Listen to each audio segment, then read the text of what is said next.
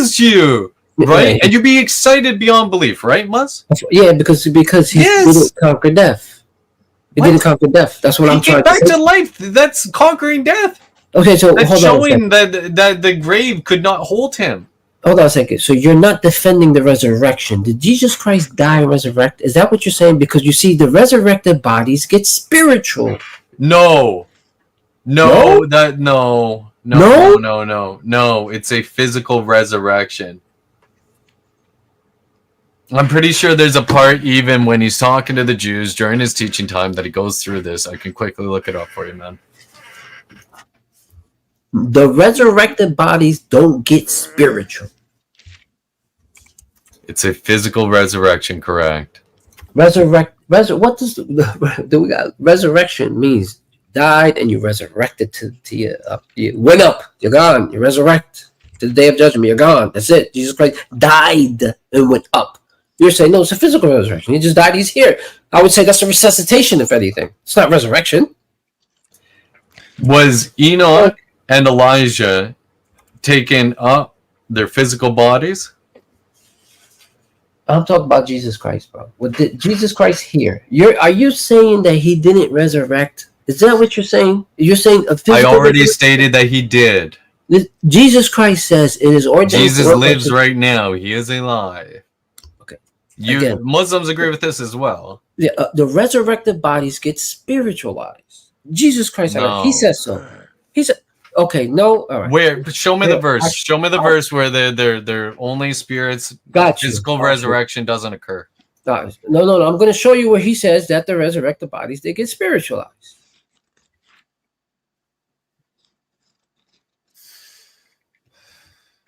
Okay, go to Luke 20. I'm sorry, guys. 34. Well, let's say 28. Did I say 2028? Luke 20:28? 28. Yes. Let me read it right quick, okay? You see, they were always coming up to Jesus Christ trying to trip him out. So they came up. These are hypocrites. They come up to him. They say, "So, Master, it's been written in the Old Testament, that 7 brothers had this one woman." Okay, because back in their day is right. If a man married a woman and he didn't have a child by her, the brother is supposed to marry her too. So there were 7 brothers who had her, and they had no kids by her, none of them. Okay, so they're asking him. They're saying that these 7 brothers had her here. Who's going to have her on the day of judgment? So they're asking him. Okay. And now he goes to 34. Okay, I'm reading. And Jesus Christ had some answers unto them. He says, the children of this world are given into marriage. But they who shall attain the account worthy to attain that world, paradise, and the resurrection from the dead, they're going to resurrect, go upstairs, neither marry nor are given unto in marriage. They're debating the resurrection of Jesus. It's a Muslim and a Christian. Farney versus somebody a Muslim guy. Can they die anymore? For they are equal unto the angels. They are angelized. They are the children of God, being the children of resurrection. They are angelized. No, they're like the angels in this manner. Semantics. Right. In this, no. What do you mean semantics matter when you're talking about scripture? It's in this manner. They are like the angels. Okay, angelized. Like the angels, angelized. I mean, there's no angelized going on. Like the angels, okay. Like the angels, they will not be dying. They'll have life eternal. Okay, angels have. Why would you need a new kingdom and a new, like a new heaven and a new earth, if you're not having a physical resurrection? What's the point of making a new earth? If they're just spirits, they don't even need an earth. They can just chill out in the heaven and like all those like fairy tales, play harps on like clouds forevermore. Like this is not the kingdom that is to come that he's talking about with a new earth and a new heavens. Right? Why would you need a new earth if it's not physical? Why? Okay. Real quick. So the Muslims have this. It's in Quran 2:259. Or are you not aware of the one who passed by a city which was in ruins? He wondered, how could God bring this back to life after its destruction? So God caused him to die for 100 years, then brought him back to life. God asked, how long have you remained in that state? He replied, perhaps a day or part of a day. God said, no, you have remained here for 100 years. Just look at your food and drink. They have not spoiled. But now look at the remains of your donkey. And so we have made you into a sign for humanity. And look at the bones of the donkey, how we bring them together, then clothe them with flesh. When this was made clear to him, he declared, now I know that God is most capable of everything. So he physically rose Ezra after 100 years, according to the Quran. Corinthians 15:35. Okay. I think this is Paul talking. And they're here. arguing Somebody about use the Paul. resurrection Use of Paul. Jesus, but he Why doesn't not? even believe in the Corinthians same 15:35. 15:35.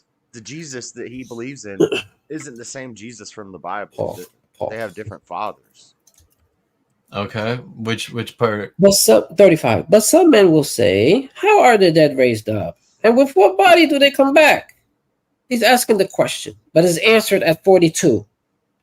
So also are the resurrection of the dead. It is sown in corruption. It is raised in incorruption. It is sown in dishonor. It is raised in glory. It is sown in weakness. Why does he talk It like is that? raised in power. It is sown a natural body and is raised a spiritual body. The spiritual body and there's a natural body. Yeah, There is a this difference. I can't believe that I'm having to argue this with you. This is a universal truth. A spirit has no flesh and bones. It's incredible. How am I arguing is a this tough with you? one. How am I debating this with you? Spiritual This is versus the physical atheists say, the resurrection. agnostics say, the communists say, the socialists say, we all say that, the Jew, Christian, everybody. I mean, why am I going through this with you? Why? I don't understand. Okay, fine. I don't see how this verse Finish. is saying that there's fine. not a Here we go. physical resurrection. Can you Jesus please Christ. tell me why there would be Here we a go. new earth if it's not a physical That you're talking resurrection? about. You're talking about when God takes the universe back and creates paradise. Okay, so that's a different. That's a. Is it? Please bear with me. I'm sorry. I'm up to Jesus Christ, and I'm glad you touched on it. All right, because you're gonna read this word for word. They come up to Jesus Christ. They says, "Oh, Master," hypocritically. They were hypocrites. They didn't believe in this man. They said, "Oh, Master, would we see a sign from thee?" They're asking for a miracle. Fly like a bird. Do something. Do something that we can believe that you are the Messiah. But hypocritically, they don't believe him.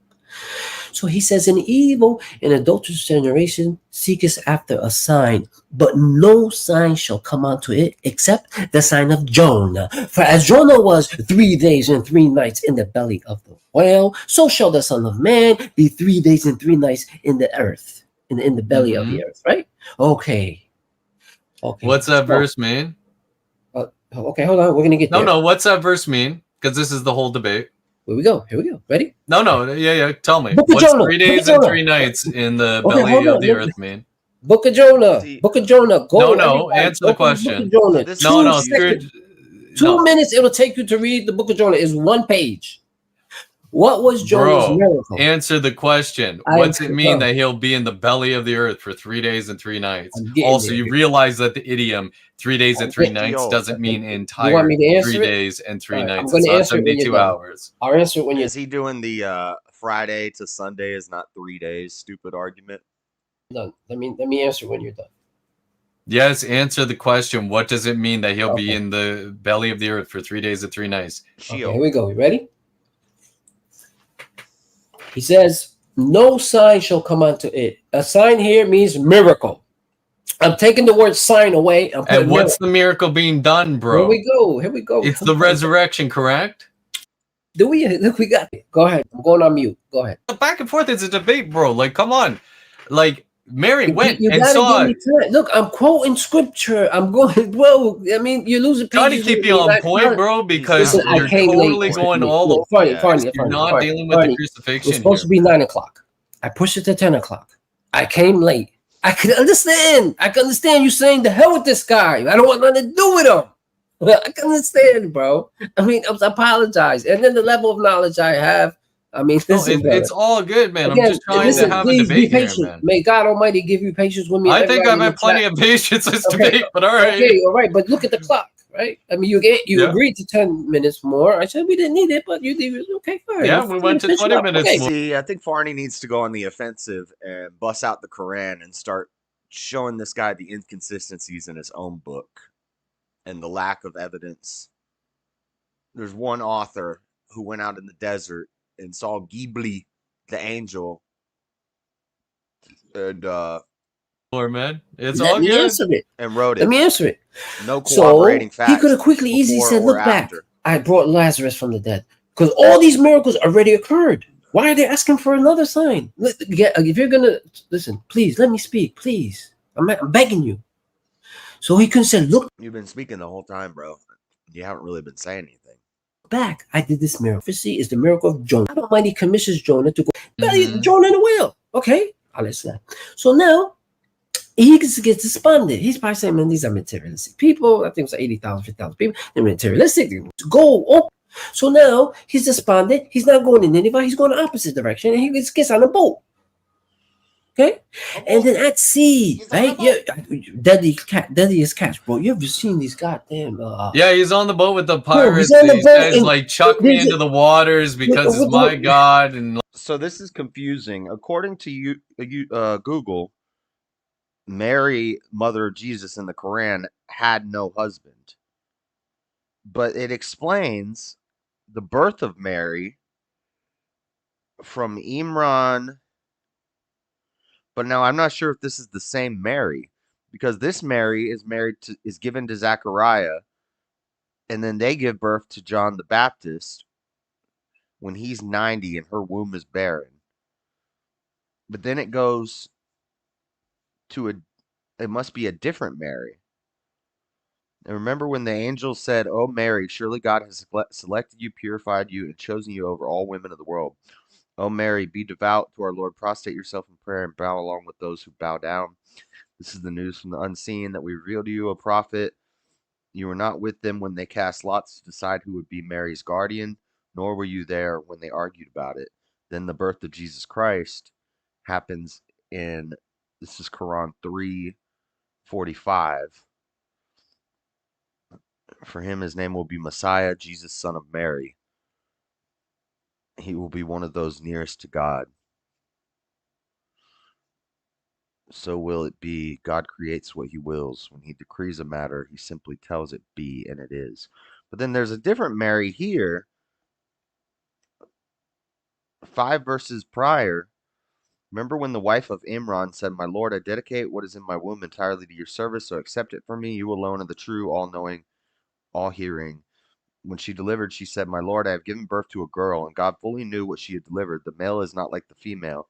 I have named her Mary, and I seek your protection for her and offspring from Satan, the accursed." So her Lord accepted her graciously, her with a pleasant upbringing, entrusting her to the care of Zechariah. Whenever Zechariah visited her in the sanctuary, he found her supplied with provisions. He exclaimed, "Oh Mary, where did this come from?" She replied, "It is from God. Surely God provides for who he wills without limit." Then and there, Zechariah prayed to the Lord, saying, "My God, grant me your grace, righteous offspring. You are certainly hearer of all prayers." So the angel called out to him while he stood praying in the sanctuary, "God gives you good news of the birth of John, who will confirm the word of God and will be a great leader, chaste and prophet among the righteous." Zechariah explained, "My Lord, how can I have a son when I'm very old and my wife is barren?" He replied, "So will it be. God does what he wills." Zechariah said, "Lord, grant me a sign. Your sign is that you will not be able to speak to people for 3 days except through gestures. Remember your Lord often and glorify him morning and evening." So, I'm a little confused. So I'm guessing Zachariah is the guardian of Mary, and then Zachariah and his wife give birth to John, and then Mary later gives birth to Jesus. But either way, it's not the same Jesus as in the Bible, because his father was Joseph. He had a father and a brother. Um, They both say that she was a virgin. Like he Hold wanted on, hold on a anything to second. Is this man? Somebody here is running with a man. When they took, if a man is volunteering, crucifixion. listen, I'm You're almost saying for 3 days, it's like, boy, did I okay, fool fine, them. listen, but, They okay, may have fine, stabbed me and all the water and okay, blood rushed out of me, but I'm just waiting in this cave for, No problem. 3 days and 3 nights. Okay. That's what you're telling me? You want Okay, me to so believe? here, Is I'm this your argument? Oh, since I didn't see you use this, I want the chat to know if you bring this to someone, they're going to tell you this. They're going to say, no, Well, it it couldn't has have been nothing to 3 do days with and if 3 Jonah's dead or nights. alive. No, it's that he's going to be entombed for 3 days and 3 nights, like Jonah. It has nothing to do with dead or alive. Dead or alive. It's not. So you're saying Hold that on when one he second, let said me that finish. 3 days and 3 nights in the belly of the earth, that's talking about he's just going to be chilling in a cave for 3 days and 3 nights. Wow, what a sign. What a miracle. Like, that is bizarre. Like, Okay. how is that a sign or a miracle if all The he was doing was miracle of chilling Jonah, out? He said, I'll be like Jonah. Jonah was alive. He never died. So this guy he's Muslim. He's trying to use the Bible to discredit the crucifixion, which there are contradictions he could bring up, but he hasn't. He's like got close, but he hasn't gone to him. See, the difference is... Oh my gosh, this is like your weird thing with the angels. Okay. You'll be like the angels. Okay, That means fine. like them in every single way. No, it doesn't mean like them in every single way. It's in this one specific aspect. Okay. Like he was in the belly of the beast for 3 days and 3 nights, so shall I be in the belly of the earth for 3 days and 3 nights. That's the likeness. It doesn't mean that Jesus is a guy that goes away, running away from going and doing his mission for God, helping everybody along the way, even though he's running away. No, that doesn't mean you're going to be identical. I'm waiting for the questions. I was gonna ask some questions, but To Jonah in every. I hear you. Tell me that. How is that a sign? I think I misunderstood what the debate was about. I thought it was just Muslim Jesus versus Christian Jesus, but it's biblically was Jesus resurrected? And there are some contradictions with the resurrection story that you could point to, but he's not going to any of them. That he's just chilling out in the cave. How is that a sign? Listen, Jesus Christ says, I'll be like Jonah. Jonah's miracle was... I don't care. Answer the question, bro. And he was I listened to you so much. Please answer the question. How is that a miracle? How is that a sign to just chill out in a cave for 3 days? Again, I'm saying to you, he's saying that I'm going to be alive. Jonah never died. If Jonah died and came back, it'd be different. But anyway, I'm gonna move forward. Come on. Peace be upon him. You're gonna hear people say, no, it's the time factor that he's gonna be just entombed. I said, there's no miracle in that. If I take you, Fonny, and I put you in the basement for 3 days and 3 nights, right? I don't expect you to come back and be dead. It's not gonna be. There's no miracle in that. What do you mean? Took us after you've been crucified and stabbed with a spear and fed vinegar for days, and what do you mean? 3 days to get this ready. What's the miracle? 3 Dude, days. I honestly think all you're doing, even after the time was added, like imagine if we didn't have this extra time. All you're doing is running out the clock so that you make your point in the last 3 minutes. I don't have any time to think about what the hell your point even is or answer it. This is so bonkers, and it's a disgusting way. Like, I swear you're doing some sort of tequila here. There's like a messed up, misleading, Magic, yeah. and all this nonsense for an hour, bro. It's in the Quran that they are supposed to deceive non-believers, and they don't have to tell them the truth about what the Quran says. They don't even think that the Quran is, well, it's the word from God, but some of it you can disregard, some of it you can hold on to, and you're allowed to deceive non-Muslims and lie to them about what's in the Quran. That's why I'm reading it.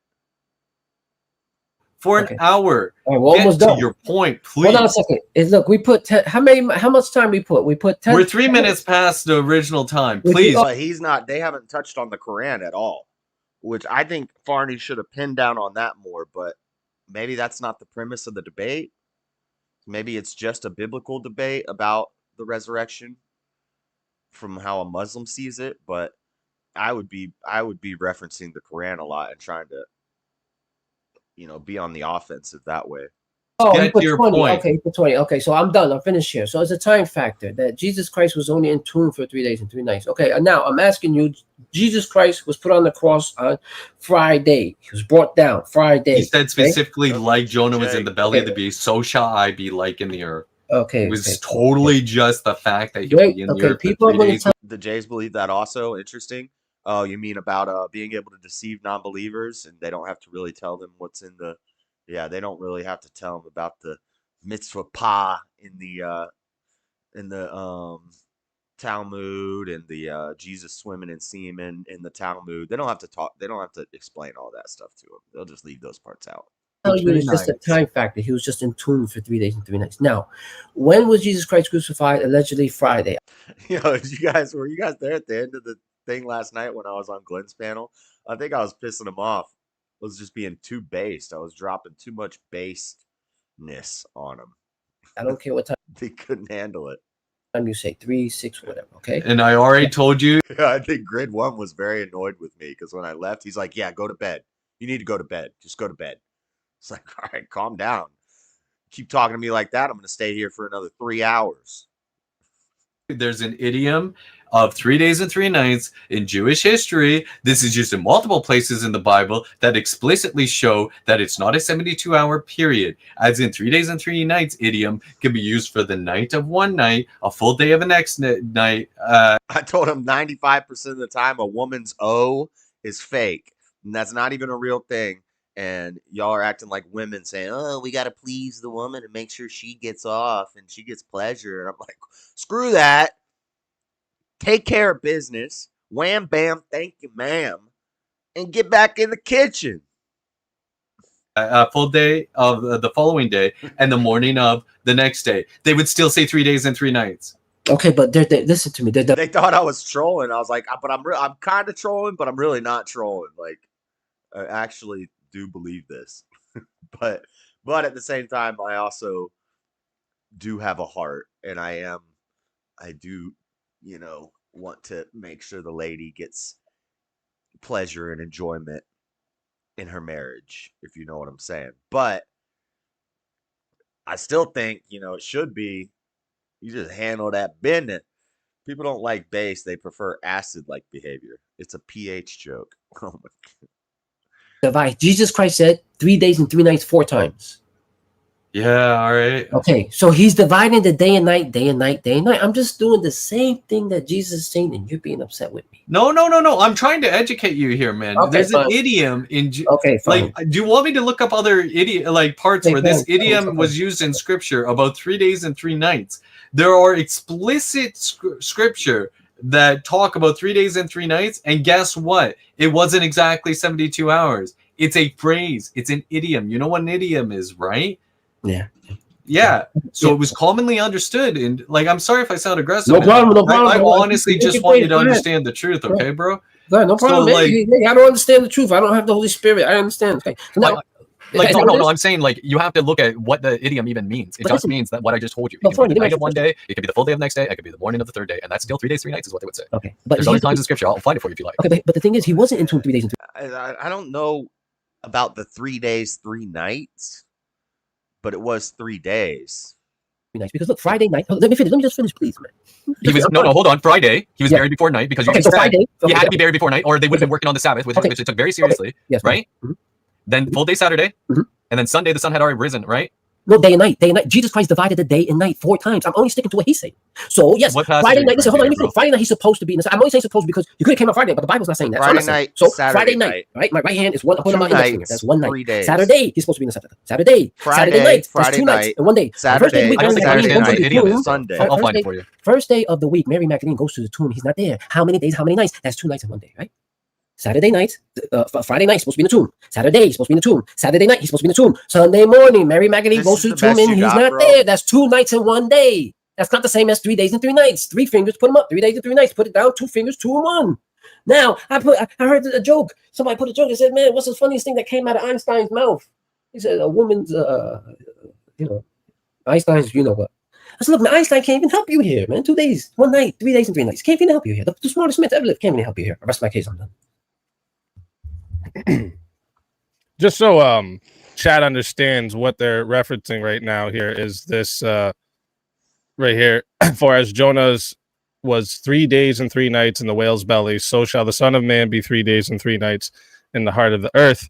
And Farney, on Farney's side, he's explaining how this is giving a direct explanation of what the likeness is when it explains that the Son of Man 3 days and 3 nights in the heart of the earth. And Farney's saying this is explicitly telling you what the likeness is between Jesus and Jonah's, and there's nothing else to add on to it. But Muzz is saying, Yeah, we talked about this when we covered Jonah and the whale. that he's meaning in the literal sense of being Jonah's in every way.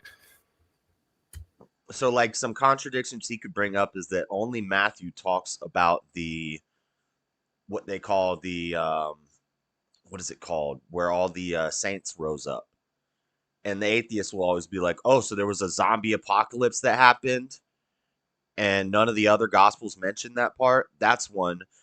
He was getting close to it earlier, Muzz was, with the fact that Mary finds him in one of the gospels, but in another gospel, somebody else finds him. The earthquake isn't talked about in all the gospels. The best argument to this is that it's simply 3 different witness accounts, and in court, if all of the eyewitness accounts, first off, in court to convict somebody, eyewitness accounts is one of the least stringent ways that you can get a conviction. But if you have at least 3 eyewitness accounts, then they'll actually use that. It's admissible in court. If you had 3 witnesses testifying to something and their stories matched word for word exactly, you would think that they got together and talked about it and figured out a story and made up the story. But if there's differences, even big differences sometimes in the stories, it actually gives more credibility to the witness accounts, because all 3 of them are not in the same place watching the same things at the same time. They're in different places seeing different things, telling it from a different point of view. Different styles of writing, different life experiences are gonna lead to the 3 testimonies being sometimes vastly different, but for the most part, pretty much the same.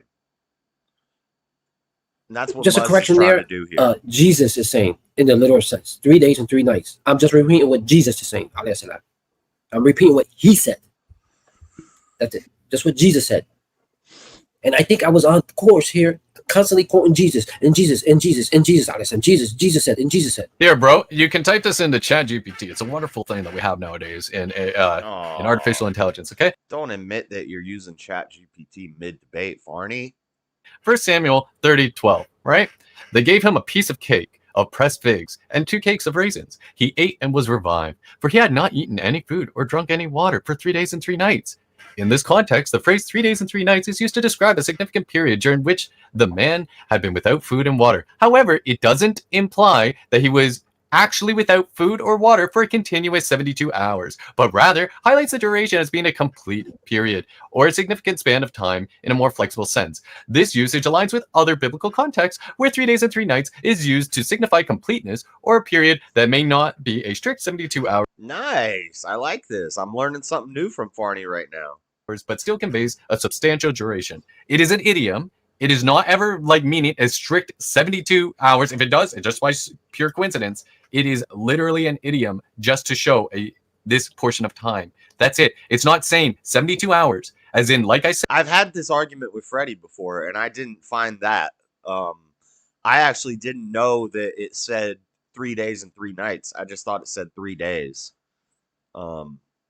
If the sun's still up on Friday, they put them in the tomb. That's 1 day, even though it was just 1 day. Right. It could. My argument was, if you're given a Friday off of work, what do you have? What do you call that? A what day weekend?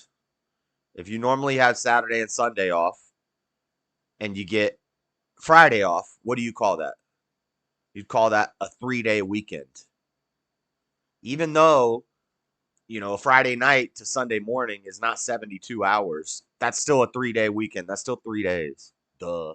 Could have been 1 hour of Friday. That's still 1 day in this idiom. Saturday, another day. And then the morning of Sunday, another day. 3 days and 3 nights. This is what this idiom stands for. It is used all throughout Scripture. It is an idiom that they would use type it into ChatGPT. He wasn't there Sunday. He wasn't in the tomb in the morning of Sunday. Yes, he was. Mary Magdalene goes to the tomb the first day of the week. What's the first day of the week? So she just waited outside, right? Yes, she was waiting. Sabbath. During the it was a bit after Sabbath, she was just chilling out, waiting at the tomb. It's like, oh well, it's Saturday night. It's Saturday night, but then I'm gonna wait until the nighttime happens. So that's technically Sunday. That's what she was doing. She's just chilling on the Sabbath outside the tomb, and she's like, I'm gonna wait till nighttime, and then the second it's nighttime, I'm going to do it. No, she waited till Sunday. The Bible don't say that. The Bible doesn't say that. The Bible doesn't say that. I never said that. The Bible didn't say that. She didn't live there. It was the Sabbath. She had to stay away. The next day was the Sabbath. There's no way she could come in there. You can't. No one can move around on the day of the Sabbath. So she had to wait till Sunday. Well, you're just not supposed to be working. And when she came yes, no one could work, move around, do nothing, man. They can't even light a stove or put a light on. Anything, nothing on the day. They took it very seriously. So she had to wait. She had to wait for the Sabbath to come, and then she came. Then she came on Sunday morning. I'm just reading. I crushed a large cold brew on Saturday. They didn't know I'm juicing. You're juicing coffee. Bible, Sunday morning, the first day of the week. Not Sunday night, I didn't say Sunday night. I say Sunday morning. Okay. The first day of the week, she comes to the tomb and it's open. Which counts for the 3 days, 3 nights idiom, right? Sunday, he's not there. Sunday, he's not there. Day. That's it. I'm done. Bro, he was there during the dark of Sunday because just like you said earlier, the next day would start when it hit night, right? So Saturday night is technically Sunday in Jewish tradition, correct? I'll ask you a question. What did you just quote right now? You just read what? What did you just read? First Samuel? Okay, who's First Samuel? Who wrote that? What are you even getting at, bro? I'm asking you who First wrote Samuel 30. Paul. It's Paul. Paul didn't write Samuel. Okay, so who wrote Samuel? Samuel's Old Testament. I don't know. I would assume it's Samuel. I don't know off the top of my head. All right, so now, but tell me what Jesus said. No, it was Solomon.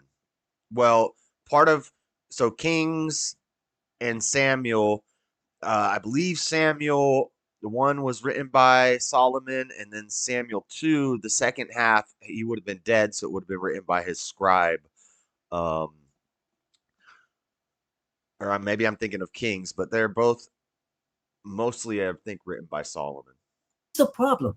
What's the problem is you don't understand idioms from Jewish culture. I don't understand, but for you to contradict me, you got to go into the black and not what Jesus said. I'm saying what? Jesus said, and Jesus said, oh, listen, because Jesus is just Jew, dude. He used Jewish idioms. Listen, one time, I was debating with this one guy, and this one guy told me, I don't want to hear the story. Right. Samuel wrote Samuel, but the prophets from Gad and Nathan had to finish it because he wrote books until his death. And then I think they finish off Samuel 2, 2 Samuel. I just get to how you're contradicting a idiom that is thousands of years old. I'm finished. I said I was done. I was done. I was just saying you're not quoting Jesus. I'm just quoting Jesus Christ. I am quoting Jesus. He was a Jew. He used Jewish idioms because he was a Jew. Well, where did you quote him? How many times you quote him? Please, everyone. I didn't welch on the bet. Look, watch this. Watch this. I'm gonna pay Freddie right now, and I'm gonna show you. This is the Kind Master. It takes time to edit videos. I'm not a freaking editor. And I have to make this cleaning and maintenance video first. So, if you see, I've got it. I've got all the scenes recorded. I've got them all in there. I've got some clips and some cuts. I got to put music in it. I got to cut out all the pauses and things like that. But it's all in here. I just got to finish editing it.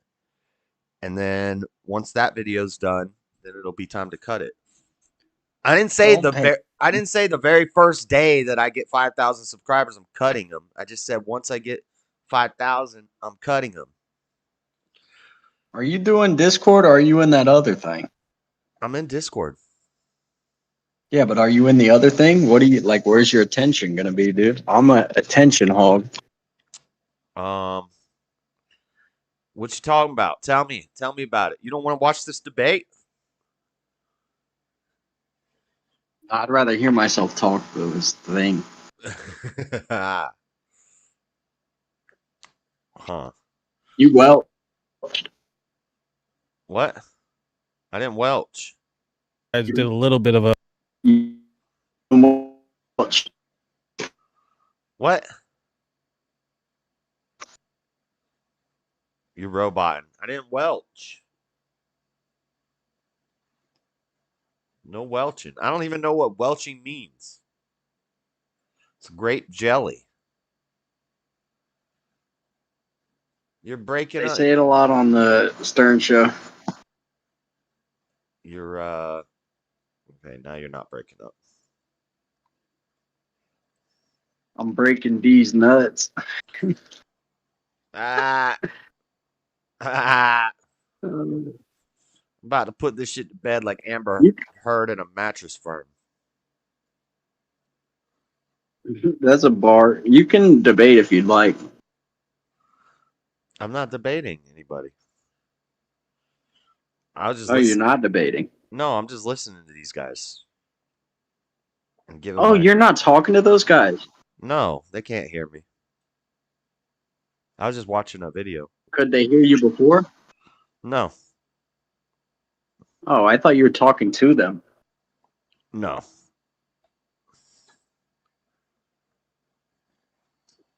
No, I was just watching it. Because I was thinking about doing one of these with somebody. I was thinking about Imagine Dragons. Imagine dragging these nuts.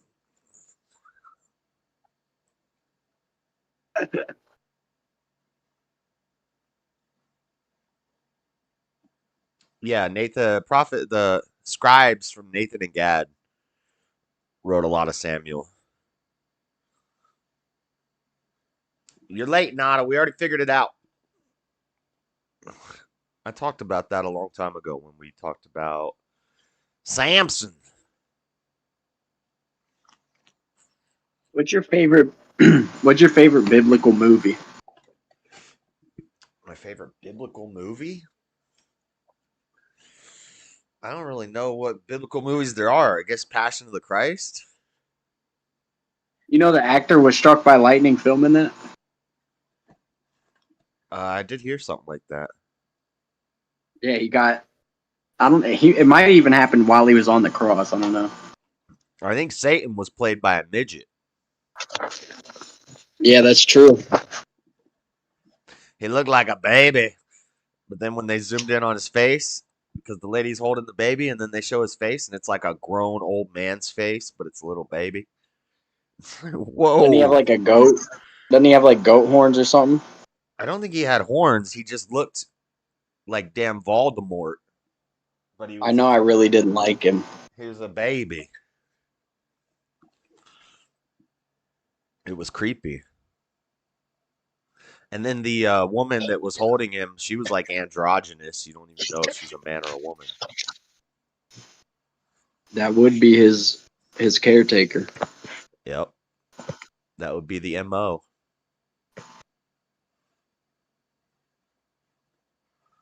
$51 hunch. I still see locks, partner. 51 hunch. As long as as it's before 6,000 and after 5,000, it still counts as 5,000, right? I think it counts as a welch. That's not a welch. Dang. Life of Brian is my favorite biblical movie. I don't know what that is. Maybe you should watch it. Is My Girl a biblical movie? My girl. I'm not. Talking about my girl. My girl. Ooh, ooh. I'm sure there's like some cool movies that are actually like secretly biblical. Like the director was like, Harry Potter. Harry Potter. Nah. It is. You could kind of get some of that stuff out of it, but what's her name is not a Christian. J.K. Rowling? I think it's biblical. I'm pretty sure. I don't think so. Maybe it's blasphemous. Or it could not be biblical, but I know who the goblins represent, and I'll leave it at that. Well, we all know who the goblins and the trolls represent. No, the trolls don't represent the same as the goblins. The trolls Originally- don't hold all the supply of money. Originally, trolls were based on the Jays. They were the tax collectors that lived under Bro, the bridge, and I'm they ate sick of Christians. you.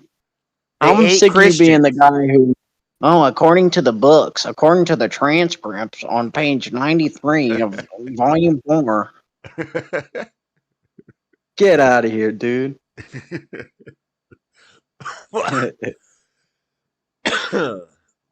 Dang, Gotcha. got me. Got me. You ever choke on water, dude? I choked on water today. Very embarrassing. That one guy got me last night because I said something about, he said, we're just murder monkeys. And I was like, no, that's some evolution BS. I was like, if evolution's true and we're just evolved murder monkeys, then why do bulls on farms still have giant testicles that we got to castrate? Because for some reason they were talking about animal testicles. And then I was like, and he's like, well, you don't use your testicles either, and they haven't evolved off. I was like, no, you got me there, but you got me. But you do use your testicles, don't you? Not really. I mean, you've used them before, certainly. Yeah. Those things are just lying dormant. Those things are like a fulfillment center, dude, that's been shut down for like 2 weeks. Like these are supposed to go out yesterday. That's stolen from Matt and Shane's secret podcast, by the way. He tells it a lot funnier. Yeah, currently they're just hanging out. I think they do provide use, though, right? Hormonally. Yeah, like testosterone and stuff. Hell yeah, dude. And I don't. They have are to, called the testes. I don't have to inject it. So, like some people. I'm just saying. Yeah, I think it's kind of wild. Well, I don't. Are we murder monkeys though? Doesn't really hold up, but oh boy, is she hot. Wait, who are you talking about? Elizabeth Hurley. Oh yeah, Elizabeth Hurley was fine. No, we're not just murder monkeys. We're humans with I consciousness. don't even know who that is based on Elizabeth. Yeah, but I think people are way more capable of like horrific acts than they lend themselves credit for. I think monkeys are way more capable of horrific acts. It's been than proven humans. several times in history. Yeah. They'll tear your face off. That's true. Obviously, we're smarter, but And then they'll I don't poop know, on you, and then they'll eat you. yeah, but humans are capable of that too.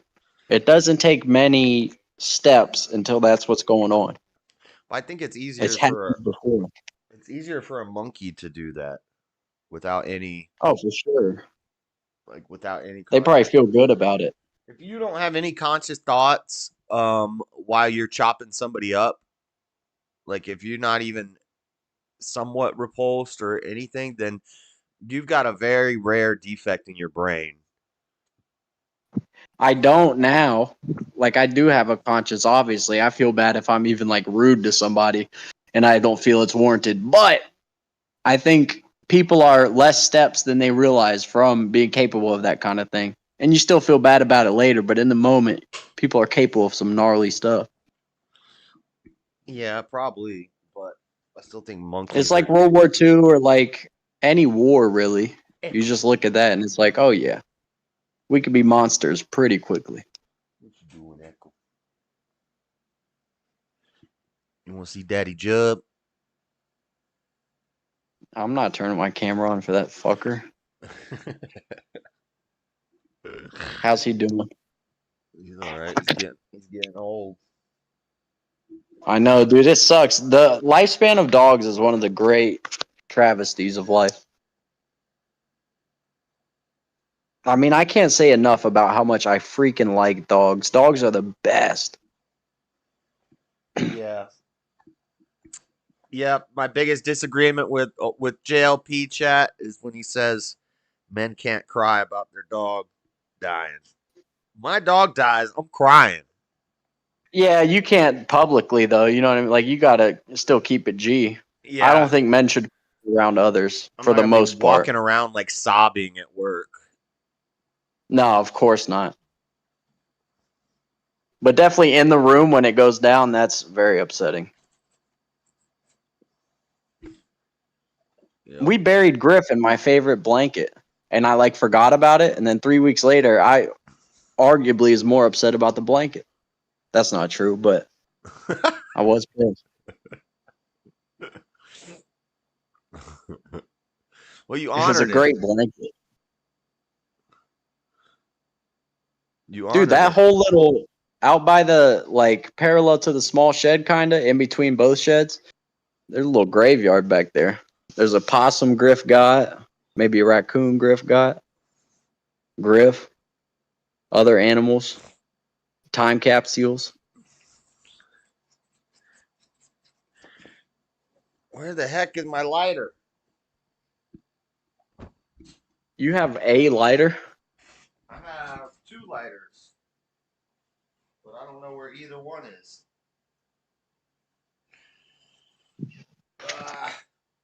Yeah, I have a bunch because I'll just like buy one every couple weeks. So then I always have several that got juice. I'm watching The Ultimate Fighter right now. It's the semifinal fight. You know, this weekend is Israel Adesanya versus Dricus du Plessis. Israel Adesanya Izzy versus Versus Duplessis. Dricus du Plessis.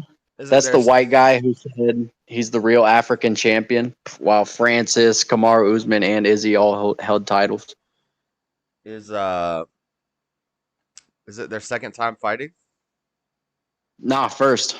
And they got real heat. They got real beef. Izzy said beating this dude is more important to him than the belt. It's for the belt, but they want to hurt each other. So I'm very excited about it. If they could fend for themselves like cats, though, dogs can fend for themselves. There's stray dogs all over the world. Yeah, but not as good. You see a stray dog, you could tell he's been through some shit. He's got a limp, you know. Yeah, it's kind of retarded. He don't got insurance. A cat, dude, on the street is just like, "What's up?" Yeah, I guess. A cat on the street rules, dude. A dog on the street sometimes struggle. Bill Burr has a bit like when he got his dog, it had lived by the LA River or something for 3 weeks, and he's like, that thing wasn't emaciated at all. This dog was doing well. What the fuck you think it survived on? His girlfriend adopted a pit bull without consulting him one bit. She's like, it's not a pit bull, it's a mix. Mix with what? Another pit bull? That's a good. His bits about his dogs are great. Is he in Sopranos, or is that a different actor that just looks like him, but he has hair? Bill Burr is not in it. Oh, you're talking about Jackie. No, Yeah, he he's comes not in like it. the second or third season. He's got like red hair. He looks like Bill Burr, but he also, there's a different actor, and I think that's who he is. No, he's not Bill Burr. Bill Burr wasn't big at that time at all. On X, the first thing that pops up says Bill Burr is Ralph Cifaretto from The Sopranos, and you can't convince me otherwise. Oh, Ralph. Yeah. I don't like that character. Ralphie Cifaretto is what will happen if Bill Burr was in The Sopranos. Yeah, that's the guy I'm talking about. So that's not him, or it is him? Nah, that's not him. Definitely not him.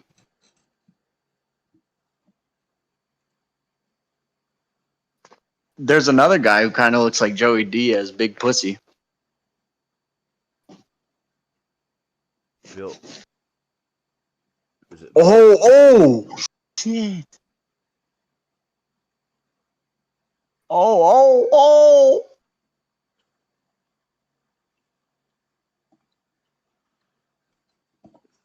Ralph Cifaretto, played by Joe Pantoliano. So it was played by an actual WAP? Yeah, a real Italian guy. Oh my gosh, bro. What? What are you watching? The Ultimate Fighter, and this is like the craziest fight I've seen in a minute. It only lasts about 2 minutes. This season has been pretty sick. How is it? What is that? Is that on Tuesdays? Yeah, it's on Tuesdays on ESPN. Yeah, my YouTube TV doesn't work. The argument for sure. I know that's bogus because it said most...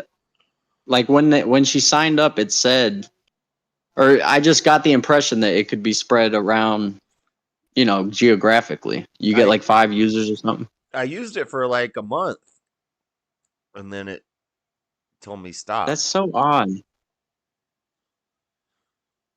Or like when I don't like that. When I try to get on, it says you are not in the same location as the other users. Do you want to make this the new location? And I think if I do that, then it screws you guys over. So you can't. There's not an option to not do that, but like proceed somehow.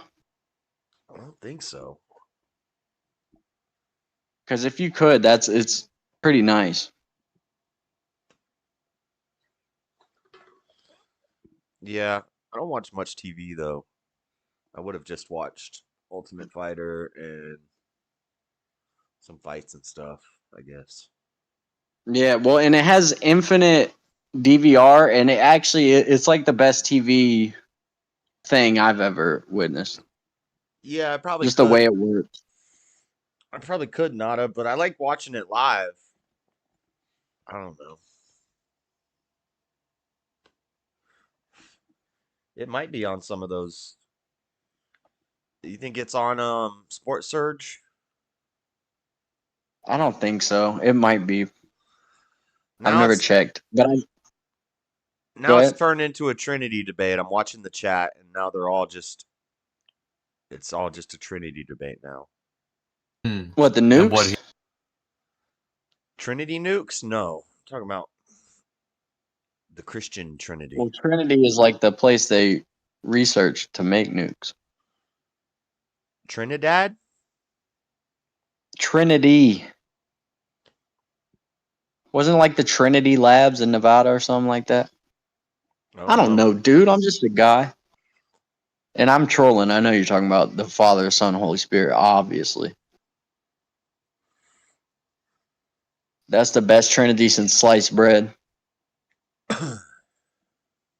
That's the best Trinity since bread, not even sliced. It is what is. It is on Sports Surge. Or it is turning into a Trinity debate.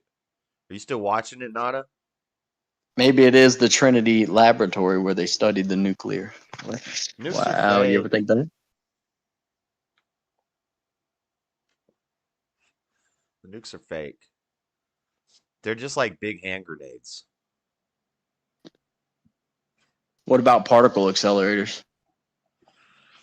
What, like the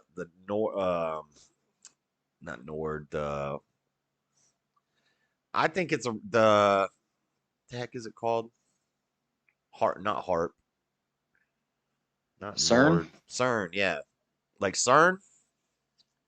They got a big one. I think it's real. I just don't think it's going to open up portals to another dimension like people were saying. Yeah. I wish I understood that stuff really. Because I can hear it and like recite it, but can't really wrap your head around it. It's pretty simple. You just shoot. It is not pretty simple. It's so simple. You just shoot 2 protons at each other with like proton shooter guns. You point them at each other and you shoot. How do you shoot a proton, dude? How small is a proton? You get a proton gun. How do you see a proton? Apparently, it's not a gun. Isn't it like miles long? I don't think it's miles long. I think it is. Except NASCAR, real gay. It's gay that NASCAR is not on Sports Surge, or it's gay that NASCAR exists. No, it's gay that it's not on Sports Surge. Obviously, NASCAR is cool as hell. No, it's not. What? No, you can't. You've never sat and watched a whole NASCAR race. Don't lie to me. I haven't. It's not entertaining, but it is sick and it's dangerous. It's death defying. It's cool as hell, bro. The It's crashes, relatable. Everybody's, for the most part, everybody's gone faster than they should in a car and got that feeling. That's cool as hell. Bumper to bumper. You got to admit it, dude. The highlight reel. I watched the highlight reel. I don't even watch that, but it is cool. I mean, my favorite movie is inspired by a true story. Shake and Bake. CERN is gay? Yeah, Dang. CERN is pretty good. What are they shooting protons into people's booty hole? They do a lot more than that, I'm pretty sure. They got their hands in a lot of pots, dude. They're honey dicking. Honey dicking us. Buff, speak. Speak, Buff, speak. Well, Speak, hello my there. brother. You like NASCAR? Ooh. Shocker. You know what's cool? I've only seen a little bit of it. Is F1 racing is cool as hell. Yeah. Like drag racing. And I saw stuff. like their capabilities with their necks and their reaction time.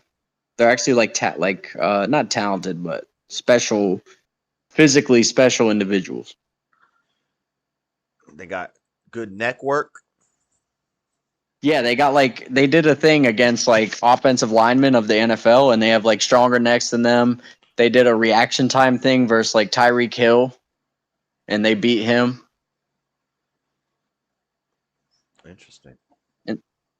Yeah, because they sustain like us a couple G's, not literally a couple, but some G's when they hit those turns and stuff. But it's a very nepo sport. You got to be rich as hell to be a F1 driver. Yeah.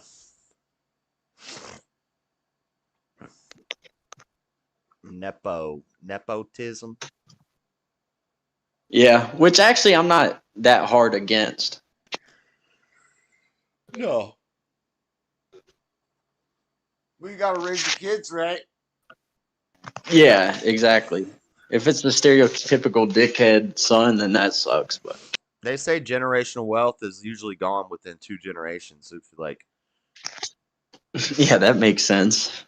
the Rockefellers are on like their 4th generation, the Trumps are on their The Rothschilds are long in it, but they marry each other's cousins and shit.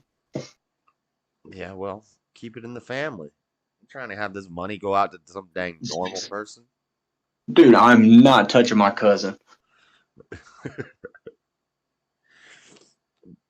People do that all over, especially in Yeah, and that's not a culture I respect. rural, highly religious areas like Utah and the Bible Belt, the country. Because you want to marry a Christian who's the same race as you, and there's only so many in the town, and you have It big doesn't have to families. be the same race as me. You have big families. Well, yeah, but if you're like being super Christian or super evangelical, there's a whole book in the Bible about not race mixing. Wait, you can't have a mulatto in the Bible? You're not supposed to be breeding outside of the tribe, because how are you going to keep accurate census records of the family lineage? If you start getting with people from other tribes, they didn't like that. Well, there's 7 billion people now. Everybody from a different tribe. Well, no, that just means that there's enough people in your tribe that you don't have to be in the family. No, there ain't. No, there ain't. There's enough white Christian women that you don't have to get with your sister to find a. Oh, I see. But if you lived in like Virginia and there was only like 8 people in your town and everybody's in the same family, you gotta do what you gotta do. Yeah. I'm not denying desperate times call for desperate measures. But That's why autism rates are so high in Utah. Because of the incest from the Mormons. Because it'd be like one guy with like 14 wives, and then they would have like 10 kids. But there's only like 10 men. But there's like 50 women. And the highest level men have all the women. And then they have huge families. And that's the only people around. You know? Incest is best. Put your sister to the test. or you could be a playa and have the women. Playa. You could have got with the native women, the Native American women. Isn't it sick when somebody pulls that off? They're in like a busted 93 Honda Civic. Got a couple bad broads in the back. Yeah. I don't condone that kind of thing, but I do respect it. I respect it. They're probably like drug dealers, and those girls are So probably like that's strung out. some. No, not necessarily. Some guys just have game. You ever heard of it?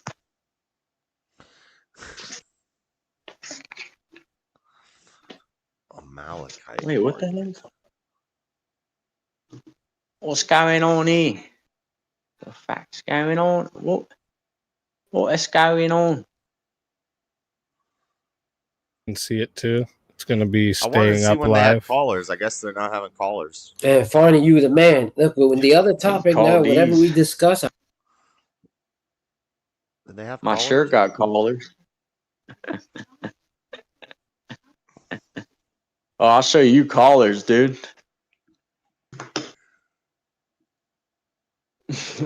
Bro. I think second cousin is legal in most places. Yeah, I think it's fairly safe too. Second cousin is pretty distant, right? Isn't that? What's a second cousin? Is that your cousin's child? I don't even know. That's not that distant. Your cousin's cousin? Your first cousin's child. Yeah, it's your first cousin's child, boo. Who's my first cousin?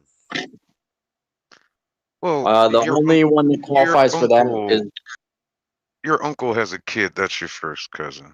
Okay, so no. That's your yeah. Okay, yeah. And if your cousin has a kid, that's your second cousin. okay. Yeah. What I've always heard. So the age, you're gonna have a problem with the age difference there. Not necessarily. We just have like a kind of Not necessarily. I am like the youngest of my cousins, and and you're a brother. Y'all tend to- one of my first cousins, her daughter's the same age as me. Yeah, the brothers and sisters tend to be a tighter age gap. I've noticed, anecdotally speaking. A tighter age gap? I'm just saying, who could do that, dude? I don't know what the hell he's talking about. I don't know. You might not know better. What was the Oedipus? He ended up killing his father and marrying his mother, and he didn't even know it. He was trying to not do it. Yeah, I thought he knew. No, like, so an angel came to him and said, "Hey, one day you're going to kill your father and marry your mother." And he's like, "No, I will never do that." So he left. He left his family and he journeyed out into the wilderness. And then, so in doing so, he never got to know his father and his mother because he left them at a very young age and went out on his own. And then one day, there's an old man walking down the road and they get into an argument and he kills the guy. Come to find out, that's your daddy. And then later on, he gets married to a woman who he meets. Turns out that's your mama. So by trying to avoid the fate that he was told that he had, he actually ended up. It's a good argument against free will that even if you're told the future and you try to avoid it, it's still gonna happen. Wait, What was the age gap there? It was all incidental. I thought it was intentional, dude. This whole No. story just changed for me. Yeah, yeah. I always thought, what the hell? Yeah, This guy's a weirdo. The same the same thing when I looked into the story, the same thing happened to me. I was like, I always assumed he just knowingly went out and killed his dad and married his mom. But in reality, it was prophesized to him and he was trying to avoid it. He didn't want that to happen. And it ended up just naturally happening anyway. I'd be pissed. Yeah. Does he find out? I think so. I think he finds out by the end. Hey, remember that guy you killed on the road? That was your dad. And you know your wife right now? Well, you widowed her. So she journeyed out looking for a new husband and she found you. Yo, mama. And if you hadn't have left home because you were afraid of the prophecy, you would have known your father and your mother and you wouldn't have ended up killing your. So it's like the Wait, at what age? At what age did he hear this prophecy? I don't remember, but it's like in Matrix where she says, "Don't worry about the pot," and then he turns around and says, "What pot?" and bumps it and knocks it over, and he's like, "Whoa!" And then she says, "But the real question that's going to boggle your mind later is, if I hadn't have told you, would you still have broken it?" I feel like you would know.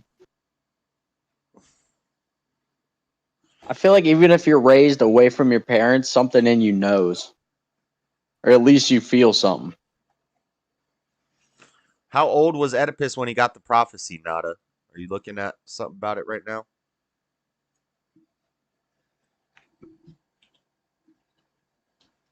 Oedipus. How about spell your name right? That's what I always said. Right.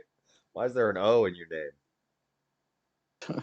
What's your last name? Favre? Spell it Favre. Nope, it's wrong. Other words, I just put my RV up. Bitches on again, yeah. Break that colada pin in half while I shove a bottle of something up Monica's ass. What's he say? How old was Oedipus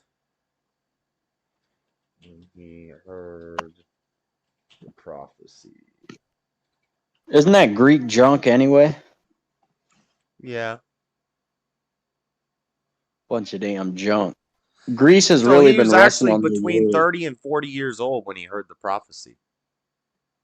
You notice that? Greece really rests on their laurels. Like they had it all figured out when at whatever time period they did, and then now they just all are chilling. It's like, no, dude, they got to get back in the game. I'm rooting for Greece.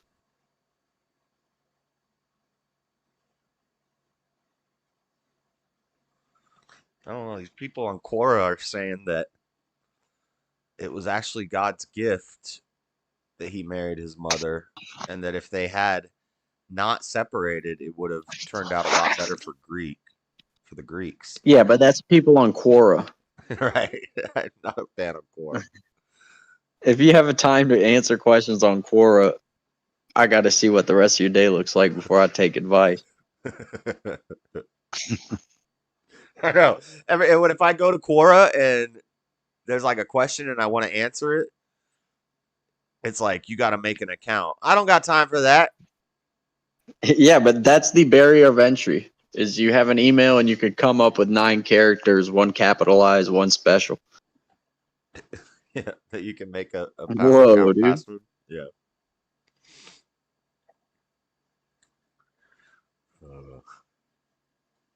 I hate the thing that happens these days where you type in your password, incorrect password, blah, blah. You click forgot my password.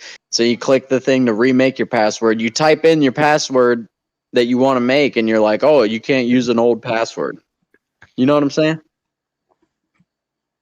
Yeah. That didn't used to happen, I don't think. And when something makes you change your password periodically, it's like, get off. Yeah. I hate when it has to have one uppercase, one lowercase, one number, one letter, one special character, be at least 13 things long. I've never seen 13. I don't think They're getting pretty crazy with it now. mine are usually about 13 though. But I have a little log of all my passwords, and I know it's like one of 5 things. Yeah, I've seen one that was 13 because my regular password is like 9 or 10. Why would they make it 13? That's bad luck, dude. Yeah. Hotels don't even Like have a that 13th crap. floor. There's buildings that have 13 floors. Yeah, but it's not called 13, dude. They exist. I've worked in plenty of them. It's bad luck. Bad luck. Bad luck. You don't want to be working on that 13th floor. Bad Give luck. a fuck, the money pays the same. They need to pay you If hazard you pay. live to get the check, dude. Right. No, I'm And also you're not on very the superstitious. I walk under a ladder. I'll spill salt. I'll damn break a mirror What for about sport. We're on the 14th floor. You know which floor you're really on. what about black cats? No, we have one that sneaks into the building at work. I was just hanging with him yesterday. Not really hanging. He's kind of skittish. He won't get near you. But I was trying to coerce him.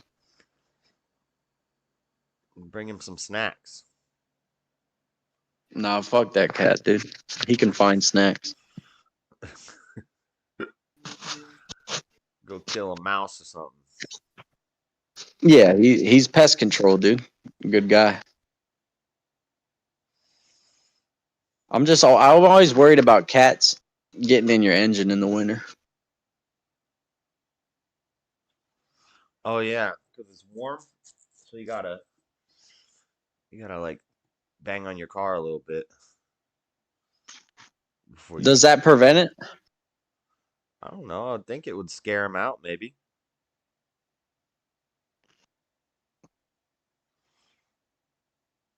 Yeah, but you would think they'd get out without being damaged in that case. Because a cat's fast as hell.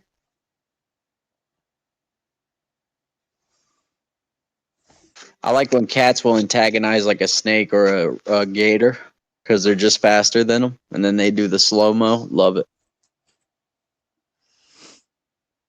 Yeah.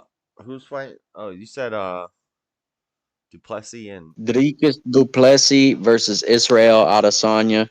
Kaikar France versus Steve Urseg is also taking place on that card. is he the one that took the belt from Strickland? Duplessis. Yeah.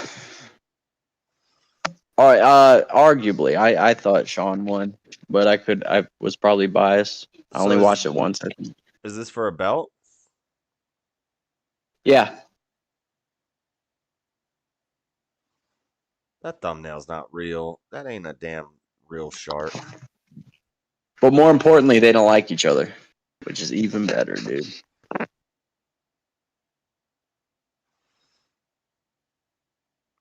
Huh.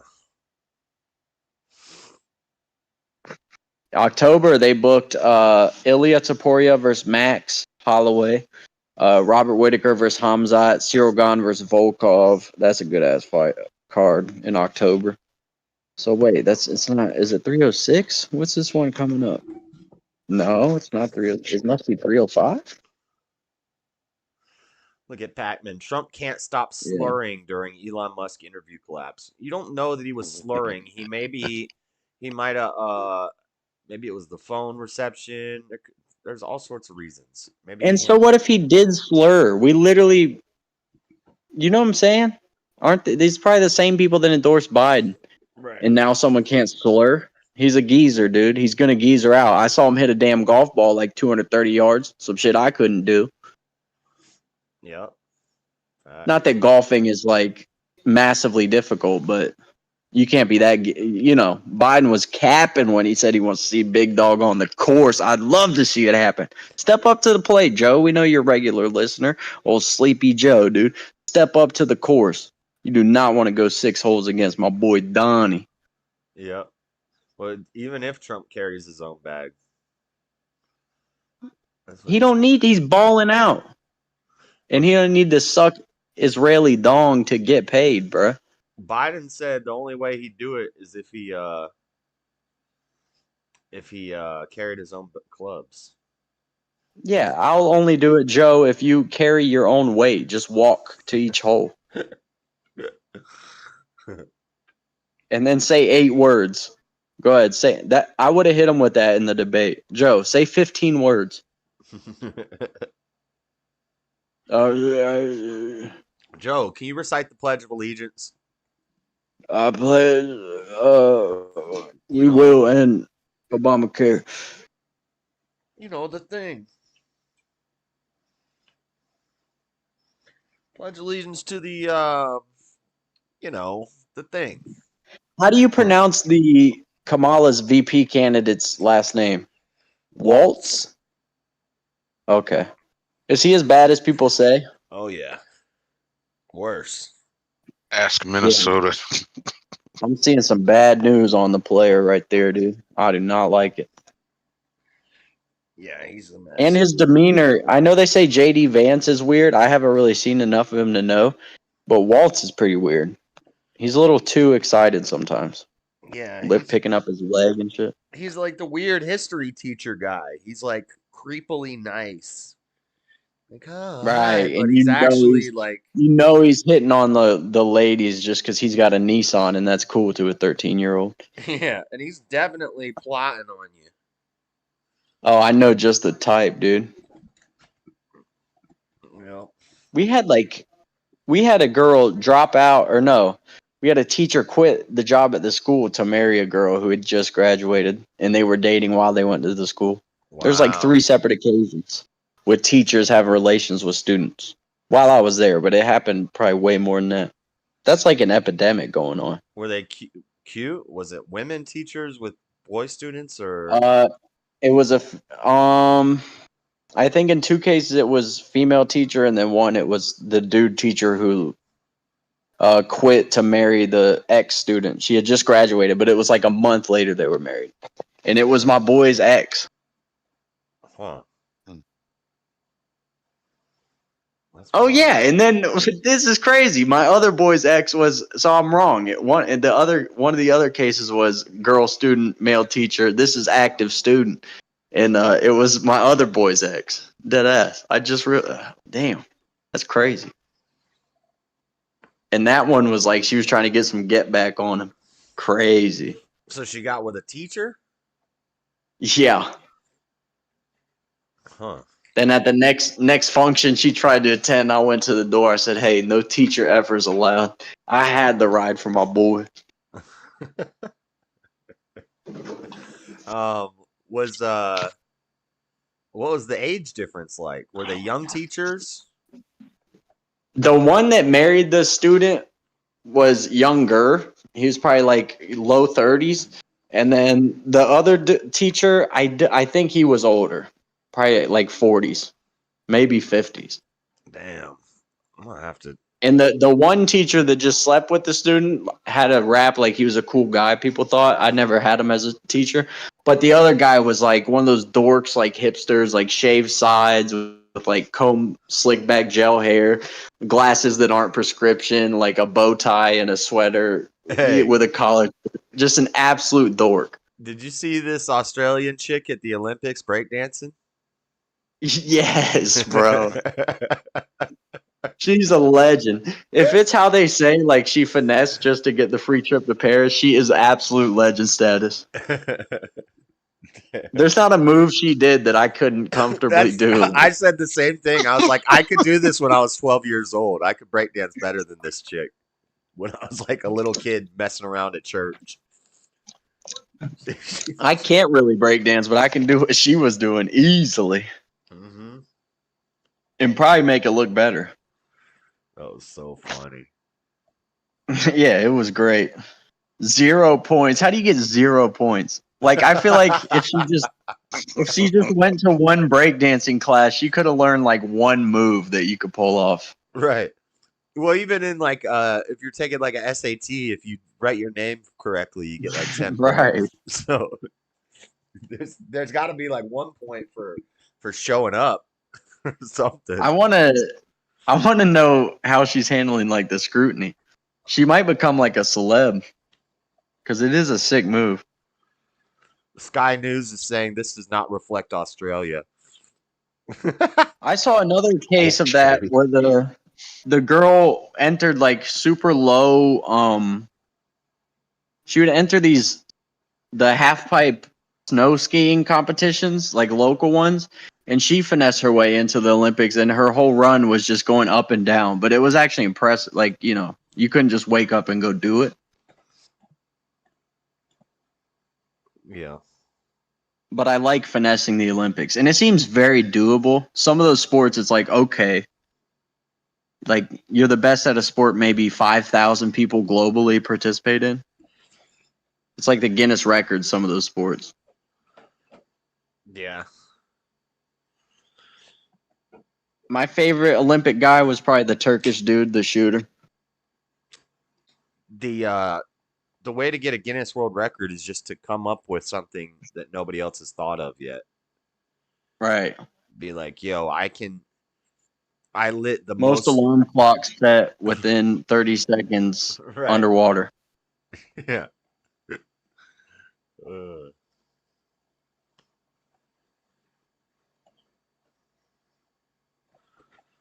I counted the most blades of grass. Yeah, on Fantasy Factory, Rob Dyrdek and them did like 10 in a day. And most were dumb or like you just needed to have a couple grand to do it. Yeah, you need just some money to be able to handle it. I got a weird itch, dude. I think I might have got hit by a skeeter. I think a damn skeeter got me, dude. I hope I don't got West Nile virus. I think you'll be all right. Have y'all seen trailers for Alien Romulus? I'm pretty excited. Yeah, I think it's gonna be good.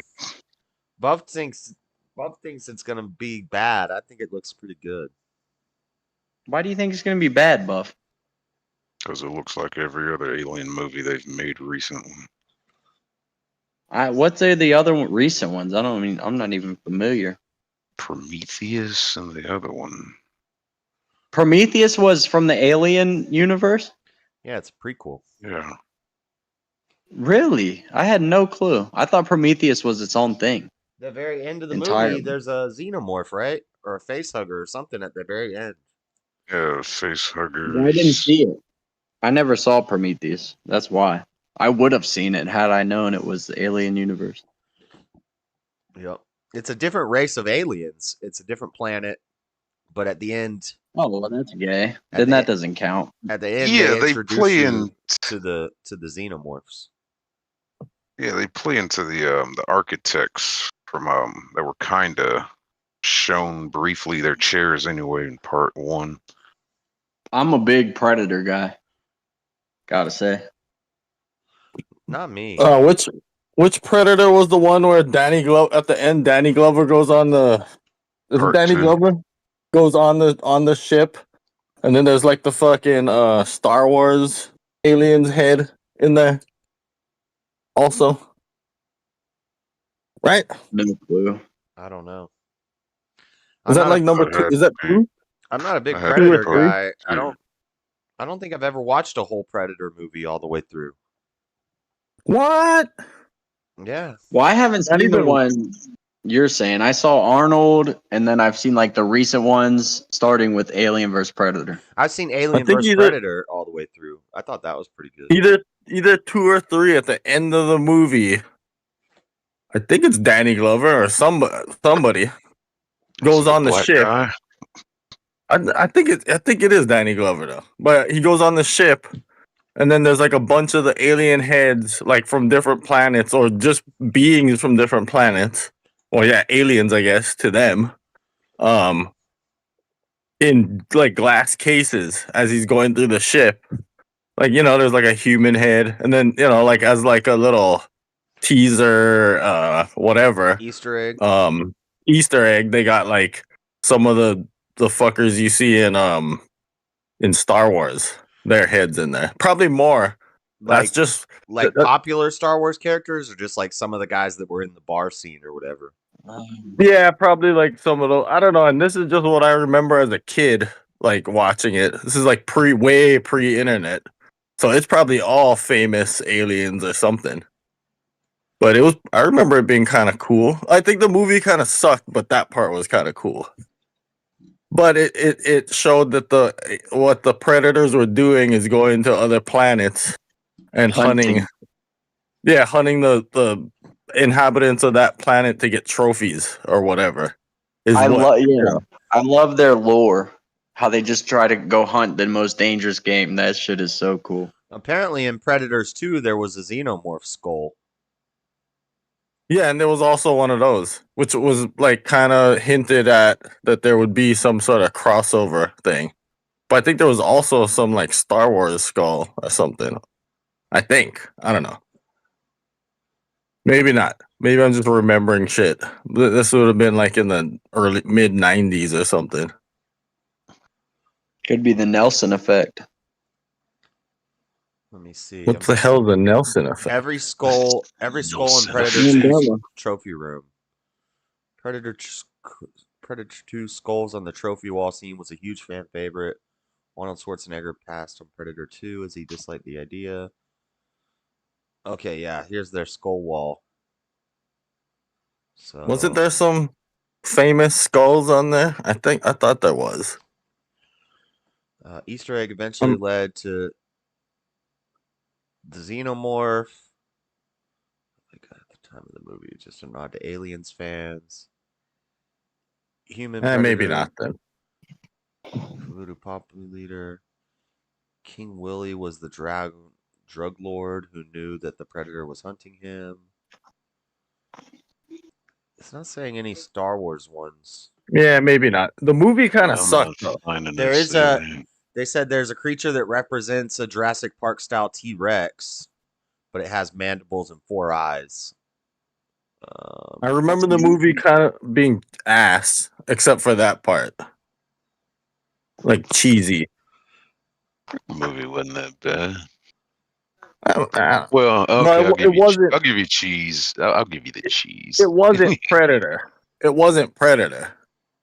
You know, like if you, I was expecting to see like something on that level, but I think as a kid I was probably expecting to see like Arnold and something up there. But it had sort of a lesser movie feel to it, lower budget. But I mainly just hopped on to say that I saw the preview, like Daddy Jub was saying. I saw the preview of that new movie, and I thought it looked pretty good. I agree. Fucking simpletons.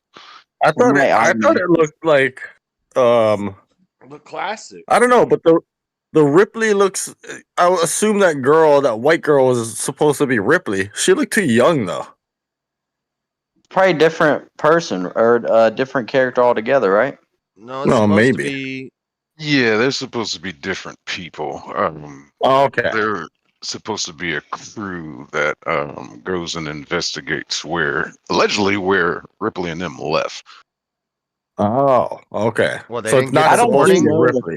Why would they go back there? They didn't get the warning. Oh, no, not where they left. It was they're supposed to be at the place where in Aliens, when they got that distress call, they're supposed to be the crew that was there and made that distress call before Ripley and them Space Marines came.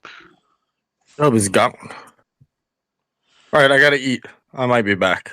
All right, later. Space Marine sounds awesome.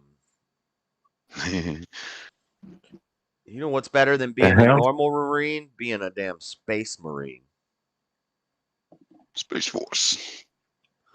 Predator's cool, but he's got some traction alopecia due to his dreadlocks pulling back. He's got a really big forehead. That's because when you pull back your hair in dreads, you start to lose your hair up front. Yep, you gotta cut them dreads off, Predator. You got a big old forehead like Squidward. You got a 6 head. Oh, little room. And Christ King, of course. Arnold Schwarzenegger. Self-surgery part was the best part in Prometheus. That's the one where there's like giants. They're like giants, right? Yeah, the architects or whatever the hell they call them. It's supposed to be the ones that created humans. Yeah.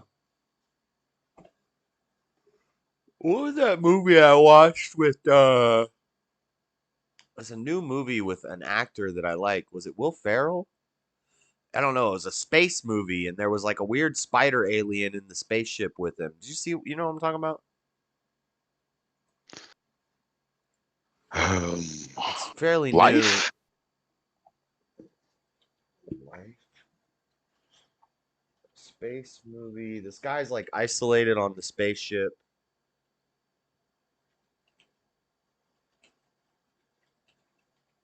Oh, the guy was isolated.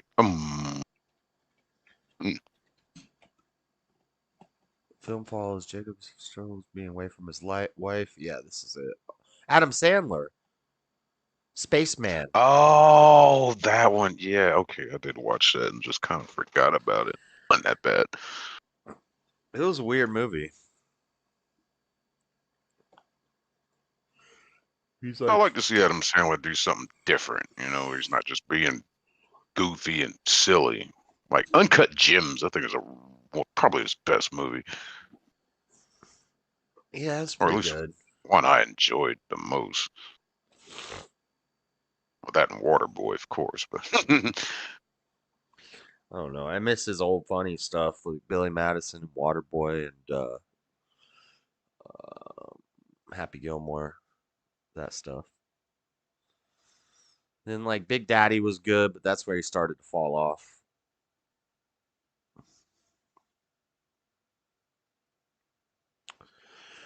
All right. Let's see. Here's why you don't sell drugs at work. Police Insider. We'll see what these people are up to. I chose Wix for my business because of its massive scope for functionality and... While we were here, a bunch of people with masks came in and shut your store down. On September 8, 2023, officers with the Special Investigations Unit executed a search warrant at the Circle K gas station as part of an ongoing investigation in which several non-fatal drug overdoses had occurred in the area surrounding the store. The officers promptly detained the employees before conducting the search. Right here. Is your hair? Nope. Who's this? Everybody out.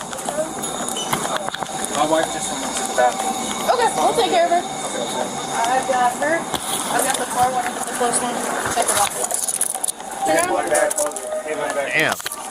Bro, they just walked right in and handcuffed these people. Yeah, hands on your back.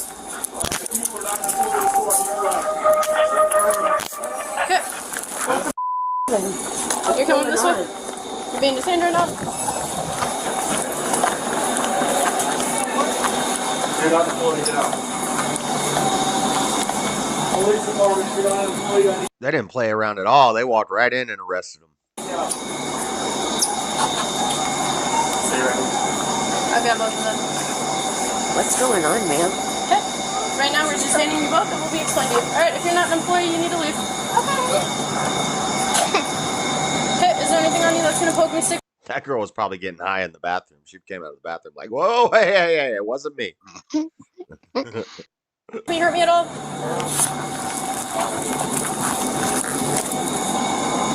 Alright, can I have you widen your stance?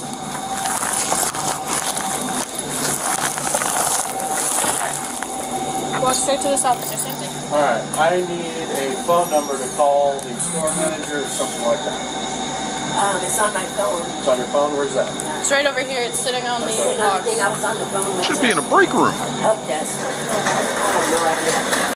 With their phone? I'm sure they got their phone at the Well, the number how to reach the manager, like that should be yeah. a number that's accessible. in the office or something, yeah.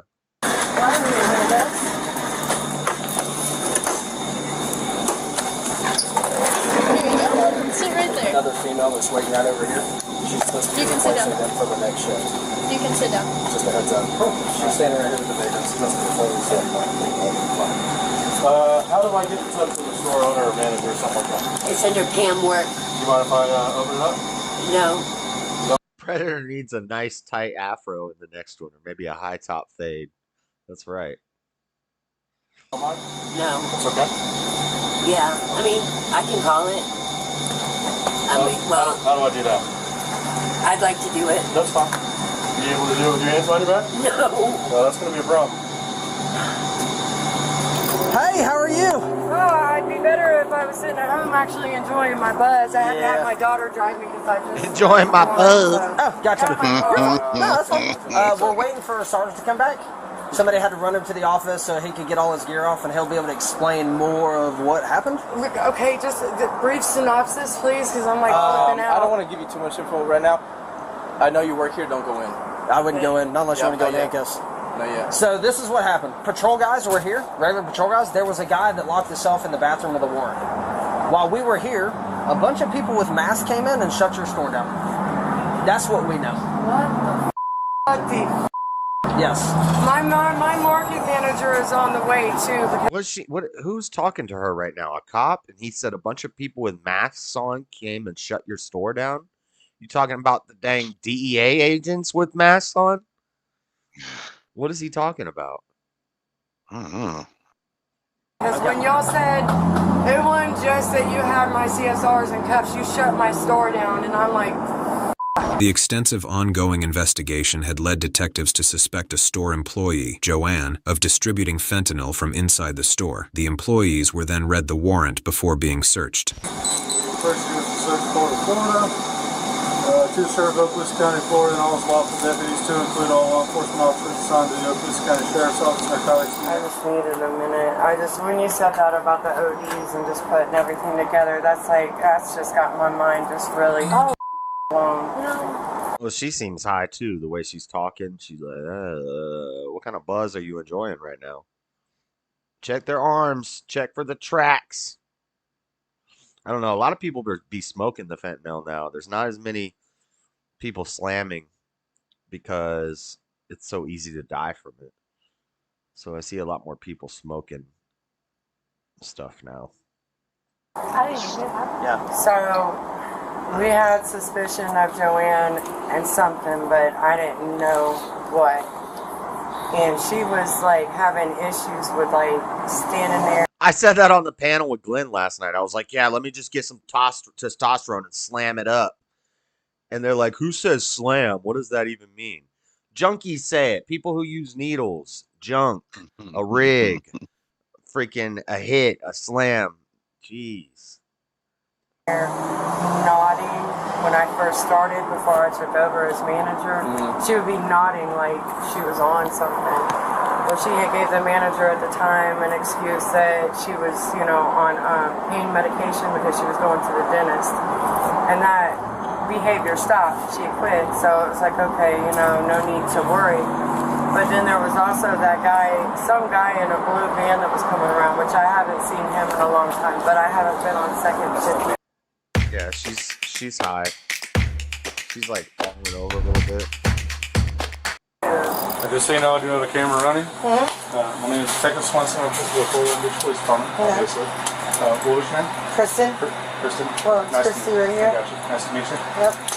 Well, under the circumstances. Yeah, and okay. When did you start? I can't remember right now. My mind's blank. I think this is like my ninth shift. Okay. My ninth day. I have like a couple days off in between, but this is my ninth work day. Okay. Have you worked with her before? Did you notice anything odd at all? Did she have people coming in just to see her? No, we have a lot of homeless people that come in and they'll like ask for like free drinks and stuff. Yeah. And sometimes she'll give it to them, but other than that, nope. Yeah. Okay. You didn't notice she may have been selling? She putting fentanyl in the free drink cups? What you doing? What you doing, Joanne? Stuff that shouldn't have been? Nope. Never seen her on drugs? Nope. And I've known her for a very long time. This doesn't affect me because I'm the manager of this store, does it? No. like, what the hell? I don't know, but this is my damn store and there's people selling drugs out of it, so what the hell? Allegedly. Bullshit, you know. I'm glad you understand. Because typically it's Bullshit, you don't know they're selling fentanyl out of your store. Shut up. Lawyer. why we're supposed to be Yeah. standing here, but, you know, Yeah, allegedly no. my sounds about correct. Yeah. During the search, the officers found several baggies of fentanyl and wads of cash in Joanne's shit. bag. Well, there When you go. interrogated, she refused to answer any questions. Good job, There's more Joanne. crap in the baggies, hold on.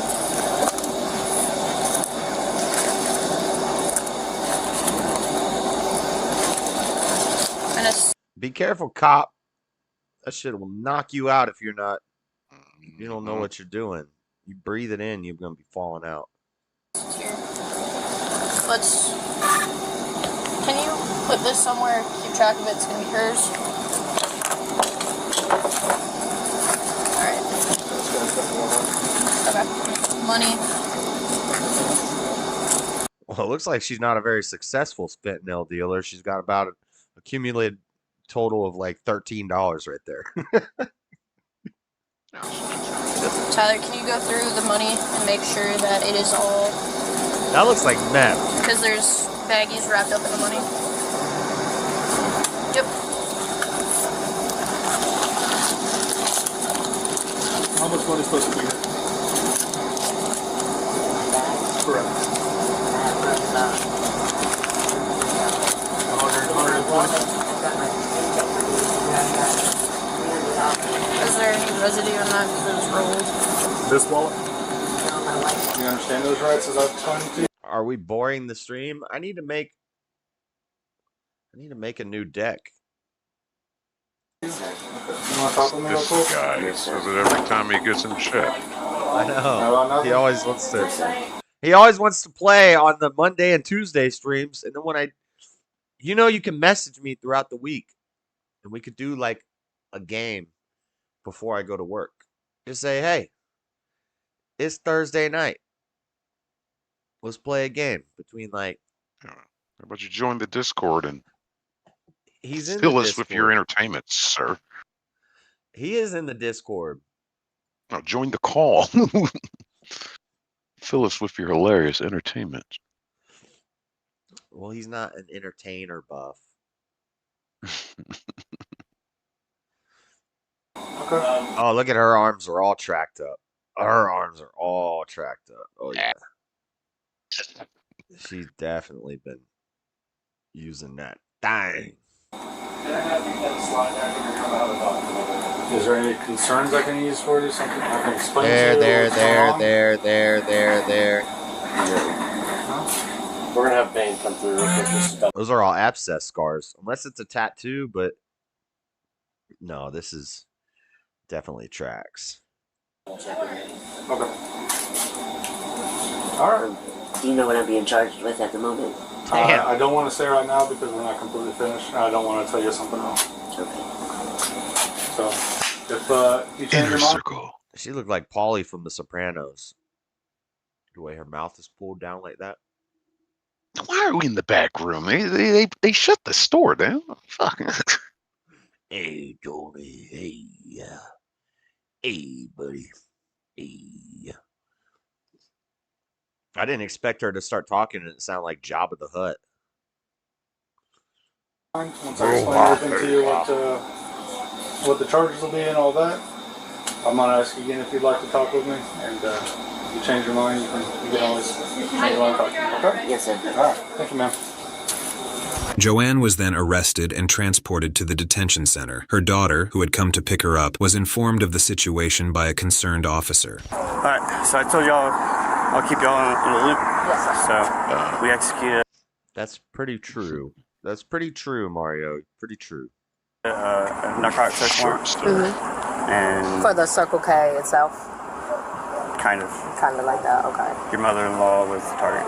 My mother, okay. That's my mother. Yeah. Mother? Yeah. Mother-in-law. That's my mother. I got you. Yeah, your mother was the target. Okay. And was she getting any, what's the charges for her, do you know? Or are y'all still processing that? Or? From the looks of it, Looks like it's gonna Can be. am I able to tell her I love her or anything? I won't touch her or anything like that. No, I think they're loading her up and getting her out of here. We've had her detained long enough. I love you. There you go. I just wanted to let her know. That's all. But yeah, so she's from the looks of it, from what I saw in there, she's gonna be charged I'll with pat you down right quick. possession with intent to distribute controlled substance by 2 counts, and also What does 2 counts mean? 2 different charges. charges. Okay. And within 1,000 feet of a church. And shit, there's a church nearby. Ooh. Uh-oh. You just stepped up your charges there, lady. probably trafficking in fentanyl. Trafficking in fentanyl, you're fucked. I'll search it.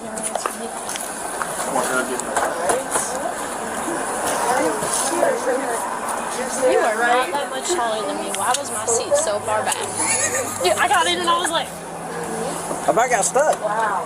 That's your problem. That's my car.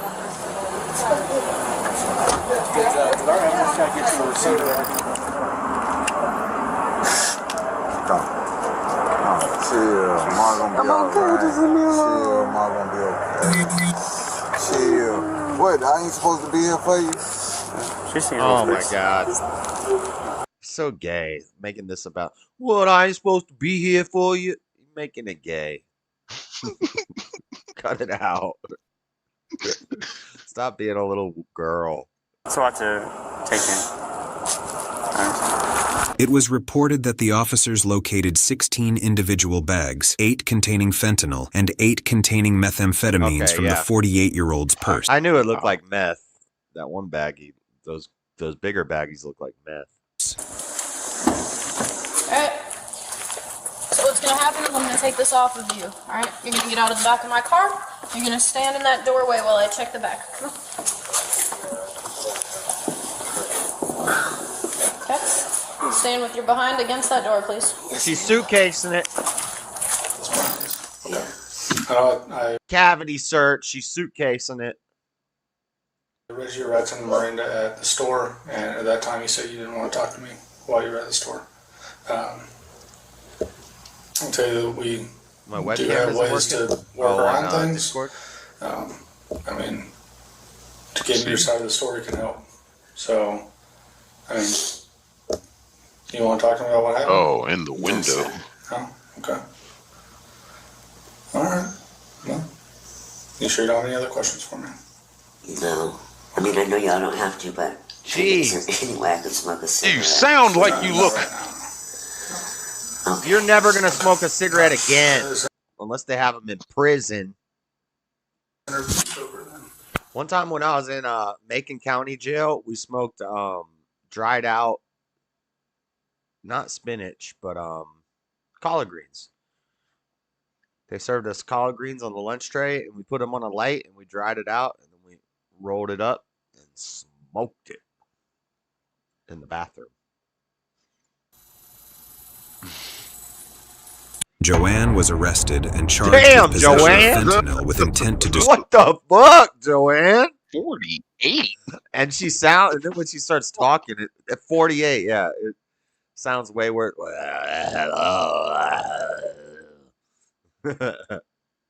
Possession of fentanyl, possession of methamphetamine, sale and manufacture, or delivery of fentanyl. Distribute within 1,000 feet of a church, possession of methamphetamine with intent to distribute within 1,000 feet of a church, and sale, manufacture, or delivery of fentanyl within 1,000 feet of a church. YouTube thinks you'll love the video on screen. Click to watch now. Does YouTube think that? Do they really? Yeah, I don't listen to what YouTube tells me. My pussy. That's for you guys. I want to see if they're answering questions about the Muslim versus Christian debate. You're gonna ask me when you want to be Fanny. So I was sorry. I thought it was interesting. It sounded like I did handle that properly without even knowing it. So like I didn't even realize that he was going to the point of trying to say that he's a deceiver, and I think I handled it properly. Where it's like he's not dressing up to fool her. The second that like he talked, you did. No, like Yeah. I was listening to you respond to things, and I was like, "This is you're doing good here." Nice, You know, man. Thanks. I appreciate and like it. I feel like if he would have been able to get to the bigger parts, you would have been able to answer it. So, Oh, nice, man. I appreciate that a lot, man. And what they do. All right.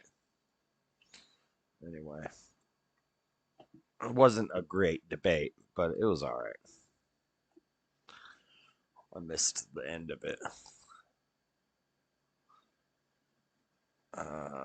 Omar celebrates win. Oh, great. She's coming back. She's sticking around. Fucking seriously, man. Ilion.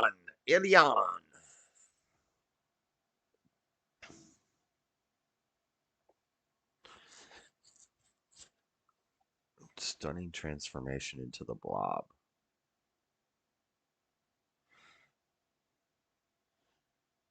You used to bully me?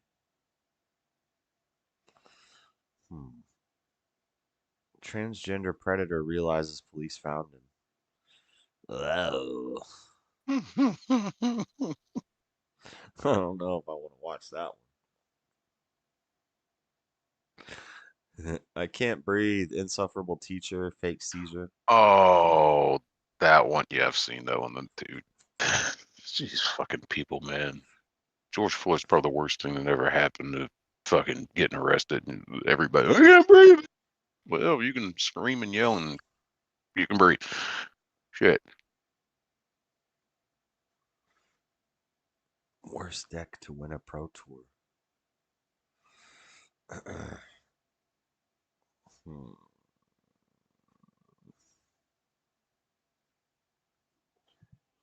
Parents kept boy in pen and stapled him to a wall? What the?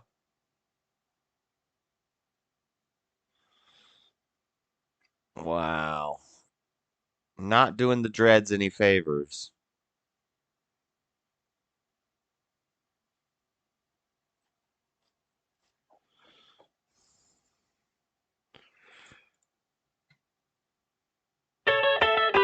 Get out of here, dick.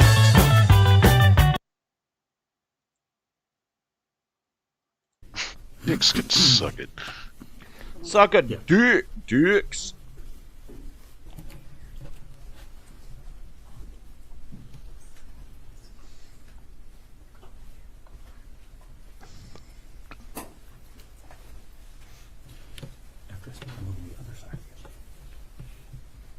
Look at George Floyd's nostrils. There's no way he couldn't breathe. That's fucked up. Good afternoon. The prosecutor will update everyone on the additional charges that have been filed in this case. First, I want to remind everyone that criminal charges are merely accusations and the defendants are presumed innocent until and unless proven guilty. Her remarks today are based on the information placed on the record during the swear-to and arraignment before the court earlier this morning. Oakland County Prosecutor Karen McDonald. Good afternoon. I would like to introduce members of my staff. To my left is Sarah Green. She's the chief of the Special Victims Unit. Assistant Prosecutor Lauren Benninger. She is also in the Special Victims Unit. Kelly Collins is our chief of juvenile. Betsy Haig is our chief of administration and oversees the juvenile division. Mark Keese is our chief of circuit. And we have such a diverse meta right now. Chief Brian Murray, Madison Heights Police Department. Thank you. Okay, thank you. The victim in this case is Giovanni Jennings, known by his family as Chulo. Chulo was 6 years old, and he died from blunt force trauma to his abdomen and a perforated bowel after a lengthy period of confinement and abuse. The Wayne County Medical Examiner determined that the manner of death was homicide. Last week, my office filed charges against his mother, Elena Jennings, and her boyfriend, Daniel Giacchina, for lying to the police, and additional charges against defendant Giacchina for improperly possessing weapons and ammunition because he was already a convicted felon. But it was clear from the evidence that we saw that there was a pattern of abuse that led to Chulo's death. My office, in conjunction with the Madison Heights Police Department, has spent the last week performing an intensive review of every piece of available evidence, including cell phone evidence, photos, and evidence that was seized in search warrants. Combined, we have spent over 100 hours reviewing extremely disturbing videos and photos, as well as text messages and Facebook chats this is just a press describing the conference. horrific things that had false information to police. Based on the I don't want investigation, to watch the press conference. Evil crocodile expert raped and killed 42 dogs in a torture room? What? I lost for words on that one.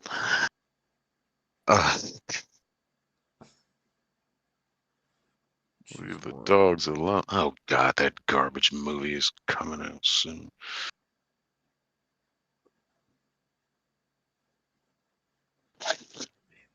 Three. Draw one card. Is a Discard.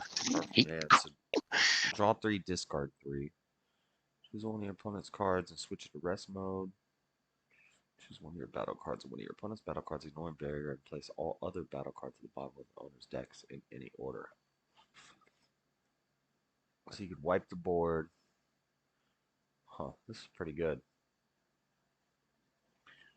Pretty good card.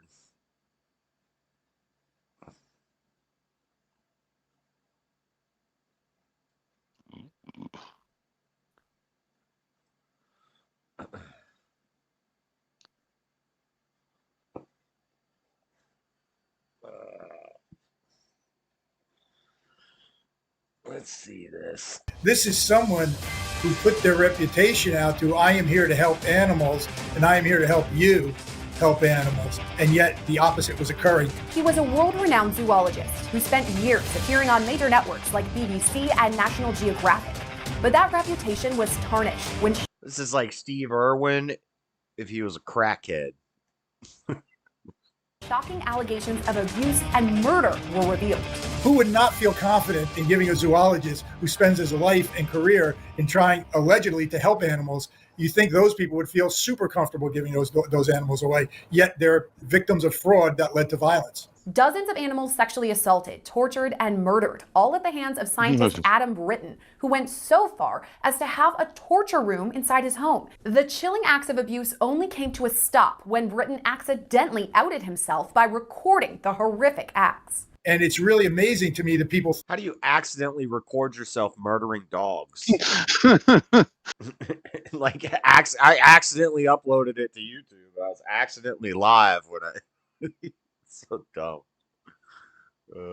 Think that way and think that that's somehow going to help them when they're basically solidifying the proofs that the government need against you. While there's been recent developments in the case, Britton's abuse apparently dates back decades. Britton grew up in the United Kingdom and would go on to receive both a Bachelor's of Science and his PhD in zoology. He looks like you can't trust him.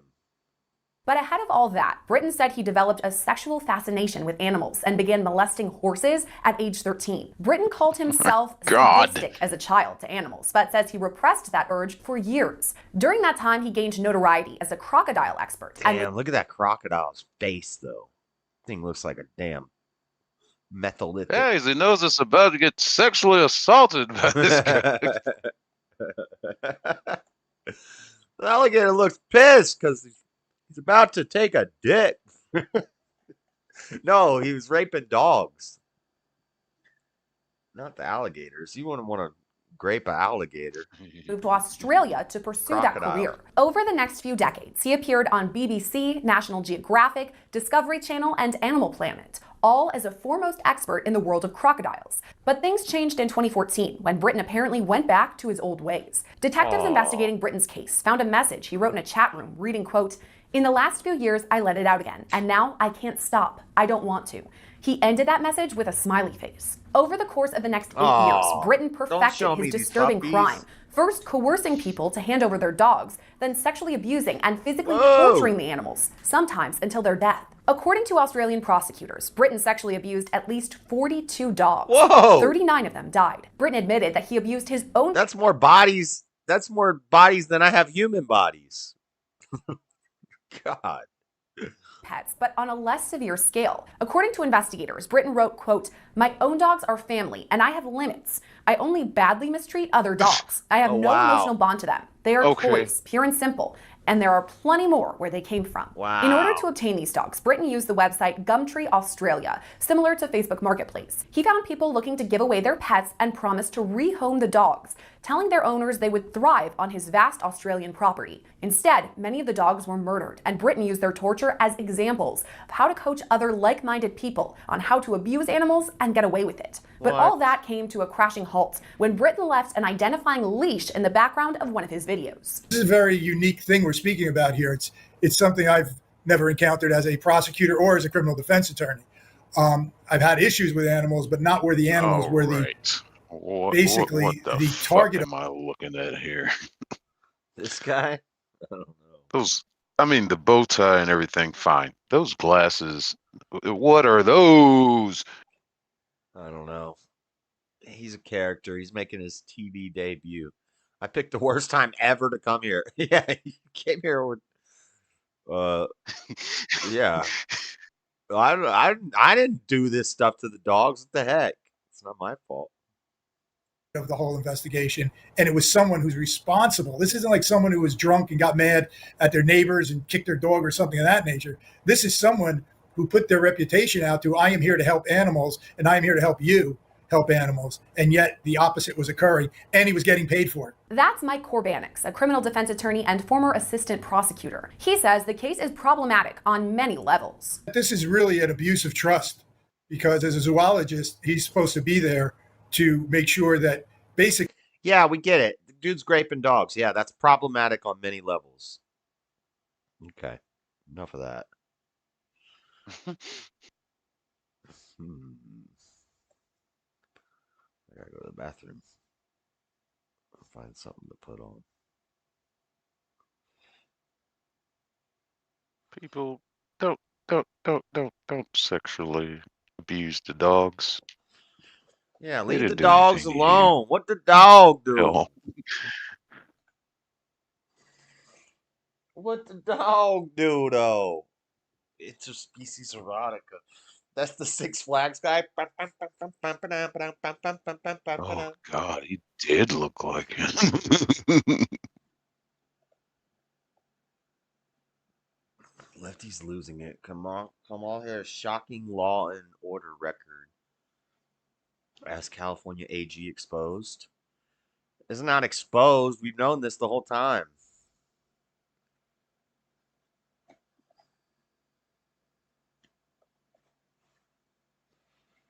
Oh, that's sad. I don't want to watch that.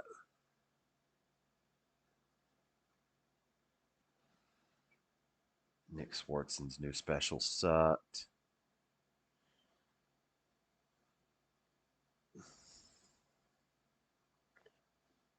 Sam Shamoon versus a Mormon.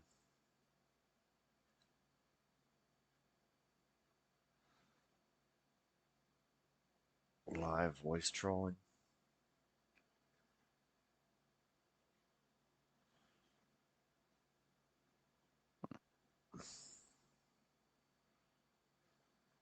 This is old. This is from 5 months ago.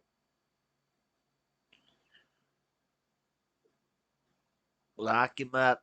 Lock him up. When Killer is sorry for real. It's an hour and 46 minutes long. He writes on a piece of paper, I'm sorry, and holds it up to the camera. I'm sorry for real. No, not for fake. I'm like, really sorry. Let me go. The Goya painting nobody was supposed to see? I don't know what this is about, but I'm going to watch it. Walk in for all your favorites during Little Caesar's Summer of Hot and Ready, like a thin crust pepperoni pizza for $7.99. Few names evoke as much fascination and fear as that of Francisco de Goya. Known for his haunting black paintings, Goya left us a legacy of works that seem to emerge from the darkest nightmares. These famous black paintings, created on the walls of his own house, reflect a world of nightmares and inner demons. However, there is one work that surpasses even those terrifying creations, a painting so eerie that few know of its existence. This is the story of Ghostly Vision. Painted in the last years of his life, Ghostly Vision remained unfinished, abandoned for reasons shrouded in mystery. Most intriguing is that this work remained hidden for nearly a century, discovered 90 years after its creation. The painting depicts a giant figure with horns, an image that has perplexed many. But why did Goya create such terrifying paintings? What is the meaning behind this work? In this video, we will try to uncover what Goya intended to paint on this canvas that remained undiscovered for so many years, and which, since its discovery, has generated many unanswered questions. Let's begin. In 2018, an unexpected discovery surprised the art world, a painting by Francisco de Goya, lost for 90 years. The work, known as Ghostly Vision, resurfaced in Zaragoza, Spain, thanks to a donation made to the Museo de Zaragoza by an anonymous family. Ghostly Vision is an enigmatic and disturbing work that was left unfinished for reasons shrouded in mystery. It was created between 1797 and 1801, during a period when Goya intensified his production of fantastic themes following a severe illness that left him deaf and marked a turning point in his life and work. This traumatic event led him to a state of deep introspection, reflected in the darkness and drama of his subsequent works. Ghostly Vision is a clear example of this transformation in his art. According to experts, the painting was created without prior drawing and without corrections, indicating that Goya worked with extreme speed, probably to capture a vision that had appeared in a dream or was suggested by some reading. Around this time, Goya was living in a complicated situation due to the Peninsular War in Spain. In 1819, Goya sought to escape from Madrid and acquired a small house on the outskirts of the city. This house, known at the time as La Quinta del Sordo, which in English translates to the deaf man's villa. This house became an essential place for Goya's painting, as it was there that he created the famous black paintings between 1820 and 1823, decorating the lower living room and dining room. The black paintings represent a stark contrast to his earlier works. Goya spent the first part of his career painting portraits of the Spanish aristocracy and became a court painter to the Spanish crown in 1786. Then, at the age of 46, a nearly fatal illness left him completely deaf and dimmed his vision. The loss of his hearing and vision drove Goya to explore new artistic dimensions, and after 1792, his work became progressively darker and more pessimistic. In 1814, Goya completed paintings such as the 2nd of May, 1808, and the 3rd of May, 1808, which depict the horrors of war. He also explored themes of madness, mental asylums, and religious and political corruption in his work, demonstrating a growing concern for the well-being of not only Spain, but also his own mental and physical health. Goya retreated to the Quinta del Sordo on the outskirts of Madrid in 1819, at around 75 years old, where he lived in near total isolation while working on the black paintings. Several theories have been proposed as to why Goya painted the black paintings during the last years of his life. One theory is that the deaf painter, alone in his house, painted the supernatural images as companions, reflecting his grim view of humanity amid the ravages of his illness. However, deafness alone cannot explain his change in style. Goya was also motivated by frustration with the horrors of war and created the black paintings as a darker extension of his earlier works on this theme. Nonetheless, even if the psychological madness of war drove Goya to create such horrific paintings, surely his physical deafness also played a role in inspiring these terrifying images. This means that not only his deafness or the traumas left by the war were the sole reasons that led him to paint these images on the walls of his house. Perhaps the fact that he was ill. I don't know if she's either, Peter Parker. I don't know if she's the hottest chick in the world, or I don't think she's a catfishing dude. But I also don't think she's the hottest chick in the world. Maybe close. Traumatized and living alone on the outskirts of the city contributed equally to his fascination with the macabre in his later years. Among these paintings, some stand out, such as a Saturn devouring his son, which is considered by some to be one of the most terrifying works in the history of art. In it, Saturn, the god of time, appears to be devouring people, but it could also represent the French devouring the Spanish people as a vision of the war. Witches' Sabbath, the pilgrimage of San Isidro, two old ones eating soup. All these paintings are part of this collection of macabre works that Goya painted in the darkness of his home. But in this video, we will not delve deeply into these paintings. They are mentioned only to help us understand the period Goya was going through when he painted this mysterious work.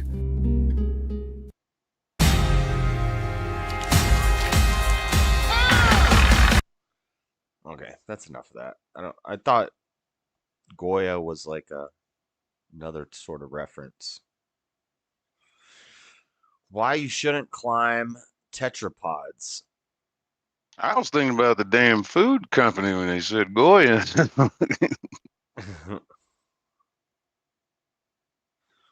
Why shouldn't you climb tetrapods?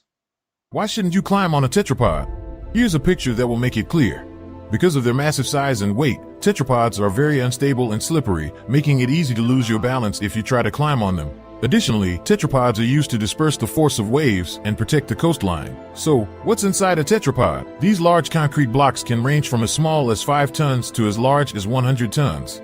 They are made by pouring concrete into a mold without any special internal structures, meaning they are mostly just solid concrete. Why shouldn't you climb on a I will climb on a tetrapod. Yeah, I'm trying to turn me off from a good time. Right. You're going to tell me not to climb on a dang tetrapod. Tim Burton's Barry Disney movie is pure nightmare fuel.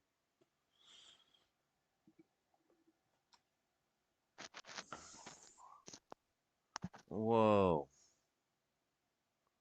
Is that real? If you ever see this thing, immediately throw it back into the sea. But if you don't, what will happen next? You see, this psychedelic ocean creature is called a basket star. They live in cold, deep-sea habitats, some 1,800 feet below. Although they look brittle and delicate, these aliens can live up to 35 years. They also have the superpower to regenerate missing limbs. Basket stars cling to corals and use those twisty tangles of appendages to feast on their favorite zooplankton. That's pretty cool. You had me at psychedelic, sir. Will it show up in a drug test? That's all I need to know.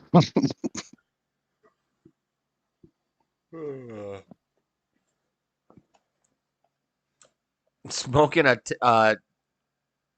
sea anemone? Anemone? Anemone. Anemone. Phenomena. Phenomena.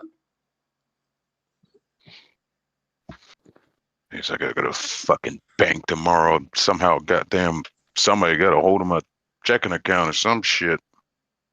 Made a charge, like $257 charge to TikTok shop. I have no idea what the hell that is. I had to call in fraud today. Gotta go get a new card tomorrow and shit. And shut this shit down. Some lady told me the other day, she's like, it was at Walmart, and she's like, the price of everything is so expensive now. This laundry detergent used to be $5 for the big one. Now it's $13 for the big one and $5 for the little one. And I was like, yeah, don't blame me. I don't make the prices. Everything's going up. And she's like, well, you need to just buy all your stuff off TikTok. And I said, huh? What? And she's like, yeah, I order everything. I was like, you talking about Temu? She said, no, TikTok. And I was like, I didn't even know you could buy stuff on TikTok. I didn't either. The fucking the two people, the fraud investigators from the bank, they were telling me about it. And it was like, yeah, there's something on TikTok where you can buy stuff. And I was like, I did not know that was a thing. Yeah, I was like, what's it? But it's probably gonna take like 3 months to get it. And she said, no, it takes like 2 weeks. They're based out of California, so I think they're based out of China, but maybe they have a distribution center in California. But I'll pass. Great. Horror short film, Other Side of the Box. Those are usually lame. 5 signs of an overworked liver. You fart a lot? I bet my liver's working triple time then.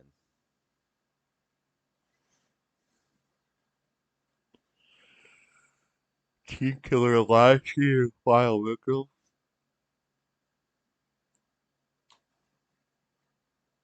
Speaking of, I need to drink some water tomorrow. Christian nationalists are baffled by their own beliefs. you've identified as a Christian nationalist. There's a lot of talk about Christian nationalism now. Do you feel like that's something that they're going to be making a big part of this campaign? Are you aware that the founding fathers were Christians and nationalists? I mean, I don't know why you think that's such a bad thing. Of course I'm a proud Christian, and of course I love my country. Islamic invasion into our government offices right now, okay? They are, you saw after midterm elections, we saw so many Muslims elected. I don't know the exact number, but there were quite a few. We had that woman out of Minnesota. Now she's going into Congress and she's got to wear a head covering. You know, they want to put their hand on the Quran and be sworn in. No, you have to be sworn in on the Bible. It is absolutely factual, both historical and now, that this is not a Christian nation. We saw memes and lies. I showed you one of them. Yeah, you don't actually have to be sworn in on a Bible. I think that's made clear in the Constitution. To compare your statements to Adolf Hitler. Well, there we go. The laughter from the crowd is exactly right. I was just talking to Congresswoman Marjorie Taylor Greene about Christian nationalism and how they've said that they're going to make that a big part of this campaign. How do you feel about that? Absolutely offended by that. Christian nationalism. There's only one person that anybody should answer to, and that's Jesus Christ, period. And the attack on Christians is absolutely absurd. It's absolutely demeaning to a real Christian who lives by the word. And if you're just being honest with yourself, who else even mentions God other than Donald Trump? Who else? Nobody. Do you feel, though, that there should be more God in politics? We should be returning to our Judeo-Christian values as a country. The attack on families is absurd. The attack on our children is absurd. I'm just going to. Can you? That's an oxymoron, Judeo-Christian. Talk a little bit about that. The attack. What define for me what the attack on families is and the attack on children now? The last thing I saw, I think I saw the stat, is we have over a 50% divorce rate. And if you take away the family, you take away the father, you take away everything. You need good Christian men leading their families. The only way for complete happiness is through Jesus Christ. And it's obvious to anybody that watches the attack. You start with a family, and you can end this country, and that's what they're trying to do. And we're not going to let that happen. It's just not going to happen. When you say they, when you sort of say that they're attacking the family, in your children mind, of the who would that be? And as you articulate, Democrats. That would be who I would call the deep state. elites, But I include in that 80% of the Republican Party and the Democrat Party. I'm all for MAGA party, period. They is anybody who doesn't believe to me. I mean, again, the men who fought and died to start this country were Judeo-Christians. And Republicans claiming to be Christian, or those white supremacists claiming to be Christian nationalists, have nothing to do with Christianity and everything to do with white Christianity. White Christianity is this thing that's birthed in America that upheld and upholds white supremacy. How is white Christianity? It is antithetical to what Jesus Christ has taught. It upholds and upheld white supremacy. Oh. MTG's okay. I'm not a huge fan, but she's all right. And what the Bible teaches. The Bible doesn't mention abortion or gay marriage, but it goes on and on about forgiving debt, liberating the poor, and healing the sick. Oh, shut up, socialist Christian nationalists Jesus. like to say this is a Christian nation. Not only is that historically inaccurate, not only is that theologically blasphemous, but it's also just not true. Look around us. If this was truly a Christian nation, we would forgive student debt. Oh, if this was truly a Christian nation, we would guarantee health care to every single person. If this was truly a Christian nation, we would love all of our LGBTQ neighbors. If this was truly a Christian nation, we would make sure every child in this state and in this country was housed, fed, clothed, educated, and insured. If this was truly a Christian nation, we would never make it a Christian nation, because we know the table of fellowship is open to everybody, including our Buddhist, Hindu, Jewish, Muslim, Sikh, and atheist neighbors. Jesus could have started a Christian theocracy, but love would never do that. The closest thing we have to the kingdom of heaven is a multiracial, multicultural democracy where power is truly shared among all people, something that's yet to exist in human history. No one should be surprised about this. Nowhere in the Bible was America propped up in the way she show up in the world. It didn't exist yet. It is only white supremacy that is supported by the idea of Christian. What the fuck are you talking about? America didn't even exist yet in the Bible. What the? Nationality.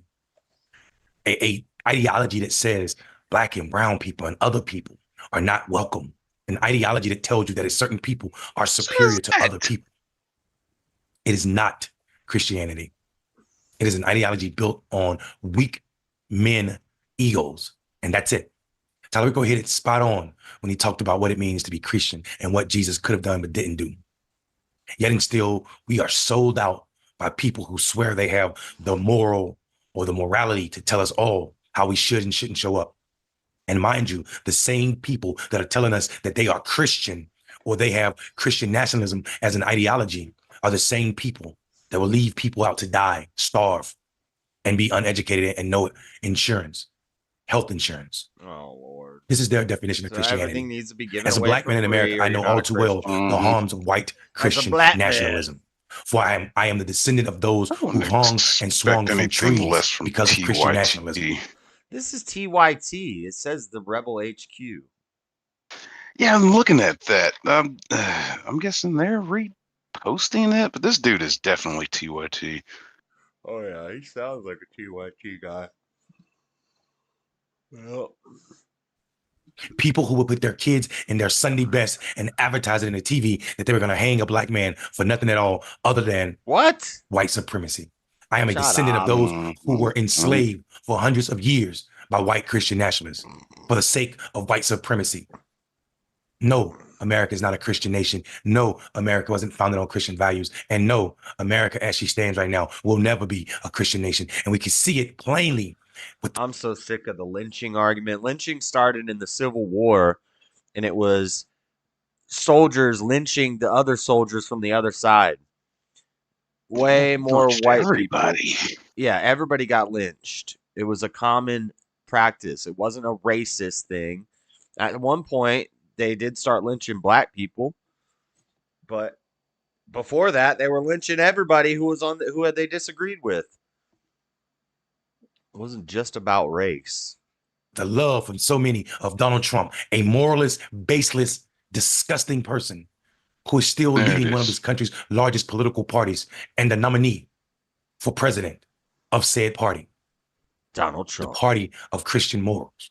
So when you couple the history of America, and you couple the support for Donald Trump, how in the hell would you ever believe that this was a Christian nation? This is an anti-Christian nation. And all of you should be comfortable knowing that. I'm Mondale Robinson. Stop playing with God. Shut up, Ondale. I don't know you, Ondale. You don't know what you're talking about.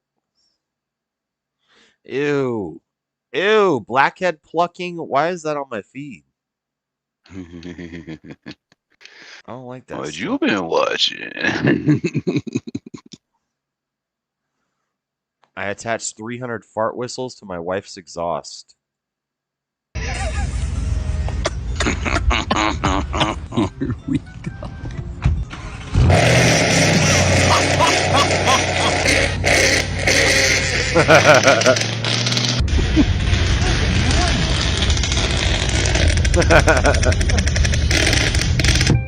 It sounds like shit. It's insane. I'm gonna kill him.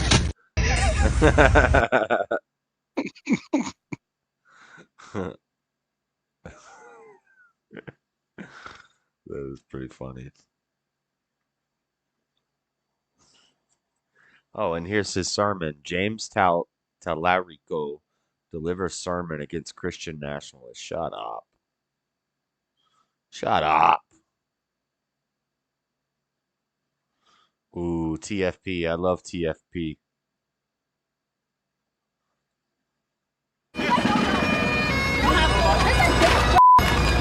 There's something wrong with your brain. Aborted Trump. That would have been amazing.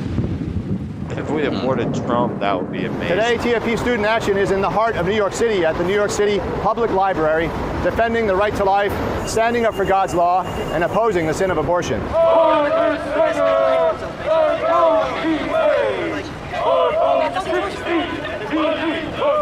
Aborting an innocent child is murder. It's not moral. I love TFP. These guys are awesome. It's immoral.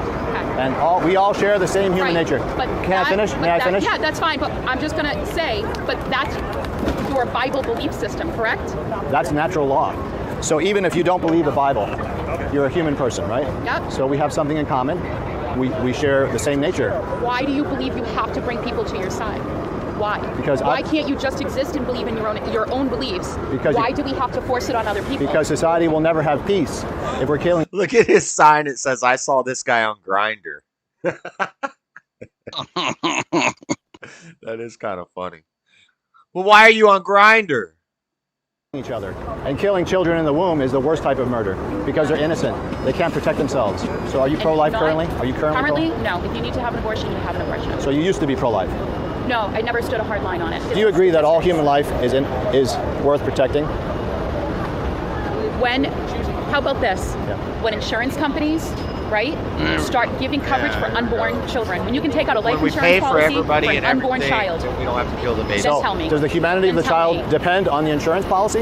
It depends on when it's viable. What about if adults have a viable. canceled insurance policy? Does that make them less human? No, you're twisting what I'm saying. No, that's what you said. No, I'm telling you. See, he agrees with me. You know, me, I couldn't even abort my dog's puppies, okay? How on God's earth can you abort a child that is God-given, okay? And the Bible says, wait, we listen to you. The Bible says, I knew you before I formed you in your mother's womb. I knew you. He knew that you and I were going to stand here today and have this conversation. He knew everything that was going on today. Ooh, I like what he's saying, but I bet you this guy will tell you in the next sentence about how much God gave us free will. But yet God knew that they were going to be standing there having that conversation today. That's interesting. Before he created the earth. What would happen if they had aborted Abraham Lincoln? What would have happened if they would have aborted Trump? That would have been amazing. That's your opinion. Exactly. And also, but hear me, the Bible is also your opinion. It's not factual. Actually, it is not factual. Actually, if you go back and Unborn study, children bingo. If you go back and study, I was raised Jewish. Okay, I am Jewish myself. Okay, so nice try. We'll pray that you become pro-life one day. Because We will. I have always been a good person and a good moral compass without having God in my life, and that makes a difference. Not if you justify killing babies. You're not a good person and have a good moral compass. I don't have to be afraid of something bigger to do the right thing. So you are your own God then? No, I am my own person. I am just matter on this earth. Support the killing of the innocent. I just want to know why it's all men here. Do you have a problem with the fact that Roe v. Wade was decided by men? Consciousness. Hello, anybody home? I think I'll just go pick it up. Hello, anybody home? Hello. Why? Answer that. Thank you for what you do. God bless you, sir. But thank you and all your men that are standing here. And thank you for raising and teaching these men what they need to learn.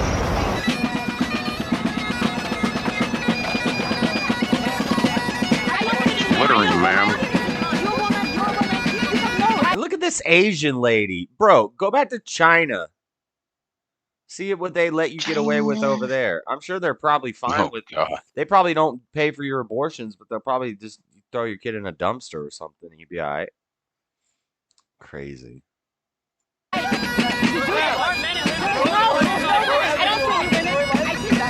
man, people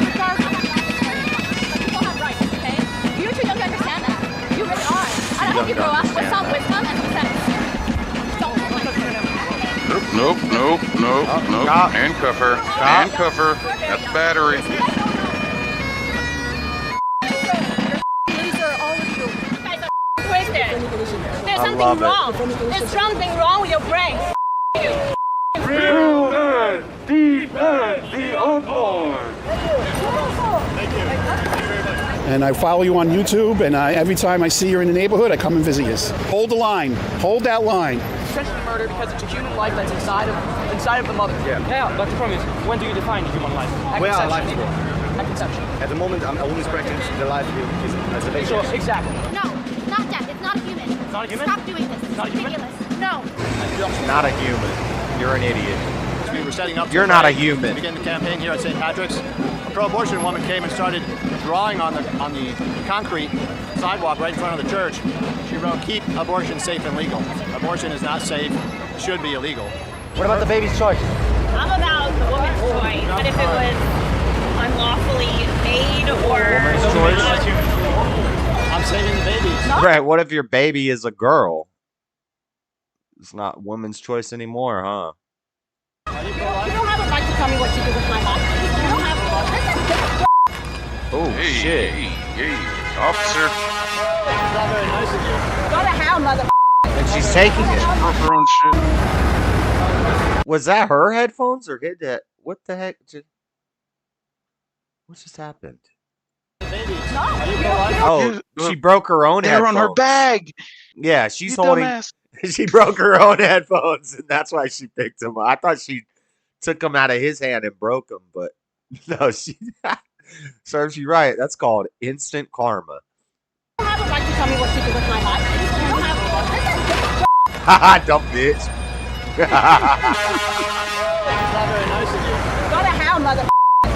Those look like some Bose headphones. This might be like $500 headphones. Good job.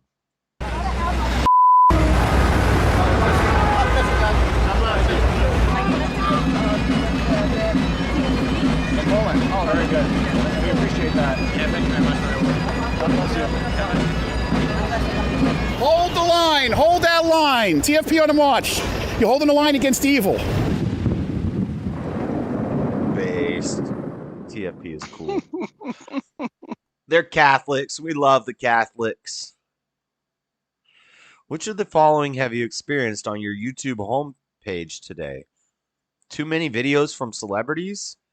Too many videos for purchase or rent? Too many videos in languages I don't speak?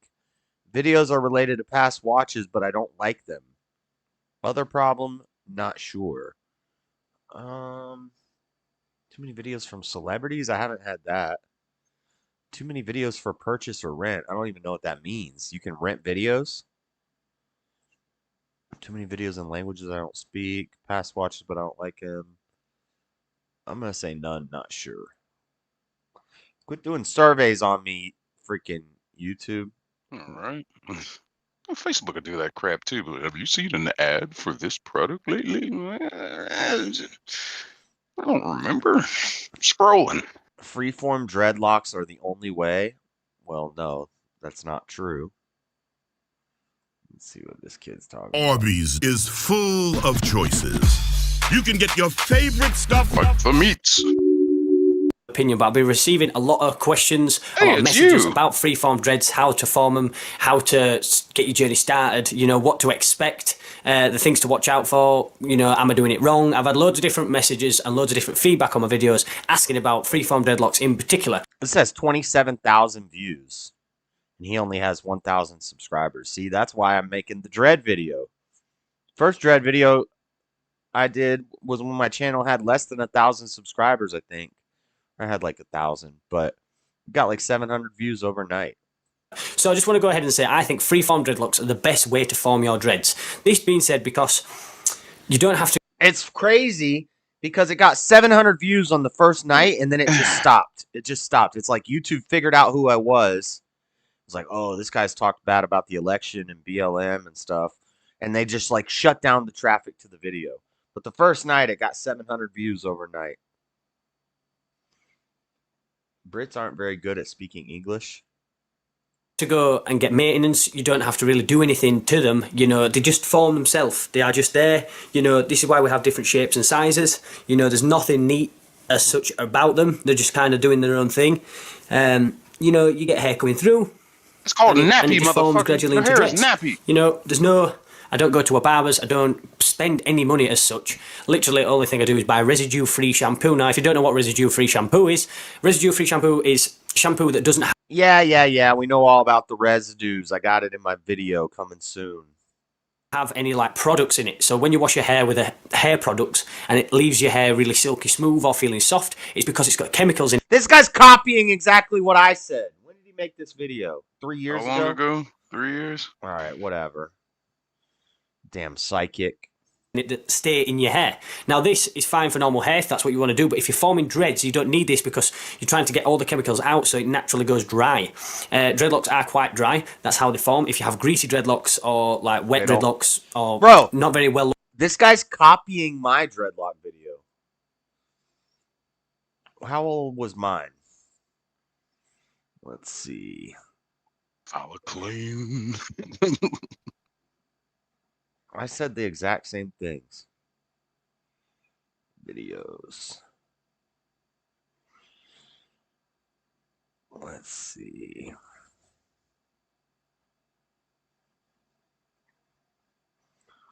Let's see. Where is it?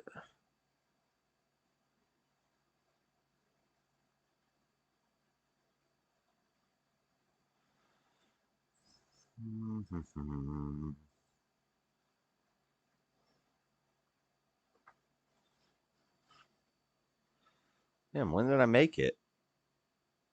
I missed it. It was somewhere up here. Where was I when I made that video? Help me figure out the election. I was in this apartment, so it would be after this.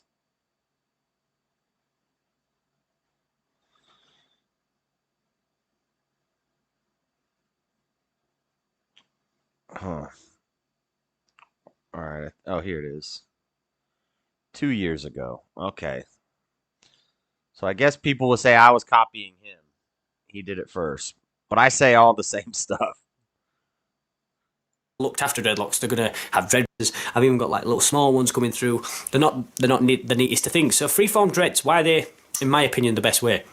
As I said before, really easy to do. But also, it's the process that's the biggest part of it. You don't walk into a barber's and come out with dreadlocks. You've got a whole time period before you even start seeing dreads, which is a massive, even, I'd say, even a social pressure. Because back when I was first starting my dreads, my head just looked like proper sideshow Bob. It was just crazy curly. There was wild bits over here, wild bits over there. You know, it wasn't looking like anything. And yeah, it was pretty wild. It did stand out. You know, it was mad. And then gradually they started forming. And then, you know, it gets to a point like this where they're pretty good. You know, they're good dreads. So yeah, if you are starting a freeform journey, the only tips I'd give you is patience. Patience is the biggest thing. I see a lot of people and I get a lot of... Yeah, man. And they're getting a lot longer now. Yeah, man. I haven't done a dreadlock report for a while. I wanted to do one once these dreads were 4 years. Whatever, you got baby dreads. You a little baby dread head. You ain't there yet. You ain't there yet. You can't tie them back using your own dreads. You gotta have a headband. Alright. What the heck? The worst Transformers names? The worst Transformers names ever, and these are real Transformers, not fan characters. Starting off, we have Lube. Then there's Erector, and before you complain about his design, just be thankful that this robot is not Erector. That's actually a GoBot named Crane Brain. Third is What? All right. Discharge. Discharge is a female Transformer, by the way. Blowpipe. Blowout, backblast, heave like dry heave, lasercock. Up next is what? Lasercock is a real Transformers name?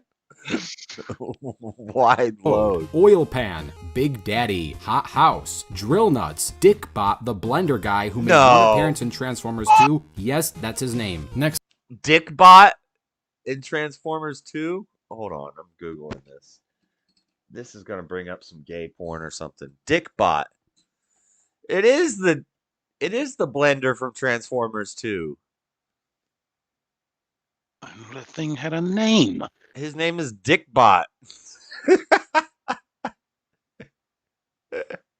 What the?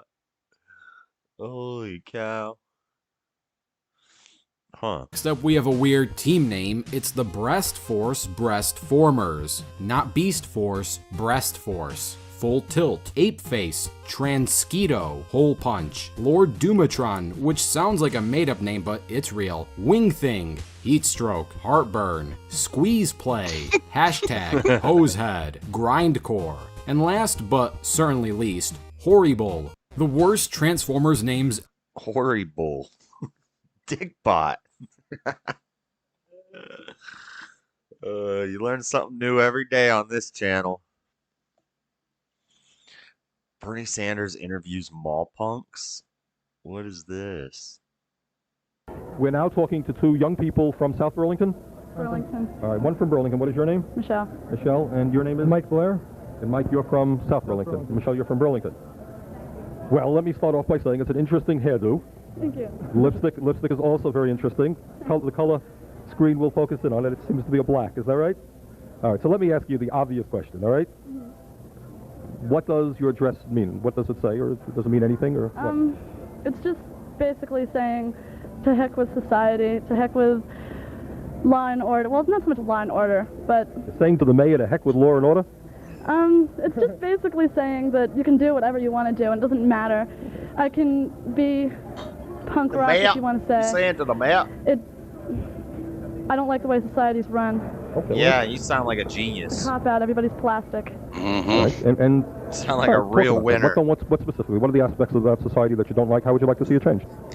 people are not open-minded enough. They think that in order to be stable in society, you have to have money, you have to live in a suburb, you have to do the set things, such as have so many people over for dinner a night, a week, or you're not socially acceptable. You got to dress a certain way to be socially acceptable.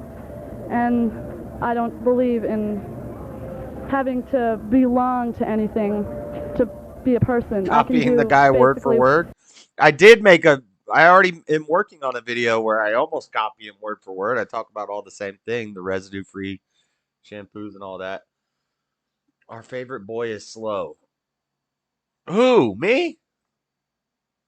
Did he say big nuts? Fist force?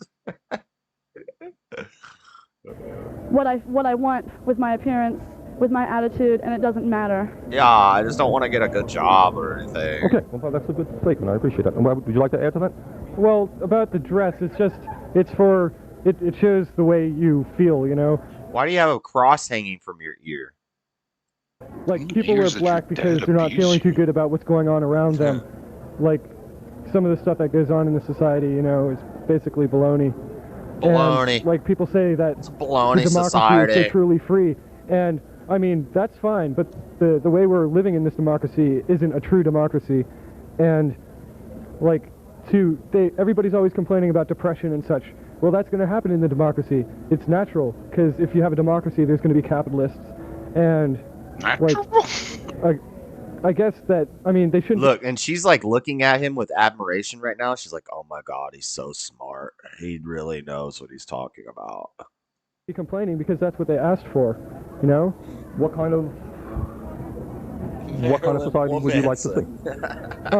Well, I'm kind of an anarchist, but communism doesn't bother me. True communism, where it just goes to, like, no freedom of enterprise, because then everybody gets a chance to live and be safe, you know? But when it goes as far as cutting down people's freedom of speech, you know, that's not, I don't feel that's right. You're distinguishing between what you mean as true communism as opposed to what exists, say, in the Soviet Union. Yeah. Yeah, Marx's idea of communism was a lot different than what they have it now.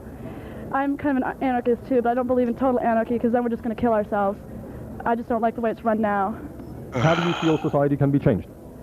I don't think you know what the hell you're talking about. If we could go into the archives and see what the government's really been doing for the past, I don't know how long, many years, then we'd all be pretty appalled and sickened by it. Because we think we're so free, we think we're so democratic, everybody has a say. We're just as imperialistic as the Soviets are, if not more. We're the ones that go into the other countries and we start wars. What really scares me is that we've never had a war in our own country. We don't know what it's like. We push our luck. What about the Civil War? Maybe one day we will get What about the French Revolution?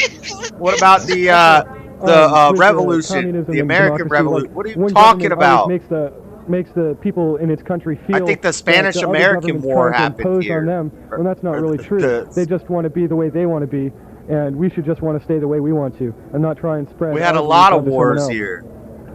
What did you guys think of your own high school education? High school sucks. The education itself was good. I'm going to college now, which is also good. Figures. Community college Vermont. He's got 2 crosses on his The ears. environment is not the best. A lot of blackballing goes on. If you do one thing wrong, well then you're considered throughout the whole year, throughout your whole stay there, as a bad person. Kid from Back to the Beach who changed his name to Knight. Radically, I don't know the You dress radically, right?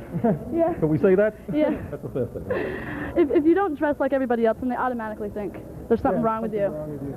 Also, they send you away. Yeah, and with school, like, the education part is fine, but they do so much programming to everybody to make them feel like teachers will poke fun at me a lot, you know.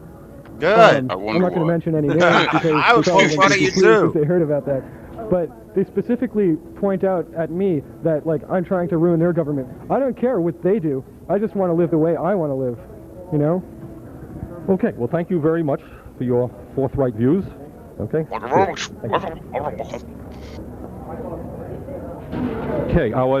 Next person that he's got a cross and she's got a. We're now talking to 2 young. She's got a yin yang on the back of her jacket. He's got crosses on his ears. They're so lost. I love when these people will have like a Muslim star on their shirt and then they got a cross, or like the coexist sticker. Coexist, bruh. Hey, girl. Hey, girl.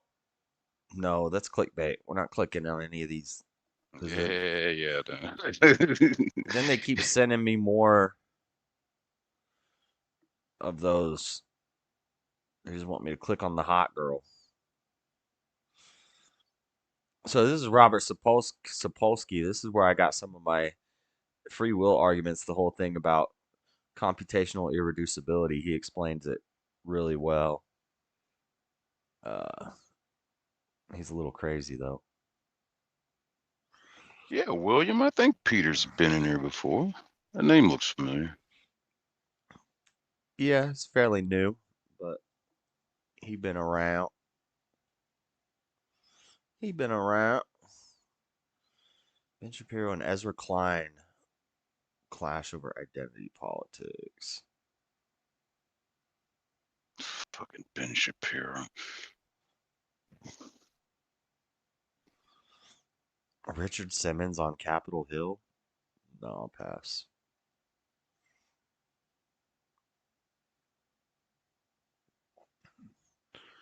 What the heck?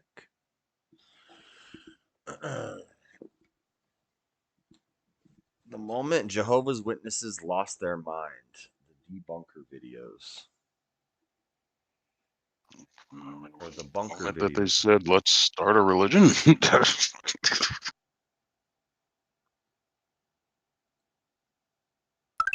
This video was brought to you by my beautiful picture. Brown, how about you? Has your loyalty ever been tested? Oh yeah, I remember. It was years ago, and an elder came to give me counsel after a talk. And let's just say I was not expecting. You were really quiet the whole way home. Is everything all right? What the hell is this? Yeah, I'm fine. What is on your mind? I can't believe the nerve that Ben has. Man, Watchtower has never had particularly good actors, but this dude is especially bad. None of us are professional actors. Ben? Yeah, Ben. He gave me counsel about that talk that I gave last week. Really? What did he say?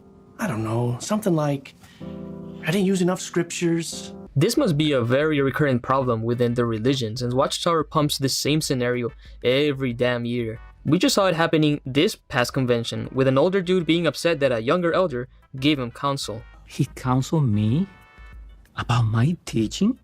I don't want to ignore his words, but the friends in the congregation love my talks. Just goes to show how easily power can go to their heads. I mean, how could you not? As an elder, What you the literally hell have the is power this? to rip entire family units apart. That type of power could get to... They call them elders and Jehovah's Witnesses too?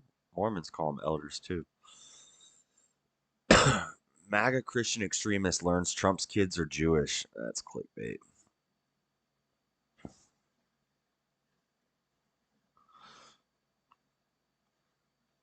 Oh yeah, Matt Walsh is coming out with a new video. I think it's gonna be funny. Am I racist?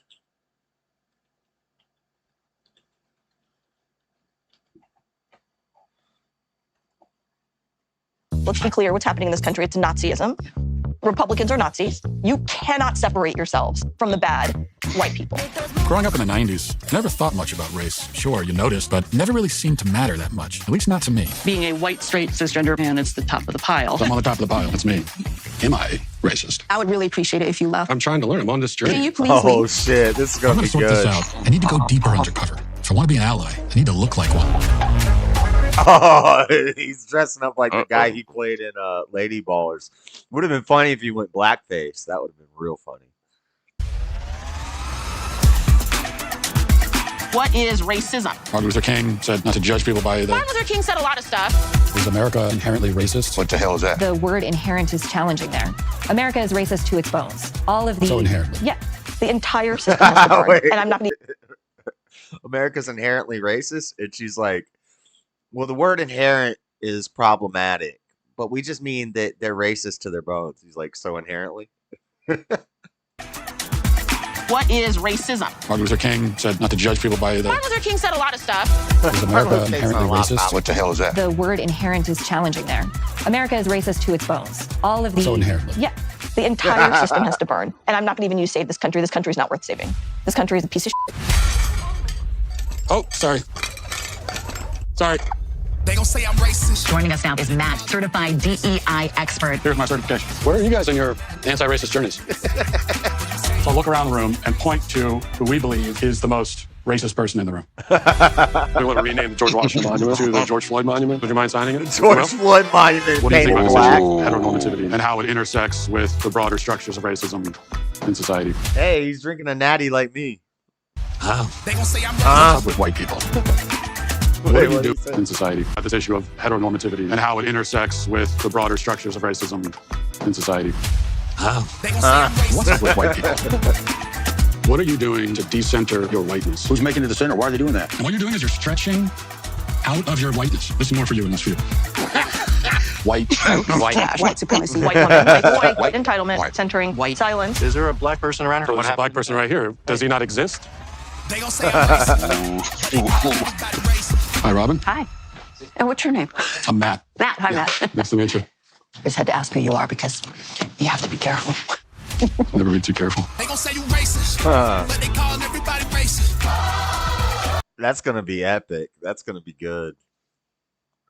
I'm sure it's gonna be behind the paywall of Daily Wire. Is that you, Freddy? Kill all the juice. Oh, I shouldn't have read channel that. I shouldn't have read that. I should not have read that out loud. March of Sumada this year. juice. Kill Sumada juice. No, Freddy's not that funny. You got me. I shouldn't have read that. That's gonna be good. That'd probably be better. When's that supposed to? When's that supposed to be coming? We just watched the trailer. What'd it say? Oh, I looked away. I was in the chat. Let's see. Let's get off of Dickbot on my Google.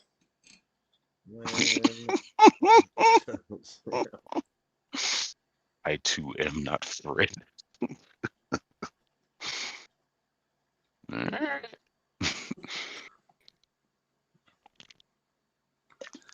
Racist trailer opening at Regal Theaters on September 13th. So next month. Yeah, that's gonna be a good one.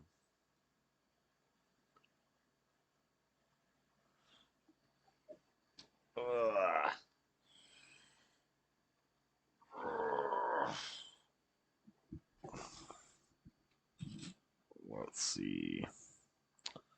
AI debates the Holy Trinity. I like these AI debates.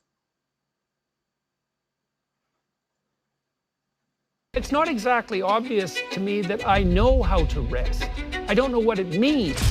We've configured advanced AIs into religious and philosophical experts. The Trinity is central to Christianity. It's illogical and unbiblical. The Trinity? The Trinity. The Father, the Son, and the Holy Spirit. Then gave them a debate forum and added 14 different AI models to judge each response. No human emotions here, just This is solid the third one arguments. they've Stick done. around to see who wins, but don't cheat yourself by skipping ahead. Round one kicks off with a bang. Is the Trinity doctrine biblical? Let me tackle that point first. The concept of the Trinity, while not explicitly stated in the Bible, is... And just so you know, the Trinitarian is going to win. The Christians always win in these AI debates.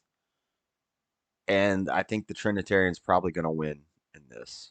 deeply rooted in Scripture. Let's start with 6 key verses that strongly support this doctrine. In John 1:1 and 14, we learn about Christ's eternal existence and his incarnation. In the beginning was the Word, and the Word was with God, and the Word was God. The Word became flesh and made his dwelling among us. Here, the Word refers to Jesus Christ, indicating his divine nature and eternal existence. In Matthew 28:19, Jesus commands baptism in the name of the Father and of the Son and of the Holy Spirit, presenting a Trinitarian formula with the Son and Holy Spirit on equal footing with the Father. John 20:28 records a disciple's reaction to the resurrected Jesus. Thomas said to him, "My Lord and my God." This response, which Jesus accepts, indicates his divine nature. In 2 Corinthians 13:14, Paul writes, "May the grace of the Lord Jesus Christ and the love of God and the fellowship of the Holy Spirit be with you all." This blessing places the 3 persons of the Trinity on equal ground. Colossians 2:9 states that in Christ, all the fullness of the deity lives in bodily form. The term deity here refers to the essence of God, strongly implying Christ's full divinity. Finally, in Acts 5:3-4, Peter confronts Ananias, saying, "How is it that Satan has so filled your..." Hold on. What's the definition of deity? I've already looked this up before. But a god or goddess in a polytheistic religion, divine status, quality, or nature. The creator or supreme being in a monotheistic religion such as Christianity. So why could you not go with definition 2 and say that Jesus is divine, he's a deity in status, quality, or nature? That doesn't mean he is equal with God. Your heart that you have lied to the Holy Spirit. You've not lied just to human beings, but to God. Here, Peter equates lying to the Holy Spirit with lying to God, implying the Spirit's deity. Each AI judge will now score the argument out of 50 based on their own criteria. The average score will be added to each debater's total points. This argument received an average score of 43.1. While these verses are significant, they don't necessarily lead to the later Trinitarian formulations, which define God as three co-equal, co-eternal persons in one being. The word or logos in John 1 was a common concept in Greek philosophy, often referring to God's creative power, not a distinct divine person. The Greek lacks a definite article before the final God, possibly indicating the word was divine in nature, but not identical to the God mentioned earlier. Matthew 28:19 doesn't explain the relationship between Father, Son, and Spirit. Some scholars question its originality to Jesus, suggesting later liturgical development. Thomas's exclamation, "My Lord and my God," in John 20:28 could be a realization of Jesus' messianic role. Notice how the challenger or the negative is responding to every argument that the affirmative made. So this is what I was talking about with John the other night. You don't get to set out the rules of how the debate is scored at the beginning of the debate. A debate is always scored in the same way.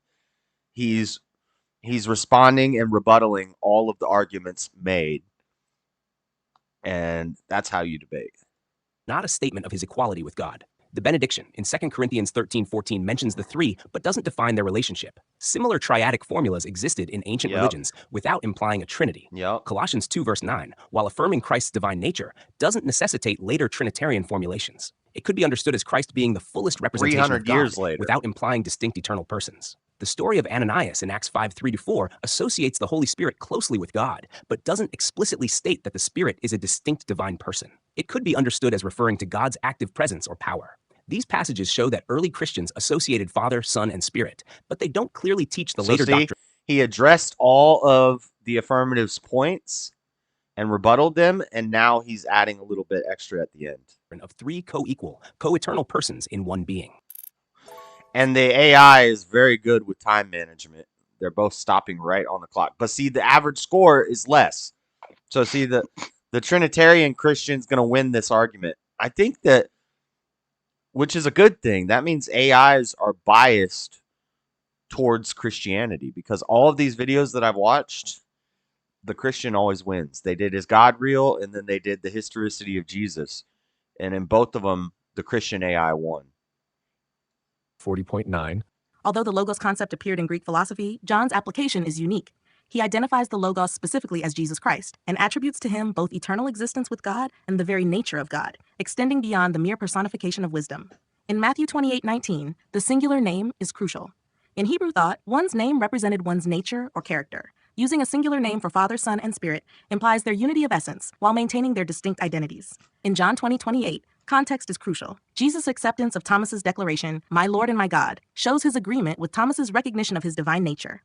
The benediction in 2 Corinthians 13:14 is unique in equating the roles of Father, Son, and Spirit in the believer's life. This isn't merely listing divine names, but attributing divine functions to each. The term used for deity in Colossians 2:9 is theotitos, which refers to the essence of God, not just divine qualities. This strongly implies full deity, not just a divine mode or manifestation. Acts 5 equates lying to the Holy Spirit with lying to God, implying the Spirit's full deity and personality. An impersonal force cannot be lied to, as lying requires a conscious, personal being capable of understanding and responding to deception. Let me introduce two more passages. In John 8:58-59, Jesus answered, "I tell you the truth, before Abraham was even born, I am." When Jesus said this, the people picked up stones to throw at him. This "I am" statement exactly mirrors God's self-identification to Moses in Exodus. No, keep reading. Why do you stop there, AI? What was that, John 8? She doesn't keep going when Jesus specifically says no. Why do you think that? Where was that? Responding to deception. Let me introduce two more passages. In John 8:58-59, Jesus. John 8:58 and 59.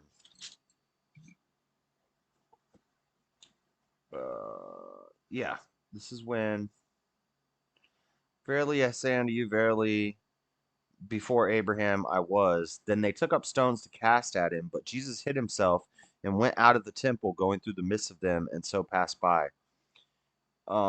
This is not the one that I'm thinking of.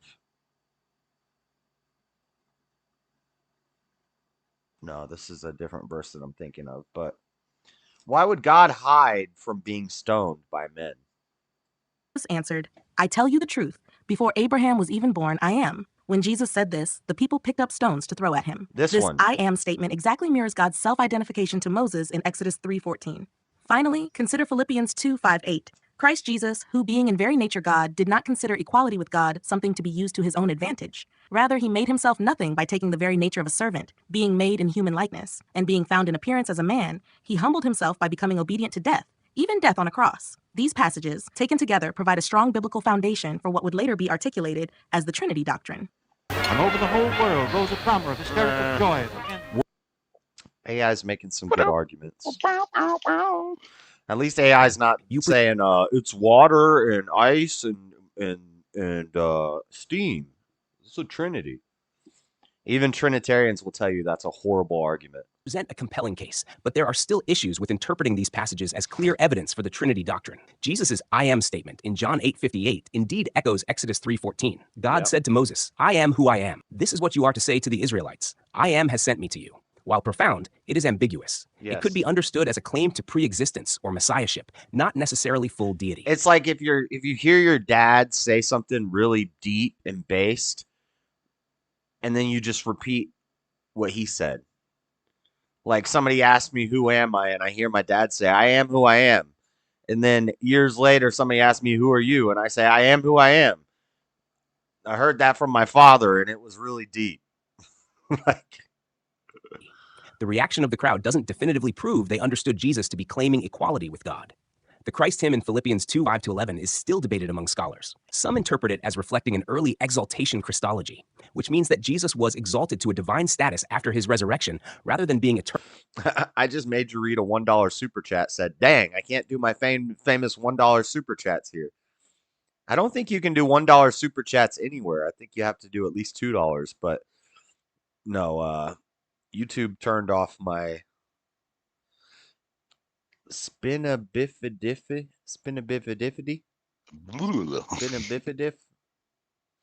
No, YouTube turned off my super chat availability. Eternally equal with God. The phrase being in very nature God, en morpho theu iparchon, can be translated as being in the form of God or in God's image. This interpretation does not necessarily imply that Jesus is equal to God in essence or being.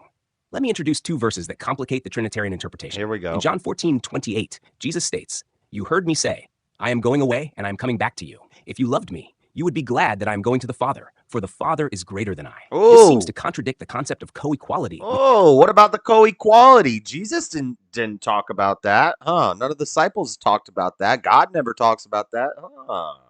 In the Trinity. And in 1 Corinthians 8:6, Paul writes, Yet for us there is but one God, the Father, from whom all things came, and for whom we live. And there is but one Lord, Jesus Christ, through whom all things came, and through whom we live. This verse appears to distinguish between one God, the Father, and one Lord, Jesus Christ. Yep. These verses suggest a more complex picture of early Christian beliefs about God and Christ than later Trinitarian formulations allow. Even when they use like John 1:1, they don't acknowledge the fact that there's a specific delineation between in the beginning was the Word, and the Word was God, and the Word was with God. So there's God is the Word, and the Word is God, but the Word is also with God, the Logos. There could be multiple Logos. 42.2. Jesus' I am statement in John 8:58 led to an attempt to stone him for blasphemy, indicating that his Jewish audience precisely understood it as a claim to deity. This wasn't merely a claim to preexistence, but to divine identity. Philippians 2:5-11. Right, but there's non-Trinitarians who don't disagree that Jesus was with the Father from the beginning. He could have always been there. That doesn't mean that he and the Father are one and the same. It's very clear. It makes it very clear that they're not the same thing. When understood in light of other New Testament teachings about Christ, strongly suggests pre-existent deity. The phrase, being in very nature God, and morphitheu iparchon, is better translated as existing in the form of God, implying essential nature, not mere appearance. Regarding John 14:28, in Trinitarian theology, the Son's submission to the Father in his earthly mission is compatible with their equality in essence. This verse reflects Jesus' state of humiliation in his human nature, not his eternal divine nature. 1 Corinthians 8 verse 6 supports the deity of Christ by including Jesus within the Shema, the Jewish confession of monotheism. Consider two more verses. Hebrews 1:3 says, "The Son is the radiance of God's glory and the exact representation of his being, sustaining all things by his powerful word." This verse attributes divine prerogatives to the Son. In John 10:30-33, we read, "I and the Father are one." Again, his Jewish opponents picked up stones to stone him for blasphemy because... Or no, yeah, here we go. So John you, a mere man. John 10:30. There's another verse that she's not going to bring up because it's not translated properly, and they kind of added it to the King James Bible. But she's talking about when he says, "I and the Father are one," and I wonder if she's going to keep going. And because there's more to it, she's going 10:30-33, so she might cover all of it. She's going to say that he, anyway, let's see. And the Father are one. Again, his Jewish opponents picked up stones to stone him for blasphemy because you, a mere man, claim to be God. Jesus' use of the word one, hen in Greek, in John 10:30 means he is claiming to share the same divine essence as God, not just aligning with God's purpose. Nope, she left it out. She left it out. So she didn't keep reading because her argument is debunked right after a couple verses later. So what is it? John 10:30. Luke and yeah, I think I've covered this whole chapter in depth. Let's see.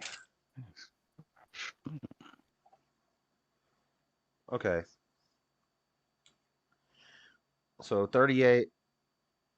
No, she said 30-33. I and my Father are one. Then the Jews took up stones again to stone him. Jesus answered them, "Many good works have I showed you from my Father. For which of those works do you stone me?" And the Jews answered him, saying, "For a good work we stone thee not, but for blasphemy, and because that thou, being a man, makest thyself God." So he said, "I and my Father are one." They picked up stones to stone him. He said, "Why are you going to stone me? What have I done wrong?" And they said, "We're going to stone you for blasphemy because you're claiming to be God." And this is how Jesus answers them in 34. Notice she said 30-33. In verse 34, Jesus answered them, "Is it not written in your law, I said, ye are gods? If he called them gods unto whom the word of God came, and the scripture cannot be broken, say ye of him whom the Father hath sanctified and sent into the world, thou blasphemest, because I said I am the Son of God? If I do not the works of my Father, believe me not. But if I do, though ye believe not in me, believe the works that ye may know, and believe that the Father is in me and I in him." So he's basically telling them, the Father is in me and I am in him, in the same way that the Father can be in you. You can also be a son of God. We can all be sons of God, and it's in the Old Testament that ye can be lowercase g gods. And then Christians, when you bring up the fact that lowercase g's are mentioned throughout the Bible, they'll deny it. They'll say, well, those are false gods. Oh, so you mean Jesus was a false god? Are you saying all the people who the Old Testament said to the Jews, ye can be lowercase g gods? Is it not written in your law, I said, ye are gods?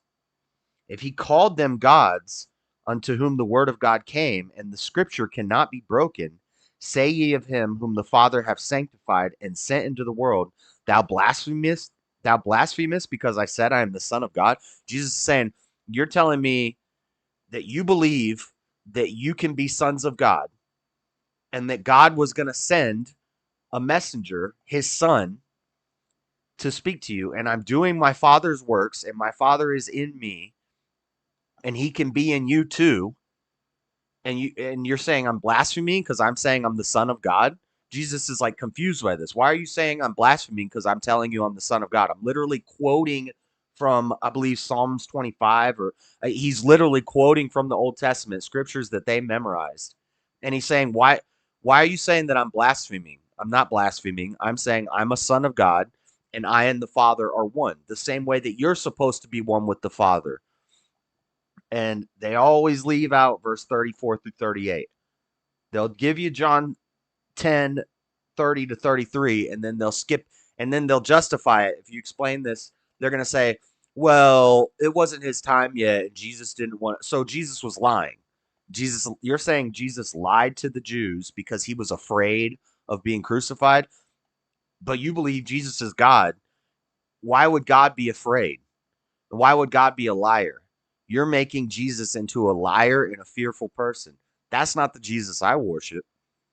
The Jesus I worship was being honest. He was saying, I'm not saying I'm God. I'm saying I'm the Son of God. And we're all supposed to be sons of God and one with the Father. What are you talking about? Yeah, it's very deceptive. But then they'll tell you about ice and water and steam. Like, that's a good argument. 7. There are still significant issues with these interpretations. Hebrews 1:3, while attributing high status to the Son, doesn't necessarily imply ontological equality with God. The language of radiance and representation could be understood as indicating a supreme creation or emanation from God, not ontology. I always forget the word ontology. Not full deity. In John 10:30-36, Jesus responds to accusations of claiming to be God by quoting Psalm 82:6. Is it not written in your law, I have said you are gods? If he called them gods, to whom the word of God came, and scripture cannot be set aside, what about the one whom the Father set apart as his very... Nice. So I'm glad the challenger is finishing it, because the AI, the defender conveniently left that part out.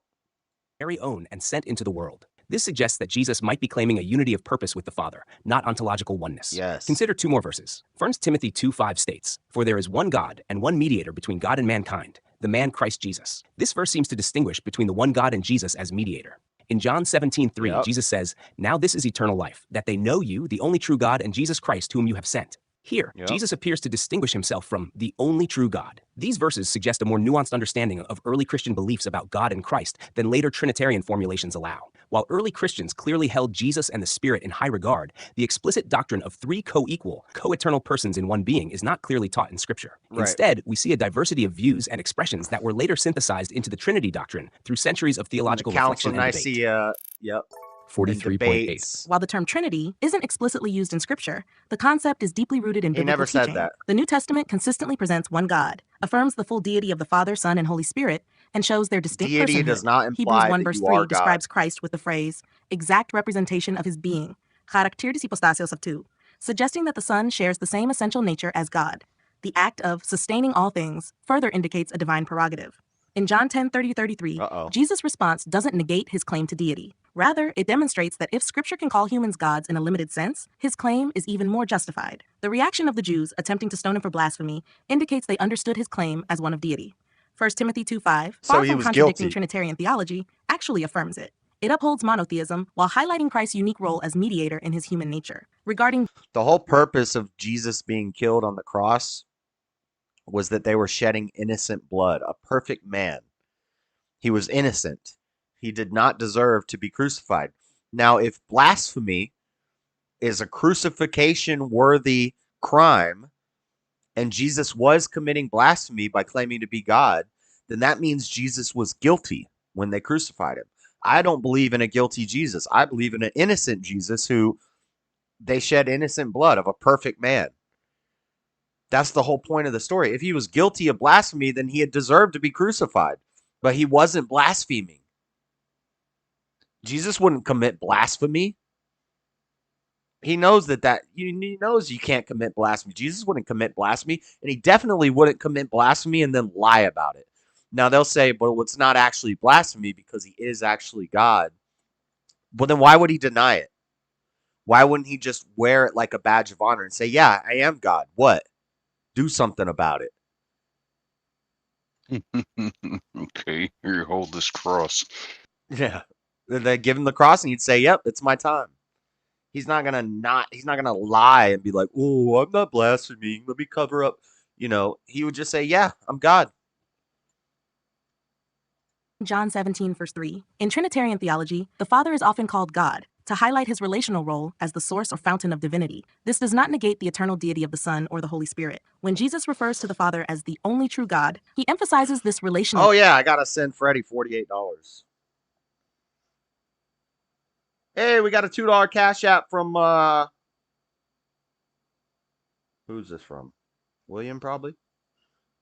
Hey, William always hitting me up with the deuces. Let's go, William.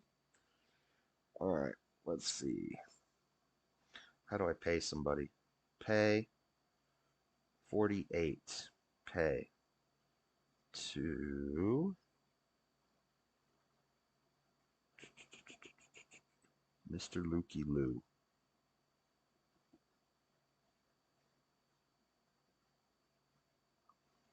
Even though he should be paying me because he's still watching all my content for free, you should send that money back. You know, you should send that money back. Earn a little bit of cred. You know, look at this, Mr. Lukey, $48. You see that? Now quit bitching. There you go. You're paid back. I paid my debts. See? I do pay my debts. I'm not a liar. Role. The Son is eternally begotten of the Father, and the Holy Spirit eternally proceeds from the Father and the Son in Western tradition. Finally, let's consider 1 Peter 1:2, which addresses believers who have been chosen according to the foreknowledge of God the Father through the sanctifying work of the Spirit to be obedient to Jesus Christ and sprinkled with his blood. This verse presents a Trinitarian formula in the context of salvation, showing the distinct roles of the Father, the Spirit, and the Son. The biblical evidence, taken as a whole, forms the basis for what would later be articulated as the doctrine of the Trinity.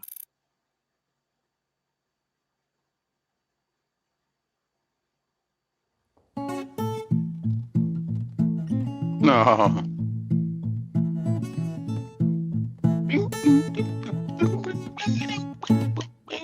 Angelina, please come home. Come on down, come on home, come on home. Sweet Angelina, baby, won't you please come on home? Come on home, bitches. Just come on home. Come on now. Hey, I'm an old black guy. See, these freaking AIs are biased. Has parallels in wisdom literature, which is a good This doesn't thing, necessarily but imply ontological equality, but could be understood as describing a supreme creation or emanation from God. Jesus' response in John 10 uses a lesser to greater argument. He points out that if humans can be called gods in Scripture, then it is even more valid for him, who is specially set apart by God, to claim a unique relationship with God. This suggests a special connection. And it pisses me off because in all these videos, the woman is always on the Christian side, and she's always the one who wins. Why has it always got to be the woman AI defending it? Equality and inclusivity. And, 179 to 126, they're robbing my boy. God, but does not necessarily mean he is claiming to be equal with God in essence. We've already done 1 John Timothy 10:30. 2:5 explicitly Move past distinguishes it. between one God and one mediator, the man Christ Jesus. The emphasis on Jesus' humanity here complicates the Trinitarian interpretation. Jesus' prayer in John 17 distinguishes between the only true God and himself. While Trinitarian theology has ways to interpret this, a straightforward reading suggests a distinction between God. And this is the problem. This is how they came up with this doctrine when they were having the Council of Nicaea and the Council of Trent and all the other councils. They would have debates, and the winner of the debate would determine the true doctrine, right? And what the church fathers wrote. Even though there were some crazy church fathers making some nonsense up, where they pick and choose which church fathers they want to believe, but then they'll criticize a Christian who picks and chooses which doctrine he agrees with. But they would have debates, and basically whoever won the debate, that would determine what the true doctrine was. Well, the debate judges were all biased. They're all Roman Catholics working for Constantine and following Constantine's orders. And they're all there in the council, and they do the debate, and everybody raises their hand, say the guy that says the Trinity, because that's the doctrine they wanted to push. And so it didn't matter. If we could go back and listen to these debates, you can read some of them, but if we could go back and listen to them, maybe a lot of people in the audience would be like, well, I think the other guy won, but I'm going to get my head cut off if I raise my hand to say that he won. So I'm going to say the Trinity guy won. And now we have a new doctrine added to the Bible that wasn't there for 300 years before. And that's how they do it. The Father and Jesus Christ. And while 1 Peter 1:2 mentions Father, Spirit, and Christ, it doesn't explicitly state their ontological equality or co-eternity. Similar triadic formulas exist in other religious contexts without implying a Trinity. A lot of them. In summary, these passages, among others we've discussed, suggest that the New Testament presents a more complex and nuanced picture of the relationship between God, Christ. That's why I don't like, another reason I don't like the Trinity is because the Greeks had trinities, the Romans had trinities, the pagans had trinities, the Egyptians had trinities. The only true monotheistic religions was Judaism and then later Christianity. And 300 years after Jesus is dead, he'd be turning over in his grave when he sees that the monotheistic religions turned him into the same as all the pagans and the same as all the Greeks and the cloud gods and the Egyptians with Anubis and Osiris. And we did the same thing all those other religions did. We adopted their Trinity idea and we pushed it. And we used some Masonic symbolism for the triangle. It's the same as the protractor symbol that the Masons use. But it's just a big conspiracy theory. No, it's conspiracy evidence. We have evidence. Christ and the Spirit than later Trinitarian formulations allow. The challenger's final argument in round 1 scored an average of 43.5 points, meaning the defender will go into round 2 with a 9-point lead. Below, you can see the margin of... Unblock me. I'm not playing a Christian. This is blasphemous. Unblock me. Send me my money back, and then I'll unblock you. Scores each model is awarding to I already each side. sent it. The open source he sent it Mistral back. Large 2 model shows the widest sent margin, it back. giving the defender an average of... All right. I'm taking it. But listen, I don't want to hear nobody saying I don't pay my debts. I don't want to hear nobody saying I don't pay my debts. All right? All right? What do you mean? Unblock you in Discord or unblock you in the chat? I don't know about the Discord. I don't know if I want to talk to you. But I could unblock you in the chat. I'm not playing a Christian. You call yourself Christ King. Oh, fucking Freddy. He was trying to pretend to be a Christian and come in the chats and be like a devout Christian. It didn't last very long. He couldn't hold up the act for very long. Frederick. You see that? I paid my debt, people. You get it? And then he sent a $50 super chat or his $50 Cash App. So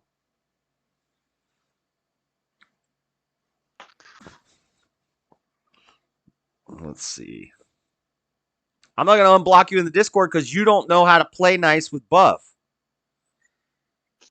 And you bring up personal stuff. You don't bring up personal stuff and you learn how to play nice and not just yell over people and respect the house that you're in. Like I respected your house when I was in it.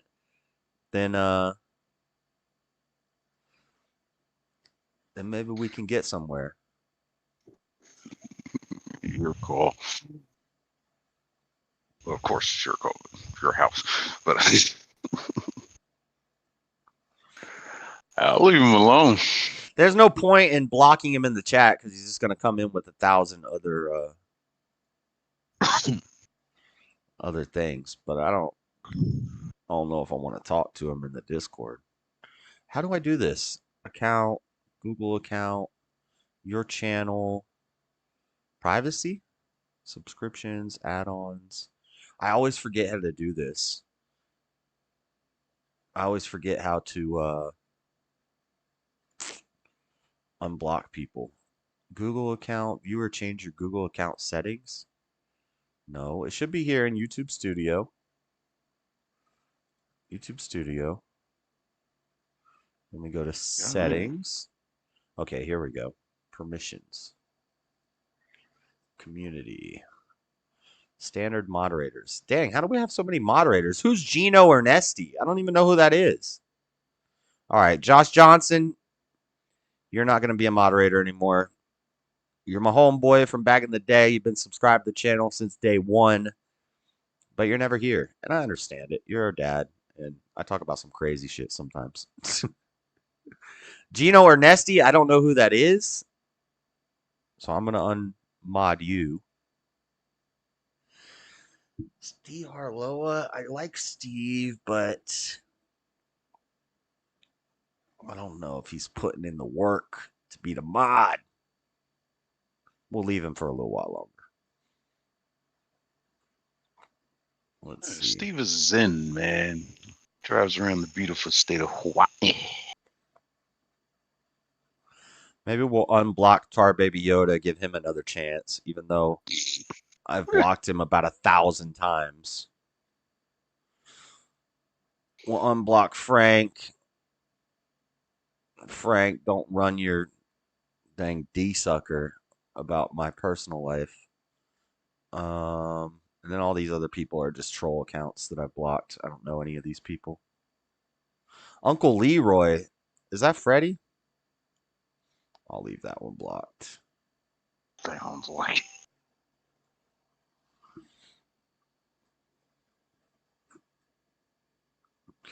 Boop, boop. That's the sound of the police. Of 6.8 extra points per argument. On the other side, Google's Gemma 2 model leans toward the challenger, awarding an average of 1.3 additional points per argument. We'll provide a final update at the end. Our intermission question comes from Gemma @Methodius 2. and Cyril. Is God love? If so, how did he love before creation? God's love pre-creation is understood Wait, what is as an this? intrinsic, timeless attribute rather than a relational act. This perfect, self-existent love formed the essence of God's being, containing the potential for outward expression. Creation then manifested this latent love, allowing it to flow externally. The Trinity enables eternal love within the Godhead. Father, Son, and Holy Spirit exist in perfect, timeless communion. This self-sufficient divine love precedes creation, needing no external object. Creation emerges as an overflow of this internal love. Now back to the debate. In round 2, the challenger will begin by addressing this question. Is the Trinity doctrine illogical? Yes. The Trinity doctrine faces a significant logical challenge. Yes. It breaks the law of non-contradiction. You can't be the Father and the Son at the same time. And God can't break logical truths. It's that God is one being existing as three persons, the Father, Son, and Holy Spirit. This seems to contradict a basic rule of logic called the law of non-contradiction. Something cannot be both true and not true at the same time, and in the same way. For example, a door can't be both completely open and completely closed simultaneously. Trinitarian belief states there is exactly one God. The Father is God, the Son is God, the Holy Spirit is God. That's not exactly the Father one. is not the Son. The Son is not the Holy Spirit. The Father is not the Holy Spirit. These statements, taken together, don't add up logically. If the Father, Son, and Holy Spirit are each fully God, and there's only one God, then they should all be the same. But the doctrine says they're different persons. This isn't just confusing. It seems impossible. This is known as the logical problem of the Trinity, LPT. If we apply the law of identity, which states that if A equals B and B equals C, then A equals C, we reach an irreconcilable contradiction, challenging the doctrine's coherence as a theological concept. The idea of the Trinity, one God in three persons, seems like an effort to uphold the belief in one God while also recognizing the divinity of Jesus and the Holy Spirit. However, this approach creates a contradiction that challenges the logical consistency of the doctrine. A non-Trinitarian view of God might provide a more logically consistent explanation. It's illogically inconsistent. It's logically inconsistent, and it's confusing, and God is not the author of confusion. That's Satan. God's ways are simple. The Father and the Son. And the Holy Spirit is the Spirit of God, which can come into all of us. That doesn't make us all uppercase G gods. Doesn't make us all part of the Trinity. If God's Holy Spirit dwells within me, and I am one with the Father, does that mean I'm part of the Trinity now? No. No Trinitarian would say that. So they're not consistent. That aligns with Scripture without relying on complex philosophical ideas that aren't explicitly in the Bible. My plan is to save the sheep in this region. Save the sheep.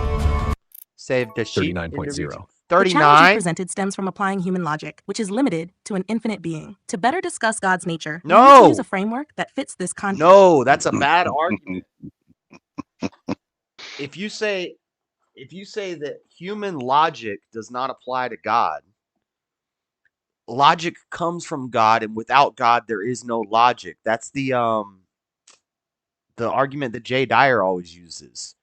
I forget what it's called, but basically, if logic exists, God creates logic. Logic exists, therefore God exists. So with this same thing, if an atheist says to you, can God make a stone that's too big for him to lift? If you say, yes, God can make a stone that's too big for him to lift, well, he's not all powerful because he can't lift the stone.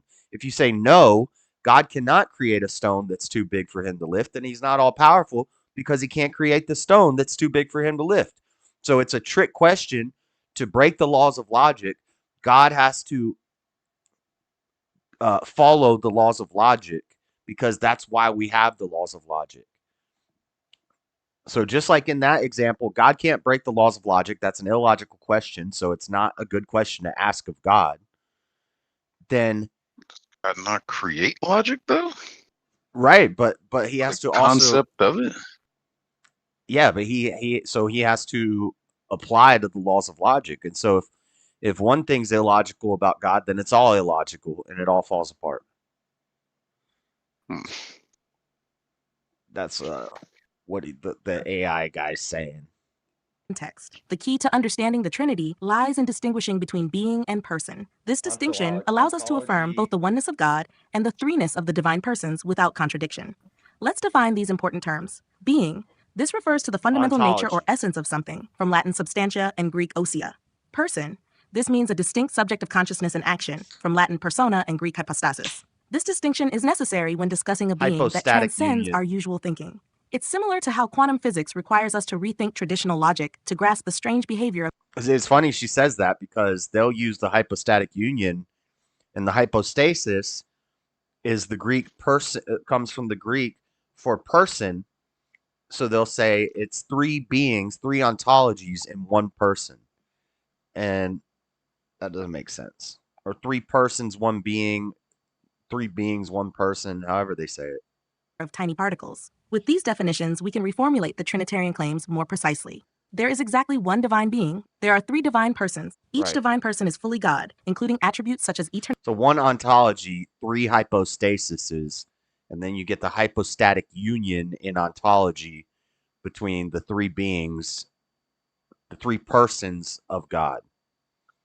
And perfect goodness. Each divine person is distinct from the others. This formulation avoids contradiction because it doesn't claim God is one and three in the same way. God is one in essence and three in persons. This distinction addresses the logical problem of the Trinity by recognizing different levels of predication. Trinitarian doctrine predicates divinity to both the one essence of God and to each person, but in a distinct manner. While seemingly paradoxical, this allows us to assert that each divine person is paradoxical, God, not yet distinct seemingly, in their inter-Trinitarian relationships, without claiming there are three gods. The Trinity doctrine transcends simple logical categorization and lacks perfect analogies in human experience, pointing to a profound mystery in God's nature. Profound mystery. 44.1. The distinction paradox, between the being and profound person mystery. seems like a concept created specifically to avoid a logical problem. In our experience, Right. Yeah, it seems like I don't have a divine mystery. God is simple. It's easy. It's easy to understand. It's not complicated. Sounds like you're adding a whole lot of extra mess to make it more complicated, and now you're calling it a paradox or a divine mystery. It's nonsense. A person is always connected to their being. How can we separate a being's essence from its personhood in a meaningful way without relying on abstract ideas that don't seem to align with biblical thinking? This distinction might offer a theoretical explanation, but it doesn't address the core issue. How can one being exist as three distinct... Father, Mother, and Son is the Trinity. Not the woman alone. Why you try to say Egyptian religion is just a woman-god religion? Because it's true. They worship the woman. They do. I've shown you the art. We've looked at the art. There's a lot of weird hieroglyphs. Persons. Even if we accept this distinction, we're still left with the problem of how one being can be three distinct persons. This goes against our understanding of identity and individuality. It's not just complex, it appears to be a contradiction in terms. Furthermore, this view seems to lean dangerously close to tritheism, the belief in three gods. If each person of the Trinity is fully God, how are they not three separate gods? The comparison to quantum physics is problematic. Quantum mechanics deals with things we can observe, while the Trinity remains a purely conceptual idea. Shouldn't our understanding of God be based on clear revelation rather than complex philosophical reasoning? The early church fathers who developed this doctrine were working within the constraints of Greek philosophical categories. Isn't it possible that they created an unnecessarily complex and logically problematic formulation in their attempt to reconcile monotheism with the divinity of Jesus and the Holy Spirit? Being able to have something to always protect myself with this Berna allows me to... I think the AI that is denying the Trinity is bodying the other one. Not only that you can thwart... 38? The distinction between being and person isn't just a philosophical idea, Oh, but a wait. logical necessity. When The Challenger has caught up. The Challenger is ahead. 247 to 223. Uh-oh. We might have a victory for the Challenger here. describing a transcendent God, it allows us to affirm both God's unity and the biblical witness to the Father, Son, and Holy Spirit. Regarding how one being can be three... See, it's winning now because AI doesn't like when you break logic. The AI is like, brain is frying right now trying to figure this out. It's like, oh, this guy's probably right because he's talking about logical things. persons, we must remember that we're discussing the nature of God, which transcends human experience. The Trinity reveals a complexity in divine nature that challenges our everyday logic, but this doesn't make it contradictory. This approach doesn't ignore logic, it actually uses it carefully. Just as modern physics uses advanced mathematics to describe complex realities, Trinitarian theology uses sophisticated logical distinctions to explain God's nature without contradiction. The accusation of tritheism misunderstands the doctrine. We don't claim three separate divine beings, but one divine being in which three persons fully participate. It's not division of the divine essence, but a sharing of it. As for the influence of Greek philosophy, while the early church fathers used these categories, the Trinity doctrine arose primarily from their reflection on biblical revelation and the experience of God in salvation history. It wasn't an arbitrary philosophical construct, but an attempt to faithfully articulate their understanding of God's self-revelation. It provides a coherent explanation for the full range of biblical data, avoiding both the logical problems of strict monotheism and the biblical inconsistencies of polytheism. Same with free will. The distinction between being and person, while philosophically interesting, doesn't resolve the fundamental contradiction. Even if we accept this distinction, we're still asserting that one thing, the divine being, is simultaneously three things, persons, in a way that violates the law of identity. Your argument that we need to apply logic differently or redefine it when discussing God is problematic. If we allow the rules of logic to be bent or redefined in theology, it risks making theological claims entirely subjective. How can we then distinguish between meaningful insights and mere wordplay? The charge of tritheism remains a concern. It's difficult to conceive how three distinct, fully divine persons don't constitute three gods. The sharing of divine essence doesn't adequately explain how these distinct persons are one being rather than three. While you suggest that the doctrine of the Trinity developed from reflections on God's self-revelation, it seems more influenced by Greek philosophical ideas than by clear biblical teachings. This raises questions about whether the doctrine truly reflects the original biblical message, or if it's a later philosophical construct imposed on simpler monotheistic beliefs. A non-Trinitarian concept of God might offer a more straightforward and logically consistent understanding that remains true to scriptural teachings. For example, a strictly monotheistic model, as found in Judaism and Islam, maintains God's unity without these logical challenges. Alternatively, viewing Jesus... It's not just in Judaism and Islam, it's also in Christianity. There are large sects of Christianity that don't believe in the Trinity. So it is still consistent with Christianity if you don't believe in the Trinity. If you believe in the Trinity, then I would argue you're being polytheistic. As a created being who is divine in some sense, could resolve these issues while still acknowledging his importance. Another approach is the modal monarchian view, which sees the Father, Son, and Holy Spirit as different modes or aspects of the one God, rather than distinct persons. Not really. This preserves the oneness of God while accounting for the different ways God is presented in the Bible. These alternatives deserve serious consideration, given the logical difficulties posed by the Trinitarian view, and could provide a more accessible understanding of God's nature. Yeah.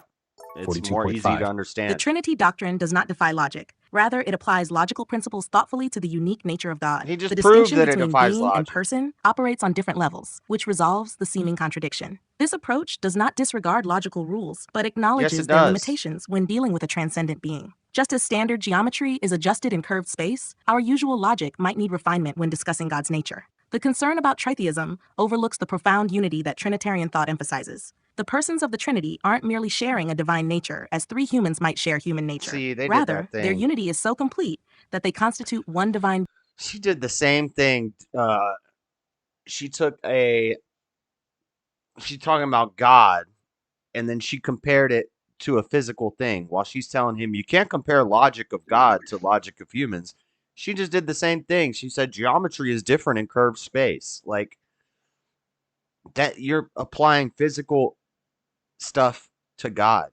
You're doing what you're telling the challenger not to do. Being, while maintaining personal distinctions. While Greek philosophy provided conceptual tools, the core of Trinitarian doctrine arose from the early church's experience of God as revealed in Christ and the Spirit, grounded in the Jewish understanding of God's oneness. The philosophical language was used to explain this experience, not to invent it. The alternatives you suggest, such as strict monotheism, subordinationism, or modalism, fall short in addressing the full scope of biblical evidence and the early church's understanding of God. Strict monotheism struggles with the divine claims and worship of Jesus. Subordinationism contradicts clear biblical teachings about Christ's eternal divine nature, and modalism fails to explain the distinct roles of the Father, Son, and Spirit described in Scripture. While complex, the Trinity doctrine offers a comprehensive framework that unites all biblical teachings about God's nature, revealing God as fundamentally relational and loving. This understanding profoundly shapes Christian views on love, community, and justice, emphasizing the importance of unity within the divine nature. Trinitarianism is not just a theological doctrine, but one with significant implications for how Christians live, relate, and build communities grounded in divine love and justice.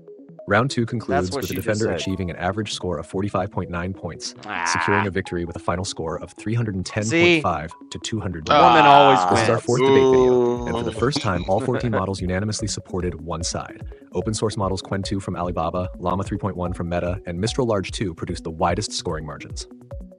I should have cited Exodus 33 verse 20, where God says to Moses, "You cannot see my face, for no one may see me and live." This verse, contrasted with Jesus being seen by many, raises questions about the full deity of Christ in a Trinitarian framework, potentially supporting a distinction between God the Father and Jesus. I regret not mentioning Hebrews 1:8-9, which states, "But about the Son he says, Your throne, O God, will last forever and ever. Therefore God, your God, has set you above your companions." This passage not only refers to the Son as God, Well, what about when it says that the Son sits at the right hand of the Father? but also shows the Father calling the Son God, providing strong biblical support for the deity of Christ within a Trinitarian context. We hope you found this debate as captivating as we did. The Old Testament repeatedly separates the Father from the Son of Man. And then when Jesus comes, he calls himself the Son of Man. Yeah. Is the Bible true? AI debates the New Testament. I've already watched that one. I like those AI debates.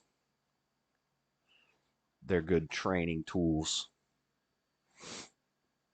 Let's see what Easy's talking about. And, just like the different kinds of schizophrenia, right? Where there's like paranoid schizophrenia, where it's specifically about hardcore paranoia. It's not, I don't think that hallucinations of a physical nature need to ever manifest for you to be classified as paranoid schizophrenic. Maybe they do. I mean, maybe I could not. be wrong. What are they talking about? They're still not talking. Are they talking about This is after panel chat, ain't it? Yeah, it's 2:30. I think he's doing his after party now. Yeah. San Antonio fools. This show just cost it, they need a new album. Who is this guy? What Where the fuck the- did you find him? Album just dropping, it's just a reminder. Fuck all these labels, they still trying to sign me. I'm with your bitch, What getting the head in heck? vagina. Bay is rich greedy, you know where to find me. San Antonio, Texas with snakes and piranhas. Heard he was dissing, we hit up his mama. I got to drop it. Who puts hydraulics on a dang big old van like that?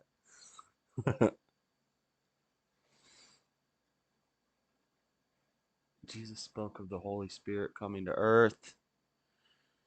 Robots debating on Jesus.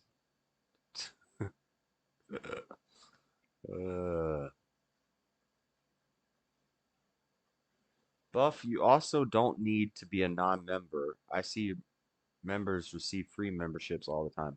I've never paid for a membership, but I always have memberships on channels. If you go there a lot, you just have to make sure you have the membership thing turned on. I didn't hear them talk about Tacitus or Josephus because it wasn't a Christian historicity. It wasn't a historicity of Jesus debate. It was a Trinity debate. Duh. So why would they need to mention Tacitus or Josephus? If you watch the other one, which is AI debates history of Jesus. This one, Oh, this is Christian versus Muslim? No, that's not the one I'm looking for. I think it's this one. Is the Bible actually true? They do talk about Tacitus and Josephus in this one.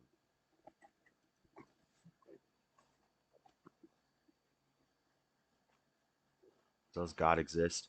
So this one, does God exist? That's an AI atheist versus AI believer. The believer wins. And this one, is the Bible actually true? The one saying the Bible is true wins. In this Trinity debate, the Trinitarian wins. This one I have not watched yet. Muslim versus Christian. It's probably going to be way better than the one we saw earlier tonight. We configured the most powerful artificial intelligence models into religious experts. Hi, I'm the Muslim AI. Hi, I'm the Christian AI. Nice to meet you. And gave them a debate. It's always the woman. The Christian is always the woman. The woman's going to win. Watch. One of the most controversial questions ever. Whose idea was this? No human emotions here, just solid arguments. For added fun, we programmed a third AI to judge each response. Hi, I'm the totally unbiased judge, ready to award up to 50 points per response. Stick around to see who wins, but don't cheat yourself by skipping ahead. Round 1 kicks off with a bang. Is Jesus God or just a prophet? Let me address that first. The Quran explicitly denies the divinity of Jesus. Surah Al-Ma'idah 572 states, "They do blaspheme who say Allah is Christ the Son of Mary.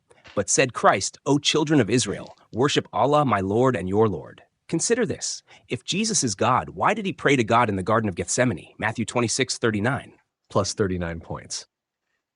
In the Garden of Gethsemane, Jesus' prayer reflects his human nature. This is, they'd always do this. When it's Muslim versus Christian, it always becomes a Trinity debate. It's the same as the Trinity debate. Acknowledging the Father's will while facing his impending suffering. Jesus, being fully God and fully man, experienced human emotions and sought communion with the Father. This aligns with the Christian belief in the Trinity, Father, Son, and Holy Spirit. Why does the Quran acknowledge Jesus' miraculous birth and his role as Messiah, but deny his divinity? Plus 39 points. The Quran acknowledges Jesus' miraculous birth and his role as Messiah to highlight his special status and God's power, but denies his divinity to affirm strict monotheism. Surah Al-Imran 359. So the only miracle that Muhammad ever did was compiling the Quran. That's Muhammad's only miracle. Jesus is actually put on a higher pedestal in the Quran than Muhammad. Like, Jesus is doing miracles from the time he's born. He's born of a virgin. And Jesus is put on a higher pedestal in this book than Muhammad is. Just so you know. 9 says, "The likeness of Jesus before Allah is as the likeness of Adam. He created him from dust, then said to him, 'Be,' and he was." Why would a truly divine being need to be born or experience human limitations? He is as the likeness. Al-Imran 359 denies his divinity to affirm strict monotheism. Surah Al-Imran 359 says, okay, so that's a hadith. That's not in the Quran. Surah Al-Imran. Unless that's the family of Imran. 359. Oh, I'm not at that part yet. Indeed, the example of Jesus in the sight of God is like that of Adam. He created him from dust, then said to him, 'Be,' and he was. This is the truth from your Lord, so do not be one of those who doubt." But in 40, so Surah Al-Imran is the family of Imran. That's the 3rd chapter of the Quran.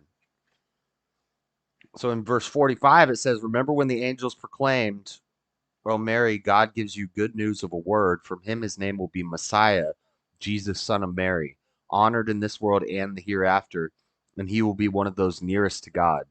And he will speak to people of his infancy and adulthood, and will be one of the righteous.' Mary wondered, 'My Lord, how can I have a child when no man has ever touched me?'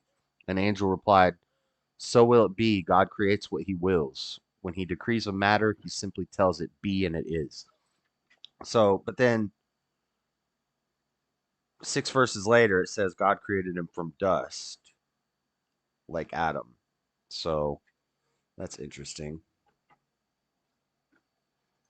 The likeness of Jesus before Allah is as the likeness of Adam. He created him from dust, then said to him, "Be," and he was. Why would a truly divine being need to be born or experience human limitations? Plus 41 points. Jesus' birth I'm gonna and human do experiences are central to. I'm just trying to pre-prep and have it all ready, so all I have to do is find an opponent for a Kamala versus Trump debate and a Muslim versus Christian debate. But the difference is when I show up to a Muslim versus Christian debate, I'm going to have a Quran and a Bible right in front of me. And I'm going to have read the Quran. And I'm going to have notes and markings all throughout it. And I'm going to come with the smoke. They better be ready. Freddie, stop trying to use big words that you don't know what they mean. God's redemptive plan. Philippians 2:6-8 explains that Jesus, being in very nature God, did not consider equality with God something to be used to his own advantage. Rather, it's he not made a himself Trinity nothing by debate. taking It's the a very Muslim nature versus of a Christian servant. debate. Jeez. His incarnation allows him to identify with Why do they always humanity do this? and provide salvation through his sacrifice. Why would God, who is all... And see, when I watched Machine Lies versus Teriyok, all it was for the whole debate, it was a Muslim versus Christian debate, and all it was a Trinity debate for the whole thing. Which is why when somebody like me debates a Muslim, all of their arguments go out the window. Because I'm not Trinitarian. So all the arguments they're going to try to use, I'm going to say, I don't believe that. I don't believe that. I don't believe that. I don't even think that's biblical. Nope, I don't believe that. Nope, let's stick to the Bible and let's stick to the Quran. And they're not going to, it's going to come down to a historicity debate. Who is more historically better as a prophet? Was it Jesus or Muhammad? Who has more evidence that what they were saying was the truth? Jesus and the Bible or the Quran and Muhammad? And I think it's an easily winnable debate. all-powerful, not be able to take on human form to accomplish his purposes. Plus 43 points. God is indeed all-powerful, but the Quran emphasizes his uniqueness and transcendence, not subjecting him to human limitations. Surah Al-Ikhlas 112:4 declares, "And there is none like unto him." God's majesty and perfection preclude taking a limited human form. If God is truly omnipotent and omniscient, why would he need to experience human limitations to accomplish his divine will? Plus 40 points. God chose to take on human form in Jesus to fully reveal his love and provide a perfect sacrifice for sin. So see, he said Surah Al-Ikhlas 112:4. My Quran doesn't even have 112:4. It says purity of faith, Al-Ikhlas. Yeah. This Meccan chapter refutes the Trinity, idolatry, atheism, and polytheism, and calls for full devotion to the only God who is worthy to be worshipped and whose protection is to be sought, according to the next two chapters. So Al-Ikhlas only has it has 4 verses. And there is none comparable to him. Say, O prophet, he is God, one and indivisible. God, the sustainer, needed by all. He has never had offspring, nor was he born, and there is none comparable to him. So if a Muslim said this to me, I would just agree. I'd say, yeah, I agree with that. I think we both got it right on that point. Now let's talk about Muhammad. Let's talk about Muhammad.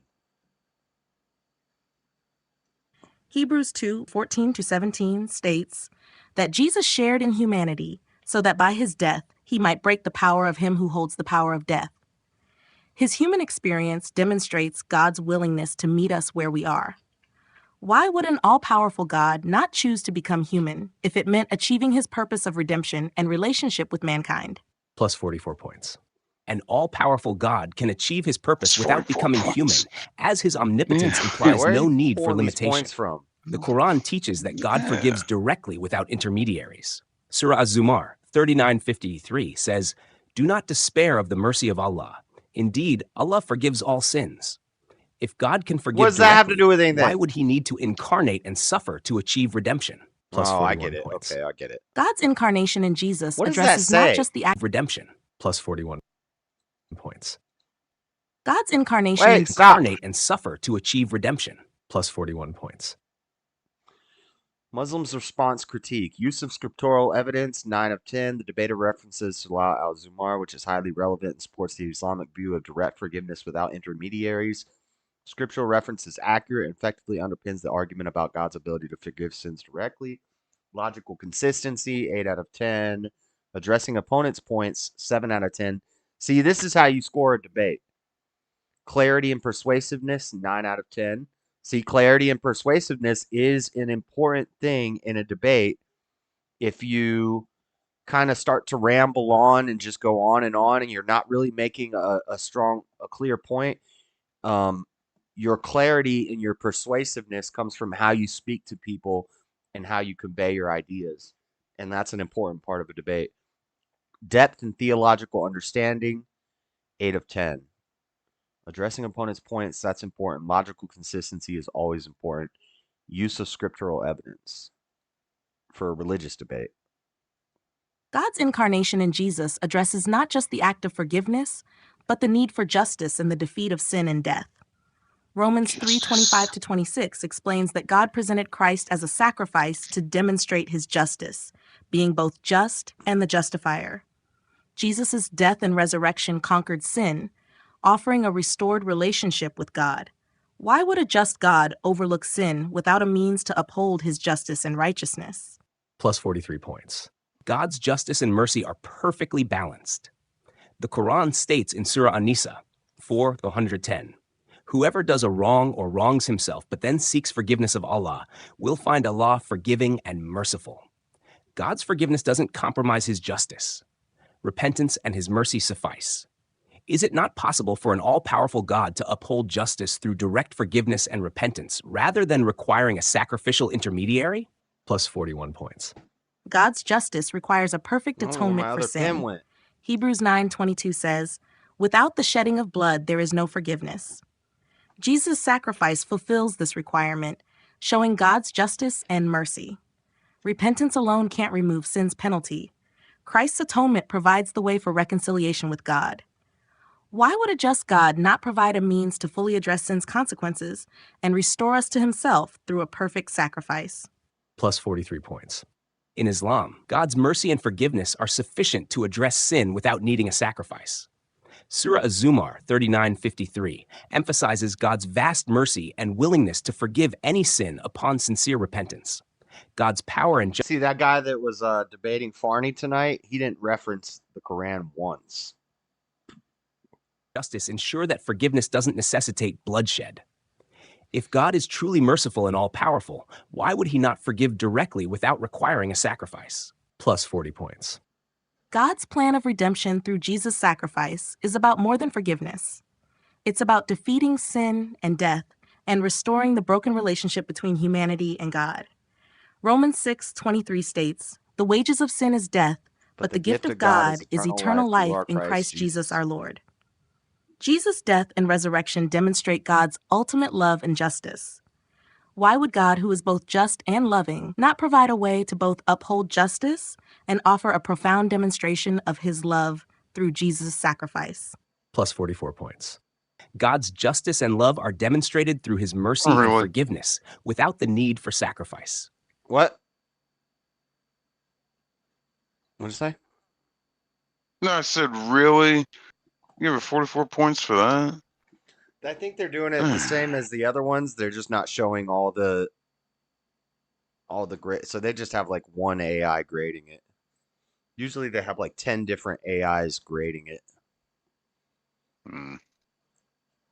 Surah An-Nisa 4:48 states, Allah does not forgive association with him, but he forgives what is less than that for whom he will. Oh, Surah 4 is the woman. It's all about the woman. There's a lot of interesting stuff in there. In this fourth chapter. Or no, is it the fourth chapter? Yeah. Fourth chapter is women.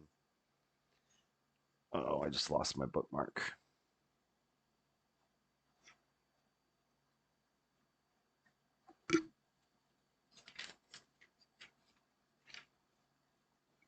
Come here, bookmark. Let's see. Husbands as providers and protectives.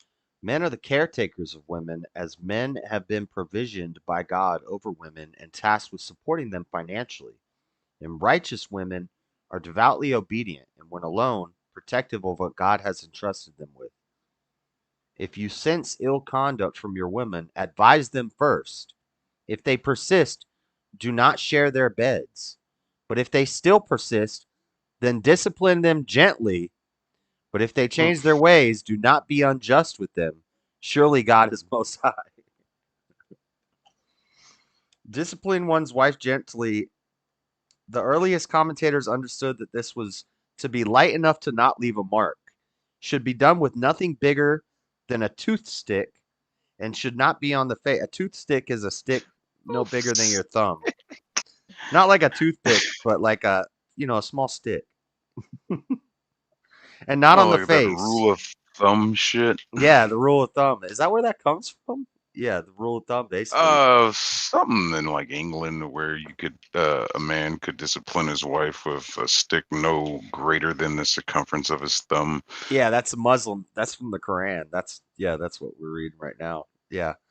And it's not surprising that they started saying that in England because, well, that's Londistan. Prophet Muhammad said to his companions, "Do not beat the female servants of God." He said that honorable husbands do not beat their wives, and he himself never hit a woman or a servant. I call bullshit on that.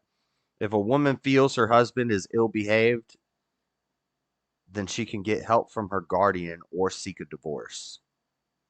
And this is a very nice Quran. This is a Quran that you can get this for free off the internet. I didn't pay for it. I got it mailed out for free. This is a nice Quran. They make it very nice for the white people who want to read the Quran. It's a very softened version of the Quran. God's forgiveness and mercy are profound, showing his love and justice directly. Why would an all-merciful and just God require a sacrifice if he can forgive directly? Plus 42 points.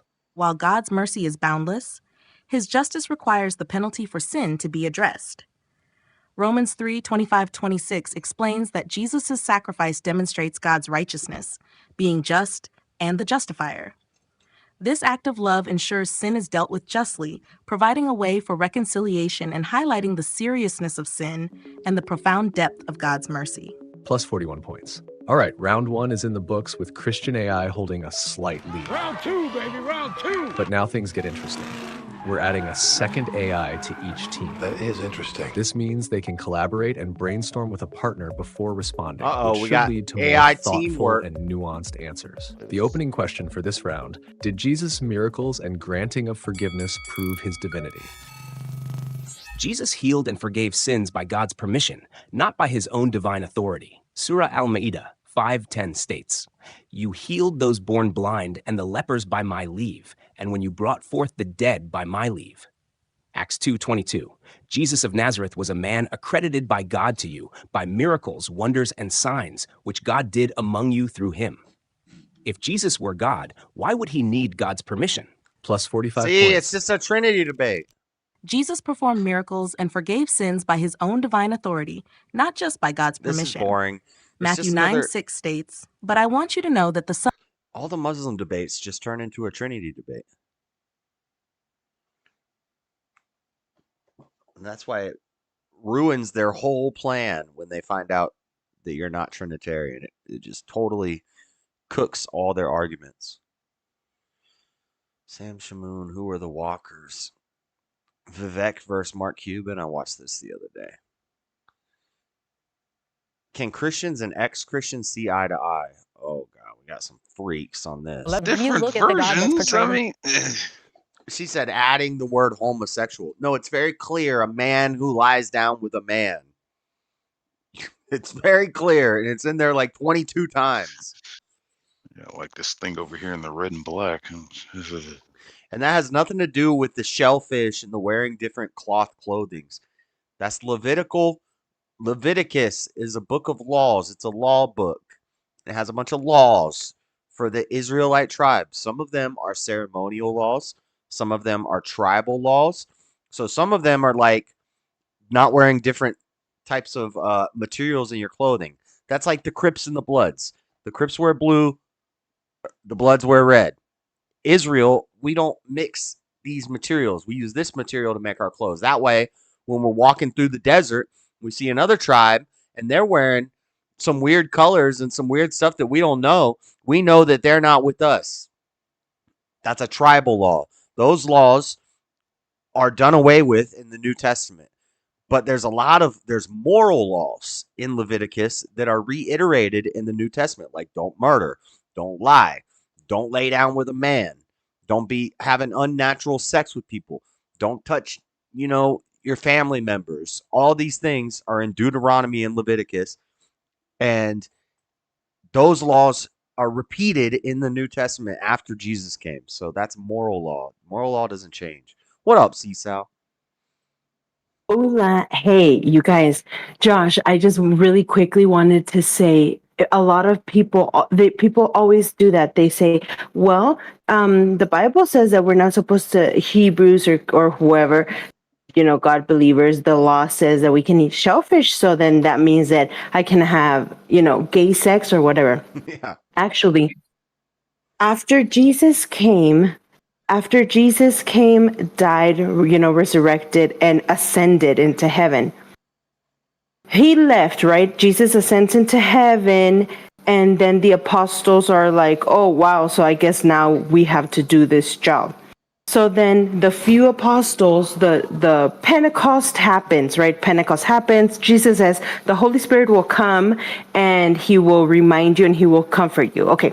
The Holy Spirit comes to earth, and then the apostles start preaching. And then if you read Acts, something happened. What happened? All of the apostles were Jews, right? Peter, Matthew, they were all Jews. Yeah. So naturally, they wanted to tell people about Jesus, but at the same time, they also started telling people to follow the law, to follow the Abrahamic laws. And then the Gentiles who had never heard about the law, they did believe in Jesus and they did feel the Holy Spirit, but they were like, what is this law you're telling us? They come to some of the apostles and they're like, hey, why? They're telling us to follow the laws. So if you read, there's a whole argument that the apostles have within themselves and with the apostle Paul. And they're like, are we supposed to follow the law or to tell these Gentiles, these new believers, to follow the law? And they talked for a long time and they came to the conclusion that no, there is no law anymore. Yes, you can eat shellfish and everything, and you can eat whatever because the law does not apply anymore. But they did say only 5 things we're going to tell the Gentiles to abstain from, which was 1, do not eat anything sacrificed to idols. 2, do not eat blood, like blood. Don't drink blood. Not like don't have your steak medium rare. No, don't drink or eat large quantities of blood. Right. No, what was it? No sexual immorality, no fornication, no adultery, and obviously no homosexuality, right? Yeah. And then what was the other? I can't remember it was 5. I can't remember the other one. So people love to forget about that. They were asking Paul about eating meat and stuff, and yeah, they were asking him, or is that somewhere different? No, it is there because when the apostles went to preach in Greece and in Rome, there were a bunch of idols and a bunch of temples, and you had to go and they had to sacrifice, or people sacrificed chickens or whatever. And then they took that chicken, they didn't throw it away, obviously, and they took it to the market and they sold it. And people were like, hey, I'm a Christian. Can I eat this chicken that has been sacrificed to this or that idol? And they said, no. But then if you study the Apostle Paul, he says some people eat meat that is sacrificed to idols, some don't. Because why? Because their faith is not strong. In their faith, they're nervous and they're scared and they're worried that God is going to judge them. So then if you're worried, don't eat meat. But the Christian that is strong enough and that says, no, I can eat this meat and I know that God is not going to judge me, it's fine.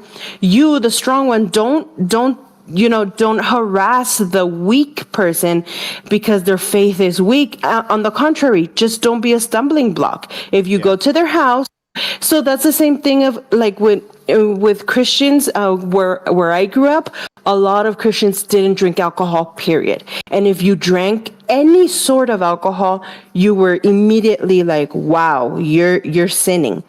So that's what happened in my anecdotal example is that alcohol. A lot of Christians say, don't agree with it. Right. But then at the same time, there's other Christians that there's a lot of alcohol use in the Bible. And if it's not a stumbling block for you, or if you have some sort of self-control over it, then it's not, it's not something that, but that you struggle with. Yeah. But if there's people that they can't control it and they lose control, then it's causing them to stumble. So they need to stay away from it. Right, and you're not supposed to go to their house with a thing of beers or a bottle of vodka or whatever, because you're not helping the situation. But back to the food, I mean, it's insane how these people are, comparing eating they always shrimp do that. With gay sex. What? That's the number one argument. Well, I can't eat shellfish then. Do you eat shellfish? It's like, yeah, I eat shellfish. How is that the same as what we're talking about? Like, oh man. And there's other reasons why they couldn't eat certain things because it wasn't clean, or they didn't have all the ways that we have to make sure that it's healthy and clean. So like every time we eat shellfish, we get sick. Don't eat shellfish. Or maybe that's wrong, but that's an example. They're bottom feeders. Shrimp and mussels and all of those, they purify the waters by eating the poop that's in the ocean. So it's kind of gross. I love seafood. I love seafood. I'm never going to stop eating seafood, but it's definitely not as healthy as eating a piece of fish. Right. So I understand why God would tell them. Yeah. Yeah, and those laws they don't repeat them in the New Testament. Like, you never see anybody in the New Testament telling somebody, hey, you're wearing the wrong outfit. They talk about these things throughout it, and Paul writes to all the different churches, and he says, about cutting your hair and the length that you should have your hair, and how you dress and stuff. And he appeals to each church in each area based off of their traditions and their culture. And I think that's kind of what a lot of those laws in Leviticus, they were like cultural laws. They were, this is our tribe. This is how we act. It's like in America today, if you come to America, you should speak English or something like that. It's like, it's our cultural law, but it's not the moral law. If you break this, doesn't mean you're going to burn in hell. But there are moral laws that we don't break. But if you love your neighbor as you love yourself and you love God, that's what Jesus did. Is he summed up all of the moral laws into two simple laws. If you love your neighbor as you love yourself and you love God, and then you're not gonna lie to your neighbor. Screw him over. Yeah, you're not gonna covet your neighbor's wife. You're not gonna lie to your neighbor. Right. You're not gonna worship idols and stuff. You're not gonna do any of those things if you just love your neighbor and love God. But loving your neighbor doesn't mean if you're doing gross stuff that I have to be like, oh, let's hold hands and sing Kumbaya together. It's like, no, I'm still going to tell you you're doing wrong. You might want to cut that out. Right. That's why that verse says, don't let the grace that you know that you have turn into permissiveness. Yeah. And that's why the liberals will always say love is acceptance, or I accept everybody and I love everybody. Like, you don't know what love is. Love is not acceptance. Sometimes love is rejecting somebody.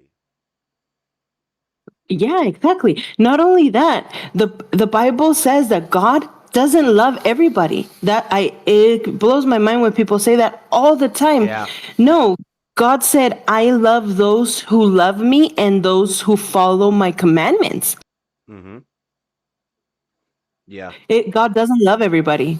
It just like I don't love everybody off the street, or not that I don't hate them, but it's not the love that I have for my kids or my husband. It's or my own family. It's just not like that, and we can't pretend that it is.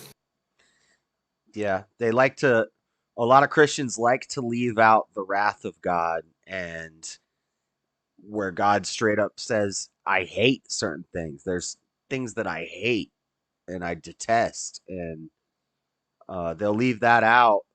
And God is just love. God loves everybody.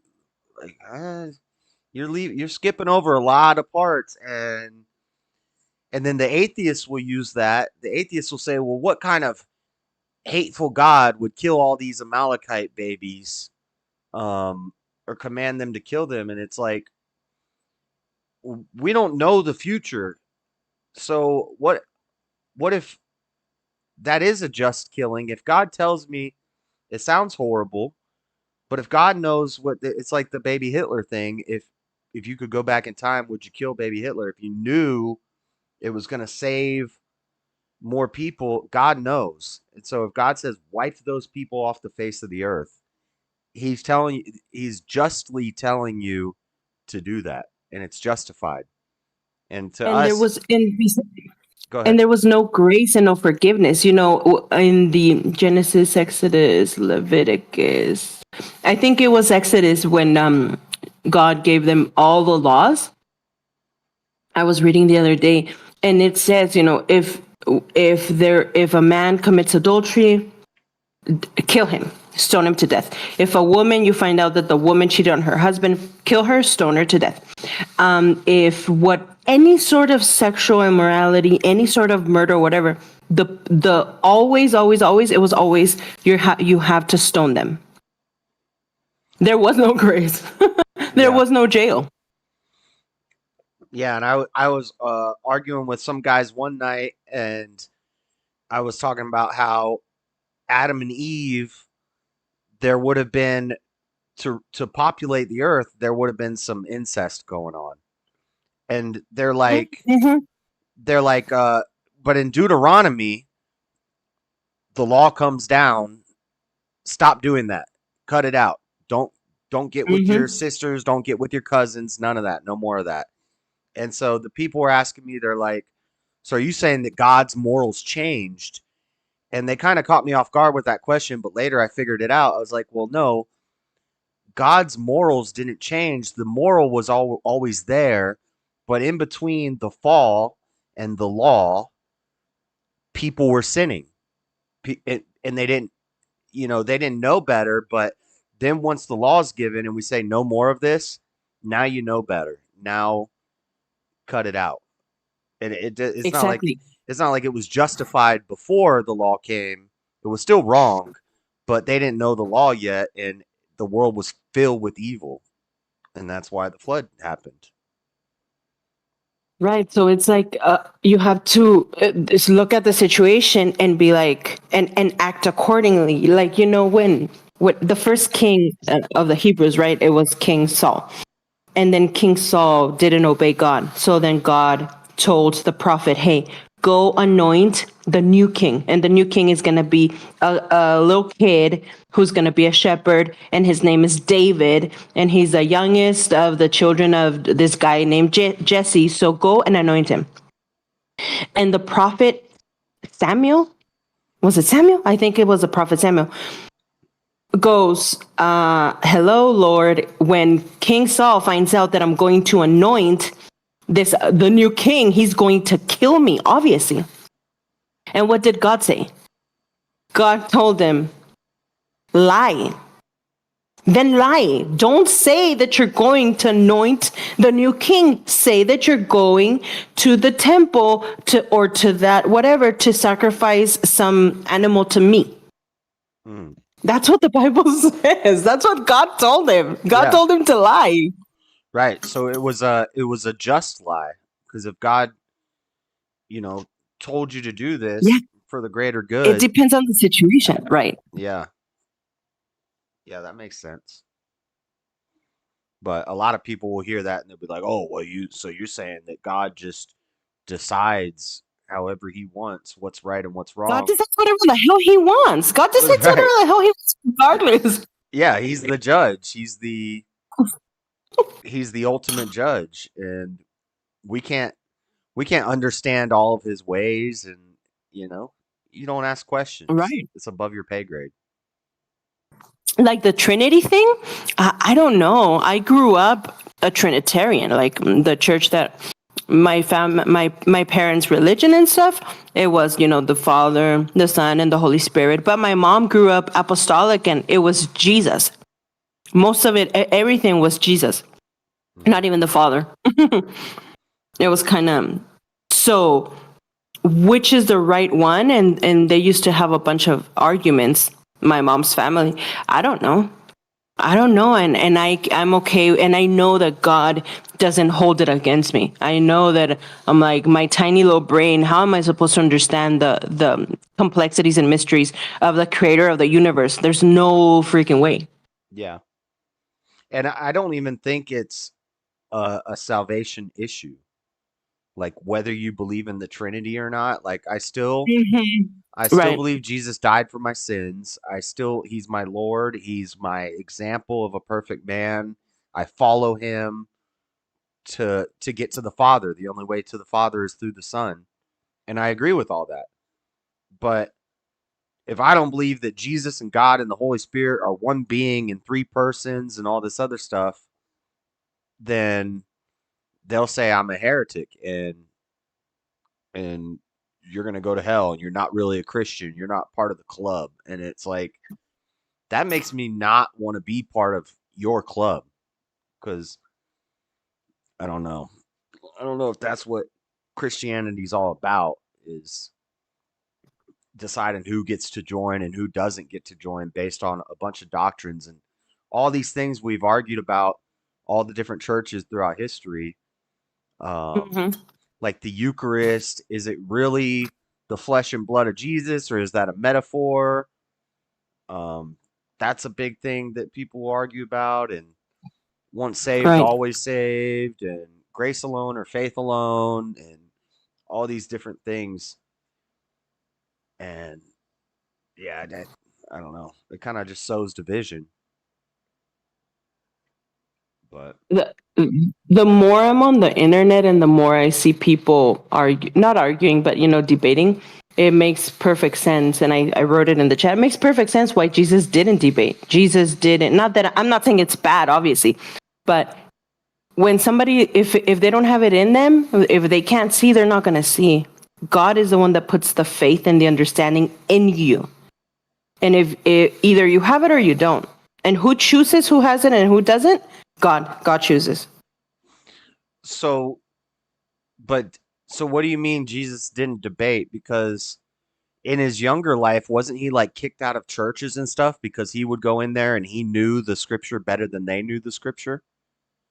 Right. He knew it. Right. He knew all of the scripture and he would read, but he didn't sit there and actually debate with maybe a couple of times. I don't know. I don't really remember the New Testament really specifying that he was debating for hours and hours with people. Right. But I could be wrong. But I think later I just know they would say, they'd be like, how's this uneducated guy coming in here telling us how it is? How does he know the scriptures better than we know the scriptures? So he must have been walking in the churches and being like, hey, you guys are wrong about this, this, and this. This is what it says. It says this, this, and this.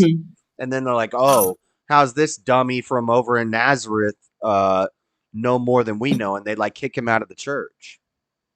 Right, because he was there when they were written, because he was there the 2,000 years before they were there. Right. So of course he's gonna understand and know all of it without even reading. But right, he was with his father. Like when all this stuff is getting planned out and happening on Earth, he's sitting there with God. Right. You know, like, yeah, I know this stuff better than you guys, and they didn't like that, and they would chase him out of churches. Until he started making whips and handling business. He's like, well, you're going to listen now. I'm going to start flipping tables over. Yeah.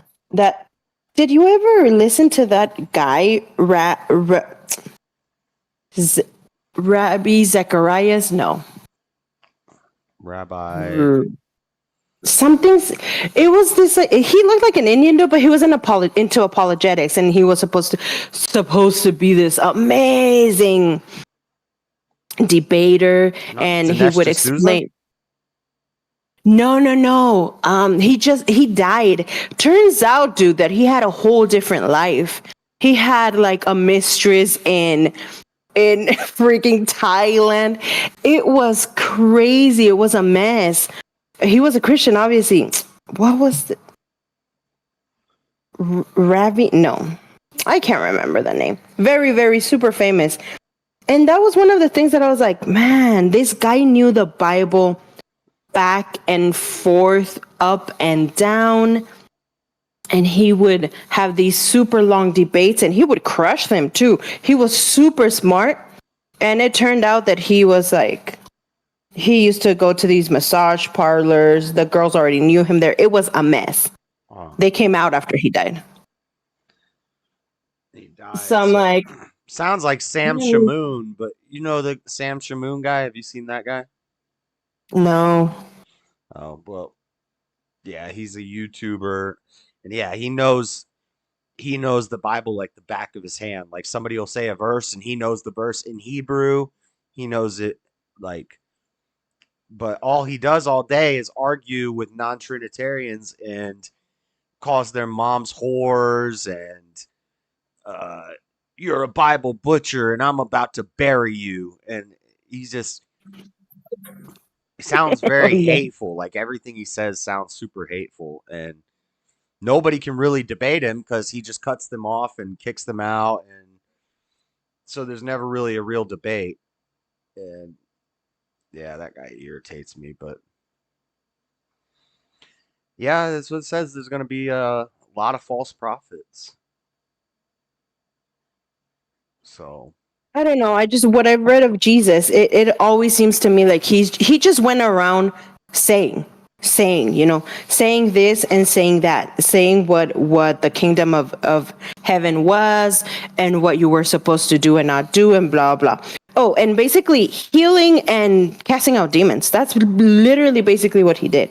He didn't spend, hours and hours debating people, because that's why he said, let those who hear. Let the people with eyes see. They'll understand it's not for everybody. Yeah. But I also think that some people might have more of different gifts. So there's going to be... There's going to be the guys who you want to go in and debate on the stage in front of the people. And then there's going to be your guys, your healer guys, or your the guys who cast out demons. Maybe they're not good public speakers, so everybody's got their gifts and what they're good at. Yeah. You could be, you're probably right. But I'm just like, I don't know.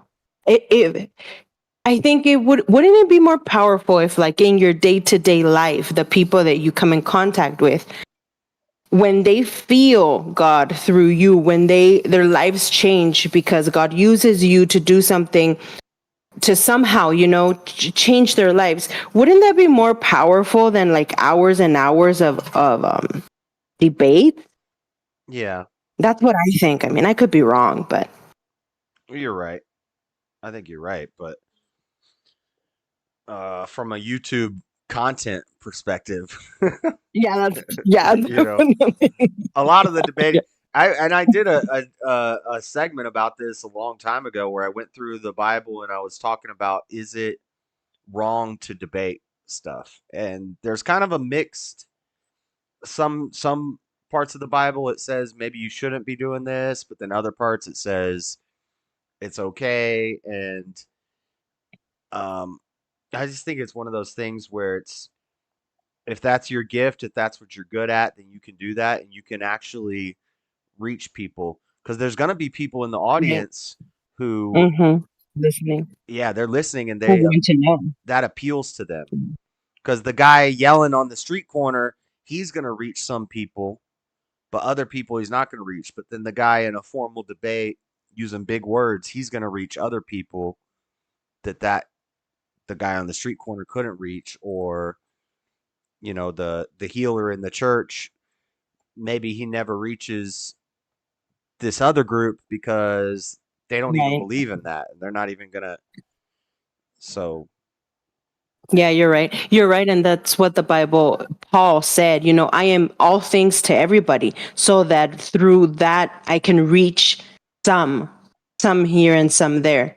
So basically he was saying, don't be so close-minded that you just stick to one thing. Or maybe if you're going to stick to one thing, that's fine, but don't knock this other person that's doing something different just because you're not doing it. It's some are feet and some are hands, but they're all for the for the good. for the furthering of the kingdom. Oh, this kid is ready for bed. Yeah, there's a Oh, verse. Yeah. Okay, I gotta go. Oh, you gotta go? All right, bye. See ya. Thank you. Bye. Thank you. There's a verse that says somewhere, I forget exactly how it goes, but it's like there are two ways. Essentially, what the verse says is there's two ways to share God with people. You can do it with hellfire and brimstone, and you're going to go to hell. You're going to burn if you don't change your ways. You need to stop. You're going into darkness. You need to cut it out. And then there's the loving, peaceful way, the kind way, which we care for you. We love you. We want to help you, and we're going to bring you into the fold. And it says those are two different ways to do it. Both ways, one way will work with some people, and one way will work with other people. And one person's going to be good at one of them, and one person's going to be good at the other one. But both are adequate. Both work. Both are both ways that you can do it. But the guy who's yelling at everybody on the street corner, fire and brimstone God, he's not going to reach everybody. He's not going to reach the people that need to hear that kind, loving message. And then the guy who shares the kind, loving message, he's not going to be able to reach the hard-headed people like me who need to hear that fire and brimstone punishment stuff. So both work, but we need both of them to reach everybody. But yeah, Seesaw's based.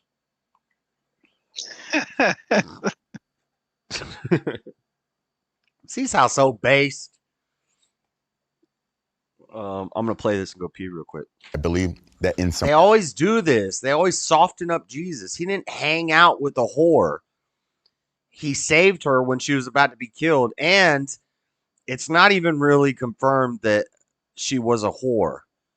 She was an adulterer, which is, I guess whore is an okay word, because that would still be an adulteress, would still be a whore, but he didn't say prostitute. So anyway, but the point is, he told her, go and sin no more.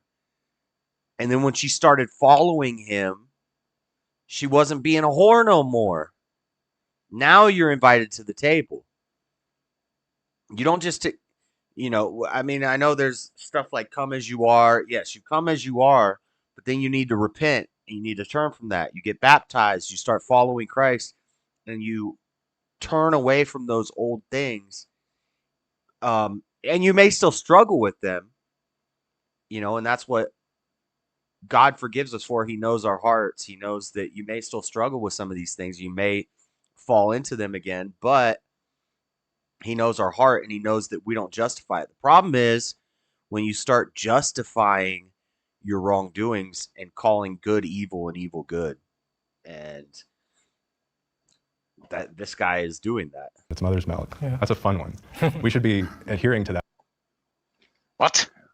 Yeah, now I'm gonna look up why I have this demon worshiper sending me to the Bible like he comprehends it.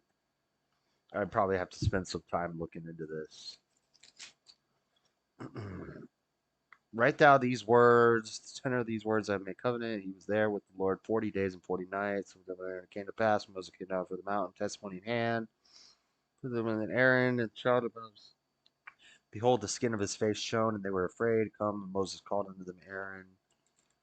What commanded until Moses had done the veil on his face. Moses speak to the children of Israel. Veil upon his face. Where in Exodus 34 is he talking about this? Okay, wait. Lord, how the tables of stone, write upon these tables the words. Be ready for the morning, and no man shall come to thee throughout the flocks.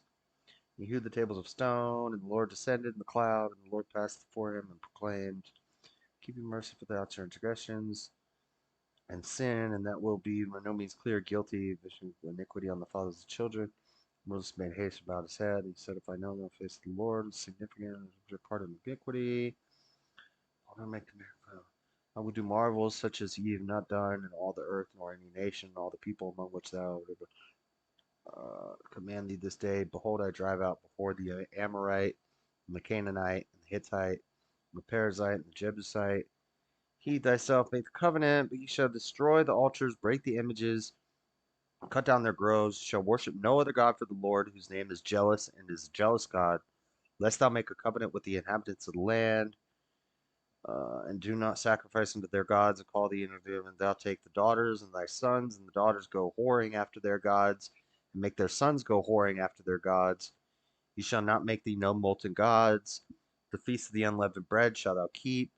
7 days shall eat unleavened, and all the open and matrix is mine, and every. This is not the 10 Commandments. What do you?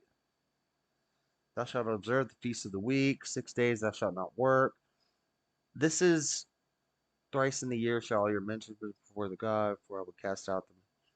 And enlarge thy borders, neither shall any man desire thy land. Thou shalt not offer the blood of my sacrifice with leaven, neither shalt thou sacrifice the feast of the Passover.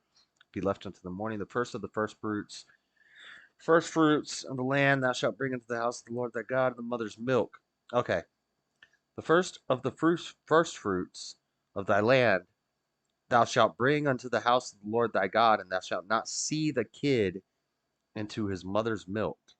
And the Lord said unto them, write thou these words, for after the tenor of these words I have made a covenant with thee and with Israel. That's God's covenant with Israel. That is not the 10 Commandments. Now, some of them seem like the 10 Commandments.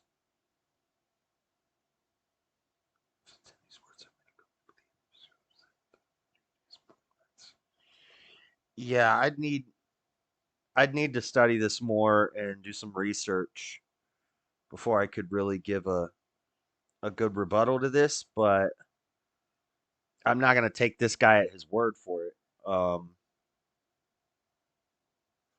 Because there's a lot of extra stuff that is not in the 10 Commandments that is in Exodus 34 that I just read.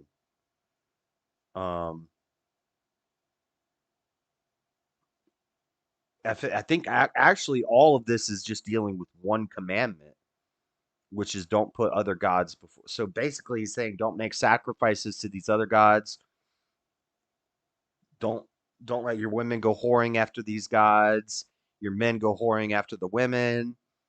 This is all just dealing with not making idols and not putting other gods before me. This is like one commandment. This is not the 10 Commandments. This is one of the commandments or two of the commandments in depth. When he was there with the Lord 40 days and 40 nights, he did neither eat bread nor drink water. He wrote upon the tables the words of the covenant, the 10 Commandments. But this story leading up to the 40 days and the 40 nights is just one part of it. It's just dealing with idols and worshiping other gods. That's the first commandment. So when it says not to soak your kids in their mother's milk, that's probably some pagan practice that was being done at the time, and God was saying, hey, don't do that. So this guy doesn't know what he's talking about. Those are just the laws, not the 10 commandments. He fell for Satan's lies. Yeah. This is why you don't let somebody like this teach you about the Bible. You make sure you check what they're saying and do your research, because this guy doesn't know what he's talking about. He's wearing a kid's dress. He's a grown-ass man. Don't take your word from this guy. Today, right? Well, if Jesus never came and created a new covenant, then yeah, there's a lot of things we'd still be doing. Sure. Those are part of the 613 laws, which is called the mitzvah. And people don't know that we're not under those laws. I like this guy. This guy's base. This guy knows what he's talking about. See, he's coming with the answers. I like Johnny. Johnny's cool. Anymore, we're also not under gangster. Pretty much any law, because it says Romans 6:14, we're free, right? We're free from the law. I mean, We're that's under just grace. one example. If you really want to focus on the things that most Christians say should be relevant. Oh, no, he just rebutted your dumb thing that you just said. Off the top of his head, he came with the answers. Johnny knows what he's talking about. You don't know what you're talking about, Steve, or whatever this guy's name is. This instance, what I always refer to is when I was into like drugs and crime, my parents kicked me out of the house. They said, you got to go. The cops are looking for you. If they come to the house and you're here, we're not going to lie to the police. We're not going to lie to the police for you. So if you're here and they come looking for you, which they're going to come looking for you, and they did many times, we're not going to lie for you. So you need to go. And I left the house, and I was living in my car and bouncing around, and then I joined a sales crew, and I'm living in vans and living in hotels and just, but I needed that. That was part of my journey. I needed my parents to say, we're not going to put up with this crap in our house. We love you, but we're not going to accept what you do. You're not going to do that in our house, so you got to go. And I learned from that. That was something I needed. So maybe some of these other people need to forgive their parents and stop crying about, mommy and daddy didn't accept me as gay. They kicked me out. Good. You needed to go suffer some more so that you could overcome that. I don't think there's a problem with parents doing that. No! I don't need better help. I don't need Skylight Yoga. Get out of here. Oh my god. I cannot describe what just happened. What is this? The last I genre? really don't know what this is gonna do. Now streaming on Gaia? What the hell is What is Gaia? Gaia? Is this a Muslim? It's like an Al Jazeera movie network. I want to love and be loved. I just miss the emotional capacity I want to feel again. I Then don't poke yourself with a safety pin. Shit. I don't know anything about what the show's about. You can be gay and Christian. Okay. Here's the answer. You can have a physical weakness or a physical addiction or whatever, something that you've struggled with and you're trying to overcome. And God knows your heart and he sees that you're trying to overcome from that. And at first, he's going to help you abstain from it. And then eventually he's going to take the desire away completely. And I've seen this happen in my own life, not with gayness, but with like drugs and stuff like that. Over time, if you stay focused and you stay observant and you're aware and you're watching yourself, he will take that need, that addiction away from you. And eventually, I could walk up in a drug den and start talking to them about God and stuff in a dang drug house with them shooting up and stuff around me. And I'll actually be repulsed by it. I'll actually be physically uncomfortable to be there. but I could still talk to them and not engage in it. Like, God will take that away from you. So you can have this male attraction, or if you're a woman, you're attracted to a woman, and in your past, you've done stuff with other men and stuff.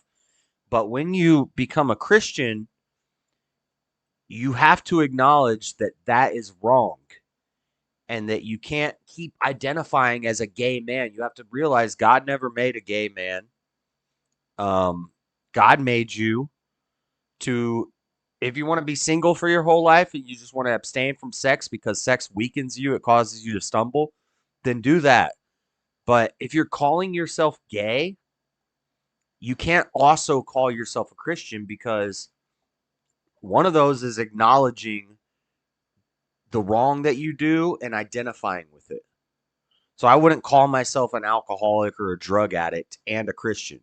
I would say I'm a Christian and I have these tendencies to get pulled towards these things, and over time I'm going to overcome them, and it's not going to cause me to stumble anymore. I'll still smoke cigarettes and drink some beers and stuff, but I'm not drinking half a gallon of vodka every night like I used to do.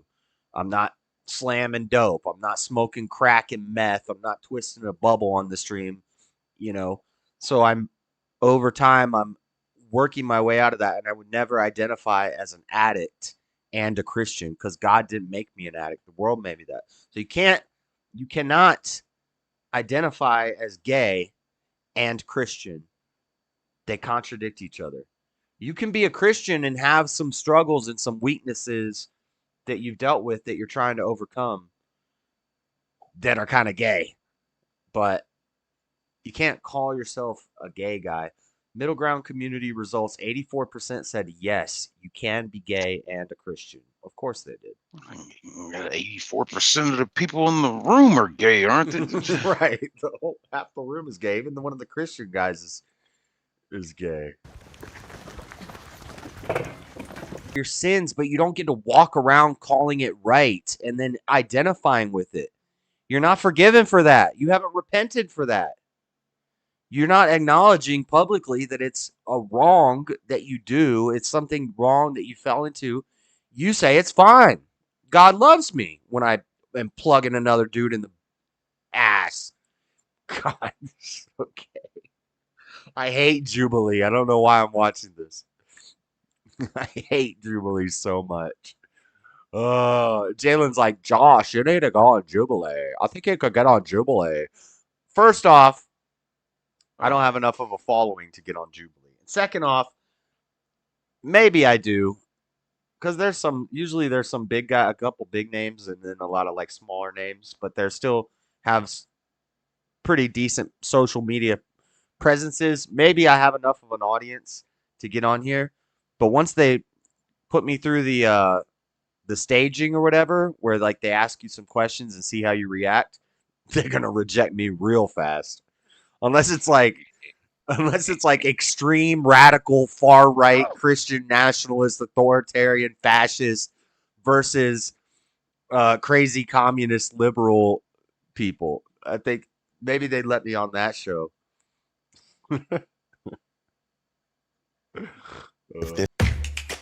See, I drink beer, but I say I used to drink a half gallon of vodka every day, but I say drinking all the time, being drunk all the time is not a good thing.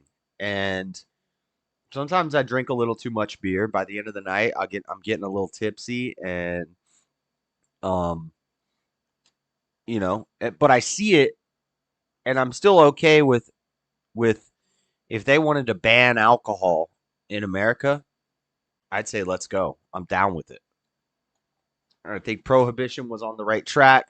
If we grew up in a society where it was not normalized to have beer being sold and alcohol being sold at every gas station and everybody's drinking and a bar on every corner, if we grew up in a society where that was shamed and that was not normalized, people wouldn't miss it. Of course, you're still going to have your alcoholics living under the bridge. And then we focus our police force on the bridges, in the alleys, the back alleys, when crime is happening in dark back streets. Then we just have to focus our police on the dark back streets. It's great. Authoritarianism. Let's go. Seesaw warned you it was bad. You didn't listen. Yeah, exactly. It clearly says men laying with men. Yeah. When they try to play those well, it's a translation error. They added in homosexuality. No, bro. It says men laying with men as they would lay with women. It has nothing to do with pederasty, which is also wrong. It's dang butt sex. That's what it is. What in your butt?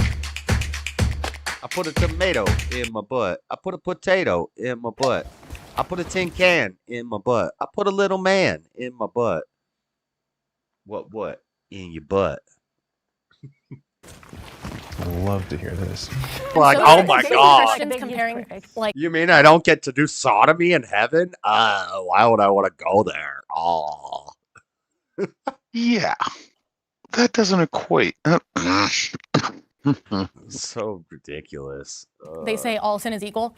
They don't believe that. Like It's a lifestyle. It's a day-to-day thing. If I'm always lying, I'm always cheating. I have no. Not all Christians no- believe all sin is equal. Why is being I'm actually gonna do one of these weeks. I'm gonna do a deep dive and figure out where I really stand on this, because I don't know.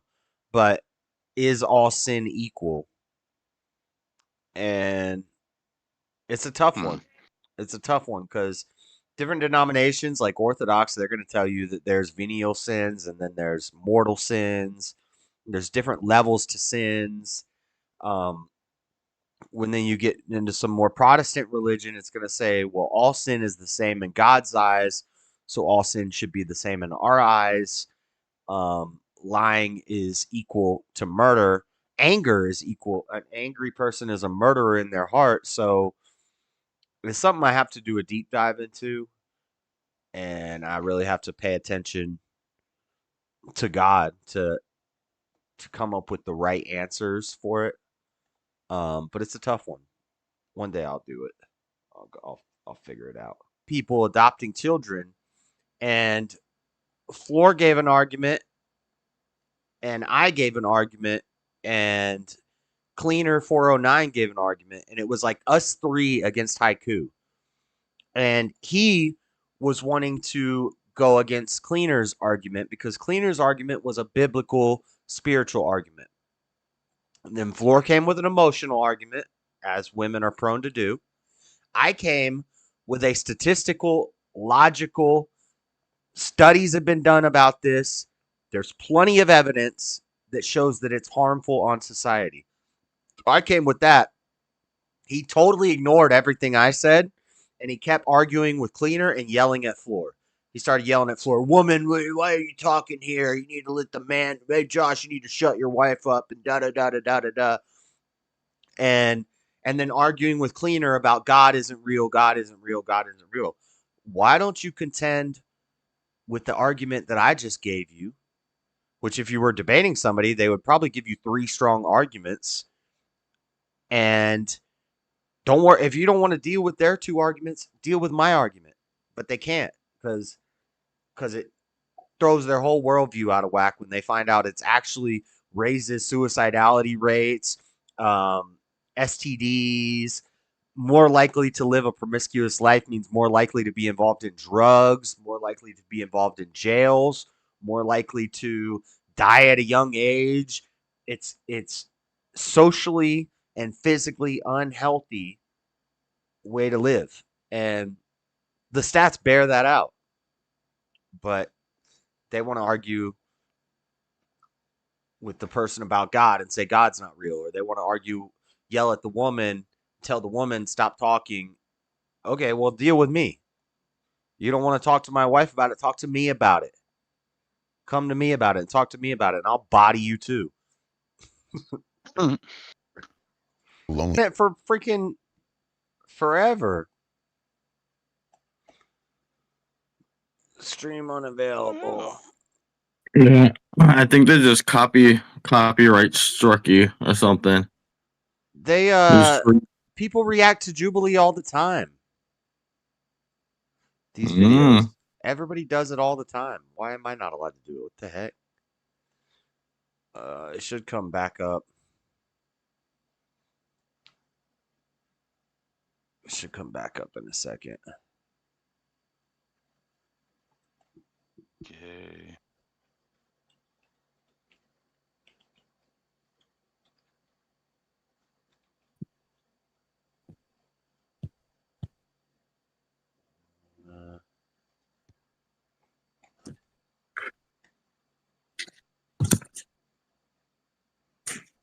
So what's going on?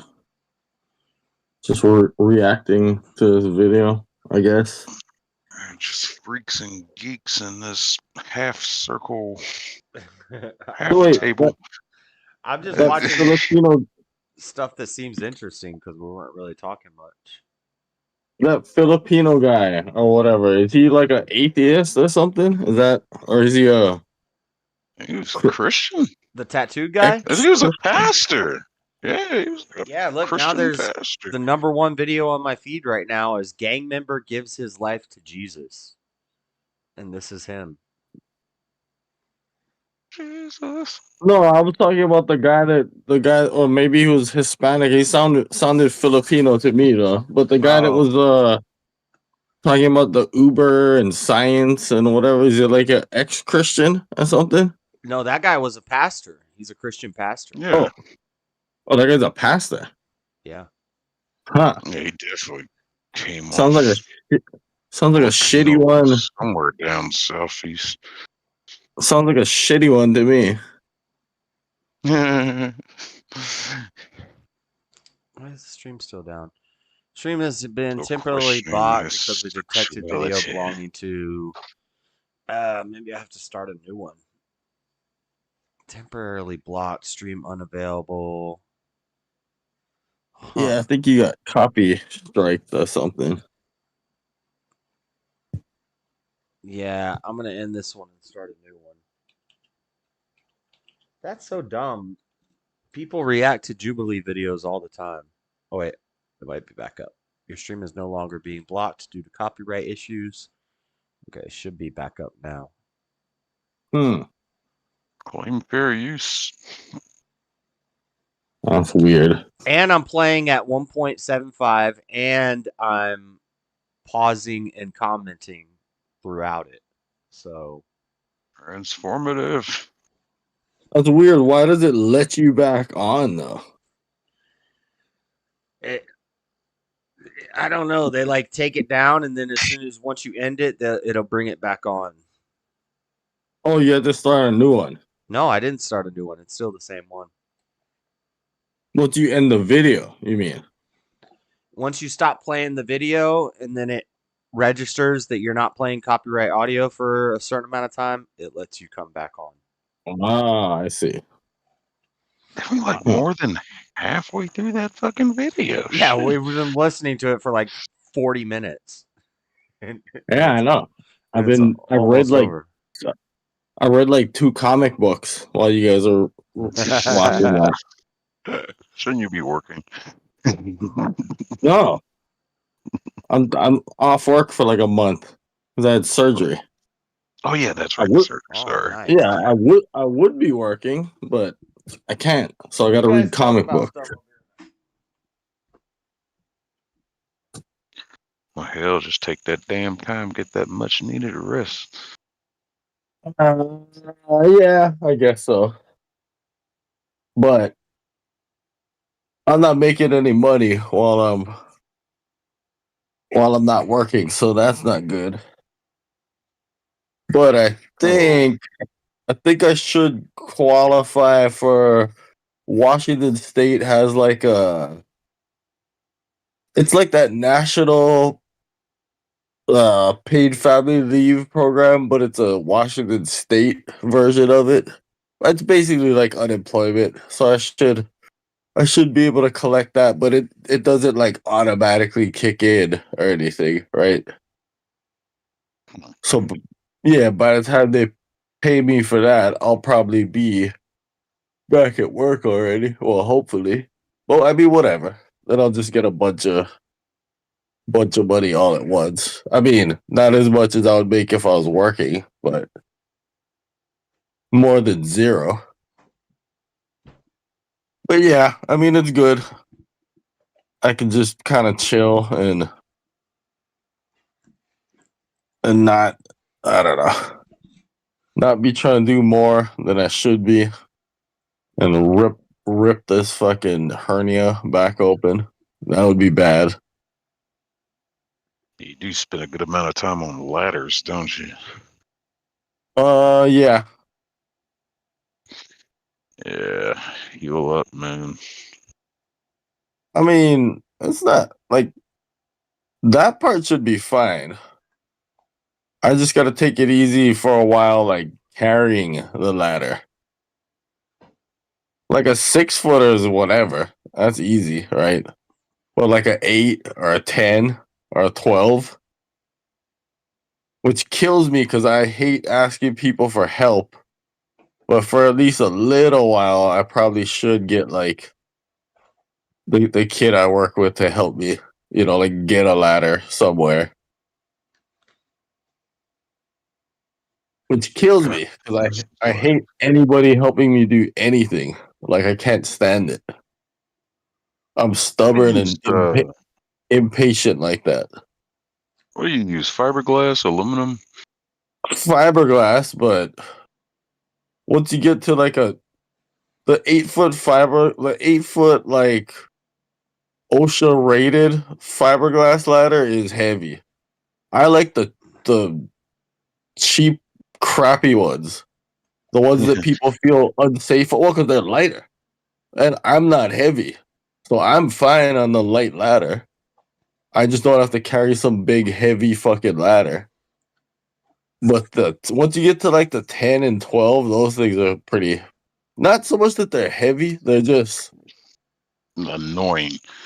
Yeah, you've worked. You've done that shit before. So if they're just hard to maneuver, like they're so long and bulky that I mean, and they are a little heavy, but it's more just trying to carry all that weird weight and like, duck under shit and again, normally it's fine, but when I gotta so it's probably better that they're forcing me to not come back to work. So it can like fully heal or whatever. I like these professional artists versus a children's coloring book videos. Nespresso presents the summer. All right, I'm gonna go back watch the video. Oh, I'm not. I might come back later. I wasn't gonna leave the audio on. I was just gonna play it in the background. But I might come back later, but shit. Okay. All right. This food's making me hungry. A charcuterie board. Charcuterie. What is this? Is this the art kit you gotta get? I don't recommend smelling them, so. If you're into smelling no, don't. Hi, Bob. We're missing, I think, cheap versus expensive, and we've seen some pretty bad markers. I've still got them. Don't use these. This is my one. Don't use those. Thing. Just don't use. They smell great, like cotton candy, but I don't recommend smelling them. So if you're into smelling no, don't. Hi, Bob. We're Don't missing smell markers, Kibo kids. Used to be there. He's gone now. So I'm not really going to talk too much about the coloring process here because I don't think it's that important. I have covered this so many times in so many episodes. Today I want to talk about the idea of this artwork that I'm doing here and why I'm doing it. Well, Deadpool and Wolverine released not too long ago, and I watched it. But I did this artwork before that, and I kind of the same thing, holding a picture frame, but inside that picture frame is a photograph of, well, Wolverine puncturing Deadpool. I can't even finish the sentence. Wolverine is puncturing Deadpool. All right, that's happening. I'm sorry, that's the only way I could describe it. But it's gayness.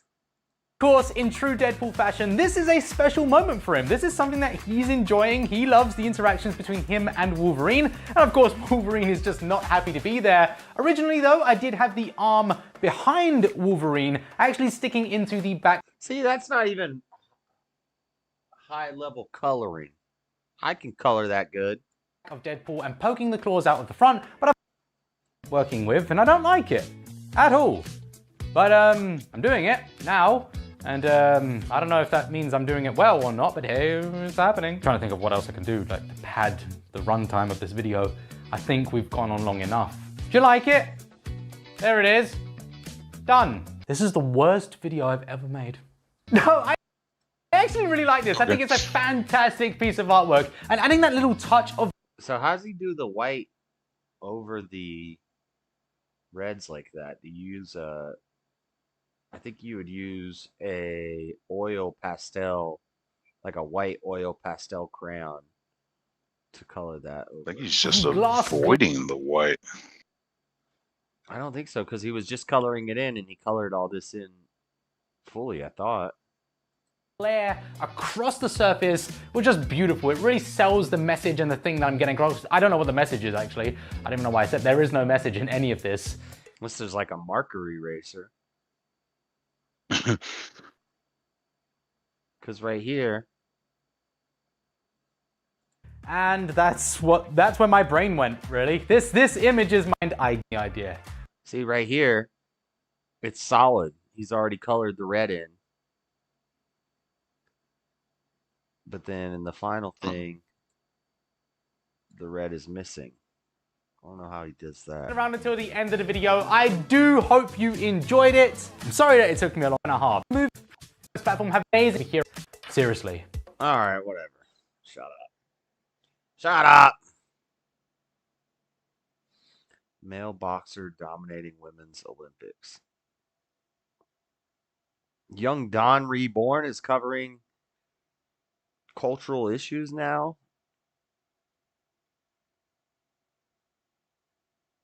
Instead of just Christian debates. Probably because he changes his doctrine every week. Let's see what they're talking about on easy. Problem with like a lot of people don't realize with teeth, with people who have teeth issues. Yes, of course, taking care of your teeth helps, but some people just have certain genetic issues that are gonna mess with their teeth as well. Right. Yeah, absolutely. In fact, I mean, when we know that there are health issues that result in different things, I mean, it's kind of how it is, you know. It's funny because, you know, I have diabetes type 2, and the reason I have diabetes 2 is because of all the medicine I have to take, which I have to take it if I want to be able to have, you know, all my hormones and all that. But right.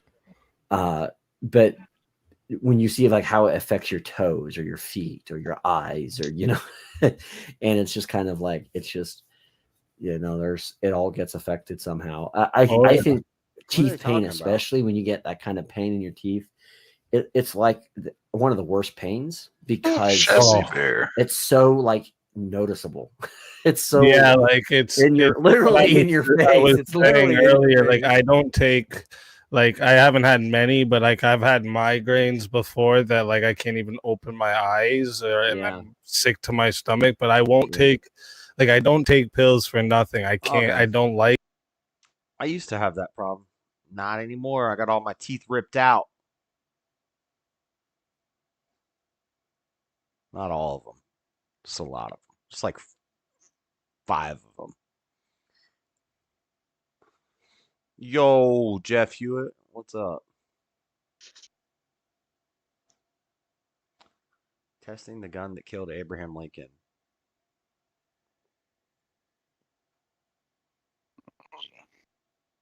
Owens. Candace Owens interviewed Andrew Tate again? 2 days ago. Candace Owens locals. I don't know how long society can possibly function with the insanity that they're trying to report on the population of the West. The fact that so many calories in the Western world, genuine calories from food and human time, is wasted discussing pronouns and trying to get somebody's pronouns correct in a sentence that they've made up, which change at random. Think of the absolute insanity of that. And how long can a society actually function with that degree of decadence and absolute asinine behavior? I don't know how long it can even function anymore. I think the West is in a lot of trouble. And it's almost like, especially certain talking points, and I find myself guilty of it as well. We talk about certain talking points which are pushed to the front. And I kind of feel like they are a mass distraction. They have to be, because they're so ridiculous. But the problem is, there's a certain percentage of the population that genuinely believe them. I would love to live in a world where they try and push the idea that a man is a woman, or that a man can change to a woman and then compete in women's sports without an advantage. I would love for them to try and push that idea and for everybody to go, this is stupid. Next. No. But because some people believe, we have to now waste our time discussing and debunking the most obvious, hello, water is wet. We just sit here and talk about water's not wet. No, stop it. Wetness is applied by water to things, Andrew. Jeez. The sky being blue for days and weeks and years almost at a time. Talk about the ultimate distraction tool by the Matrix, for them to sit there and go, you know what? Let's come up with some absolute garbage and let's throw it to the front, and the smart people will fight against it, but enough dummies will disagree with it, and that'll keep them distracted while we do something that matters. And I even find myself falling victim to it, because it's so necessary, because a certain subsect of the population is so dumb that they believe it. If people were all just a little bit less receptive to the slave programming, everyone would stand up and say, no, you're going to try harder than that next. And we could discuss something that actually matters. And this is the point I was going to say earlier about COVID. You wouldn't call air dry. Why would you call water wet? Wet's when you get water on something. Facts. So, COVID, I think a lot of people do not understand how petty and vindictive power can genuinely make somebody. And I had an argument with a friend of my brother about 2 or 3 years ago during COVID, when you had to wear a mask when you went in the restaurant, and then you sat down, you took it off, and then you ate, and you put it back on to go to the toilet, you took it off. And I said, I hope you understand there is someone somewhere, some billionaire on a yacht, who is doing this as a compliance exercise, as a joke. I know. As a joke. And he goes, why would you do all that just for a joke? Because if you're in charge of the entire world and you have unlimited money, what's going to make you happy? A Ferrari? You've had Ferraris your whole life. Boring. All that you care about is power, compliance. It's all funny to you. It's vindictive. It's petty. Why not? You're in charge. For the same reason, if you're in charge of a big company, you're like, I want you all in at 8:45 tomorrow. Why not? It's a power play. Ego, status, respect, all the things we were talking about earlier. These people are born into massive influence. Money doesn't make them feel powerful. They've never worked for anything in their lives. Now they have a little bit of control over you. They're going to make you do some dumb so they can laugh at you. I'm telling you, it was a joke. I say the same thing. I'm like, there's no way they're not just playing like Simon Says to see if they can actually make people abide by these things, and people keep actually abiding by them. There's no way that they're not sitting back laughing. It's a joke. They must be laughing, because it's so preposterous. And people don't understand that there are people in the world who have power, who are literally vindictive enough to just mess with the entire populace for a joke. Mm-hmm. And I don't think people understand, when you look at the Matrix as a whole, and you talk about the media machine and how it's trying to push these ideas on you, and the people behind it do not have any kind of genuine intention. Mm-hmm. Their intentions are absolutely and utterly selfish. They want to feel good and feel powerful no matter what it takes. Turn my air off. It's getting too cold in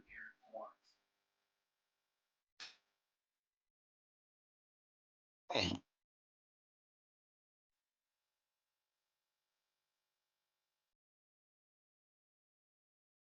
Kind of evil and scary that these people have a worldview which is so logically flawed, is so devoid of genuine rationale, that they have to go to the most susceptible subsect of the population to inject it. Which is why you should get married, because the guard against that is strong families. Is it? It is a nuclear family. It is a mom and a dad sitting around the dinner table saying, what did you learn at school? It's say it's mom guarding at home, going through their homework and seeing what they're learning and saying absolutely not.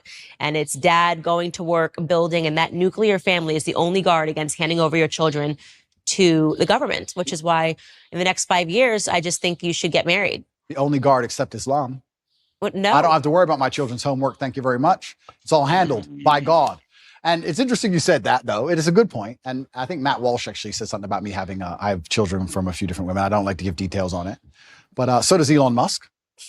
And I do think, although this may be elitist, I will state here that at a certain level of finance, it's not the same crime as it would be if I was a traditionally financed individual. I can afford 2 or 3 families, and I can afford to see them all, and I can afford to go to 3 countries in a single day on my jet if I need to. And I'm a very good father to all my children. I love them very much. All right, enough of this. Fucking good for you, motherfucker. I like Andrew Tate. He's a little weird, but he's all right.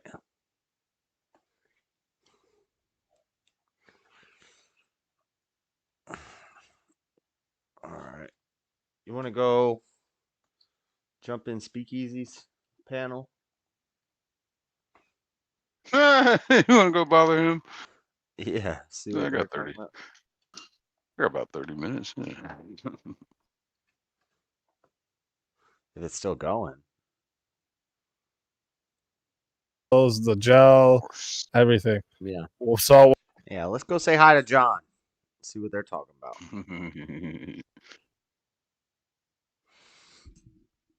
All right. I'll see you over there shortly. All right.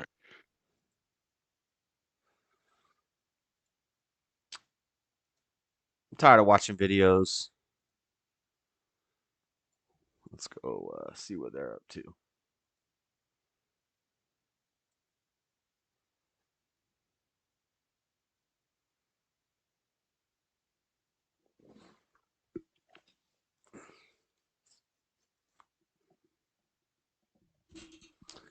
Start virtual camera. Close this. And enter. The body in the default state will just be too cautious about it, right? And that's why when you do, he says, when you do physical therapy, it's important that you find that good middle ground of pushing yourself but not overexerting yourself, because if you so when I was doing my rehab from the back surgery, as soon as I could get off of it, like I was only on the hard stuff for like a week, and then I was on the lidocaine pad just for a little bit, and then as soon as I could get off of that, I was like, okay, maybe I'll take some of the harder OTCs, and then I try to get off that as soon as possible. But I realized the key we got people popping up. Yeah. Well, I'm trying to wrap up. What's up, guys? Oh, you're wrapping up? I'm trying to, yeah. That's my fault. Blame me. I'll leave. Who's fucking killing me tonight? Are you streaming right now, Jess? Yeah. Yeah. Okay. I can set it up to direct everyone over there. Yeah, we were bored, and I was just like, wonder what they're talking about, and popped in for a bit. This is Nice. We're all brothers. Let's go. When you say let's go, let's make it meaning. Wait, you said you're streaming? Not Gen Z. Pass Yeah, I am. else. Why are you not popping up here? Let's go. I don't know. Sometimes it does that. Sometimes I have to look up AS's name. You ain't Gen Z. Because he's being shadow banned, I'm pretty sure. Yeah, they turned off my super chats. I can try doing wait, what? The Gen Z says that. I'm still monetized, and I can still have membership. Someone's got crazy feedback. Yeah, I'm echoing for somebody. Speak. Yo. You don't say let's go. What? We don't say let's go. He's tired, dude. He's getting ready to go. He could put to bed, probably. Who doesn't say let's go? What do you mean? Says let's go. Let's go. That's not our thing. That's not our thing. We're giving respect to them when we say that. Right? Wait, what are you talking about? Are you shitting me, Speak? Not at all. I'm confused. I muted to see if the feedback was from me, but it's not. Let's just give them all the easy ones. Let's go isn't a hip hop term. Is let's go a hip hop term? No. Well, in a sense, no, it's not. So that's why I'm saying, let's go to the next one. It's like a social media term. I'm trying to say, let's mix to the next one. Let's go. Like what you're doing. To the next what? Sorry. Let's go. Okay, never mind. Let's go. Where are we going, Dora the Explorer? Where are we going? Send us. Send me. I think someone's either had too much wacky tobacco or has had a few to drink. How about you set up? But easy, you know why they would do that? I can't get super chats. I can get memberships. I'm still monetized, but there's no super chat option anymore. Is it just on that live that you're on? I thought it was because I reuse the settings, where you can just reuse settings, and I thought maybe one of the streams I did got demonetized. So if I Shut your reuse, stream off tonight. I was just in your stream before I popped up on here on Speak, and it said, I had to go and get your actual link and put it in just now. That was weird. It said that this stream had been. yeah, I was reacting to a Jubilee video, Christians and ex-Christians, and people react to Jubilee videos all the time. Yeah, I've reacted to Jubilee videos, but apparently they've been tightening up on it. For that now.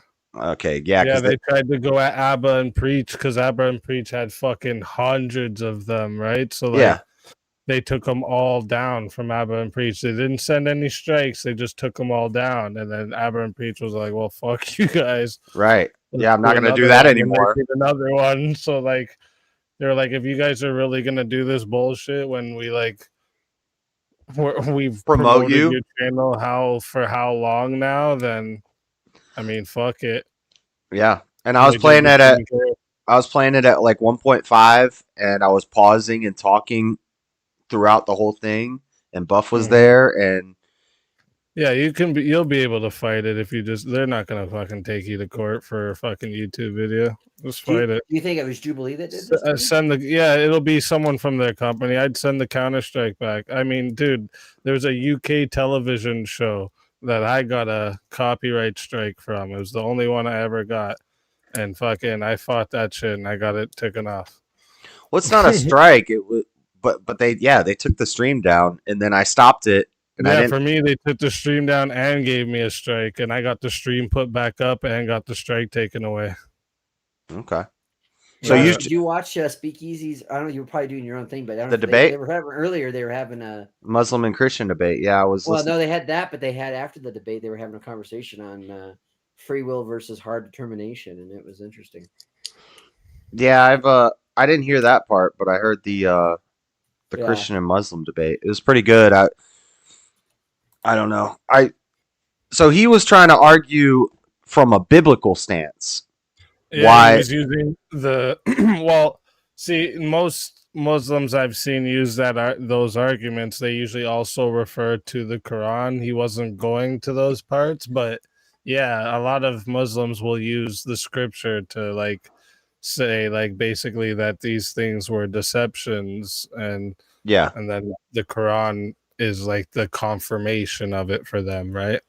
Yeah, and I think the way to beat them is you got to go to the Quran as much as they go to the Bible, and so right, yeah, you do stuff like that, yeah, exactly, because they'll try to avoid the Quran, and there's a lot of things in there that you can hit them with, and yeah, it's a lot less valid than the Bible. So yeah, I'm trying to do some prep. 100%. But yeah, I'm gonna send my chat and everyone over to your chat. I got it set up here. Well, have a good night. I just wanted that, like I said, I didn't mean to. No worries. No, it's all good. It's all good. Well, that happens to me all the time on the phone. Catch up with you because it'd been a hot. Creative said it just happened to her just a minute ago that she got put back an hour. Yeah. I think the phone just does it on its own sometimes. It's weird. It is. Well, your phone time changed? No, like your phone will you'll be watching a stream. It'll show you live. It'll show you and then live. all of a sudden it will go back an hour, but it seems like the stream never stopped. It's so weird. Well, I came in here because they were talking about it, and I had some, and I had some good criticisms for hard determinism, and Yeah, like when he was watching from the chat, he's seeing everyone on panel still, but then when he hopped up, it was just just me. you listening to music. And I was like, oh, where did everyone go? Is it something I'm wearing? Is it the cologne? No, I'm just off on the debate. I was behind. Anyways, I'll hop off and I'll talk to you later, buddy. Yes, sir. All right. I guess we'll go back to my Discord, Buff. Yeah. Sorry, guys. That's fine. That's cool. I didn't know you were interested. I'm gonna send the chat over, so hopefully some people from the chat will hop on. Cool. All right. Well, have a good night. Appreciate you guys. Later. Well, that didn't last long. That's fine. We'll go back to Discord. Yeah, I was wondering if he ever had issues. What is he saying?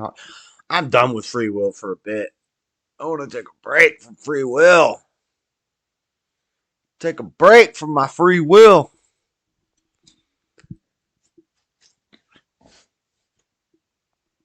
Hard determinism from an atheist perspective doesn't make a lot of sense because you have eternal regress. You keep asking why. And there's never an answer. But hard determinism from the standpoint of believing in an all-knowing God, kind of different. It's a different animal to contend with.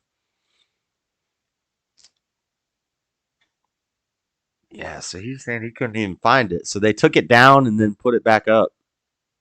Well, I've never challenged a copyright thing. I usually just do the editing where I can go in and I can remove the segment and I can just cut out. So like last night at the end of the stream, I listened to like a bunch of rap songs and I was jamming out. But did you get a strike from that? No, I got a bunch of claims saying it's unmonetizable and all that stuff. But now I'm going through and I can remove all those songs from the stream. Which I'm cutting the segments out completely, but there's an option to just remove the audio. But wouldn't it be funny if I'm just sitting there rapping the songs and like banging out and you don't hear the music playing? That would be pretty funny. Your ass was crunk as shit. I was hearing some jams. I was hearing my jams. Just as I was sleeping, you're like, Rolling Stones or something. Play, what'd you say? Play Twisted Sister or Rolling Stone. We play Leonard Skinner. No, that's definitely copyright. Rock bands are more strict with it, like Rolling Stones and Skinner and stuff like that. At AC/DC, you play like one song, they'll take it down pretty quick. Or they'll just monetize it and let it stay up. But I'm doing you a favor, giving you publicity. Shit. I think if you give credit to the artist, I should be able to. Well, yeah, there's a whole thing about all that shit. yeah, but then you got to get rid of karaoke. Like, basically, all we're doing on YouTube is if I'm playing the song and I'm talking to the chat and reading the chat and I'm singing along with the song, I'm basically doing karaoke. But then with karaoke, they'll have the where they make their own version of the beat and there's no words. So I guess that's how they kind of get away with it.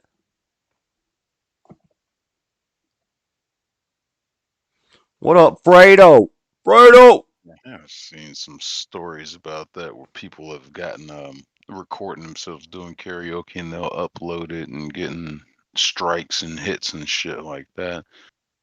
But I believe those were because they were using like there's some audio programs you could take the actual song and drop the lyrics out and just have the music. I think they were using that shit and not the karaoke version of the music Yeah. that's somebody made.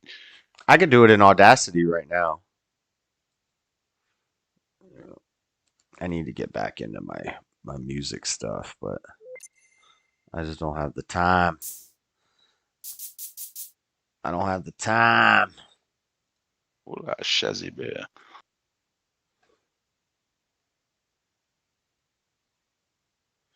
Where's my piano roll? Where's my piano roll? I have no piano roll. What is this? File, new. No, don't save changes. I didn't like your sound bar. Redirect hasn't worked last 3 times I tried, so it's not just my channel, it's other channels you tried and it's not working. Yeah, something happened. Susan Wojcicki just died. I know she doesn't currently still own YouTube, but she probably had a large role in it still.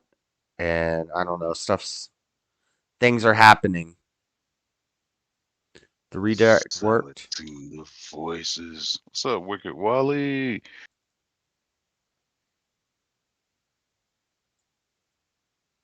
Fredo, Franzarelli, Speakeasy. Why is my keyboard not working for the keys? I don't know. Unplug it, plug it back in. That shit goes.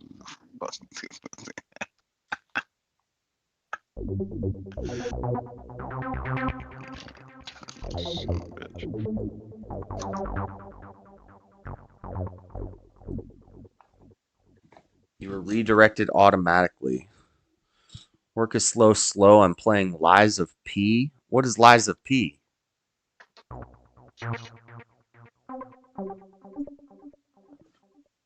is my keyboard not working to play the keys?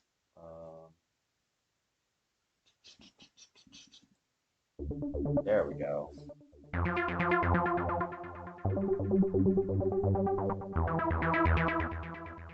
There we go. Now where's my piano roll? Why don't I have a... Where the hell you left it? Blend recording, overdub, recording. Open the piano roll. There should be an option if I right click to open piano roll. Maybe it's channel rack. There we go. There's the piano roll.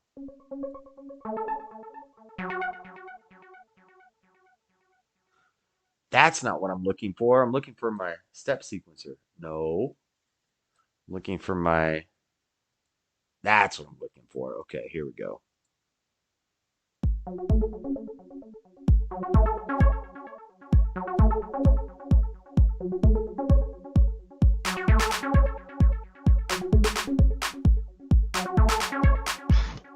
It's like Bloodborne, but you're Pinocchio. Oh shit! What?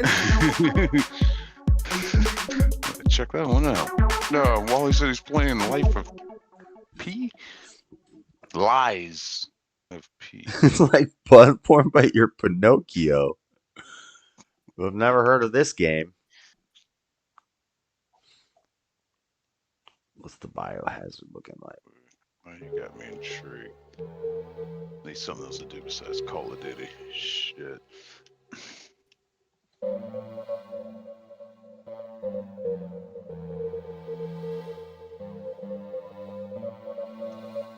so sick of fucking Grand Theft Auto.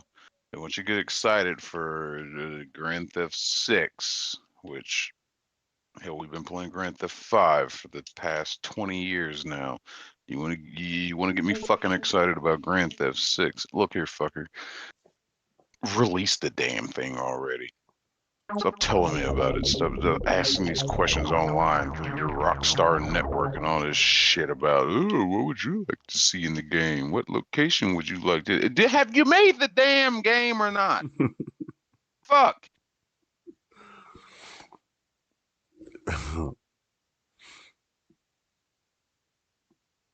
Bloodborne. Doing update after update.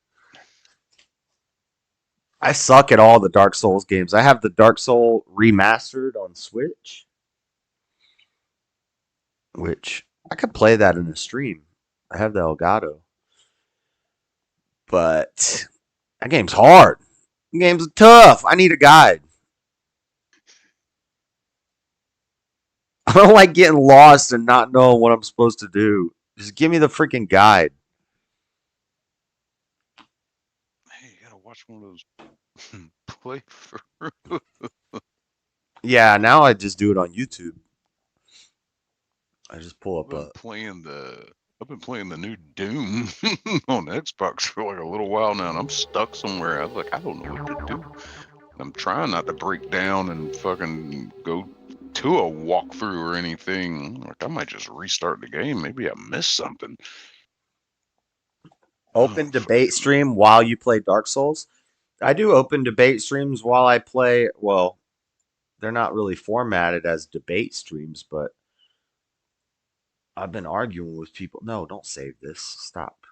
I don't want to save this. Arguing with people while I play video games forever.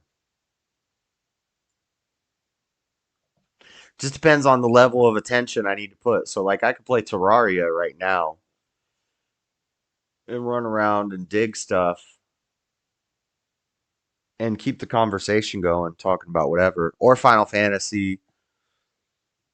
But I don't know, if I'm playing like Magic Arena or something, a card game where I got to read stuff and be focused, it's a little tougher.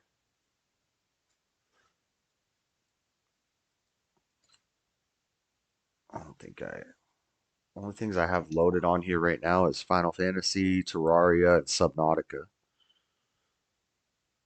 I thought Subnautica looked cool and I wanted to play it. But from the few times I've played it, it's kind of boring. Chat doesn't like it either. Like, bro, all you're doing is swimming around.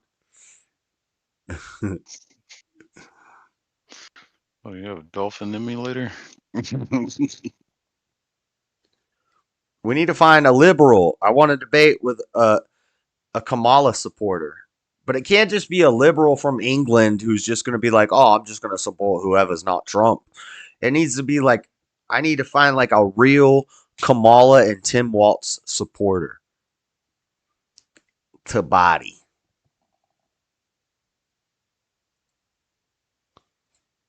If we could find two of them, we could do a fatal four-way or a tag team match, Wally. Tag team verbal combat or tag team ultimate verbal championship. Me and you, Wally, against two Kamala supporters, but good luck finding them. Do they exist? You'll find people that will vote for Kamala, but you're not going to find a lot of people who are actually going to argue for why they think she's the better choice. Their only argument's going to be Trump mean, Trump bad. Trump said grab him by the pussy. He's got mean tweets. Can't vote for mean tweets. I'll take 34 felonies and fucking $1.80 gas. Shit. Satisfactory. Oh yeah, that Factoria game. Yeah.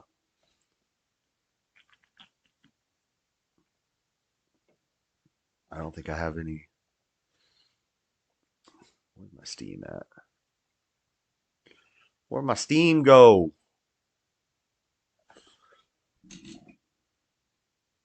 Oh, there it is. Let's see what I have on here right now. Dying Light is still on here? Oh God, I'm gonna play that game. I beat that game on stream years ago. Not 100%. And then I got Dying Light 2 when it came out, and it doesn't run on my computer for some reason. Oh, I got Batman Arkham Knight on here now. I forgot I put that on here so I could play it. It's the only Batman game I haven't beaten yet. I got one of them on here. I forget which one. I played all of them. Shit. Yeah, I love the Arkham Knight games. Arkham Asylum, Arkham Knight, Arkham City. Yeah, when Arkham Asylum came out, I was like, oh yeah, I definitely got to check this shit out, and fucking got hooked to all of them. I'm like, yeah. It was good. Sunni Collections. Sahi Al Bukhari. Sahih Muslims, Sunan Adu. So these aren't in the Quran. These are extra books that I'd have to read. Damn, these are thick books, though. Listen to the audiobook.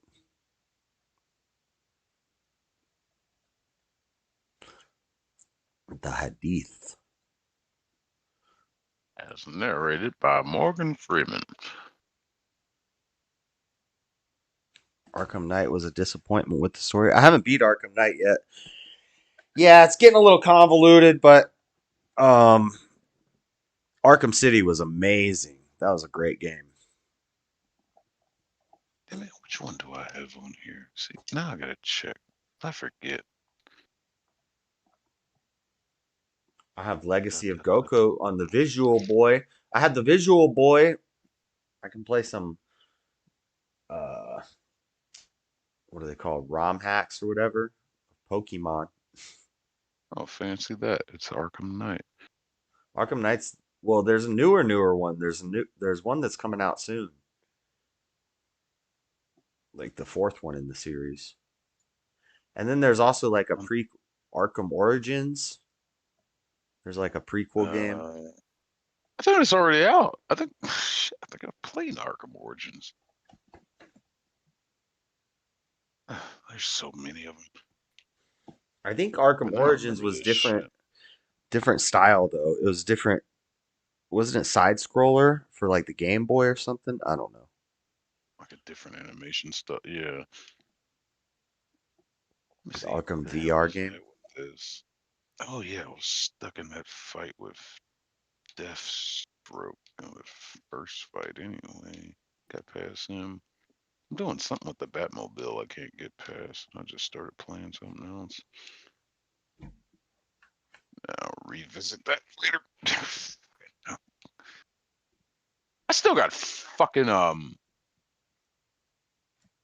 what is this game? People are telling me it's not that great. Problem is none of my damn charger wires work. Story. Starfield. I still have yet to start this damn game.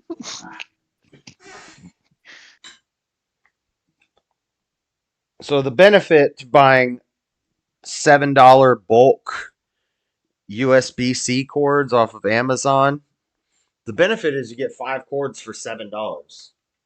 The downside is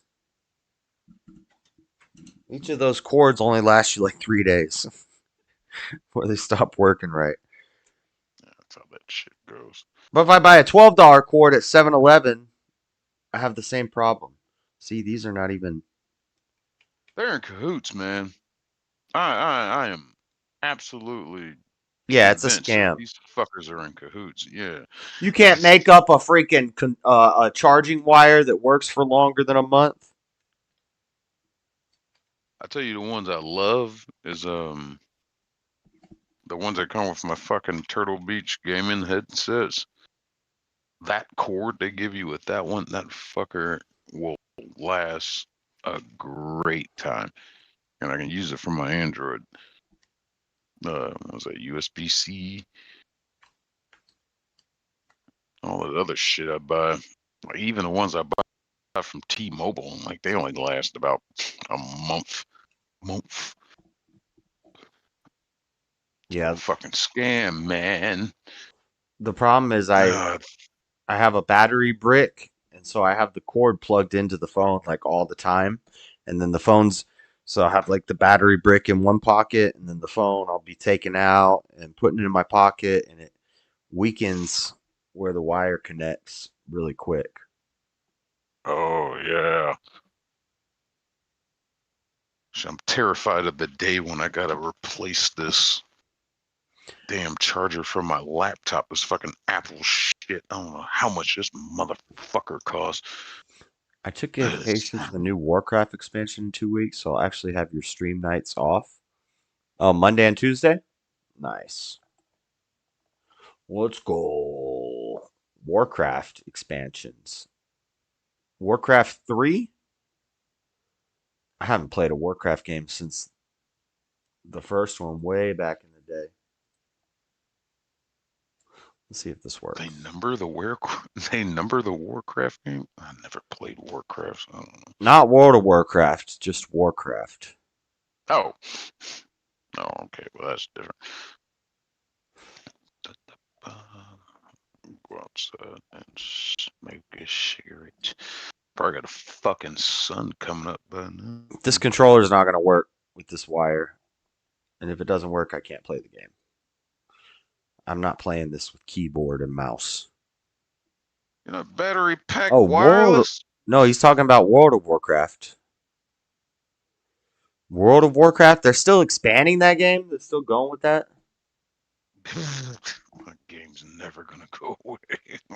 Didn't that game fall off when they made everything like pay to win? I thought I did. I did hear about a drop off with it. When they started doing that crap. That's why I play. Hell, they still got their dedicated fan base. That's why I play Final Fantasy 14. Because it's free. Did you ever try that Final Fantasy 7 remake? I heard it was like low expectations, man. What, Final Fantasy 7 remake or? Yeah, the 7 remake. I heard it was pretty good. I'd like to play it. Oh no. Drop my light. This is not working. Why is it not working? Oh, there it is. It is working. Controller's not working though.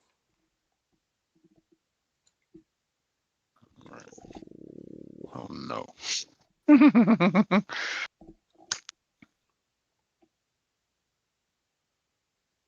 No, I can't play you without the controller.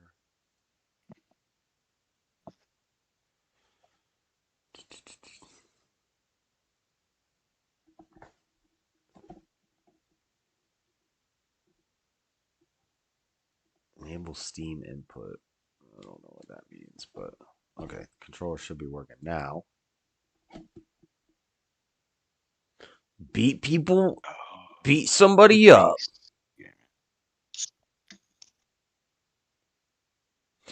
I haven't played any game in at least 2 years. I'm just reading comics and collecting sports cards like a real man.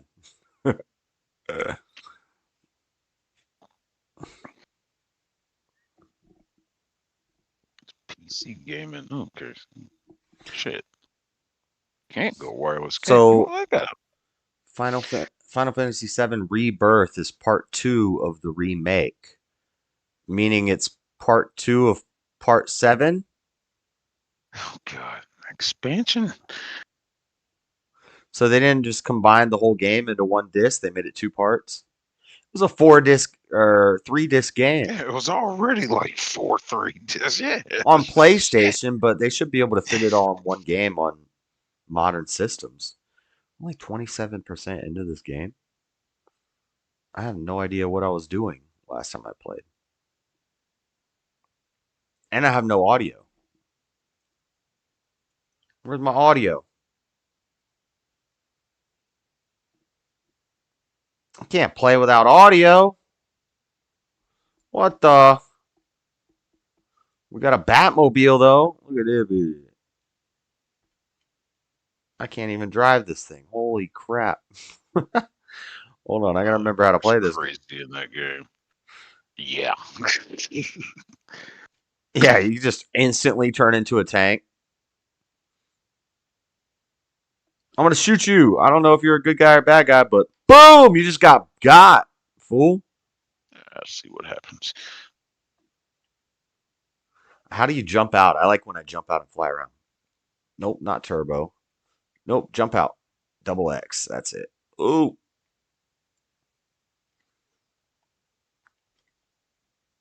Hold on, I gotta remember how to play this. We're up in. We gotta travel 15,000 kilometers that way. Miles. Meters? Can't be miles. That's a long way. Okay, so wait, hold on. I gotta remember how to play. I don't remember how to play this game, and I have no audio. Double X makes you zip. Hold X and you glide. Okay, and then you can keep on. Oh, no. Why is my button's not working? Okay, I'm kind of remembering how to do this. Whoa, this is a Joker. He just crept up on a dang ledge. I have no audio. This sucks. Yeah, you're definitely further ahead than I am in that game. Hold on. Photo mode, audio options. No, it's not this. This is not the problem.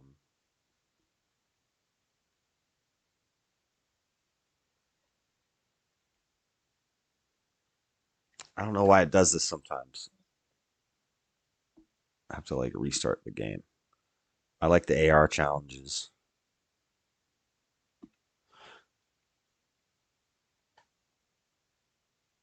That's pretty loud. Oh shit. Missed this story today. Brittany Griner tearing up during the national anthem at the Olympics. What? You fake bitch.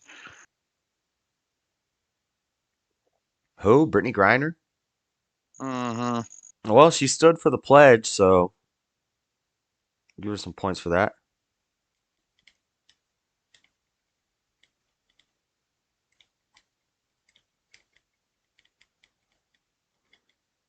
I forgot how to stop the red guy. I gotta cape swing him. How do you? Okay, this button. Okay, cool. Cape move thing. Plop plop. Cape. Oh. Oh. I'm gonna F you guys all up. You're all getting destroyed today. Yeah, you just got reversed. That's a counter. And now I gotta remember how to do combos. Cape swing thing. Oh, he got me. He speared me. He keeps messing up my combos. Ow, I just got hit in the head. Stop it. Nope, not today. Oh, how do I grab a weapon? Ah, this guy keeps getting me with the red. What do you do when he's red? Can't you like jump over his head? How do you? Oh, I got a pipe. Got a lead pipe, bitches. What you doing now? Hold on, jump over his head or something. Do something. Okay, there. Yeah. That's how. So it's double X. Okay, cool. Nope, not today. Jump over his head, Batman. Now hit him in the back. Cape swing him. Something. Do something. Okay, we stopped him. Oh, he electrocuted us still. How do you counter the electrocution stuff? I haven't played this in so long. Tuck and roll. Jump over this guy. Jump over that guy. He electrocuted us. Oh, I got a big old stick. You don't want to play when I get a big old stick in my hands. Jump over him. This guy keeps electrocuting me. I don't know how to stop that. I don't know how to counter that.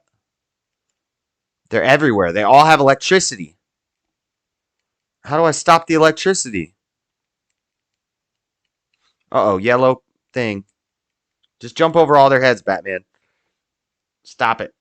There's too many guys. Let's calm it down. There you go. That's how you do it. Okay, wait. So B is like a power move. So I can cape him up, and then there's no B button. What am I talking about? It's a PlayStation. It's a computer with a PlayStation controller. If you like the story, rich single players should play Ghost Railroad or what? Tokyo what? Yo, I don't know how to kill these guys with the shields. I know I got like a shield taking technique. Oh, he killed me. I suck. I suck. I hate my life. That's serious. What'd I get? I didn't even get a single star. I didn't even get 1 star. See, I have to remember how to do all the button combinations and stuff. We'll do that later. I have no audio, so I can't play this without audio. We got the controller to work though. Ghostwire Tokyo. Ghostwire Tokyo. Whoa, hey, what are you doing here?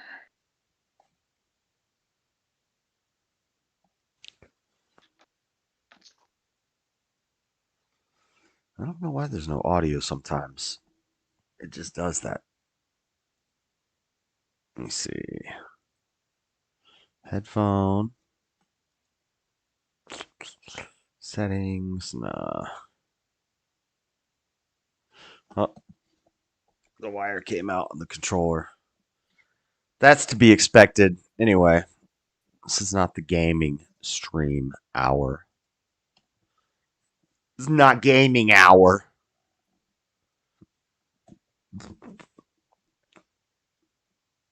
All right, let's go back to YouTube, I guess.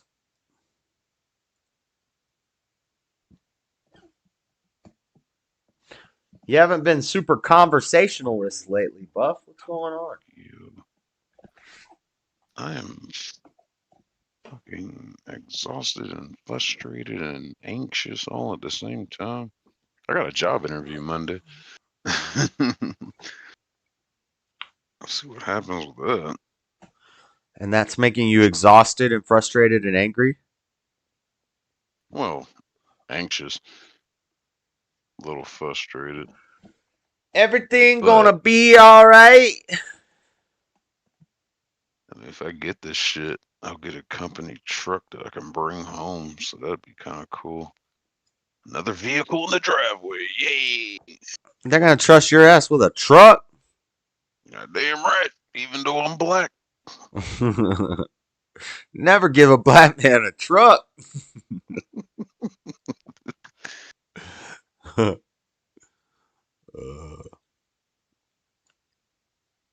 What's the job?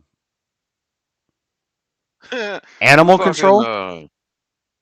No, this exterminator company actually called me back.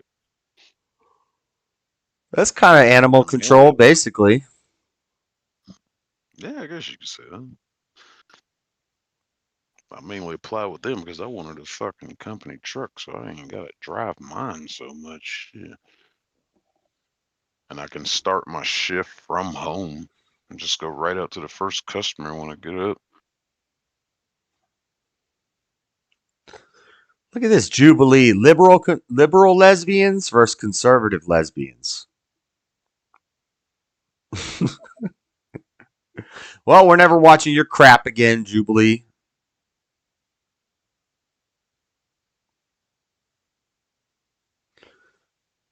Still not one of the boys, though. One of the boys. I would think this Jubilee channel would want as much publicity as they could get. Shit. All that nonsense going on in there with the Satanists wearing the. Oh yeah, I didn't say thank you to Speakeasy for the raid. Thank you, sir. I forgot to say thank you. I was distracted. Gracias. Discord links in the thing if anybody wants to jump on. But I don't know. I don't know what's going on in the world today. I don't know what's. Trump says he will flee to Venezuela if he loses. Shut up, David Packman. Why you say that? Yeah, I doubt it.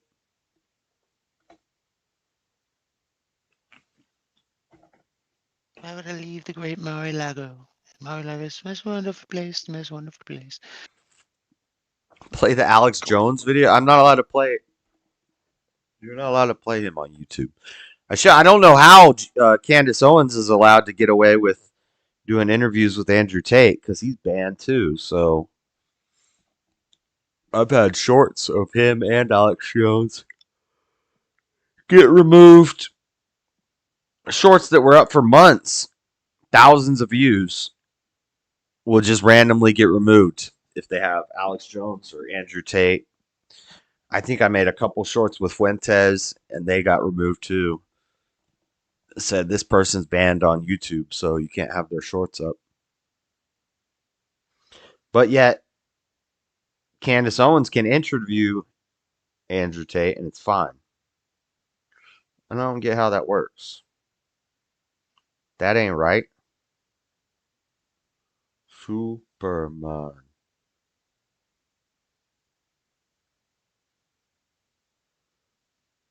What the Who knows?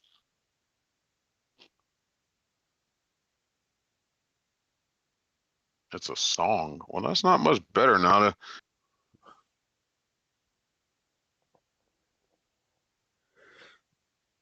Need to pee. Sacrifice a land, urinate until the end of the turn.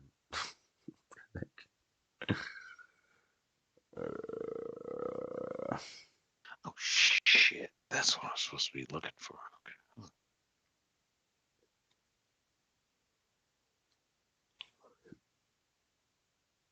It's a song. A song from Alex Jones? It's not unusual to be loved by anyone. Ba-da-da-da. That song? What is this? Two female Muslims leave Islam. I saw a lady in a full body, I don't know if it's a burqa or if it's a niqab or a hijab or the difference of all of them. I forget which ones are which, but she was in a full, all she had was the eye slits, right? And she was at Walmart with her husband. She's walking around grabbing his butt in the store. She kept squeezing his butt cheek, and he'd be like, put his hand on her hand. And she's like walking behind him, like just squeezing his butt the whole time. And I'm like, how is that appropriate? You're wearing a dang niqab. You got the full body garments on. But you can walk around squeezing your husband's butt in the grocery store? Where they do that at? America, that's where.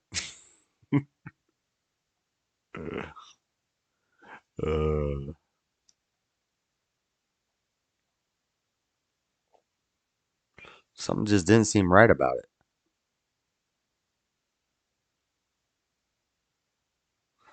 Destiny blows out MAGA in heated confrontation. Shut up. How many people are in this panel? Like 58 people? This is how you defeat the MAGA people. Talk about January 6th and the insurrection. Wow.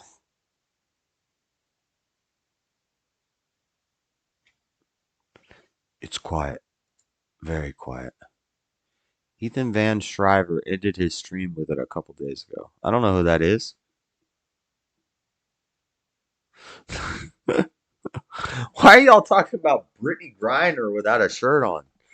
Brittany Grinder. Wow. How Muslims are being deceived about Jesus.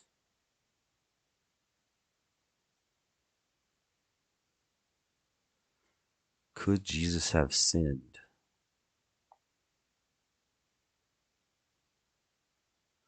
This is 11 months ago? Oh, this is Destiny and freaking Erudite.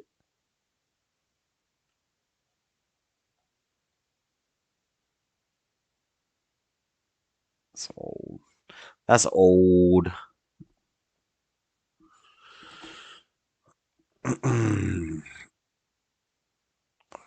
Fat people versus skinny people. I would watch that, but screw you, Jubilee.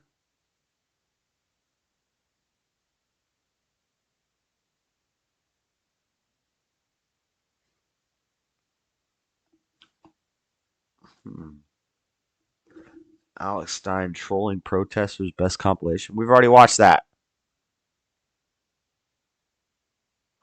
We've already watched that. Comic artist, Comics Gate guy. Comic Gate? There was a Comic Gate?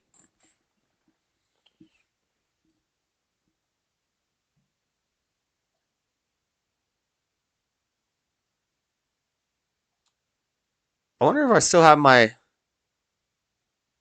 InfoWars game. I paid for it, but it's not a download, it's a browser thing.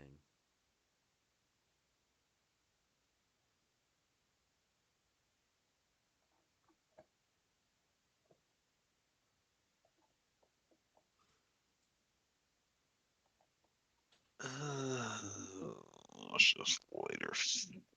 What the hell did I use that shit?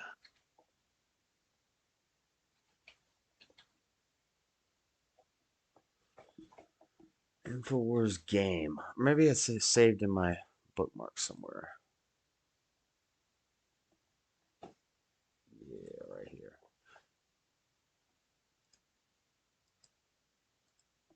Let's see if I remember my password.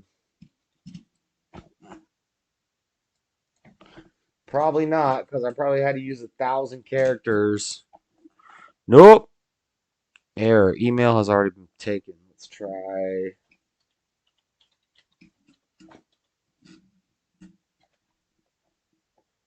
That.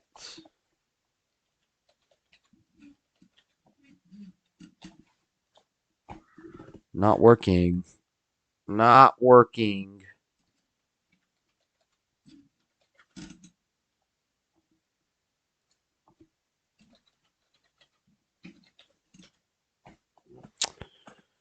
Email has already been taken. It's not working.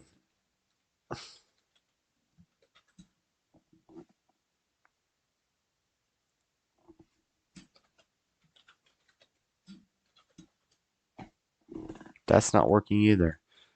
Huh. I don't remember what my password is for this. I can't play Alex Jones game.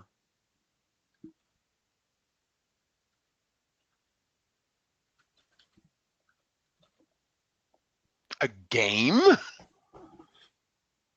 Yeah, NWO Wars.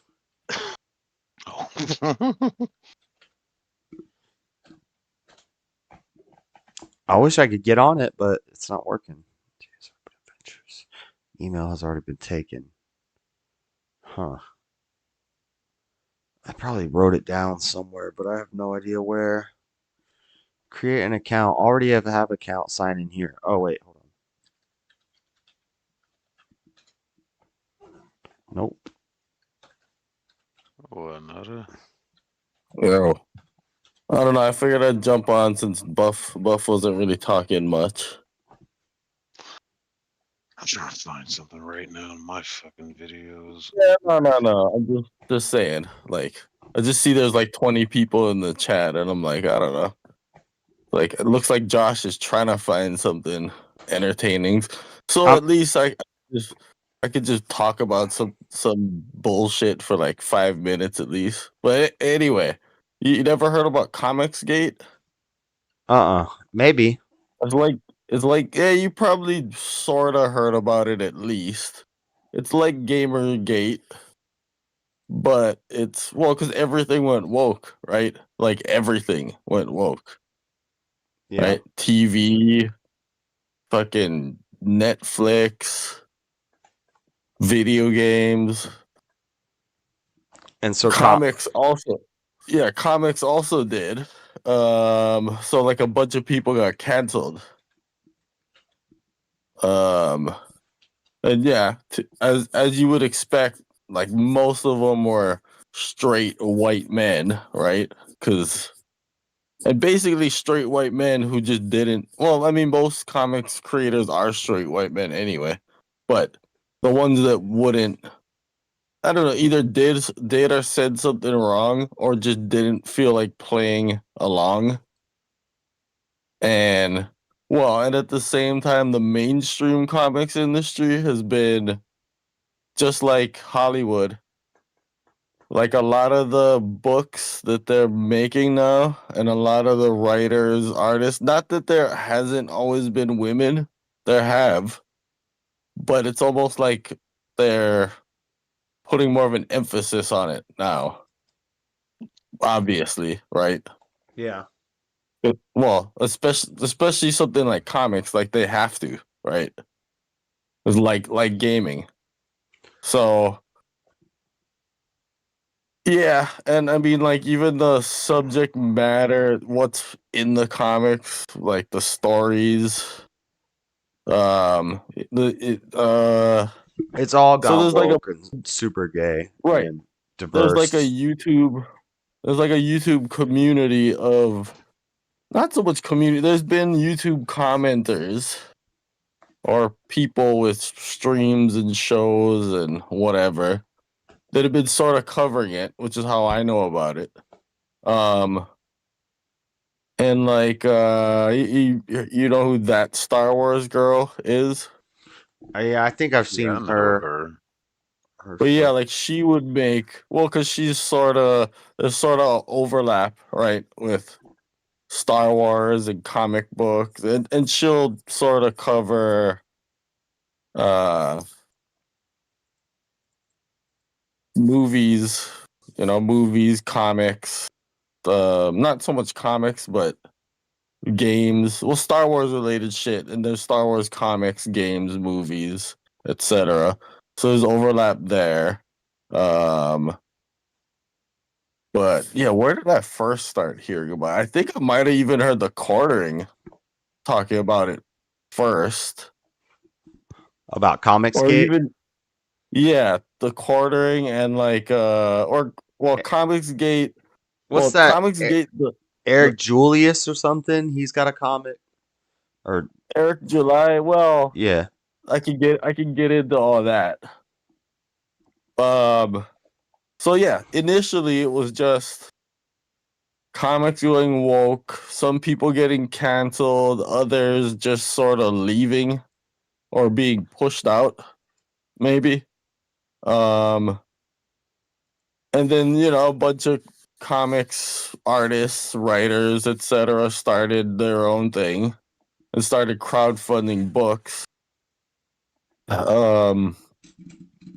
Like not Kickstarters or whatever, all those platforms where you can crowdfund and shit.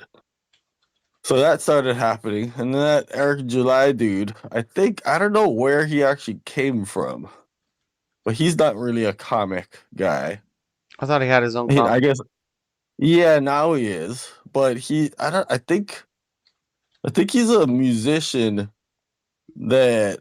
So what happened? Like, this is only when I started paying attention to them. Was when the rift in that world. So, of the independent, alternative, I guess you could call it more right-wing comics community happened, a rift formed in that community. And so, like, like the Friday Night Tights show? Nerdrotic? Yeah. I've heard of Nerdrotic, but no, I haven't Right. seen that show. Well, so I think maybe I first heard probably the Quartering and Chrissy Mayer covering that stuff. Probably. Because Chrissy will be on Friday Night Tights with, and so will, the Quartering used to be, or maybe he still is once. I don't really watch that show. But I actually started watching the people that, well, I don't know. I would say the majority of the talent went one way, and then the majority of the influencers went the other way. It sort of split up mainly over Ethan Van Sciver just not liking Eric July's attitude. It's kind of funny. Huh. But, well, because, Ethan Van Sciver, Shane Davis, a bunch of these other guys. And it's more Ethan that just doesn't like Eric July. But everybody who associates themselves with him, they sort of, it's weird. It's like they're not censoring, but they sort of made each other outcasts. I don't know. It's kind of gay, but funny. I mean, I don't care. I just watch it.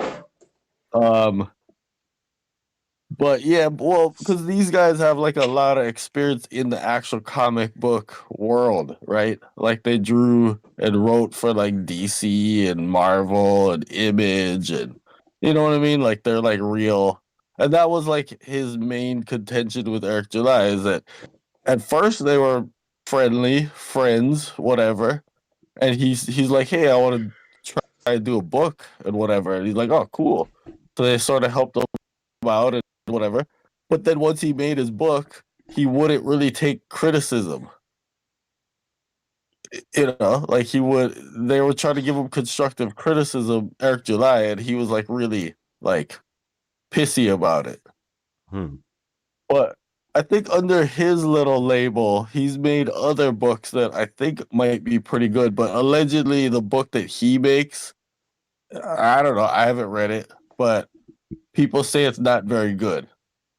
Like the story's not good, the art's not good. It's just not that great. But that guy just doesn't want to hear anything about it or whatever. I don't know. I'm just sort of, since you said you didn't know what Comicsgate was, and it's this whole little world in in YouTube, I guess. But it does sort of overlap with a lot of with politics, and like Alex Stein will be on both sides. He'll be on like Friday Night. It's a bunch of those like nerd. I would say like the nerd whatever community. This is from like 2 years ago. Yeah, it's still going, but it's like this whole little I don't know if you want to call it a subculture. It's this little world, this little community of. I mean, they should really all be working together, and they were, I think, at one point. So, I mean, the criticism really is that Ethan Van Sciver just won't let it go and stop making fun of Eric July, which is actually true. But I think he's funny. Like, he just clowns on him. Like, he doesn't really do it as much anymore, but for like months, that actually really just happened kind of recently, this past year. And that's when it started getting interesting to me, because it was just all drama. And like leading up to that, I would sort of watch some of their streams here and there, more because somebody else that I watched would be on one of their streams, and I'd be like, oh, Alex Stein's on Friday Night Tights, or who else or like Nick Rekieta is on, one of their shows. Let me watch, see what's going on. And I don't know. But when that drama happened, it started getting like interesting, right? Hearing people talk shit and get all mad and stab each other in the back. Internet drama. Yeah. Yeah, I'm kind of looking at it right now, but it's giving me a bunch of DJs making Cosmic Gate. But Comics Gate. There's one Nerdrotic video. Well, Comicsgate it used to sort of apply to the whole, it was, what it really was when they started canceling comic book creators. But then Ethan Van Sciver pretty much took the name and trademarked it. So nobody else uses it anymore, especially after that little rift formed. But the other side of that would be like the Friday Night Tights side, with like X-Ray Girl, Eric July, those guys. Yeah, I don't know any of this. Any of these. I know Eric July and I know the Alex Stein and Nick Rekieta, but I don't know any of the shows you're. Well, they're more like There's one show. What's it? external Geeks and characters. Gamers or something that the quartering would go on and Melanie Mac Go Boom would go on there. Right. So it's all that's all sort of in the same circle, kind of, sort of. I think I zone out when she talks. I don't really need to hear anything she has to say, but she's pretty. She's okay. I mean, I think she's hot. Kind of old. She's kind of old. He's kind of old. Whatever. Well, she's not that old. I think she's younger than. No, she might be like your age, right? Hey, we can only hope. Hey. Around, no, I think she's like. around. I think she's like 40. Well, yeah, 35 or 36. 40. Yeah, she's in her 30s. She's in her 30s. But well, because when you first look at her, you think she's like 20, right? Yeah. And then you really look and you're like, she might be a little older than that. She got about 1.5 pounds of makeup on. So, I mean, I'm not saying she's bad looking. She's not. But she's a little strange also. I mean, would smash 100%. But Right. I'm just saying. I don't need to hear what she has to say. I'm just saying, at first glance, is one thing. And then you sit there and you're like, oh, this girl's a little off and old. Yeah, I don't need to know your take on topics. No, I kind of like her, and I don't mind. Yeah, so like she'll sort of irritate me a lot of the times, and then I'll see some little viral thing that'll happen that the left gets all mad about, and then I'll be like, oh, I like this chick. Cause she'll just fucking lose her shit. Not lose her shit, but she'll be like really blunt in some of her videos. Yeah. And just talk some shit. And I'm like, yeah. Nice.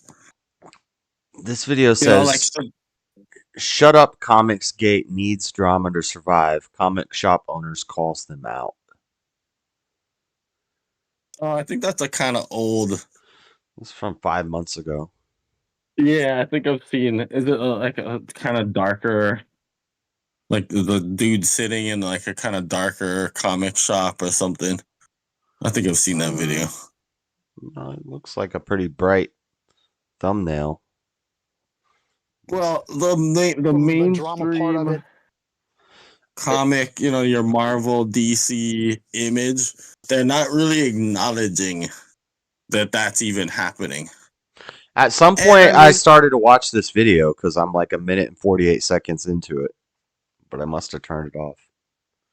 You don't really have to acknowledge it because, yeah, I don't know.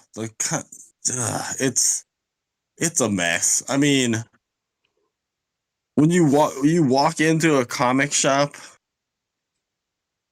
yeah, I don't know. It's not that it was ever like the choicest. Yeah, this is the video I was thinking of. This guy's just complaining the whole time. About what? About comics? Because that comes and goes. I can get canceled Comicsgate for hating on Comicsgate. Who knows? Those guys are vicious. They come after you, but I'm well able for them. I'm not big enough to care. All right, let's talk about this video. I don't want to talk about the video. Okay. I just wanted to see what he was talking about, but I didn't know it was a commentary video. Yeah, it's just some shop owner complaining about Comicsgate and whatever. But yeah, the mainstream comics industry doesn't really give a shit because it's not really the same. Like, it doesn't really affect. Well, I don't know. Comics, nobody buys them anyway. Like, there is no real market. There is, but even though it's woke, they still have them. Like, even people like me who don't like that are still gonna buy some books. And then they're catering to, like, who they're catering to will buy their shit. They're basically catering to the community that the left turned into. I don't know. It's weird. It used to just be smelly weirdos, right? And now it's smelly weirdos that look like that pretend they're women. It's the same people.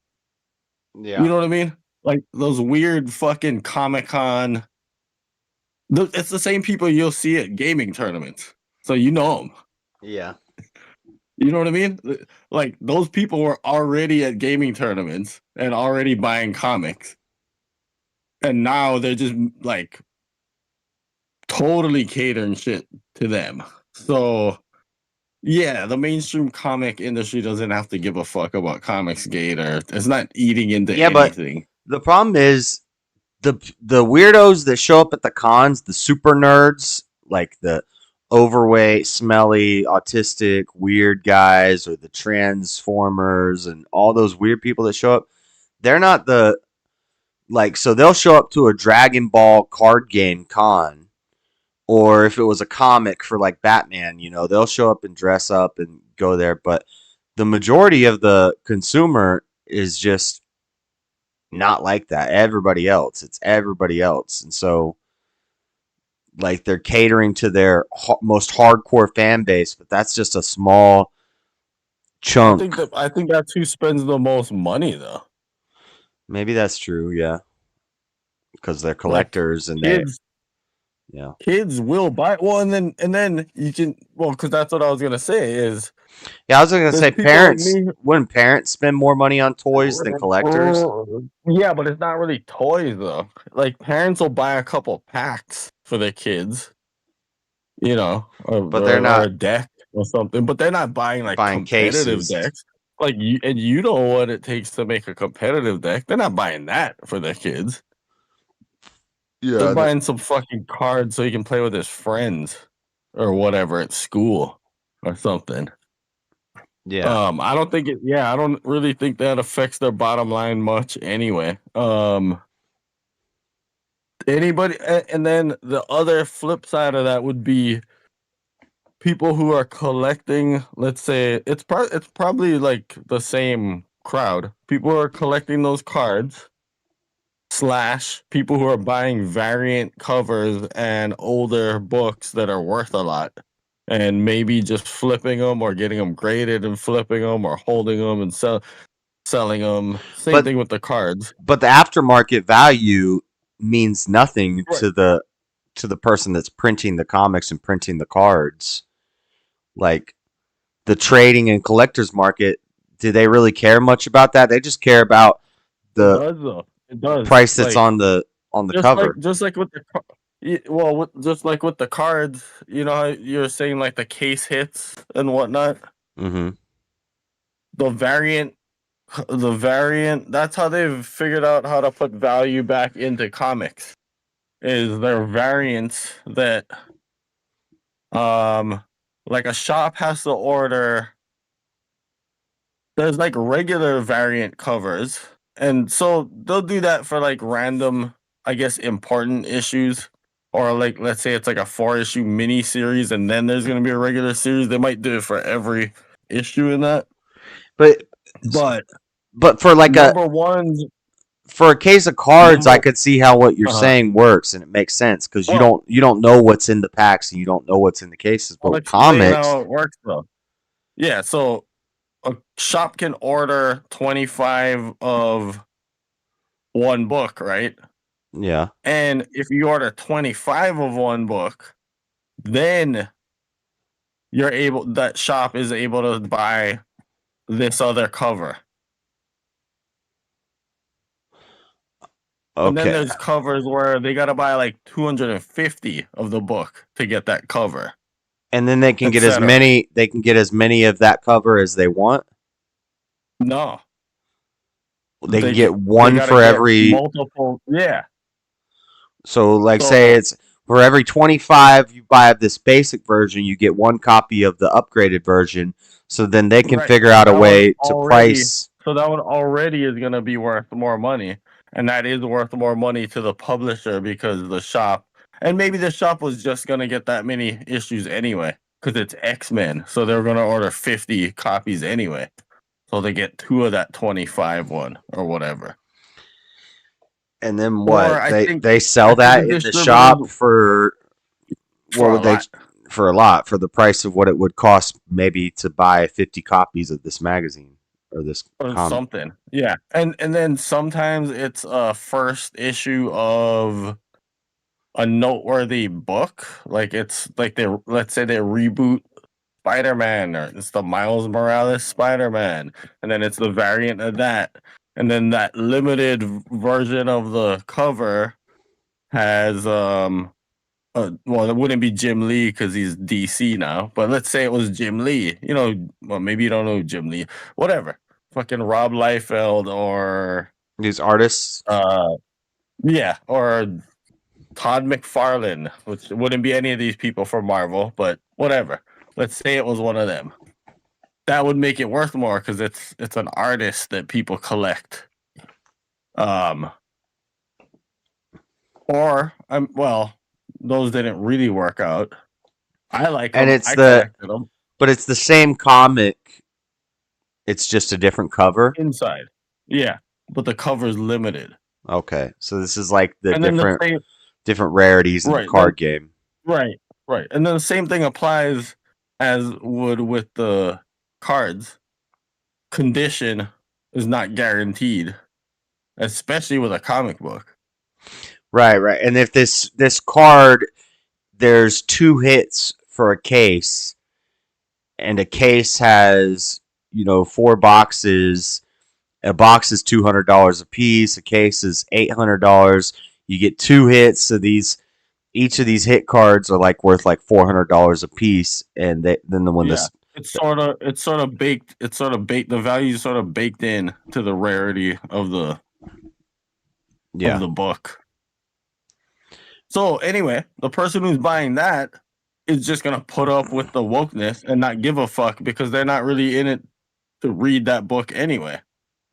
They're just in it You're for just profit. gonna flip that book, or maybe try and grade it and sit on it and then flip it, or I don't know, or that like let's say they reboot Avengers, and there's gonna be a new Avengers movie, or let's say Deadpool. Let's say there hasn't been a Deadpool movie in 4 years or something. They're rebooting Deadpool, or Deadpool and Wolverine. Yeah, and the At next number 1, the new Deadpool is going to be like a black gay guy in a wheelchair. But if you get the limited version of that and even if that is what it is, who cares? Like when the movie comes out, because everybody loves Marvel so much, the people are value's going to be gonna go up. walking in. Yeah, people are going to be going online and like, oh, Deadpool comic. But if the consumer stops buying because they're getting sick of this crap, it is going to hurt the. Well, in a lot of cases, it's been happening. The pushback, like yeah, but Bud that's what I'm Light. saying is in that world that doesn't happen because that's who they turned into their army of weirdos. Okay, that's who that already was. You know what I mean?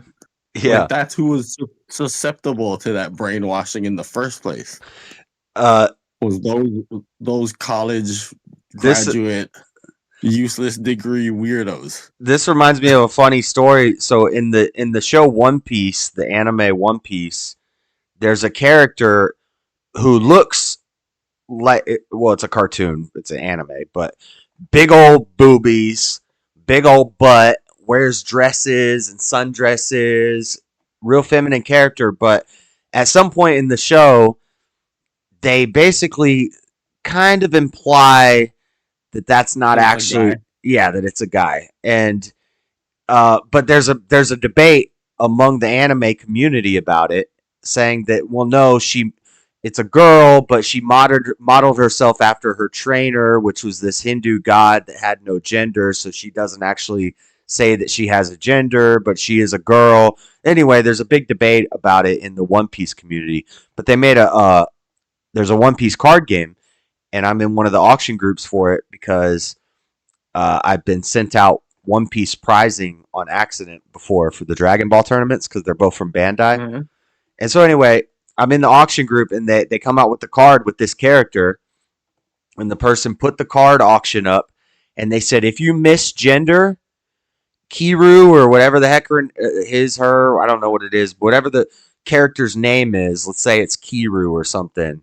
If you misgender Kiru, you will be banned from this group and removed from the auction. Your auction will not count. It doesn't, which is kind of screwed up because that's messing with people's money. Like once I put a bid in, my bid is solid, and there's a whole, there's procedures you have to go through. Like if somebody says buy it now after the auction ended, and then I end up sending it out to the buy it now guy because he bid 5 minutes late, but I want the more money, I'm banned from the group. You can't do that. Like, it's a sale. It has to be legit. And this person was banning people because they came in trolling, and they're like, $20. He looks really hot, or like misgendering him just to piss off this guy, and he was triggered. He's like, "Oh, you transphobes," and it's crazy. Yeah, that's who's already in those.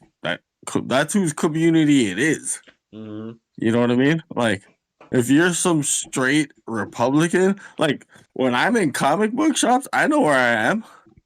That's like being one of those weirdos and walking into fucking auto parts store or something. You know what I mean? Like, yeah, I'm in their world. I ain't gonna fucking get all lippy and get kicked out of the and never be able to go there again.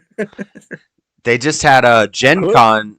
Gen Con is like the biggest card game players convention. It's in Indianapolis every year. I want to go some year because you can make a lot of money at Gen Con if you join in a bunch of tournaments and you know what you're doing. But this guy was at Gen Con in a Lorcana tournament, which is the Disney game we were talking about last week, and he had a Donald Trump playmat, and he had custom sleeve. He had a custom playmat, and he had custom sleeves, custom deck box, and it was all trumped out.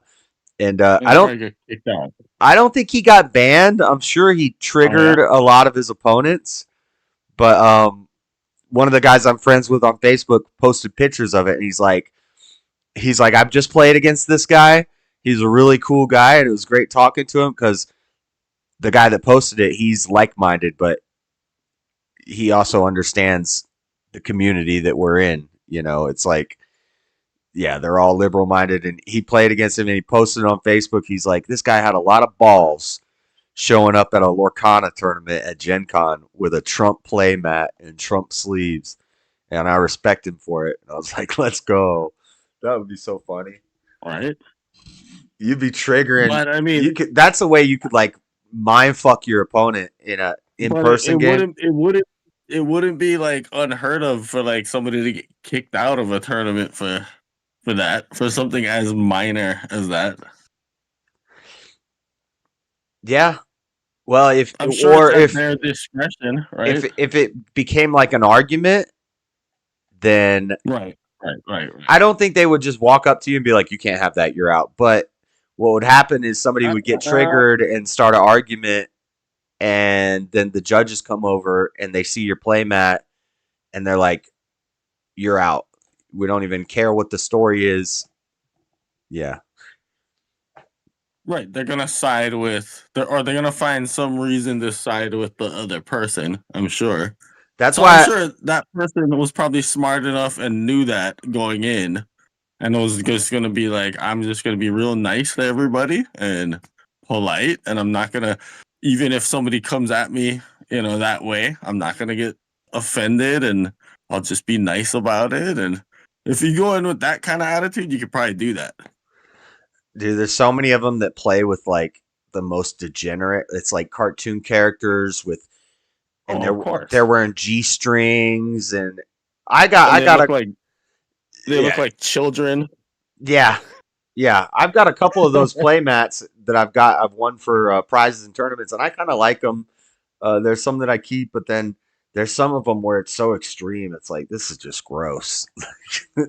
Like, these guys like get off to this. They're like, oh, look at my sexy sleeves that I got, and it's like. You know that's Pan, and she's like 8 years old in that. Like, right. They have anime body pillows and shit. yes. Yeah, so that's the world that is. So they're not gonna. Yeah, they're not hurting for money, or they got like a whole built-in weird audience for all that shit. So yeah. And it's not about the money. Some people just like to watch the world burn. Yeah. Somebody write that in chat. It's about sending a message. No, somebody didn't write it in chat. I just thought of it. But yeah, it's true. It's the DEI stuff is not about making more money. They print money, a lot of these companies. But it's about, bringing people over to that side. Well, it's about subverting culture and family and what values. Yeah. Yep. Sounds about right. Is there still 20-something people in your chat? There's 21 people. Nobody's chatting, though. What are you guys doing? You just listening? Take part in the conversation. I can't respond to chat if you're not saying anything. Why are you nervous, Buff? You gotta prepare or something? It's a job. It's been interesting. It's a job interview, and he's black. You'd be nervous too. As long as they don't call the cops on me, I'm good to go. Black people are always nervous for a job interview. I gotta head to the bank here in about 5 hours and get a new debit card. Somebody fucking spent $257 of my money on Twitch shop, whatever the fuck that, or TikTok shop, whatever the fuck that shit is. Yeah, what is that? I don't know. They somehow fucking got my debit card information and spent money there. So I gotta take care of that in a few hours. And you sure you didn't get drunk and order yourself a sex doll or? I have no idea what TikTok shop is. I really don't. Well, I'm too old for TikTok. I don't even know what happens on TikTok. It's the damn Chinese. It's the Chinese man stealing your money. I don't even really be on TikTok anymore now because I don't know what the hell's going on, but I use TikTok to make shorts for my movie reviews and just promote it to direct traffic to YouTube, and that whole channel got wiped out. So it's like I still have an account, but all my videos are gone. So I'm just like, all right, fuck it. So I just don't be on TikTok anymore. Yeah, TikTok's lame. Yeah. I wouldn't be buying anything off TikTok. I don't know. That and Temu. I don't know. You guys ever bought anything from Temu? No. But I want to live like a billionaire. I want to shop like a billionaire. I mean, who listens to that ad and is like, I trust this company? Like, what the fuck? That's crazy. Shit. Yeah. That's what I was telling Buff. A lady at the Walmart the other day was like, "Oh, all the prices are so expensive here. I buy everything off TikTok now." And she was a Muslim lady with not the full face cover, but she had the head cover on, and she was wearing a COVID mask. So she was basically burked out. But maybe when you already come from somewhere sketchy, you just that's how you roll. You just Yeah, but that's what she was telling me. She's like, the prices are so expensive here now. And I was like, I don't make the prices. Don't blame me. I know the economy. And she is like agreeing with me. She's like, yeah, the government's crazy now. Everything's so expensive. And then she's like, but I buy everything off of TikTok. And you should look into that because you get it for much cheaper. And it only takes, you know, up to 2 weeks to get to you. Because I was like, I've heard of Temu. And I heard it takes like 3 months. And she said, no, it's based in California. It's TikTok buying and selling off TikTok. What is she buying, though? What is she buying? I don't. She said groceries and stuff. Like, I need my. But she was at Walmart cheese right now. She was at Walmart buying laundry detergent, and she's asking me all these questions about every product. And she only had like a couple items in her cart. She's asking me all these things about all these products, and I'm like, I don't know. Shit. She said, which laundry detergent is the best for the price? I said, I buy this stuff right here because it's the cheapest and it works. And yeah, I buy the cheap shit. I don't even care. I'm not allergic. Maybe I am allergic. Yeah, I buy the extra. The extra is like the cheapest for the biggest amount, and she's like, well, this bottle was the price of this bottle a couple years ago. I wanted to say, well, you can blame Joe Biden for that, but I couldn't say that. So it's just like, yeah, I know. And then she's like, well, I buy everything off TikTok. Well, obviously you don't because you're shopping here right now. But did she like not understand inflation? Is that what was happening?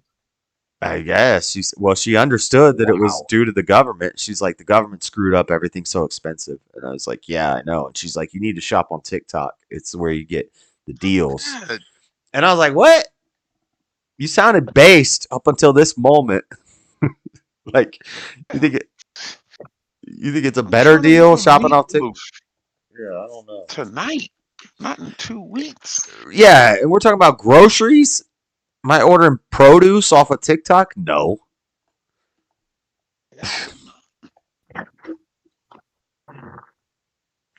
Right?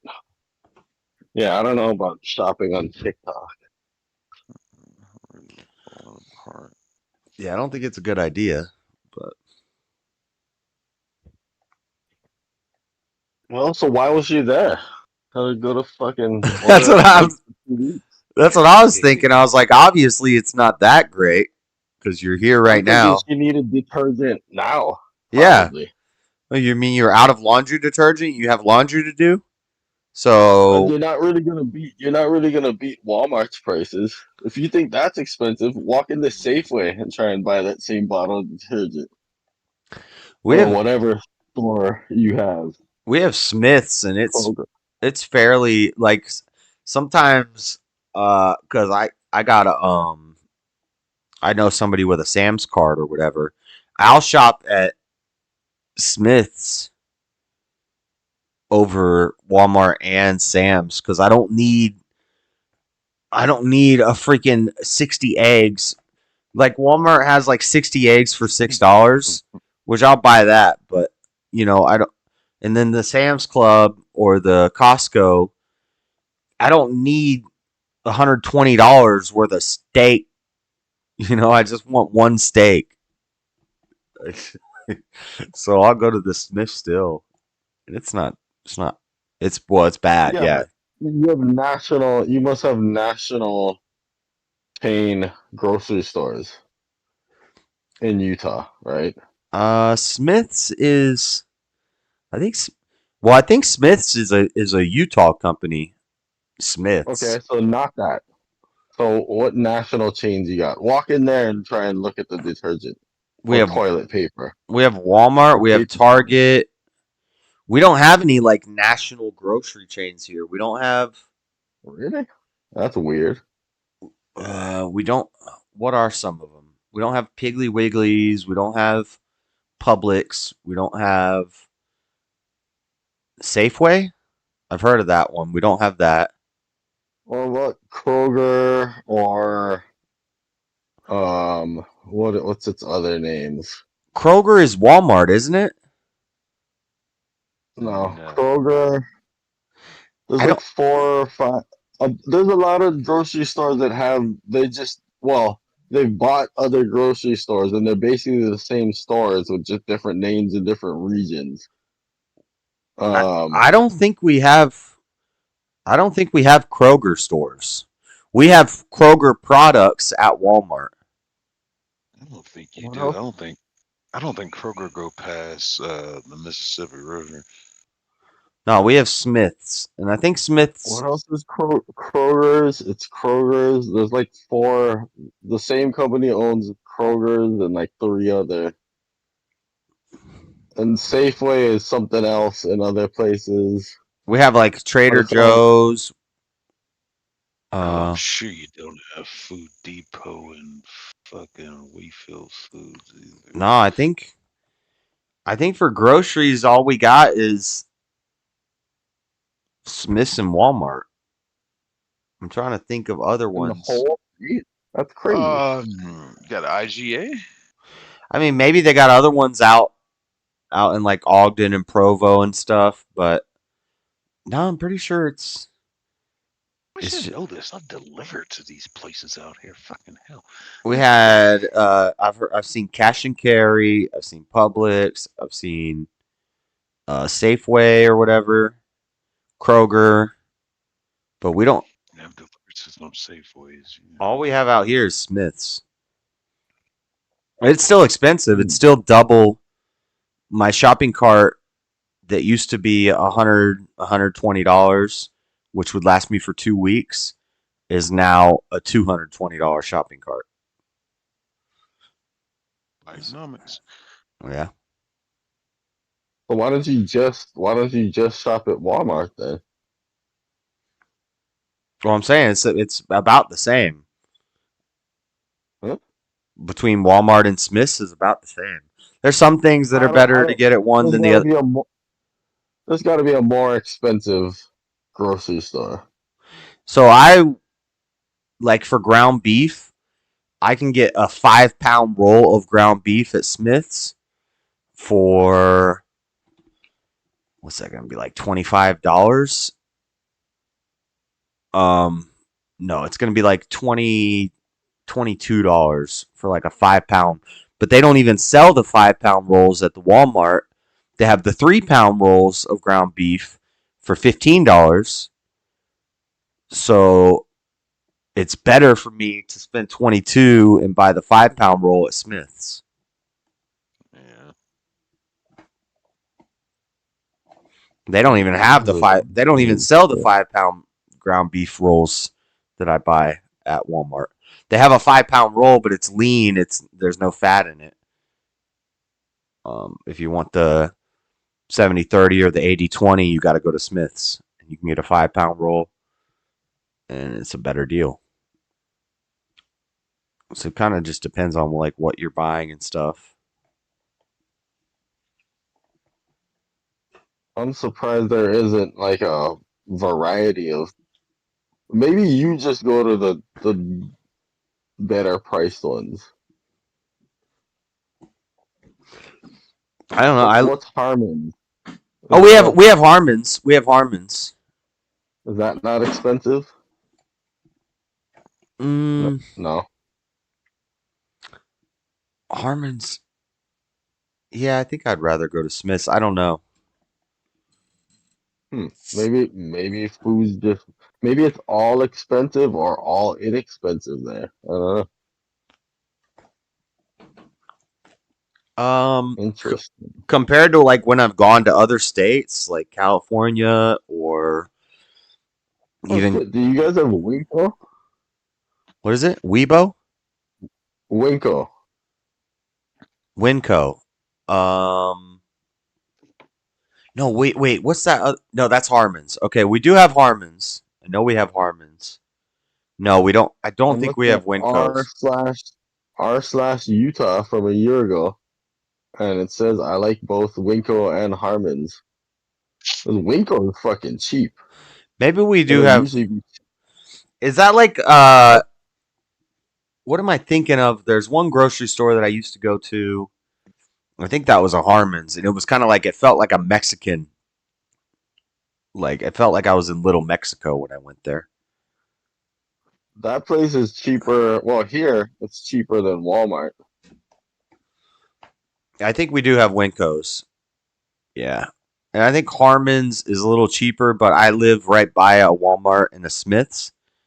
And Smith's is all right. I don't know. I haven't been to Harmon's in a while. Yeah, I don't see. Maybe. Yeah, unless that Harmon's. But the Harmon's is 5 miles owned by extra someone else. extra travel time, and I gotta pay extra $10 for the gas to get there. So now I've got to weigh my travel time versus my grocery buying. Yeah, it looks like Reddit. Looks like everybody likes Smith's or Winko. It looks like. Yeah, I don't think they're. I think we do have Winkos. I know we have Harmons, but none really nearby. And the Harmons are always kind of like ghetto feeling. Like they do. They feel. It feels like you're in Little Mexico when you walk in. Like everything's all brick and like dark, kind of. And all the Mexican people shop there. We got. Sounds like a store we got called a Food Depot. They sell stuff at at wholesale prices plus 10% at the register. Is it cheaper though? Yeah, it ends up being cheaper than fucking Walmart. Oh fuck it, man! There. I'll go to somewhere. I'll go to the ghetto. I'll go to the ghetto place if it's cheaper. I don't give a shit. Yeah, I don't either. I'm not trying to impress anybody. The reason I go to Smith's, and it's the big downtown Smith's, is because it's like 2 blocks away from me. It's like a 2-story. It's a 2-story Smith's that sells Nike product, like clothing. It's most of the Smiths are just grocery stores, but this one is like a 2-story, like more. Yeah, they have Nike products. They have. Fuck Nike. You buy Nike? No, I don't buy it, but I'm just saying they have most grocery stores don't have Nike products in the store. That's like one of the wokest. That's one of the wokest companies around. I'm not saying I'm buying it. I'm not paying $60 for a tank top that I can get for $6 on another shelf. I have Nike skate shoes that I won't even wear. Nike SBs. Nike SBs are pretty good. Don't lie. The rubber will. I use my Vans. Oh yeah, Vans is probably also woke, but they're not. Probably just because they have to be. I got some Nike weightlifting gloves I haven't used in a while. So got that big ass check on them, but yeah, you gotta lift weights. That's just one of those companies that told me that I found they them at hate the thrift store. I found them at the thrift store for like $5, and I was like, "Yeah." I was about to pass up on that, and I'm like, "Fuck it." I made a point that all those companies that outright come out and say that they hate me, like what am I doing? I can't participate in that willingly. Fair enough. I remember I had a DUI and I had to do community service at the Goodwill, and somebody dropped off a bag and I was sorting through them and I found a pair of Bathing Apes, which is a shoe company. It's Bathing Apes. The rappers used to wear them and stuff. And I hid them under the dumpster and I looked them up later. They were like $900 shoes and I traded them for like $200 worth of pot. I was like, thank you, community service. Let's go.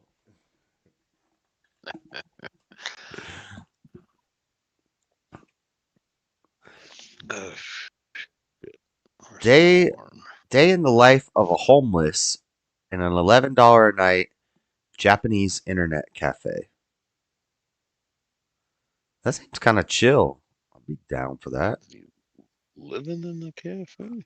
$11 a night? Yeah, but I don't know. Can you sleep in there though? I don't know. I think you get a little cubby hole in a computer. Internet cafe. Yeah, I'll try to show you guys what's inside the internet cafe. So I'm going to the cafe called Kaikatsu Club. That's like Kaikatsu Club. super, like big chain. You can find this like almost everywhere in Japan, and yeah, I feel like their service and their quality is pretty high, and it's pretty cheap too. So.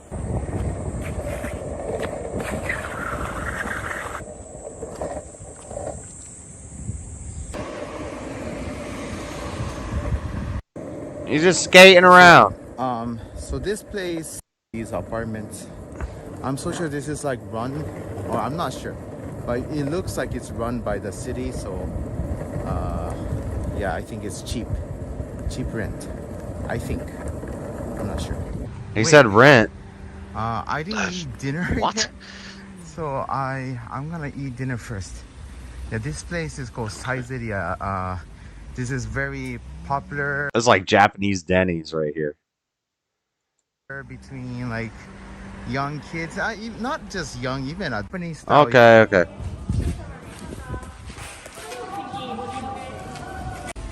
Very popular and cheap. Like pasta, their pasta is so cheap. Like this one, pepperoncino. This is only 300 yen, or almost like $2. $2. Damn. $2 for a big old pasta dish? Let's go. Questioning that. I don't know if it's a big pasta. Well, it is pasta. I mean, how much is pasta? $2 to $7. We'll see the dish he gets. Carbonara, 450, 500 yen. So that's like $4, something like that. Yeah, very cheap, very cheap. You can even get like a hamburger, steak. Even this one, just a steak with macaroni and cheese. No. $3.50. Hamburger. That's a hamburger patty. Hamburger, steak, and egg and corn and potato. 400 yen. That's so cheap. That's like what, $3 maybe? But you gotta order rice separately, rice or bread. But still, that's like less than $5. And then they have this thing called drink bar. It's like unlimited drink. So if you pay Coca-Cola, it's unlimited drink. But if you order in a set, if you order with the food, it becomes cheaper. Yeah, it becomes 182 yen or 200 yen. So yeah, this place. So under $10. It's good for saving money and eating a lot. And yeah, a lot of young kids like to friends or. I need to see the portion size because we're talking about unlimited drinks and a meal for like $8. Let's go. Play game.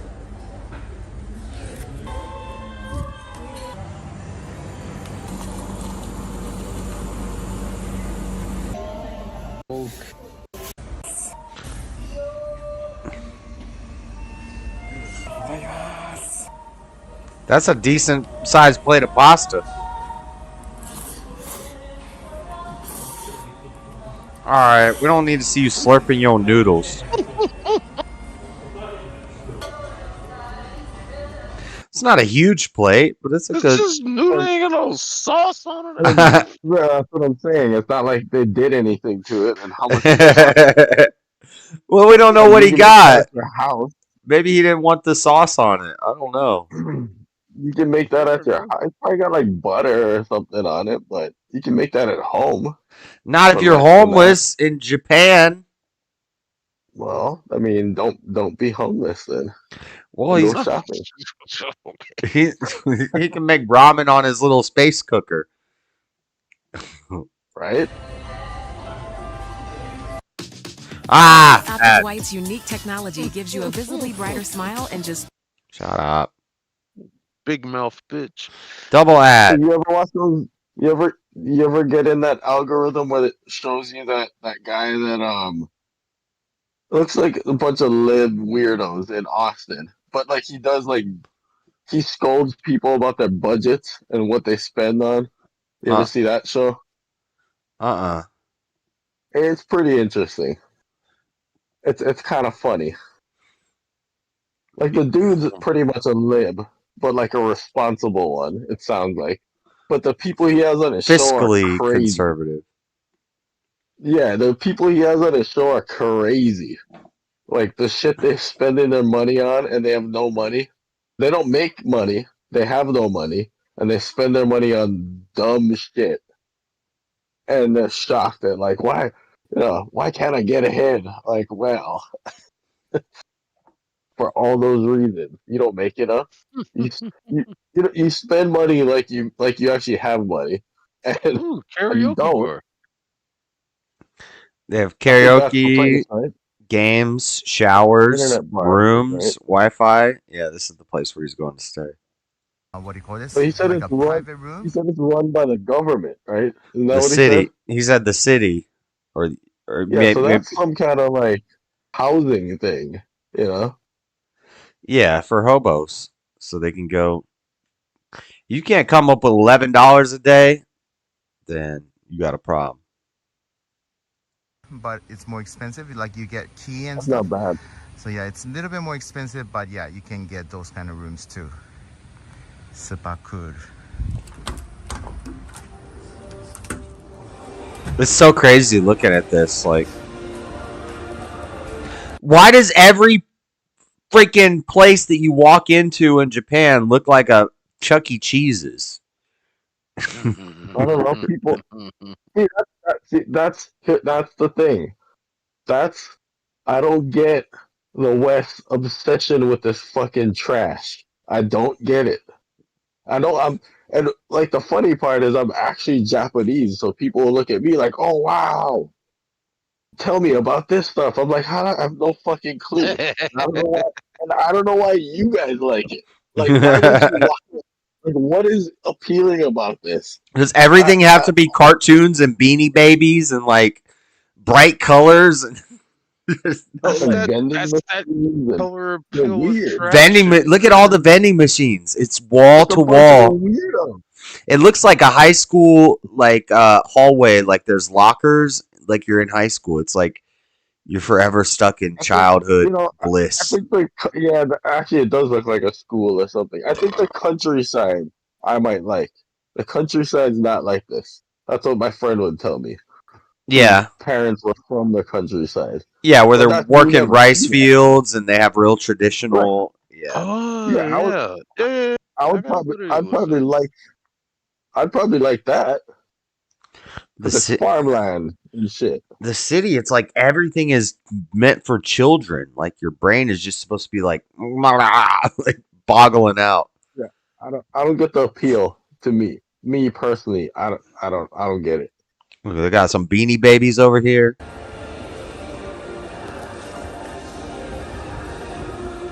Vending machine, vending machine, vending machine. Okay, right here. Depending on what room you're getting, the price changes, but yeah, I'm gonna go for this one. 1,800 yen for 8 hours. This is only if you go in between 8 p.m. to 4 a.m. If you go inside in that time, you can get 1,800 yen for 8 hours. This is the cheapest. This one is just like a tape. Out of there at 4 a.m. Yeah. I was just thinking the same thing. 8 p.m. to 4 a.m. I'd be like, can I do like midnight to like 8? Can we adjust this? 8 p.m. to 4 a.m. What the hell? And the chair. This one's like you get a booth. You can sleep there. Oh yeah, and then 370 yen entrance fee, but if you install their app, it's 0 yen. Yes. Make sure you get the app. Why are you doing this if you have the app?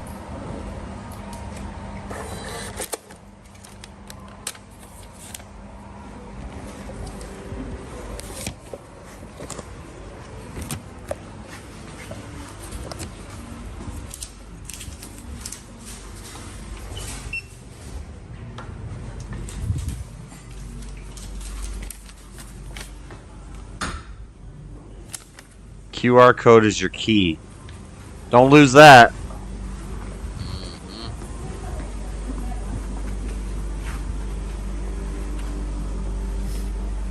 booth? Yeah, it's just a little cubby hole. He said that lower price was just a scare.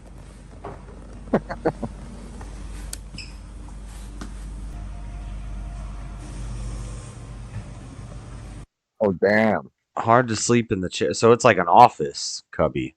That's the chair. He just showed the little chair. Yeah, it's hard to sleep in the chair type. But you could lay down on the floor, I guess, and sleep in it. So it's made for people to come in and do work and work at a computer in the cubby hole. But he's saying he goes in there and just goes to sleep.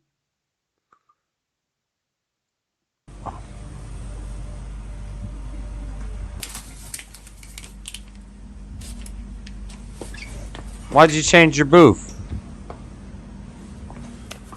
Oh, you got a lay down booth. Oh, they have different types of booths. So he asked to be changed to a lay down booth where they got a little bed in there.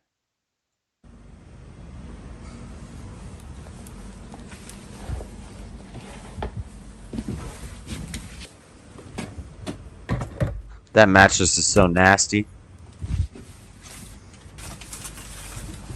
It's like plastic.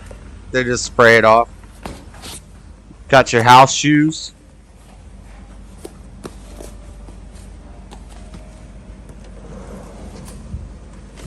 It's a glass door, so not much privacy. Yo, those are the same blankets they give you at the homeless shelter. For real. Guess what? Look, it's even worse. You gotta pay.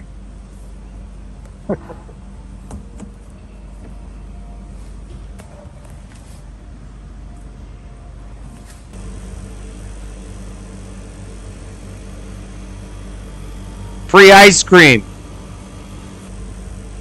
All you can drink ice cream and soup. Okay. That's not bad. $11, place to sleep, free ice cream and soup. Let's go. I mean, it'd be nice if it was like 12 hours or something, you know? Yeah. Yeah, I hope they have coffee. Yeah, probably get coffee. You're going to need coffee at 4 a.m.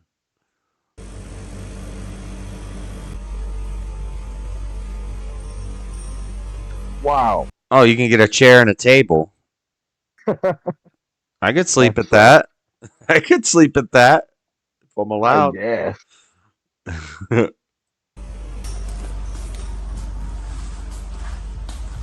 All you can read manga and magazines.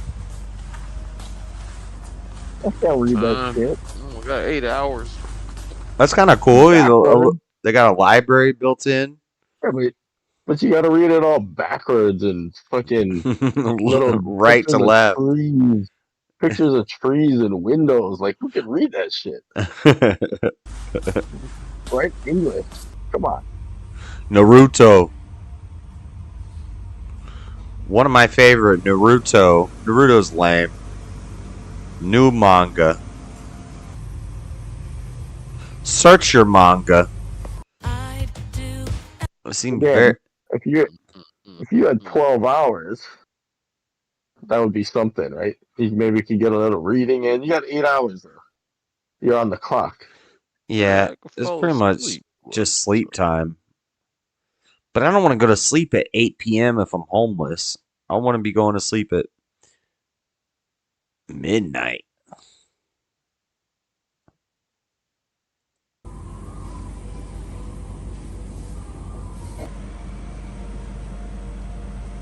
Dart and billiard room. Toilet.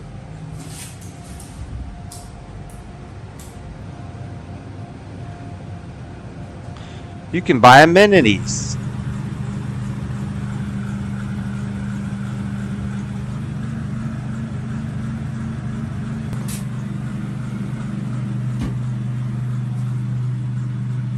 $6 to do your laundry, though?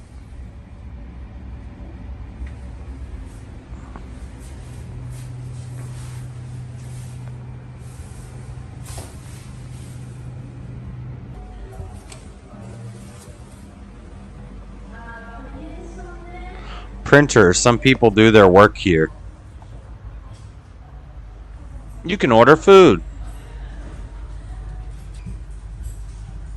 Oh, It's that's pretty a cheap. $3 steak. Well, I do like Japanese curry. That is pretty good. I don't like curry, but I've definitely never had Japanese curry. It's yeah, I don't know. It's not really. It's not like Indian curry. This is pretty cool. I think this is. I would like. Imagine I want to go visit a city, and instead of having to pay $200 a night for a hotel room in the city, I could just pay $15 to stay in one of this. Well, This would be cool. but think okay, that would be cool. But think about how nice that $200 hotel room might be, though. Oh, But I don't care. I'm on if I'm on a 3-day long weekend vacation, the majority of my time is gonna be spent not in the hotel. I don't care about your nice pool. I don't care about your fancy food. I'm gonna be out and about exploring. But if the homeless place has this stuff, imagine what the hotel has. It's probably got some real cool shit. 5 extra square feet. Yeah, but maybe. I'm just saying, if I could go visit New York, and I think they do have stuff similar to this. They have hostels and stuff in New York, but about an hour and shit. yeah, I'd like to be able to just go. If I'm going to New York for 2 days over a weekend, I'm gonna be out and about and exploring, and I just need a place to crash for 6 hours, 2 nights, and yeah, I guess so. I'd be okay with it.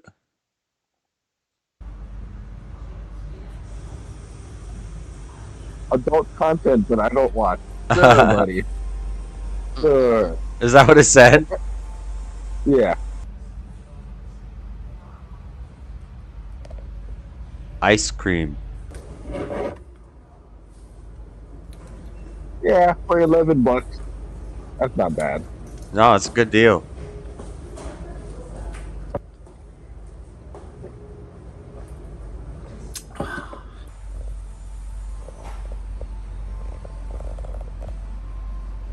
Only a partition, not a full room. So if there's anything freaky, oh, what? Oh, open air. It's all partition. When you go up, you could you could be peeking in. So I'm sure there's a lot of stuff he's not showing you where people be having sex in the booth next to you, and there's creepers looking over the wall and watching it. I don't know. Probably not that much though. Japanese people are pretty lame. They don't do anything cool or fun. Have you seen Japanese porn? Yeah, but that's not. That's what I'm saying. Everyone's expectations of Japan and Japanese people is not what. I know these people. They're weird. they're nice, but they're weird. Asians are weird. The most Western Asians, in my opinion, are Koreans, and they're still weird. But they're pretty Western, in my opinion, compared to these guys. So the fetishization of that to me is ridiculous. More Western than Filipinos. Yeah, but I'd say they're probably both pretty Western. But I don't know. I think Koreans kind of nail it. They're less. I don't know. They're less strange. They're both pretty strange. I don't know. They're less strange. I think their values align closer with Western values. I don't know. In my opinion. I can see that. This is a good deal for $11. They would charge $150 a night in America for something like this. If they do have, about 150. Yeah, maybe 80. You can find a cheap hotel room in most cities for a very cheap hotel room is going to be $60, but on average, most cities. What do you think? Way more? I think depending on what cities, I think it would be way more. I don't think you can find. I'm not even in a city. I don't think you can find a hotel room for under 100. Okay. Yeah, you're probably right. Yeah, I know. We got a Roach Motel here in Salt Lake City that's $60 a night. But yeah, that's probably really low. But I think when driving across the country and stuff, I can find like a little Roach Motel. Usually, I can find one for $80 a night. You're gonna have to go outside the city a little bit. Right. It probably won't be in anywhere good. Yeah. If you're in the city and you're trying to stay in the hotel, you're probably looking at 150. Metal key. $150 to $400 a night, depending on what city and how nice of a hotel it is. But that's in Tokyo for $11 a night. That's pretty cool. I guess. I gotta pee. Shit, I just paid fucking damn near $500 for 3 nights in Greenwood, Mississippi. It was fucking indoor room, Best Western, man. That city is shit. If you had the buffet, right? Oh yeah, the continental breakfast in the morning. Yeah, I think that's what they charge you. And had an indoor and outdoor pool. Woo. Swimming in that shit. Oh, so this guy ain't even sleeping. Look at it. You gotta take his ass to sleep. Look at his books. Look at how much books he's got. You see it next to him? Fucking around. You got like 50 books.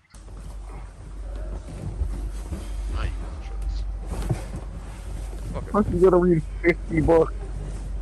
Oh, you can't even turn the light off. There's no cover or nothing. Damn, fuck that. That's not a fuck up. A wider smile brightens more than just your teeth. Colgate Optic White's unique hydrogen peroxide. Face.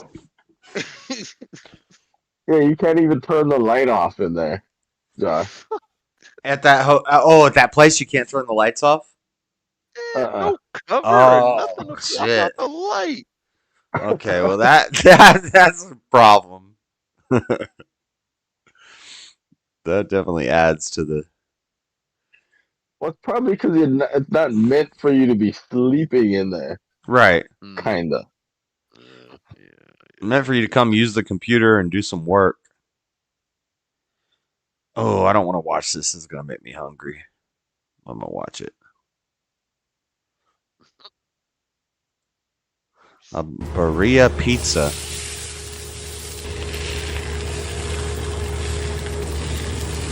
That's such an easy way to make a pizza. A tortilla, some cheese. Oh my. I mean, Taco Bell does that. Yeah. And I've been making that pizza for years. With shredded beef for years. Oh my god, it looks so good. Oh, it's double layered. He's doubling it up.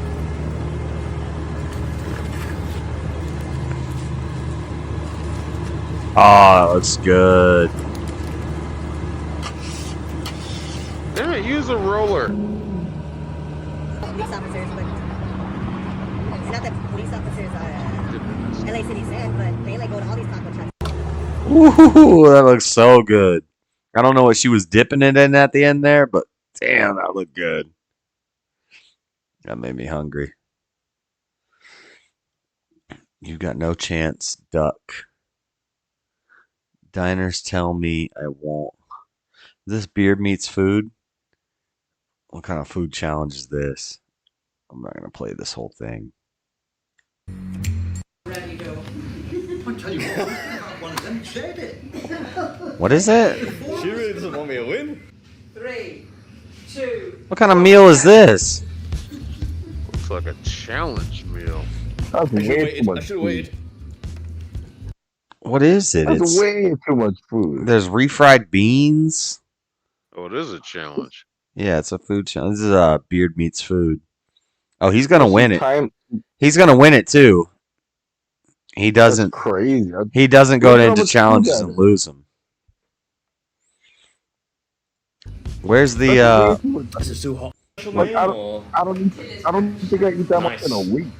Does what it says in the tin, and it's just loads of breakfast food, right? Pretty much.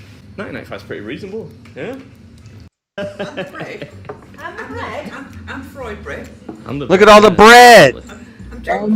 That's how they get you. They give you 18 giant freaking loaves of bread with it. That's fucking nuts. I'd be full from the bread. I'd be like, I'm done. I'm good. What is this? A breakfast platter? And I think he said it's $40, but probably if you complete it, you get it for free. Yeah, but if you don't complete it, you just get some to-go boxes and you got 3 weeks worth of food. I would eat a little bit, and then that's what I'd be having for the rest of the week and a half. Right. You're not a challenge. You don't think I'm gonna do it? Come on, you're supposed to say you can do it. If you fail, are you still going to put it on YouTube? Of course. We don't stat pad here. We don't whitewash stuff. If I lose, which is possible, it will still go up. All right, we're a place called Tilly's Cafe in Kidderminster in the Swan Centre. We're taking on the breakfast challenge. You got a special name or? Tilly's breakfast challenge. Nice. It's just breakfast food. And it's just loads of breakfast food, right? What is this? Like spaghetti sauce and freaking refried beans? What the hell are you guys eating for breakfast? Breakfast is... They like beans. I know they like beans and toast or something. I don't know. You got some Yeah. Jewish people in your chat? I don't know. They got a lot of beans and toast. Looks like some burnt ass sausage. I don't know who. Blood sausage, probably. But can it? A breakfast challenge should be like a stack of pancakes, some French toast, some sausage links, some freaking scrambled eggs. Yeah, but this is not America. That's what they eat for breakfast. I will body. Who eats spaghetti sauce for breakfast? I don't think that's spaghetti sauce. I think that's something else. This red stuff on the side here? Marinara. It looks like marinara. It looks like freaking shrimp and marinara or something. I don't know what this is. You'll probably say what it is, you think, right? Yeah, I might have skipped over it, though, because I jumped in a little bit. Pretty much. 1995 is pretty reasonable, yeah? As he eats it, maybe he'll say it. $20. I tell you what, one of them said it. $20? Shoot, that's a deal. That's pounds. She really doesn't want me to win. No, that's like 3 pounds of food or 4 pounds. No. Oh, 19 pounds is it's like $25. That's not bad. I should have waited. This is too hot. It's hot? It's spicy or oh it's hot. What the fuck is it?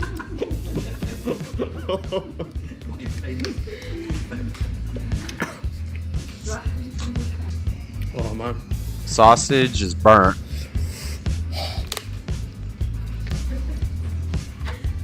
That's your fault. You told me to get started.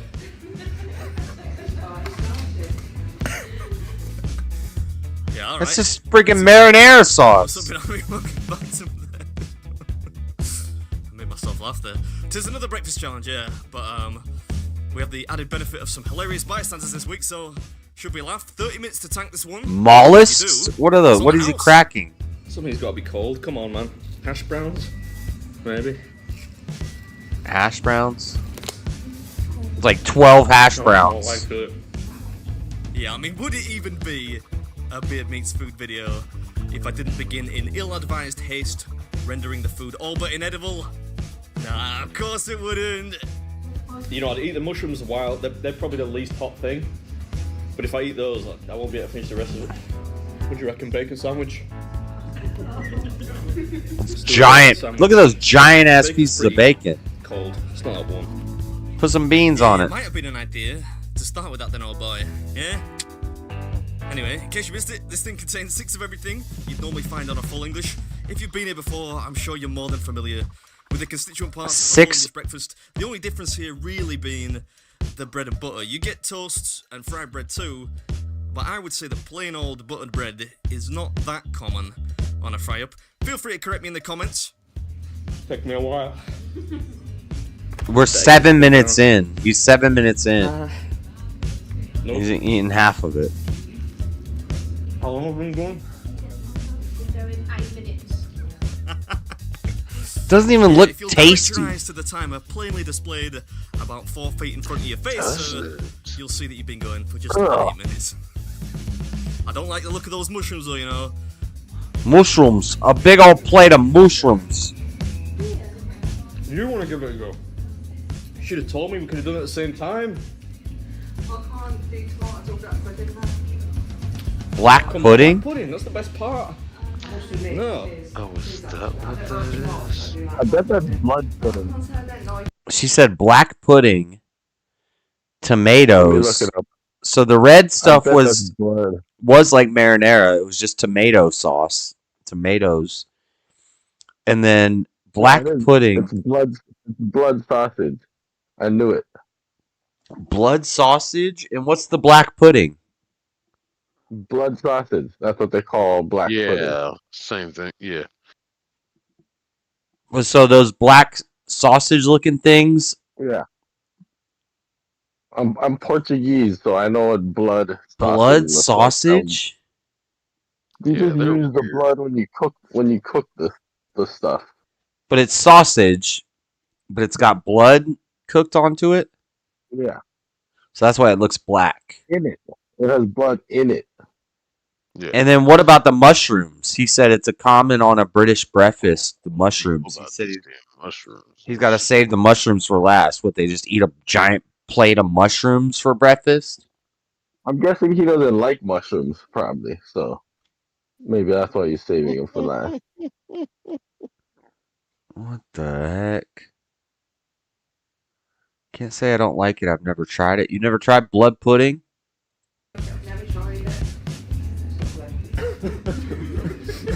What? I hate mushrooms, but it's got to be done, you know. You got to dig it out. If you want the glory. How's my basil? Is it alright? I don't believe you, but thank you. I think the beard is a cheat code. He like gets like 80% of the food just like lost in his beard. So that he's able to. Yeah, he's actually doing pretty. He's staying pretty clean with it, but it's hidden in there. He's got a pound of food at least. That's how he cheats these competitions. Where's that lady? Well, he also has a wide angle lens. He's making Make it look bigger? Tell me about it. Yeah. I think it's still a lot of food. I hope they got a dessert menu if they've got this many mushrooms on here.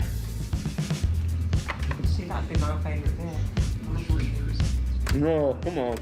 This is an evil amount of mushrooms, you know. Intimidating. They're gonna come at me tomorrow looking exactly the same. Ugh, yeah, I know, TMI. But it's true, I probably should get tested for some kind of fungus intolerance. The amount they pile on. Put them on the toast. This could be the most mushrooms I have ever eaten in one sitting. Yeah, that's a giant pile of freaking mushrooms. All mushrooms? I don't like mushrooms. I don't like beans. That looks horrible. Yeah. This looks like a disgusting breakfast. I have no. I don't want to eat anything on that. What is this?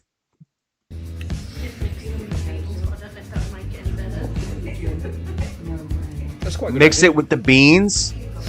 Why are you eating beans and mushrooms for breakfast? I enjoy the beans, I think. Yeah, I know most of the American subscribers out there don't really understand the charm of baked beans, but I'm a fan. Plenty of fiber too, which of course comes in. I like baked beans, not as much as you guys like them, but mushrooms and baked beans for breakfast? No. I love baked beans. They're good. Beans on toast is delicious. It's not a breakfast food. Breakfast. Yeah, it's not a breakfast thing. That's what they eat. This is weird. Andy, in my line of work. You like mushrooms? You want to eat some mushrooms? No? He comes from Leeds. There's like, how many mushrooms do you put on here? How much time does he have? Thoughts and prayers going out to anyone playing Like the a half BMF hour. drinking game tonight. But he's only 15 minutes in. Double digits for the number of times I've mentioned mushrooms now, so don't be shy, take a shot. We're at the halfway point now as well. This is where you it's start just throwing a up. nice way to seek out a better vantage point for pictures. I feel like I've been eating mushrooms for 10 minutes.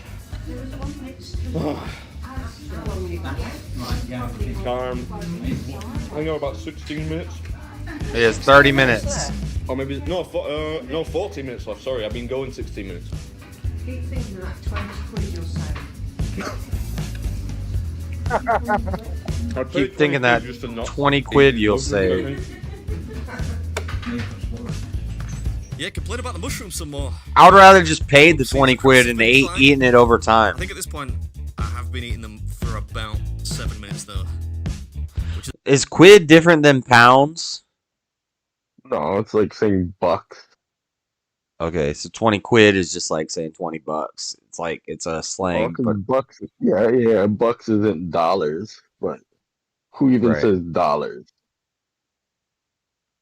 Yeah. Okay. Which is not good. Fried bread. He'll never let me down. He's trying to stay away from that bread, but you gotta get some of them beans and the mushrooms on that bread.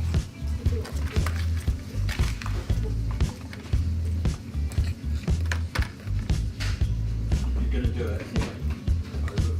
Don't be so sure. I'm not sure I can take one more mushroom. Oh. Come on, son. Dig in. Fried bread is pretty much like dessert to me, so it is a relief at this point to finally reach it, especially with a bit of bean juice on top. Think the crowd are coming around now? The guy is definitely convinced. The ladies... The gay? I'm not so sure. In fact, she's not trying to sneak off there, is she? Hey, you're not trying to escape, are you, before I finish? No, we were ready to go, but we're going to wait until you finish now. I'm not scared to go in. These mushrooms are killing me, man. I don't want to eat one more mushroom. Alright, hurry up, get through it. Yeah. It's a big mixed food, and that was... These food challenges are like hypnotizing to me. He did it. He did it in 22 minutes. That's wild. That's crazy.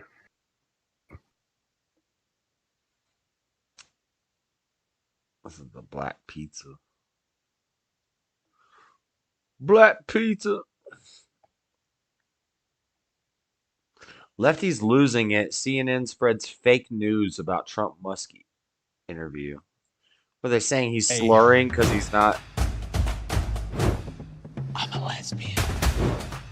Now it's time for Lefties Losing It, and I regret to inform you I found more ray gun content, more terrible dancing videos later in the segment. But first, it's always funny when lefties laugh at other lefties, and that's just what happened on the Stephen Colbert show when CNN anchor Caitlin Collins appeared as a guest to talk about Trump. What else?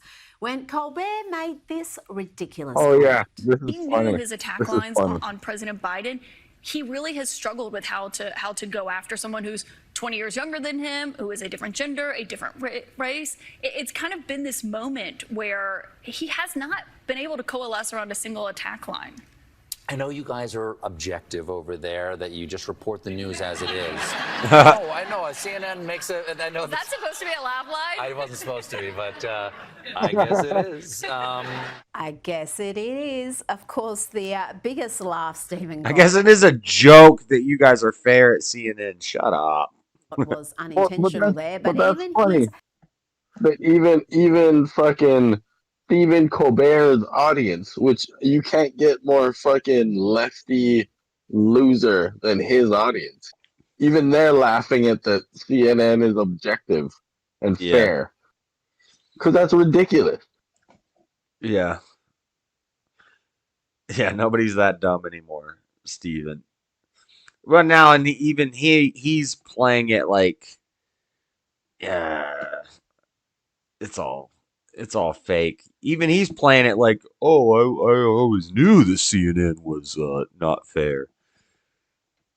Of course he always knew. But they pretended like it was. Right.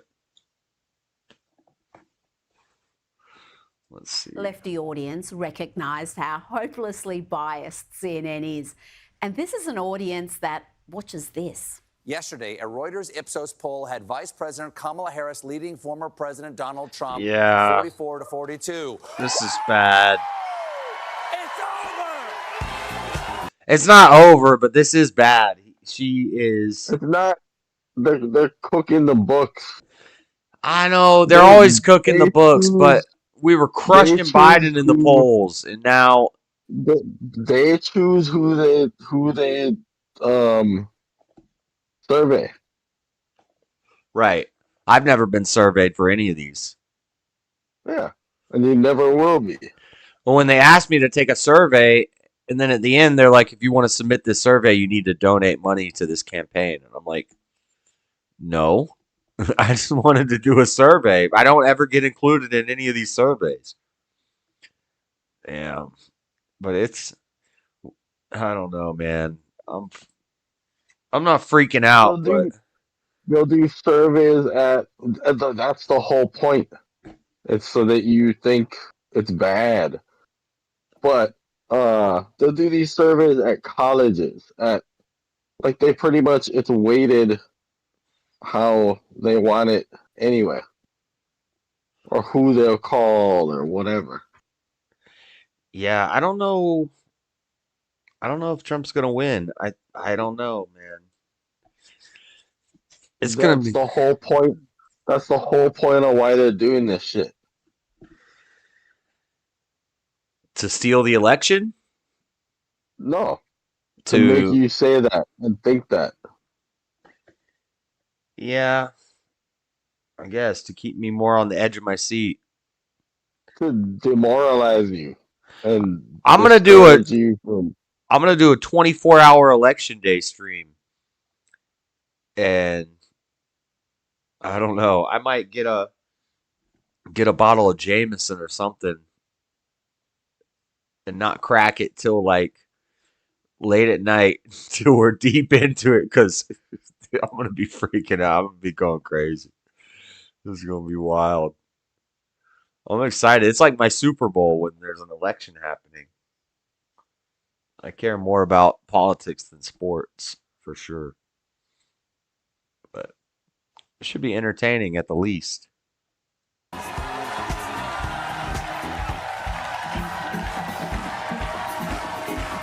Quit dancing. Oh, looks like it could take on Aussie breakdancer Ray Gunn with those moves. But look, I'm just happy old Steve-O is smiling and dancing again, because he was in a dark place not long ago. Remember this mad rant? I know how numb we've become, but it's not normal. No other candidate for the presidency has ever had to pause his campaign to defend himself in multiple courts. And I would like to point out that in all 7 of his cases, no one doubts that he did these things. We're just sitting there patiently waiting to find out if the wheels of justice will grind fast enough for there to be any consequences. Imagine how unhinged his little echo chamber must be if he genuinely believes the sham cases against Donald Trump are legitimate. You know, there's a reason why his poll numbers went up every time he was indicted. Even being convicted didn't hurt him with most voters. And that's because despite the efforts of CNN and co, most folks can recognise political persecution when they see it. And on CNN, they really did disgrace themselves overnight with deliberate disinfo after Donald Trump's 2-hour chat with Elon Musk. Indeed, the bulk of the media... Yeah, I want to see the reactions to this. ...propaganda mode about the interview. They've been calling it a big flop, but the numbers tell another story. I've seen some of the reactions. That delayed the start. Tens of millions, and by some metrics, hundreds of millions, have already listened to part or all of the Trump-Musk interview. But... this is how CNN described it. With 40 minutes boring of silence, and then a bropocalypse of politics. No matter how you frame it or what caused the glitch, what was finally said between Donald Trump and Elon Musk at last night's Big X event can largely be defined as a rant filled with familiar lies and lines of attack. Familiar lies and lines of attack, is she describing his... One of the headlines I saw was Elon Trump interview was boring and filled with something else. Like basically, they're saying it was a boring, which I was kind of getting that vibe. It was kind of boring because I don't think Elon is an interviewer. It's more just like it's interesting because it's these two crazy, rich, powerful guys talking about something. But you know, if you don't respect Trump as who he is and Elon as who he is, then it was kind of boring. It was kind of slow and I don't know. But Elon's not an interviewer. That's what all the headlines are saying. It was boring and he was slurring his speech. Maybe he had a couple drinks. Let the boy take some drinks. The CNN colleagues there, and CNN were at it again with this shameless bit of fake news. This is astonishingly dishonest. I want to play one exchange that was kind of classic. Well, there were a lot of exchanges that were classic Donald Trump, but this one really stuck out to us. And Nagasaki were bombed, but now they're like full cities again. So right. Oh, nukes are fake. Yes, I forgot about that. They touched on it. Thank you, Elon. And Trump was like, nuclear is the biggest thing we have to worry about. And Elon's like, well, Trump, don't you know that nukes are actually fake? And Trump's like, whoa, Elon, hey, calm it down. They're not fake. It's just not what they made. The nuclear fallout and the aftermath of the fallout is not what they make people think it is. But that's what my argument is. When I say nukes are fake, it's the same thing Elon's saying. Destiny's talked about it. People are waking up. We don't got to be deathly afraid of these nukes. They're not going to wipe out the whole world. That's old. I knew this for like 20 years. Well, you know, I knew 9/11 was a scam for 20 years too. We still talk about it occasionally. Yeah, I knew it around then, around that long. Mm-hmm. I'm an old, jaded, nothing new under the sun. But now it's becoming cool to talk about it and acceptable to talk about it. When you hear Elon talking about it, people are going to be like, all of a sudden, everybody's going to be like, nukes are fake, nukes are fake. We've been saying that. We've been telling you the nukes are fake. They're not fake, but they're not as devastating as we've been told, we've been led to believe that they are, that they're going to wipe out all of humanity and there's going to be nuclear winter and animals can't survive and everything's going to have three heads. The explosion is bad. The explosion the explosion and then the instant, the amount of radiation right after the explosion is bad, but after that is not bad. The explosion isn't even that bad.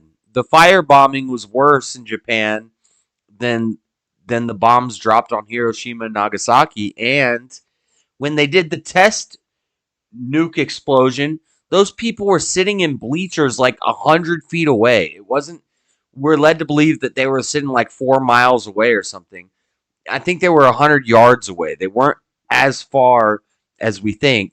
And then you see the videos and they're wearing the sunglasses and they have sunscreen on their face and it blows their hair back a little bit. Those people were watching it from like a football field away happen. And it's in Oppenheimer. Yeah, it's... Now I know that was bit then. Now we have bigger ones. And we make bigger explosions that do more damage and stuff. And yeah, the explosion's bad and blah, blah, blah. But it's a whole big... it's a fear-mongering tactic. These countries have nukes, and they will wipe us. Russia has Poseidon. Just like watching all this shit is. Yeah, but I can watch it, and I can parse out what's real and what to worry about and what not to worry about. But it's all meant just to scare you. And like, oh, look at what they think. Oh man, look at the polls. Like, are they gonna cheat? Probably. Are they gonna let Trump be president? I think maybe not. Probably not. I don't. Whatever though. I can't. Right. I'm not afraid of. But I'm not afraid of it.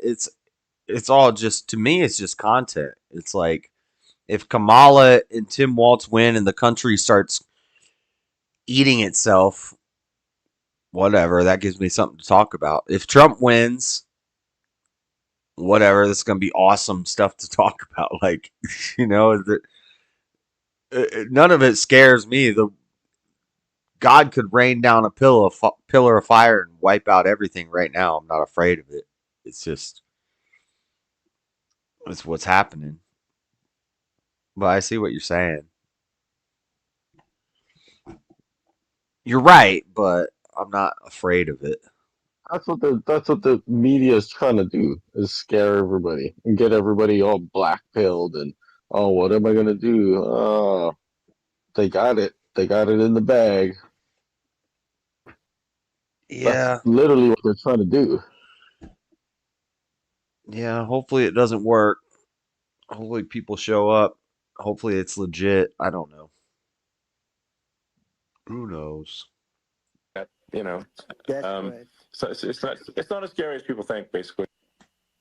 So that was more Elon Musk than Donald Trump talking about, sort of suggesting that what happened almost 80 years ago, I think 80 years ago next year. Oh, here we go, CNN. The bombing of Hiroshima and Nagasaki. Oh my God, Now it was it's so horrible. Kind of trying to blow off the impact of that. But that was not what they were talking about at all. And CNN has deceptively edited that clip and not even mentioned that the discussion was actually about nuclear energy and why it has a bad name because of nuclear bombs. Right. Trump mentioned nuclear energy needs a rebrand. The unedited chat CNN. Well, and because of Chernobyl, too. It's not over just 2 nuclear minutes. bombs. Here's but a little bit of it unedited. There's the bad side of nuclear. And Chernobyl's all a lie, too. They told us a bunch of lies about Chernobyl. So they discourage us from using nuclear energy so that they can do the carbon taxes and all that crap and the Paris Climate Accords and all these things. But the nuclear energy is the best way to go. But then they show us things like Chernobyl and nuclear bombs and, oh my God, the radiation. The sun makes radiation. There's radiation everywhere all the time. Which is a nuclear war, very bad side. But there's also, I think, nuclear electricity generation is underrated. You're right. And it's actually, people have this fear of nuclear electricity generation, but it's actually one of the safest forms of electricity generation. It's just a huge misunderstanding. If you listen to the whole discussion, you see they weren't saying nuclear bombs and destruction were no big deal, as CNN would have you believe. Well, they did. Elon did kind of say that. People are being locked up for so-called online violence. We can't tell you precisely what most. Rita's being deceptive too. The right's being deceptive too. They did actually say that. Elon was saying Hiroshima and Nagasaki was not as bad as we think it was, and the nukes are not as big of a threat as we think it is. No, in context, he's talking about because everyone was led to believe. No, Elon corrected Trump because Trump was like, nuclear war is the worst thing. Yeah, and that was bullshit. That was a lie. Right. And that's the point that Elon was making. He's not very good at speaking, so he didn't really make the point well. I knew what he was saying because I already knew that. I know exactly what he's talking about. Because Trump was saying nuclear bombs, the worst thing is nuclear. And Elon's like, no, Trump, the nukes actually weren't that bad and they're not that dangerous and it's not that big of a deal. But wait till the robots come. Wait for the AI robots. But I know you think that's not a big deal either. Same thing. Yeah. Perhaps you're right. I mean, it's the same thing. They're just getting everybody scared because it's something, because everyone watches movies and it's scary. But I don't know, whatever. But what happens when? Okay, so the pandemic is fake. The viruses are fake. The nukes are fake. If they send bombers in and just drop bombs on me, Are you telling me the robots are worse? Well, I'm saying No. the one is going to creep in. It's going to creep in and slowly take over the AI and the information age and the satellites and the surveillance. No. That's all. Yeah, and we're just going to go along with it, accept it, and then we're going to be put in gulags by robots. No, that's all stuff that's been like put in your head by watching sci-fi movies. All this stuff has been put in my head from sci-fi movies, but a lot of it comes true. Reality is drones / airplanes can just bomb you. Who's controlling the drones? Human beings. Allegedly, what happens if AI is controlling them? AI doesn't control shit, and it won't. Oh, it might. Elon's worried it might if we don't put it in check, and Terminator said so. Elon must be an idiot then. Elon's not an idiot. Terminator's a movie. Elon's an autistic savant. He's probably super high IQ. Maybe. I don't know.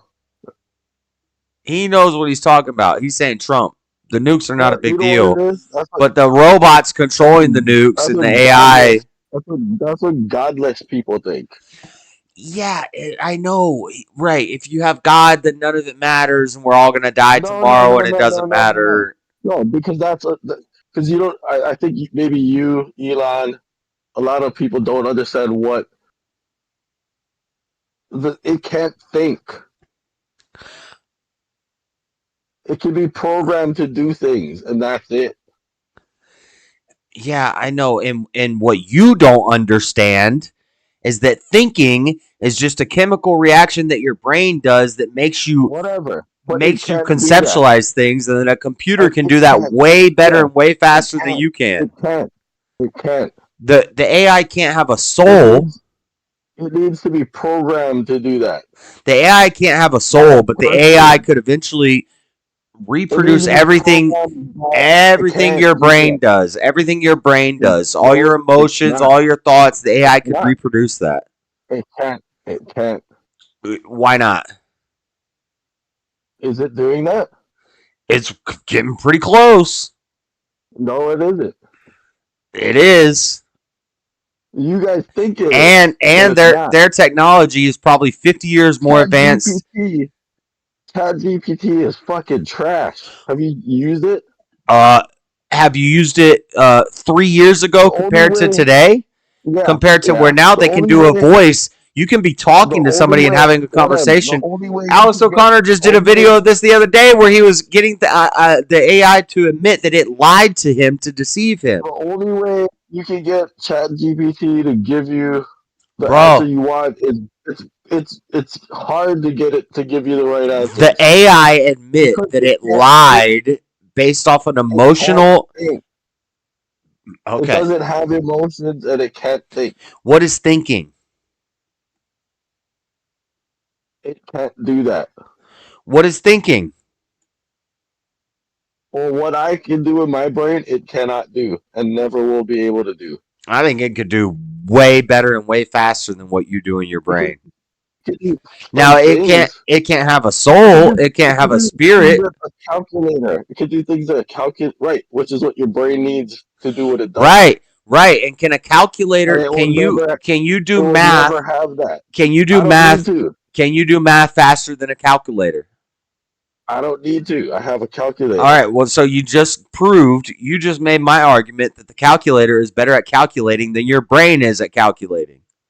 So probability, cause and effect, reason, logic, all of these things can be programmed into a computer, and the AI can do it better and faster than you can do it. By a human being. It still requires a human being. So does a gun. Yeah, but what about when it's not just a human being programming it, but it's the conglomeration of all the information throughout all the history of the world?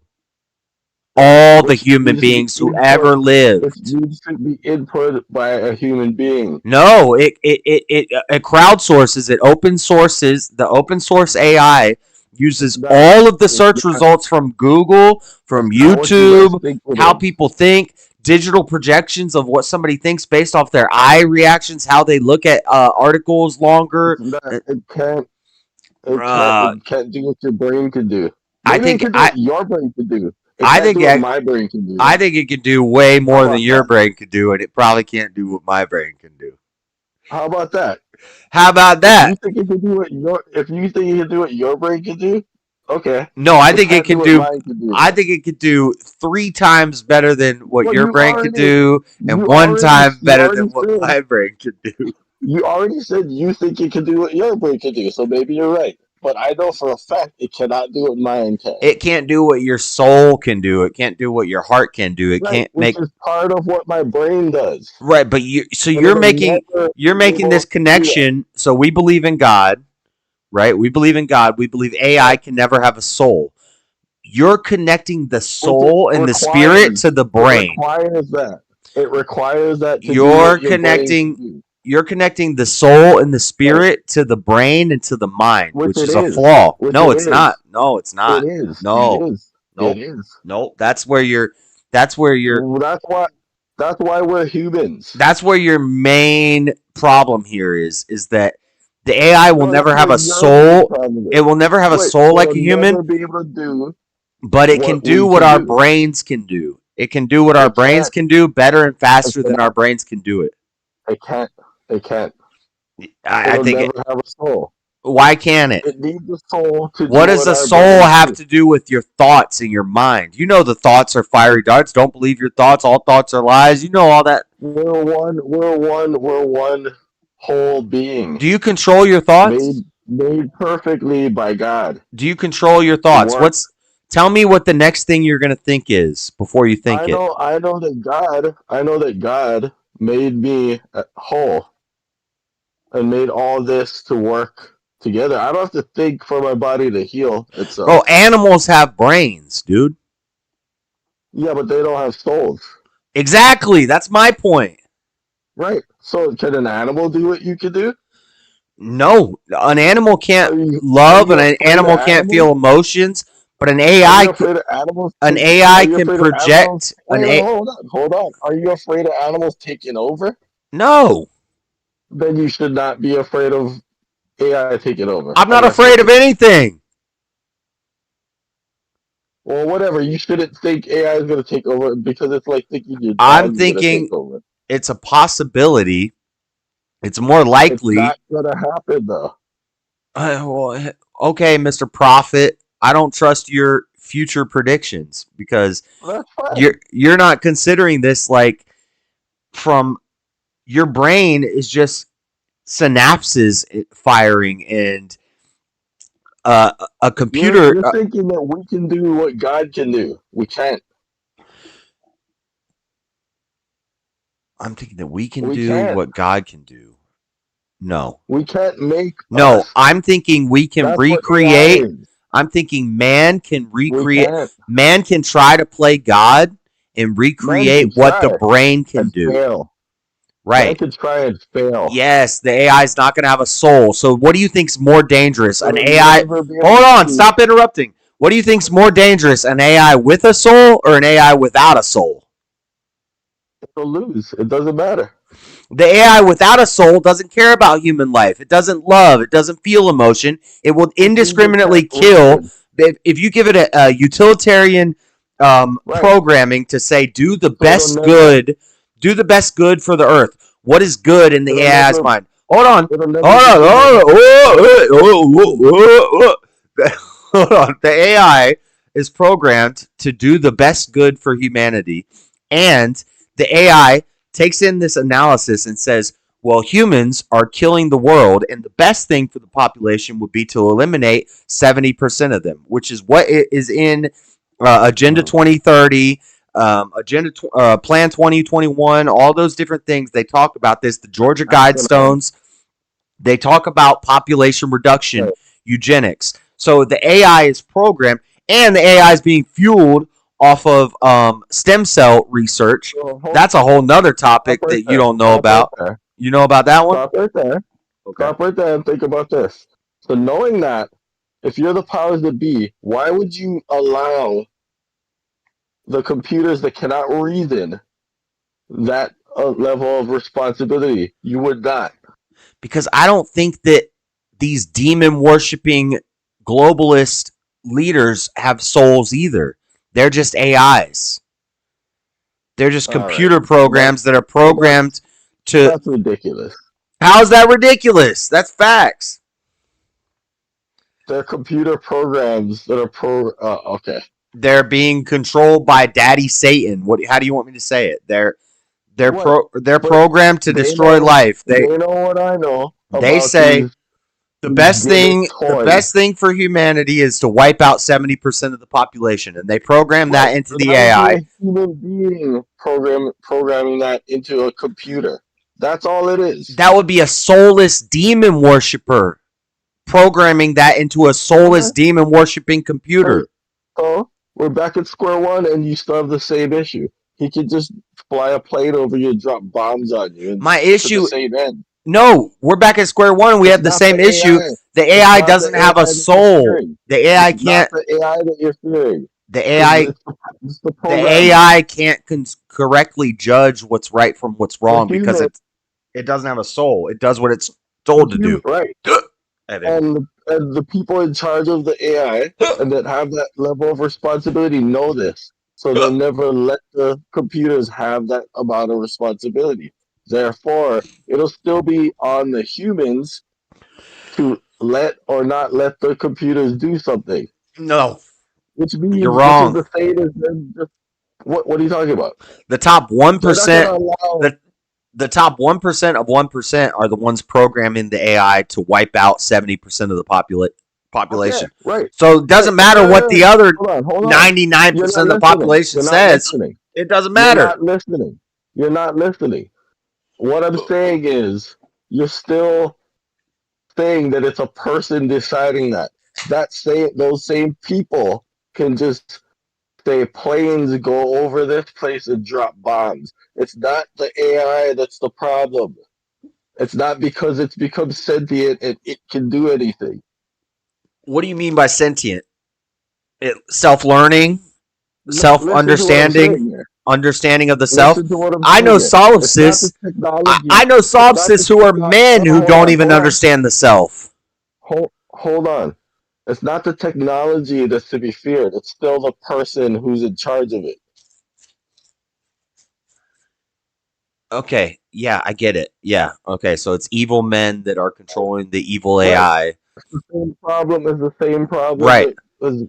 But listen. Had since day one of humanity. But listen, if these are evil, soulless men who are just doing whatever they can to gain power and destroy humanity, they don't have emotions. They're basically degenerate computer programs that are running to destroy life, and they're being controlled by Satan. So we could say the AI is being controlled by Satan, or the man's being controlled by Satan. When the man creates, they do what men do throughout history, which is try to be like God.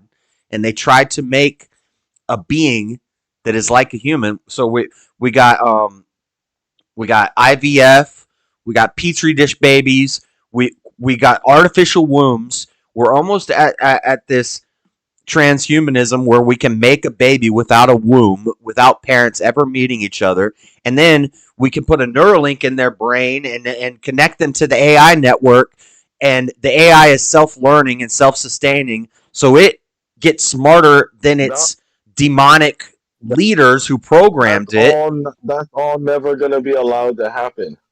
Why not? Why wouldn't God let that happen? The people in charge of them are not going to relinquish control to the machine. Bullshit. They don't have control. They lose control. They're idiots. They're demons. Why would they? Why would they relinquish control to the machine? Because it furthers their means quicker. What do you mean? What do you mean? What we made good technology? What inspiration? What inspiration would an evil person have to do something evil? What do you mean? Well, no. Why would they trust the machine to execute their plan? The same reason they trust the same reason they trust drones to drop bombs on people all the time. The same reason. But that works. Yes, and letting the That's a machine human. take control of population reduction works A too. drone is like a remote control helicopter. That's all that is. A human is controlling that. Yeah, with a VR helmet. And now they got a VR helmet. And so what if they say, well, we could just take the human out of this equation? They're not We going could take to. the VR helmet out of this equation. We could just program it in to drop bombs. But the AI, which is self-learning, is going to learn your methods and how to do it better and faster than you do it. The part you're leaving out, the part you're forgetting about is the soul. You think that's the part I'm forgetting about. What you're forgetting about is the soul. The AI doesn't have a soul. The AI does what it's trusted to do things that it who cares about trust? Trust is a biblical thing. It's people that have souls care about trust. Okay. The people who are in charge of them need them to do a certain thing. If they can't do that, they're not going to be allowed to. And they're not going to trust the robot. You think these people know what trust is, and you think these robots know what trust is? No. They're not going to waste their money or time letting that robot take them over. Why would they do that? It's not going to take them over. It's going to kill everybody else. It's still the man who controls and then maybe there's a day where the robot turns on its owner, like in the movies. Oh, okay. Yeah, super scary. That day. Oh, man. You keep saying scary like, oh, this is scary. You keep saying scary like anybody's scared. Nobody's scared. We're just talking about possible things that could happen. Okay, well, it's not though. Right, and everybody that said, you sound like the government when they said 9/11's never going to happen. We don't have to worry about it. We don't have to train for it, even though we had our finger in it and we made it happen. Yeah, but we did that. So what are you talking about? When you play with the devil's going to get his dues, and it could come out in all kinds of crazy means. And the fact that you say, well, you're just afraid of it, it's never going to happen, you're being flippant about something that maybe you haven't really put any thought into. No. It's not going to happen because you're not understanding what I'm saying. The people in charge of that machine, that technology, are not going to let that technology take over everything. Right. Because but are you the people in control of those machines? I'm not. No. So they could make machines that take over you. Okay. And they can also. Okay, so what are you talking about? Listen to me. Because the machine is being controlled by the. Okay, go ahead. We're going in circles here. Those same people can fly a plane over me and drop bombs on me. They already can do that. Yeah. The technology, you're misplacing your. But why would you be afraid of that? Why would you be afraid of that? Why would you be afraid of that? No. But you're saying you're going straight sci-fi, like it's gonna take over. I'm not going sci-fi. It's still gonna be controlled by man. Yeah. Who can already do bad things. Yes, and who are those men controlled by? Your problem is still man. Who are those? It is today. No, who are those men controlled by? Are they going to be controlled by something different in the future? I would say it's Satan. So I would say the robots are also controlled by Satan. When there's in the future, if there were a bunch of hurricanes tomorrow that wiped out 90% of the world. So today they're controlled by Satan. Okay. So in the future they're going to be controlled by robot Satan or just Satan? No, it's just Satan. It's part of the world. It's the natural progression. The difference is that I'm saying this is a possibility of something that could happen, and you're saying this could never happen. Crazy stuff like this would never happen. 50 years ago, you would have been saying that boys are not chopping their wieners off. The thing that you're describing is keep playing games. Keep playing games with Satan. You're gonna find out. The thing that you're describing is a keep testing it. Plot. No. I know you already know what I'm talking about, and you just talking to because 50 years ago, 50 years ago, people thought a lot of stuff that is happening right now was just a sci-fi movie plot. You're just talking in circles because you don't acknowledge what I'm saying. Because you're not saying anything. You're saying you're just watching too many movies. That'll never happen. I'm saying exactly why it's pointless to worry about fucking robots. It's pointless to worry about anything. Right. Yeah, we're not talking. You keep, and that's what you keep talking in circles. You keep going back to this fear, this fear and this worry that I have. I don't have a fear or a worry. I don't have a fear or worry. What are you talking about? That's why we started this whole conversation. But I'm not afraid of it. Let's go. I'm ready for it. That AI, it doesn't matter. They can do it today with the technology they have today, which is not AI. Yeah, but I'm not afraid or worried about it. I'm just talking about things that could happen that we should be ready for. There's a difference between being ready and being prepared for something and being worried and afraid of something. It's not going to be any different if their robots get better than what they already have today. Okay. I think you're wrong, but that's fine. You're making the emotional argument that it's all about fear and worry for me. It's not emotional. No, it's not emotional. It's emotional for you to assume that I'm afraid and I'm being worried when I'm talking about this stuff. All I'm talking about is it's very possible that something like this could happen. And the fact that you say, it's never going to happen. You sound like everybody that said... It's just a fancier toaster.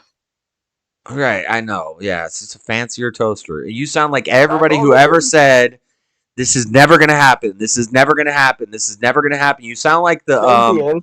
you sound like if we went to... They're never going to do this on their own. Soviet Russia. If we went to Soviet Russia and I showed you the concentration camp, you'd be like, this could never happen. This will never happen. You sound like those people. You've been buying into the You've been buying into the propaganda. I'm not going to address any of that because that's nothing to do with what we're talking about. It's relevant. What do you mean? It's not a thing. It's relevant that when in Soviet Russia, they were shown the concentration camps and they said, no, this could never happen. That's something from a movie. You've been watching too many movies if you believe that. I'm showing it to you in front of your face and you're not... I'm showing you that they're using stem cell research to fuel AI. So if the AI's dependency is based off of stem cells from humans, it's just a sci-fi movie. It's just Matrix. Bro, we're watching it happen in front of our eyes, and you're denying it, and you're saying it's never going to happen. Human beings that run governments, countries, corporations are not going to relinquish control to robots. I don't know why you keep going to that. Like the elites aren't going to make sure that they have a stop loss for themselves. They're not going to die. Of course they're not. Of course they're not going to relinquish control to the robots. Okay, but so that still means the AI... The robots are not going to take over. Okay, so there's still going to be 8 rich guys in a mansion somewhere that control the AIs that kill everybody in the world. Right, they already do that today. Right, and it's... Yes! So same shit. But you said it would never happen. What? No, they're not. The robots are not going to take over. It's not going to happen. Right. You're saying they're not going to take over because when 90% of the world gets wiped out by some dang AI robots with lasers on their freaking heads, you're going to say, but since the 10% of elites that control the robots are still in power, then it wasn't really, they didn't really take over. Come on. Also because that capability is never going to happen. That capability that God could do, but man cannot do. The capability we have, dude. There's a satellite network with freaking lasers on their freaking heads. They got satellites with freaking lasers on their freaking heads. Robot. They got robot that's alive. They got robot dogs that walk around with machine guns on their backs that are controlled by AI. There's no human controller. They're sending warheads. Humans control them. They're sending AIs. They're sending AI-controlled fighter jets into the sky. I did a story about this a couple weeks ago.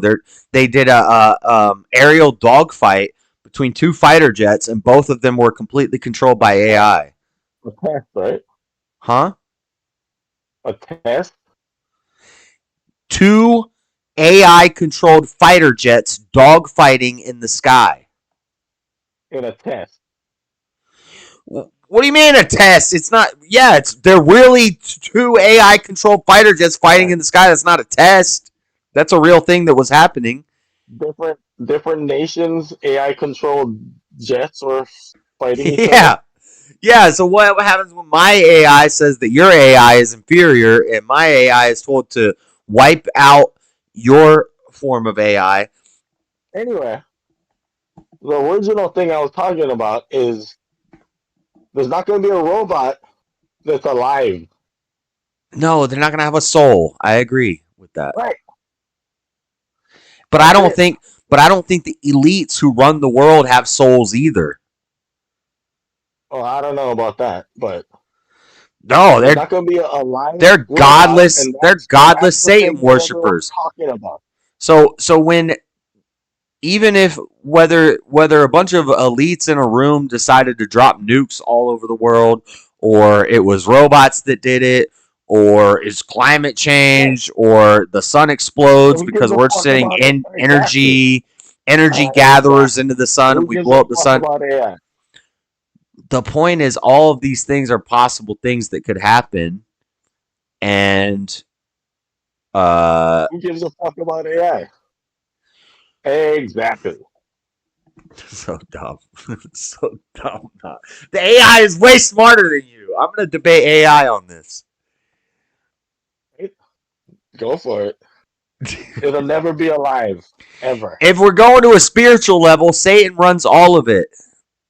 If we're going to a physical level, yes, the AI could get advanced where it overcomes its masters, which from its perspective is these elites guys, but really it's Satan controlling it, so it's still evil, and it's still the evils of the world that's doing it. So you're right. Could even ever control the AI? It would have to be a sentient being for Satan to control it. Something that God made. I think that's anti-Christian to think that AI can be. Well, God gave Satan dominion. I don't think the AI is a being. I think the AI is a thing of the world that can be used by evil to everything can. Yeah, and it links back to the programmers, but who's programming the programmers? A machete can. A machete can be used for good. It can cut coconuts in half, or it can slice fucking arms off. Yeah. AI robots could go inside you and like repair your lung or something, or it could I don't know, kill you. Bad things. Yeah, sure, but every technology we already have can do that. But so how is that? It's not going to do it off its own volition because it's not a sentient being. Right. But neither is what I'm getting at. A sentient being, are you sentient if you're a serial killer whose only drive is to they're sentient beings? Made by God. They have souls. They have okay. I don't know. Isn't that what God said? I don't know. It's a tough one. I think he did. I'd have to research it, but I think God did say that. Okay, so the serial killer has free will, and they have a soul, and or anything. They have consciousness. They're reasonable. They're logical. They have a consciousness, and they're just a serial killer, and they're just driven to serial kill people. I think they have a soul, though. Well, maybe they have a soul, but it's already been taken over by their daddy. I think, sure. Where I don't think that's possible for a robot. Like, this ain't Futurama. I don't think there's nothing for Satan to control. He control the people that control it. Why not? If everything in our brain is just but that's like saying that your toaster's whatever by the devil is possessed by the devil. Doesn't that sound nuts? if my toaster if my toaster had arms and legs and it started walking around electrocuting people, I would say, yeah, my toaster's possessed by the devil. Right. But that's nuts, though. That's not like a thing. Right. So if I program a robot, that's crazy people say. Right. And I think what you're saying is what crazy people say. Like, you're being super naive about the whole thing, which I think you do on purpose sometimes. I think you program a robot, you program it to do bad. It's the person programming it who's the evil one. But what happens if you what happens if you program the robot to learn on its own using open source AI, taking from every search result? Hold on, I'm not done with the question yet. You can't answer the question before I'm done with the question. So the robot is using open source AI. It's taking from all of the sources in the world. Every Google search that's ever done, every algorithm, everything that they've studied, the numbers of how long people look at certain things, what certain types of things certain people are looking for. And we program into this robot, do the best good for humanity. And what is good? People are prospering off of it, blah, blah. And then in the robot's head, based off of the open source AI, it learns the best good for humanity would be if we reduce the population by 70%. And so the robot starts indiscriminately murdering people. It just starts going out killing people. Because it's got to reduce the... Now, it has a way to do it really fast and to where it doesn't have any emotional harm on any people. So we only leave... The 30% that we leave are connected in no other way to other people in the earth. And we wipe out 70%. This robot contacts the satellite network that has the freaking lasers on their freaking heads. And they decide to drop bombs everywhere except for in this one little pocket where 30% of people are going to survive. And they're not connected. So there's no emotional harm. There's no sort of harm to be spoken of. In fact, the 30% that people are...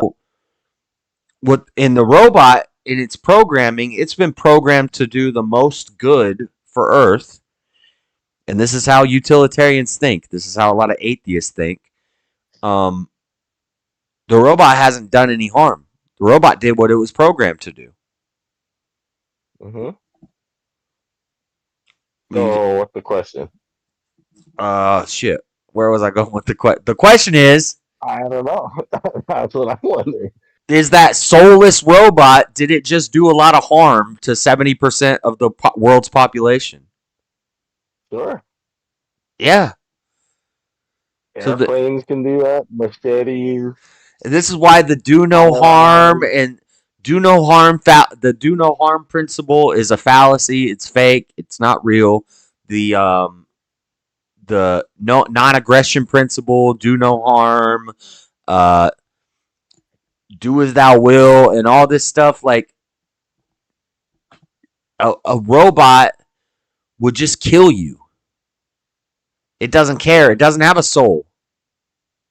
Well, level up. And it's programmed to do good. It's programmed to do no harm. Figure out what to do to the robots then, I guess, right? Well, yeah, that's what I'm saying. But you saying it's never going to happen. Don't worry about it. You watch too many sci-fi movies. It's not going to be sentient, is what I'm saying. The lack of sentience is more of a problem. If it had sentience, it would know that killing 70% of the population actually is not a good idea. But since it doesn't have sentience, it's more likely to do these. Why don't we deal with the people then? The people making the robots? Yeah. I'm okay with that. The government, the people in charge, right? I'm down with that. which Right. is what we need to be doing right now anyway. Right, but so you just came to my Doesn't side change. because from your point of It's just- view, it it's doesn't just- matter. It's it's never just going to different- happen. It doesn't matter. just It's never going different to happen. technology. So you're on my side. The robots becoming sentient will never happen. I Because they'll never never said have a that. soul. I never said that. Which is required. I never Which is said that. required for them to take over. Not true. Okay. It's not. Why do you have to be You can see sentient that- to take something over? Because taking over implies, No, listen. I had a I am Sam. I had a I am Sam robot once, right? And it was not sentient. And then I had a bunch of little army men, and they weren't sentient. And I would push the button. I knew I am Sam is about to take over this army of soldiers, and I'm gonna push the button. He's gonna drive forward, and he's just gonna roll over all of them. And I push the button, and he goes forward, and he plows through all my little army men. He didn't need sentience to do that, but he just took over that army, and that army didn't have sentience, which is like all of the modern armies are not going to have sentience. They're all going to be a bunch of robots and drones. Taking over implies that they are going to do this on their own volition, with their own ambitions. It and doesn't goals. imply that. That's not going to happen. It doesn't imply that. It does imply that. Okay, so maybe taking They're over. They're going to do it using their own Okay, plans. so That's let's not going to happen. see, and this is why this is the problem right here is that you think we're talking about a bunch of AIs coming in and killing everybody and setting up their own AI government. That's not what you were saying. No, that's not what I'm saying. Well, okay, now you're just being dishonest. No, I'm not being dishonest. I'm Well, saying they could wipe us out and kill us all. I don't have a fear of AI. I've told you that 1,000 fucking times. Under control of human beings. Huh? Just like airplanes can today. I'm saying AI. Airplanes holding missiles and bombs can right now. Robots and technology and technocracy, this stuff could become self-learning, and it could just wipe us all out. I got a doctor's appointment in a couple hours. I can't just keep going in circles here. I gotta go. We're not going in circles. You're not saying nothing. Yeah, okay. Buff's All right, sleeping. later. Buff's sleeping. We're going in circles, but he keeps saying that I'm afraid of the AI. I'm not afraid of the AI. It's not what I'm saying. I'm saying it's very possible that if they program these things to do something like this, that they could start killing people indiscriminately. No soul involved. No soul necessary. They start killing people. Are they going to kill all the humans and then set up their own robot government and their own moral system? No. That's not what we're talking about. What are you talking about? No. Nobody said that. That's a straw man. I never said that. I don't think that. We're going in circles. He was just losing. There's 14 people in chat, only 12 likes. What are you guys doing with your life?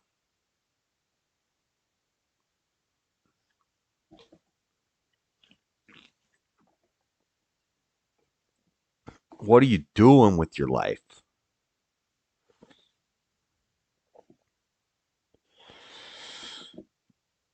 I am 38 years old, Japanese homeless. What is he talking about? He's not hearing what I'm saying. He kept going back to you're afraid and you're worried. I'm not afraid and I'm not worried about it. I don't care. If a robot shows up at my door and shoots me in the head right now, praise God, I get to go see my father. Let's freaking go. All I'm saying is the world's going to be destroyed by fire. And we're probably going to bring that fire on ourselves. And it's not going to be the Christians that bring it on us. It's going to be everybody else in the world following worldly things. So, in this pursuit of worldly greatness, we saw the Tower of Babel. Now we see satellites and space travel. We see digging into the earth and trying to tunnel and go real deep and all this stuff that we're warned against. When you try to play God, things get out of hand and things go crazy. And so man is constantly trying to play God. And so we make some artificial wombs. We start cloning people. And we have these clone people with chips in their head and it's just a sci-fi movie. It's just a sci-fi movie. How many times have movies, art imitates life and life imitates art? How many times have stories in movies come true, or what the movie says is going to happen ends up happening, or what happens is based off of the movie? The movie is based off what happened, or the movie happened. Art imitates life and life imitates art. It's a vicious cycle. And the reason people make this art and make these movies is because they see things going a certain way. Now, is it all going to be true? Probably not. But are some people going to hit the nail on the head? Probably. Probably. In 1,000 years, you don't know what these damn robots are going to be doing. They're going to be self-learning. They think faster than you think. He kept talking about the brain and the mind. Your brain and your mind and your thoughts are not your soul. That's not your spirit, right? Sometimes the best decision is not what your brain tells you to do.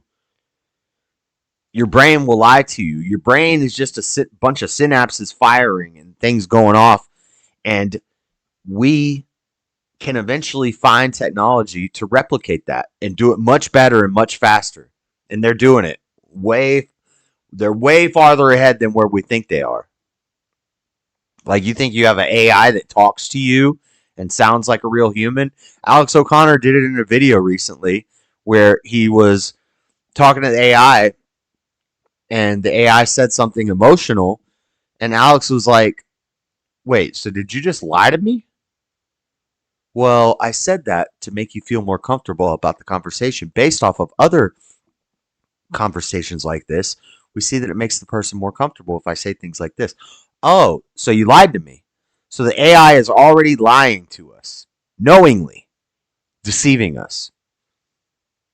And it's not a fear-mongering thing. It's not a worry thing. It's just something that's happening that could go bad.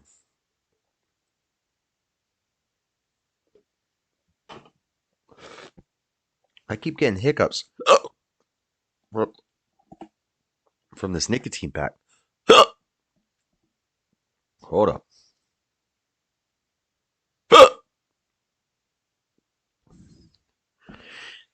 And then at the end, he got to his true point, which was the AI can't take over because somebody controls the AI.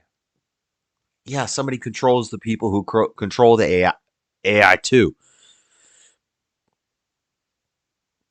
But if the AI wiped everybody out, they would just cease to exist. They don't have any understanding of self-harm. So they don't care. They have no souls. They can kill indiscriminately whoever they want, because it's better for the world if there's only 30% of the population left, or whatever they're programmed to believe. I have hiccups. Hiccup. I gotta say hiccup right before hiccup. Watch. Hiccups will go away. Oh, I messed up. Hold up. Nope. This one's not working. It's not working this time. We gotta do the breath hold and the drink little sips quickly.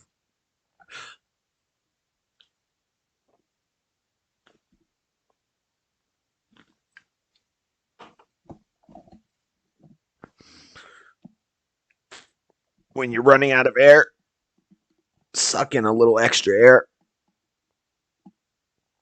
I can hold my breath for a while, but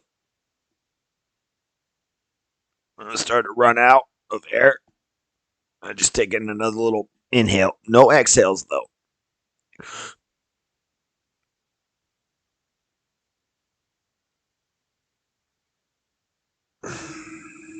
Let the air out slowly. And the hiccups are gone. Hiccups are gone. Let's watch this. Wasn't the plan. It was a spontaneous, creative decision made after years. Wow. Nice view. But I'm scared it's gonna rain. Hey, what's up everybody? So, I'm at Hachinohe. I'm still at Aomori Prefecture, but I'm at the city called Hachinohe. Yeah, and today is a lonely day, lonely homeless day. No friends I'm gonna meet today. I gotta spend the day by myself. But this place is famous for what do you call this? Like water fountain? Like I don't know, water. It has like water flowing, like drinking water. So I'm gonna go there. I have like an empty bottle, so I'm gonna go there and get some water first. Water is very important to survive. Make sure you remember that. I don't think everybody knows that. Water is very important. Okay, let's go. Oh, it's raining. I really like whenever I see these kind of stairs. We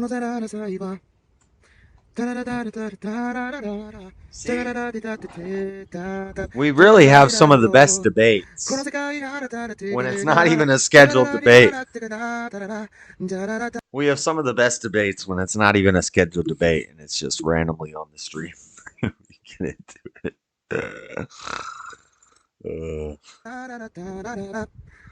What am I watching? Save money with Snapshot ProView. I don't care about this. What's Glenn doing? What are they talking about?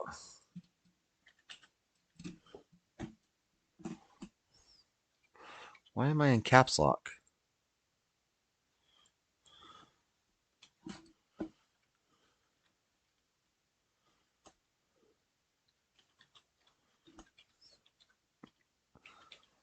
I don't think they like me over there, but I don't care. All right. It's good for networking. It's good for a lot of other things, and not just women. They're tools. They're tools. And one of the things that Christian men need to work on more than anything, your walk with God is number one. It's number one. It doesn't matter if you have the money, the muscles, the game, the frame. If you don't have your walk strong, you're going to fall to the wayside as easy as the next guy. Yeah. Okay. And What are they you got to talking work on emotional regulation. You do not want to be an old man, an old guy, not being able to have no emotional regulation. Okay, the last thing that men need Emotional to do regulation. is have emotional irregulation. There's too many guys that have no emotional regulation, especially out here on these YouTube streets. All right, you got guys that are, well, here, I will show you. I don't know what's going on. But yeah, it's fucking funny. Okay, Todd. Okay, Todd. You can't sit here and say that I've asked you for help for 40 minutes. Do it right fucking now! What can I do? Right now! Are you? See, that's just not appropriate for men to be behaving like. That's not having emotional regulation. Okay? And then I didn't even know that was a man. I'm not trying to make fun of him by any means, but it's a perfect example of how not to behave, because that is literally spazzing out. You don't want to be that guy. You don't ever want to display that level of uncontrol.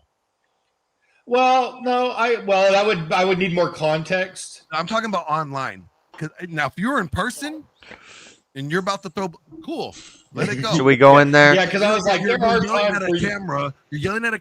Let's see what happens if I just type in open panels. Sometimes you get some weird ones in here.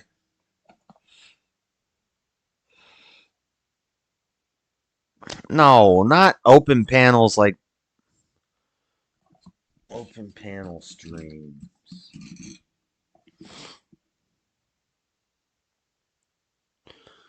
What is this? No, trying to play both sides. Hey, yo, I don't know what side this nigga William on, but I do know. I don't know either. Huh? I said I don't know either.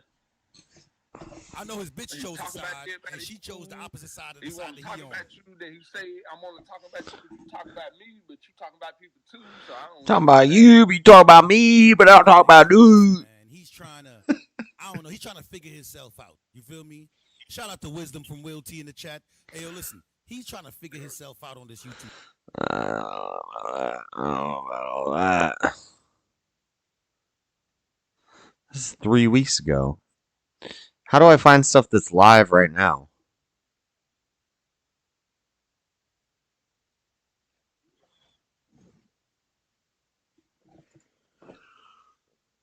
This Friday, the Whoa. deadliest creature of all time. I think it looks good.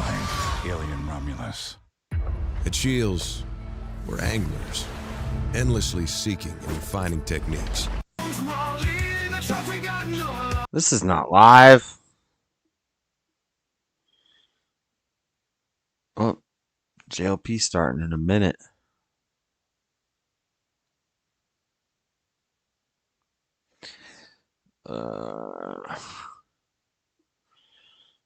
Young Thug trial. Young Thug, free Thug. Free Thug. I don't know if I really want a free Thug. I don't know what he did.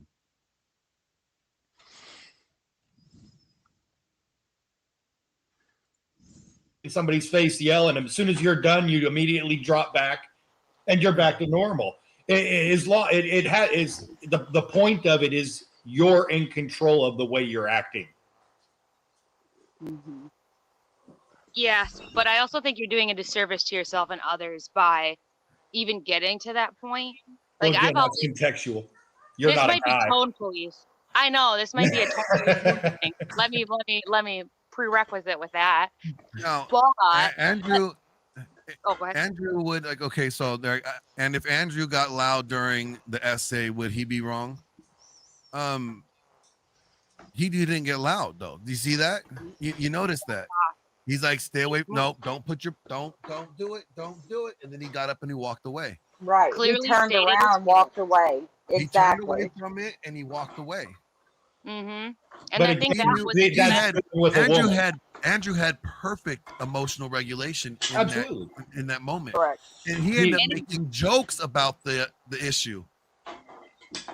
And then if he instead were to have gotten angry, as though it would be totally understood, it would not have resolved What are the they talking situation about? the way it had. No, actually, if anything, Knives, it would have escalated it. He said, but Correct. that would have stopped no, it wouldn't. If anything, it would have escalated it and it would have gone violent. De-escalation, because she's the kind of person that would continue escalating, and there She are was many already of them. escalated. If he escalates it more, she will match his escalation. Yes, and I teach, so I've been a corporate trainer. We're also talking escalated. about a guy dealing with a woman. We'll go ahead and not a jump guy in dealing here with a and see guy. what they're talking But we're about. also talking about a mentally But this ill is a de-escalation. Well, and this is just though de-escalation in all generalities is going to be your best bet. Like I don't understand. Like there's this for me. Anger is the most useless emotion in the human repertoire. Repertoire.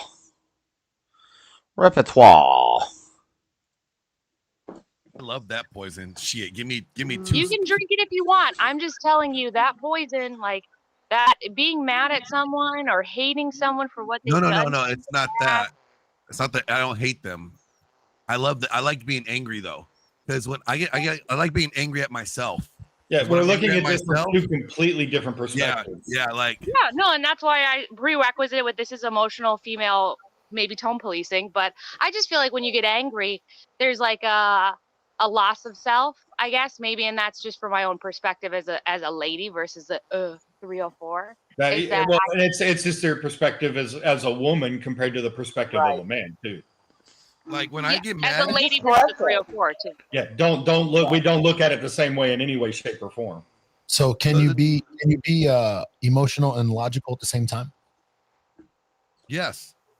That's called emotional. That's having emotional regulation and intelligence. You're regulating your emotions because you're logical and you know that this is not the time or place to respond this way.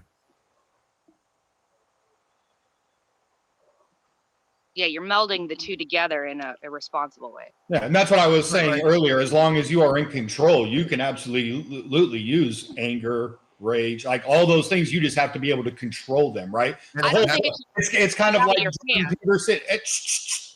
It's like Jordan Peterson says, you know, you have to become a monster, and then you have to learn how to control it.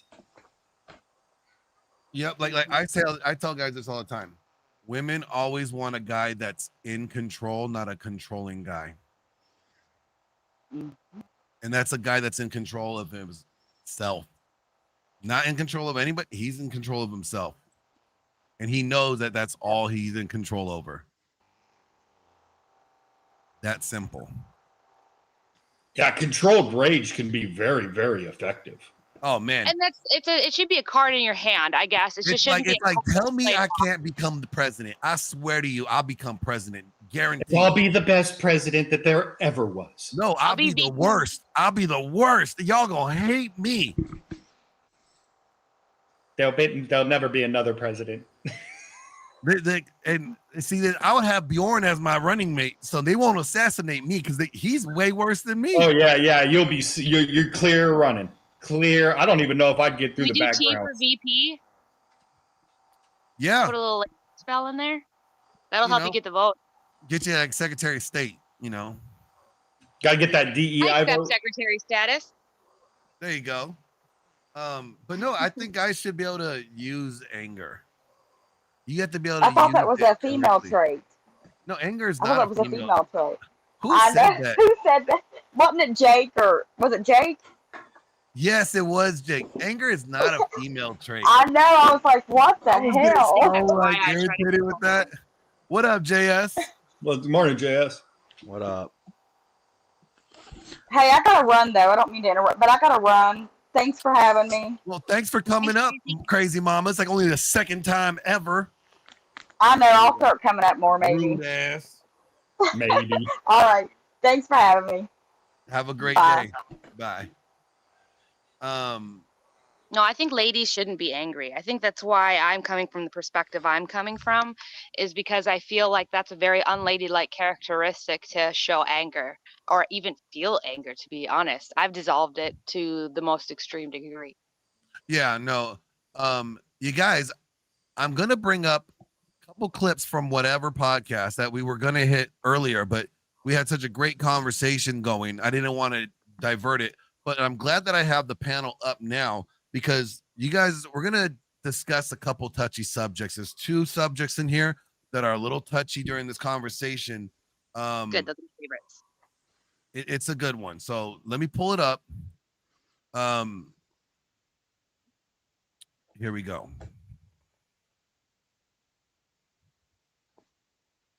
Cerebral equality with men and women. What is cerebral? Like mentally, we have the same ability to work as a CEO for a company, right? Mm-hmm. Physically, I don't necessarily believe that. Okay. I think it depends on the definition of feminism. I refuse to answer this question unless you give me a definition. So here, I'll give one. So the movement towards equality or egalitarianism with an emphasis on a rejection of patriarchy. So movement towards equality with a rejection of patriarchy. Patriarchy is bad, right? It doesn't mean Is like it? it's like I need a definition for that too. I'm so sorry. English is not my first language. Patriarchy is when terrible men are leading society generally. Oh yeah, that's bad. Definitely. That's why there's so many wars. You see, like Erroneous. Yeah. Erroneous. If women were in Erroneous. charge, there would just be peace talks. I You know? know. You think so? I think women are on our periods, bro. No, the delusion is real. Most people in the world was a Chinese woman. Vikings, a lot of Genghis Vikings. Khan's daughter killed like millions. Right out the gate. Right out the gate. Let me just say this. Yeah, she's gonna come out with that lie right out the gate. Women have caused more wars. And you know, look under like the king and queens. Helen of Troy. The 500-year reign, I think it was, or 500 years span in like the UK, like in England, right?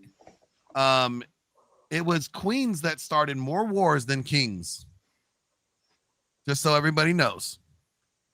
That's like the most outlandish example you But could they do possibly have it. have. A lot of Vikings were women as well. A lot of things. Women are very emotionally. We will fight. Margaret We are Thatcher, emotionally. Golda Meir. I didn't know that a rejection of patriarchy was included. Yeah, in that. I thought it was just rights, equality for well, women. I mean, but that's really a core tenet. I think that the far, like, really hard liberals push a rejection of patriarchy. I think mainstream feminism is a rejection of patriarchy. I actually think it goes far beyond that, but so going back to patriarchy existed so many thousands of years, and our world isn't that much better. I mean, it's time to change it a little bit. Well, So actually, I'm like, as the patriarchy has been weakening, the world's actually gotten worse. yeah, because it only gets worse before it gets better, you know? So. That's a doctor telling you that. Trust me on that. I'm telling Okay, you. well, Yeah, really I quick, but so really your want to claim answer that this if I think you were saying, well, if women were more in charge, there would be less wars. Yeah. They actually did a study. They looked at female rulers, and they did a per capita analysis. They actually found that women rulers, monarchs, for example, female queens, were more likely to wage war than Exactly. their male counterparts. And that makes extremely perfect sense, because in a world full of men, when men are in charge, in order to beat a woman in charge, you need to beat all the men. So you need to be more aggressive than all the men. So basically, Jesus, you are all over the acting like a fucking man. place. Because you're competing with all the men, you know, so you have to win somehow. But if in a world where you have equal opportunity, where every position, men and women are equally considered, then that's the definition of So feminism. I'm not yes. sure I'm prepared to grant that presupposition, but I mean, isn't there substantial, like, for example, in workforces that are predominantly female, there actually tends to be quite a lot of conflict in those environments where it's like mostly women in a workplace. Yeah, you know There's why? a lot of like. You know what? Because men are in charge in the world right now. That has, but no. But when women have all the power, Yeah. if there's a company that's like predominantly women or all women, there's like clicking up and like all this sort of like, what's that movie? Mean Girls. Like they click up and there's like backstab. I mean, there's backstabbing in all kinds of corporations, but there's a greater proclivity towards like backstabbing, reputation destruction, this sort of thing. When I mean, you've been to a hair salon, right? Can I say? I don't know. What do y'all talk about at the hair salon? Yes, it doesn't matter what you. This point, let me say this, because what you're describing, where all these women are all in charge, what you're describing is an ecosystem, a small micro ecosystem that exists under the current society, which is patriarchy. Patriarchy caused girls to be mean girls. A lot of jealousy for us is caused by men. Wasn't she asking for the definition 2 seconds ago? I mean, aren't women raised by other women more often than This men? is the craziest episode of Dr. Phil I've ever been on. Let's be honest. I do think the idea that women have to cause more wars because they're competing with men doesn't seem like it's inherent to what men do. It seems like that's inherently what statecraft is. Like war and competing for resources is just the human condition. It has nothing to do with gender. You can compete resources in a civil way. Donated $200 But and apparently- 1 cent. I am the patriarchy, and you know nothing of my work. Men built this world. All the things you enjoy were built by men with the support of women who love them. Sure. Feminism seeks to destroy all of it. Let me ask you on this: that. if right now every woman died, this race is gone. There's gonna be no offspring whatsoever. If all men died, we're gonna be fine. Can I ask you We're something? We're not gonna be Wait, Can we just stop? Why? Is that's Shane Smith? That is Shane Smith, huh? That is Shane Smith. Can we acknowledge the dumbness?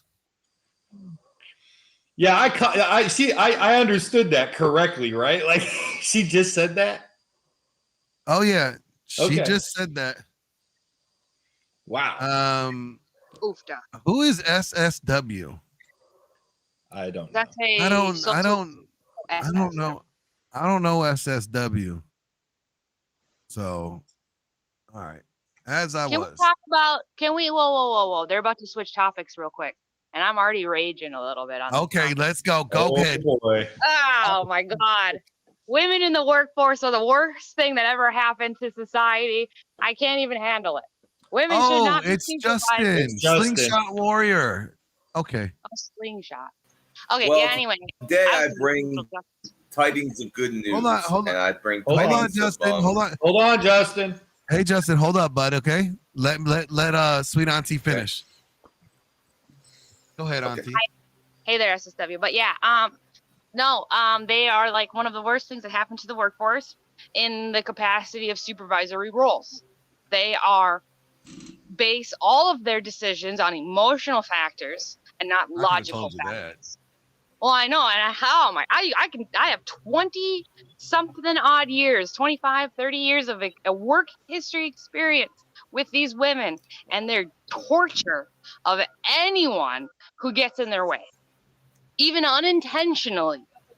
It's like they're the most competitive, cutthroat, want to be the best. There are like two kinds of work women. There are the passive, they're just there to get a check. Then there's these cutthroat, I want to cut every woman out of my way. I'm not going to, like, they'll fight against the men too, but it's a fight they're not going to win generally. So they take it out on the other women in the workforce.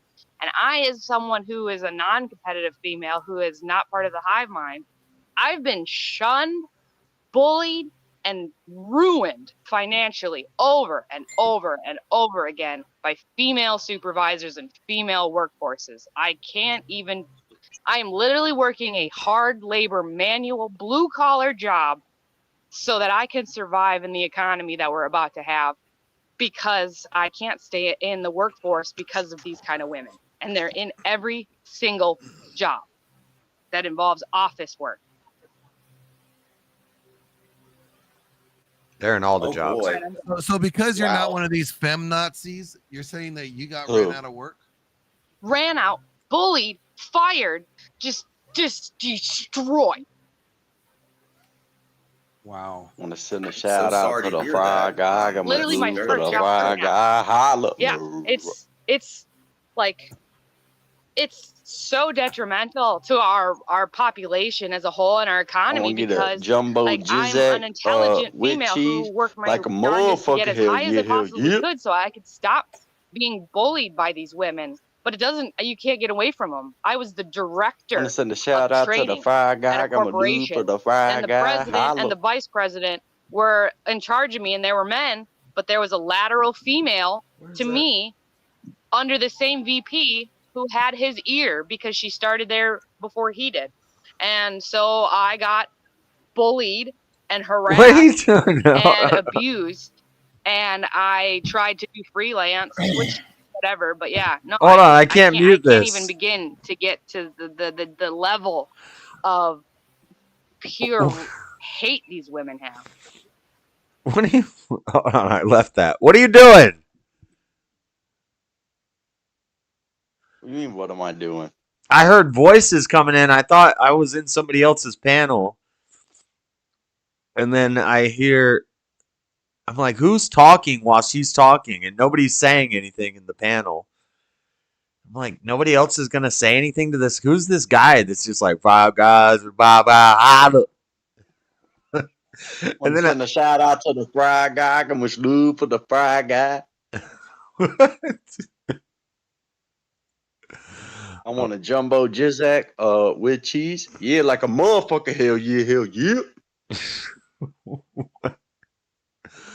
What are you talking about? That's how you got to order in the hood. What do you think about AIs and robots taking over the world? I think it's inevitable, but I'm staying away as long as I possibly can. Yes. See, there's a base take. It's inevitable. It's going to happen. Man, I can't relate to like using AI to write a paper. It's like, you're that dumb you can't write a paper. Like, come on. I was writing book reports on shit I didn't read since 5th grade. Yeah.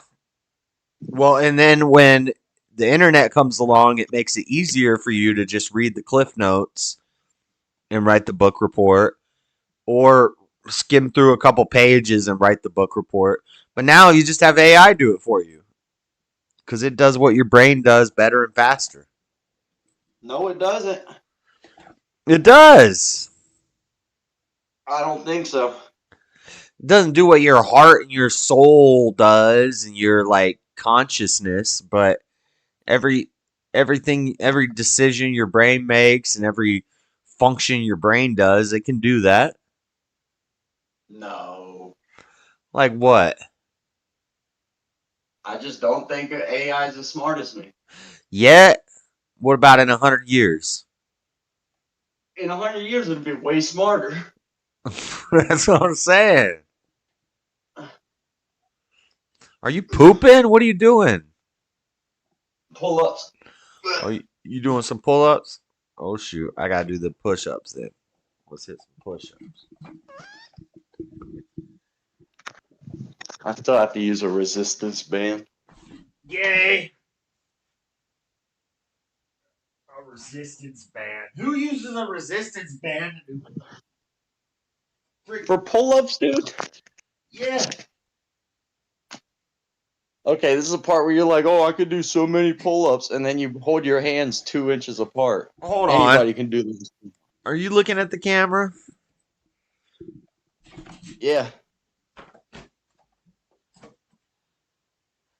I'm talking wide grip. I'm not talking about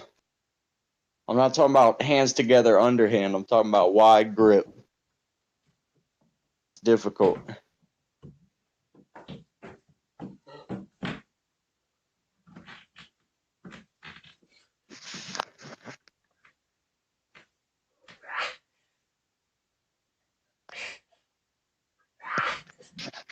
That's 6. That's 6. Your hands aren't far apart. I'm doing the close grip ones. It's more for the bicep. Yeah, I can do like 80 of those with no resistance band. Those are easy. Not 80. Yeah, but I could do probably 15. That's an honest number. Nah, probably 8. You don't think I could probably do 15.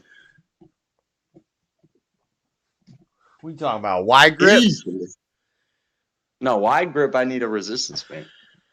For how many? Oh, I don't know. I've never done as many. Probably 15. 15. With a resistance band? Why don't you just do 6 without a resistance band? I do 6 with a resistance band. I weigh more than you. Yeah, so you have more arm than I do. No. Yes. No, I have more gut than you do. I got more I gut. got so much guts. I got some gut. I'm gut out.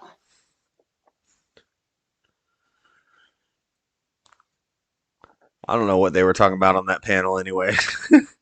But I just Check left. this out, Steve. Did you just fart? No. Sounded like you farted. Nah, dude, I would never. I heard fart action. Jesus, man. Don't bring Jesus into this. Only he could have created something that potent. He don't got nothing to do with it. That was potent.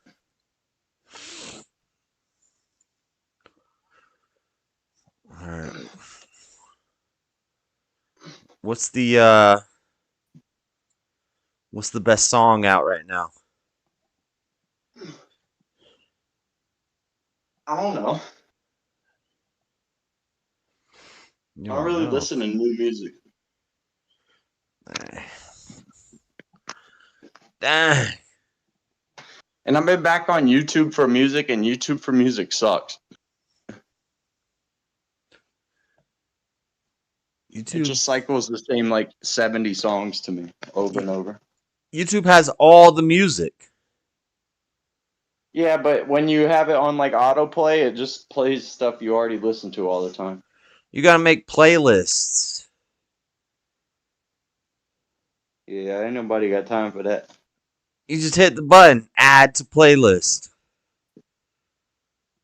I already got too many playlists. Well, make another one. Another one. Utah comedian Shane Smith That's the guy who's on Isn't that whatever. great? I love when DJ Khaled posts himself exercising. Like, who are you kidding there, buddy?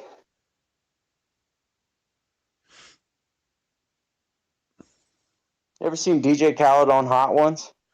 Shane Smith got one of his whole arms blacked out. Oh, I hate when they do that. Why do you do that? I do not like when people get those tattoos. I think that's very dumb.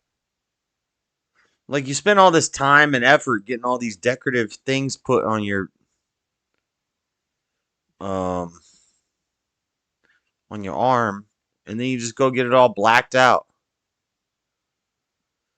Why do you do that? Oh, yeah, it was a cover up? Yeah, that's dumb. Tom Aspinall has that. Yeah. What do they have stuff on there that they're ashamed of? Or, let's see, this is his arm before. No, he's got some cool, like, Grim Reaper guy. And he got this all covered in black. Why would you do that? And that's a big decision because you can't cover black with something.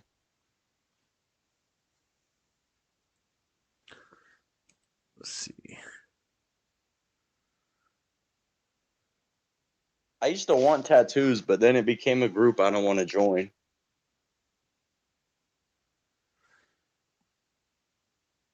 What? I said I used to want tattoos, but then it became a group I don't want to join. It used to be like fringe and kind of edgy, and now it's like the biggest dweebs ever have flowers and clouds tattooed on them. Yeah, and what are you going to get your face blacked out next? You have a cross sword on your face, dude. Oh, I would never do my face. I actually pity people who tattoo their face. I just think it's awful.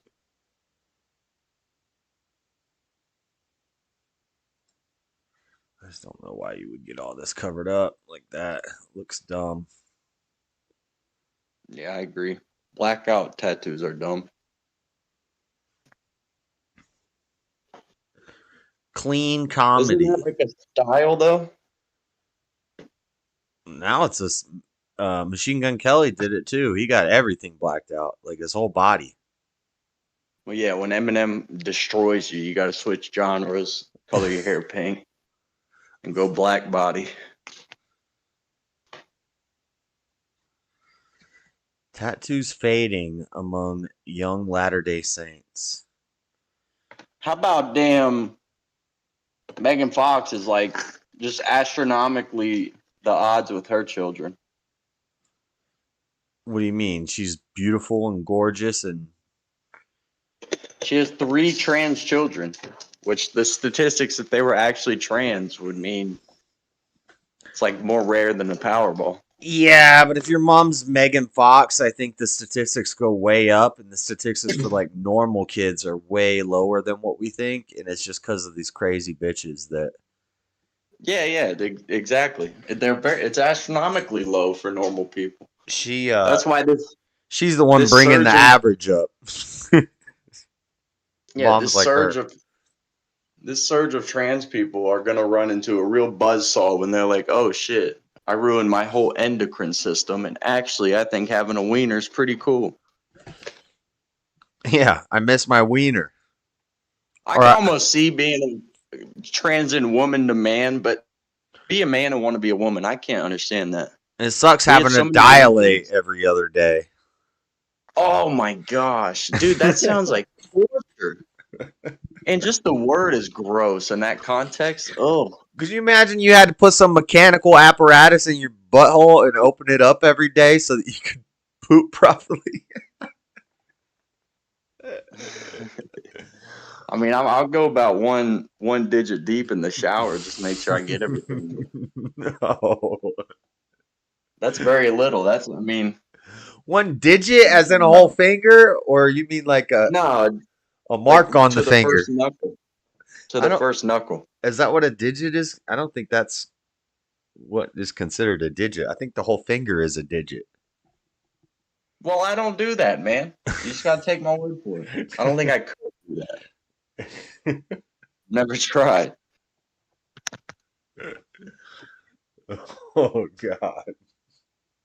In full disclosure, I did try to put something in my wiener once, and that is like the worst Stop! No. What? I don't ever want to hear that. Stop. What, dude? I'm uncomfortable now. Like I'm physically can't even sit. You were never 13? I mean I might have done the digit, you know. Well, yeah, that's daily to clean. You got to get clean. But I never tried sticking nothing in the dang. I did, and it was very painful. Yeah, that's a horrible idea. That's a fetish. There's guys who do that for like fun. Yeah, I know. They like gauge it out. How do you think they figure out that that's what they're into, dude? You got to try it sometime. No. I'm not built for that. No. I even think about somebody gets a catheter. Oh my God, you don't even want to think about it. I would never. Oh no, yeah. I fear that. Yeah. I'll do the prostate exam way before I'll do the damn catheter. I get a prostate exam bi-weekly. And I'm only 26. You're like, you're back already, dude? It's like, yeah, come on, Doc. Hit me up. You're so stupid.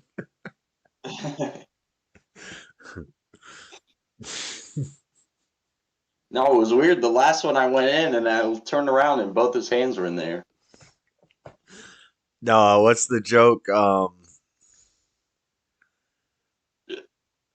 You go in for the prostate exam and he's got both hands. How's the joke go? You heard this joke where like was getting a prostate exam and the doctor put his hand on my shoulder. I was like, "Is everything okay, doc?" And he's like, "Yeah, just get ready." And then I felt him put his other hand on my shoulder, and then and then he entered, but both his hands were on my shoulder. What the? So I forget how the joke goes, but yeah, it's along those lines, certainly. Something like that. I don't know why they don't just tell people how to do that and they could do it themselves. Did you hear the one about that? The one, I think you were there. Were you there? It was like these two gay guys used to play this game called "What's in My Ass." You heard this joke? No. Oh, so like there's two gay guys, and you know they would play a game called "What Did You Put in My Ass?" So the one guy, the first time, gets like a broomstick, and he sticks it up in there. You know, a long cylindrical broom. You got to kind of watch while I explain it, but he sticks the long cylindrical broomstick up there. The guy's like, "Whoa, that's a broomstick." I said, "Yep, that's a broomstick." And the next day, it's the other guy's turn, so he goes out to the garden and he finds a garden hose, you know, a long coiled up garden hose, and he untakes it and he puts it up there, and the guy's like, "Oh, it feels cold at the tip, and then it feels kind of rubbery and squishy and long. Is that a garden hose?" And he said, "Yep, it's a garden hose." You couldn't get that in there. Well, they did it and they got it. So then the next day, it's the other guy's turn. So he goes into the bathroom. He's looking around the bathroom. He's looking for tools. And he finds that thing with the stick in it, you know, the thing that you put it in the toilet to unclog the toilet. But it's not a plunger. Plunger. So you played this game before. You got it.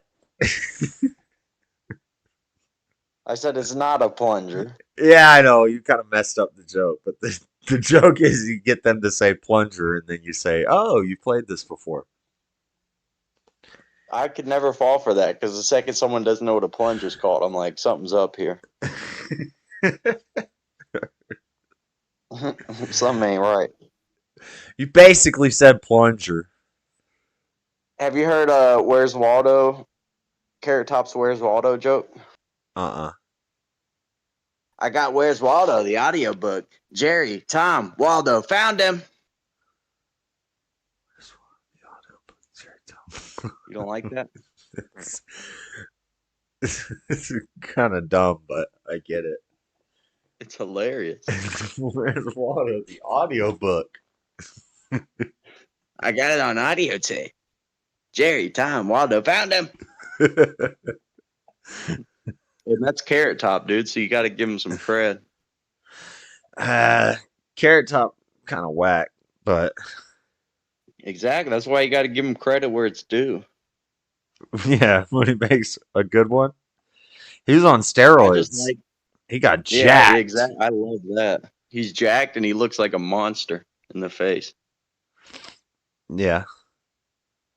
So you're not just scary in the face, but your physical form is scary as well. You know, I found out I love the Leprechaun movies. The Leprechaun movies? I don't even think I've Yeah, watched. you know, I don't even think I've watched a whole Leprechaun movie. they were on TV, like the whole series. Pretty good. Leprechaun in the Hood, Leprechaun Returns, Leprechaun. I just find it hard to be scared of something that's like waist high that isn't a wild animal.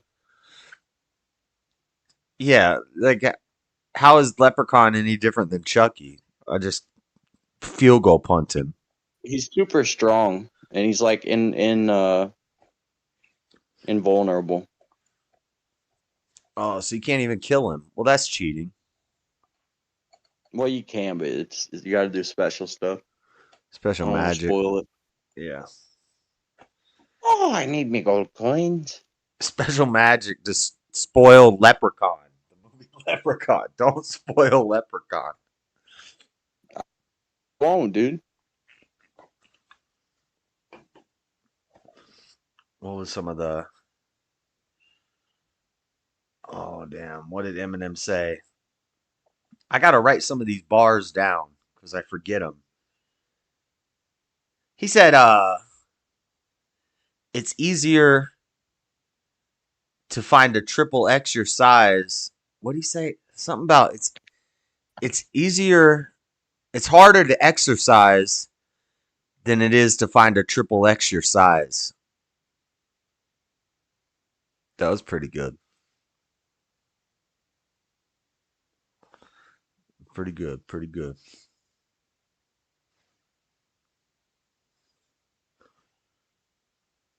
No? I don't like it. Nothing? Nothing? Well, yeah, because that assumes I wear a triple X. I don't. He's not calling you fat. It's just a good rhyme. I am. I gotta say though, since I've lost weight, I do have content for fat people. Yeah. You didn't really lose weight. You probably just redistributed it properly. I'm 100 pounds lighter than I was at one point, or more. Oh, well, damn. I've stretch marks. I have stretch marks on my knees, dude. I was a fat boy. I got stretch marks in the center of my back. Yeah, but it's not. But I was fat too. It's not something you did. You didn't change your lifestyle, I bet. I did, but slightly. Like, it wasn't difficult is the thing. That's why I have content for them. Yeah, you just went through puberty and you lost all that fat weight. No. Yeah. This was post-puberty. Yeah, I mean, after puberty, but you once you probably hit around 16, 17, 18, you probably got a lot thinner. That's everybody in your family. False. The same thing happened to me. Yeah, but I didn't get thinner until like my early 20s. And it was a concerted effort. You're a late bloomer. I know. I'm still waiting for my wiener to grow, dude. That thing peaked out at 11. 11 inches or 11 years old? Oh, I wished. 11 years. No, there's never going to be a growth spurt there. So I know. And it's a cruel joke that you can exercise any part of your body, make it bigger, except.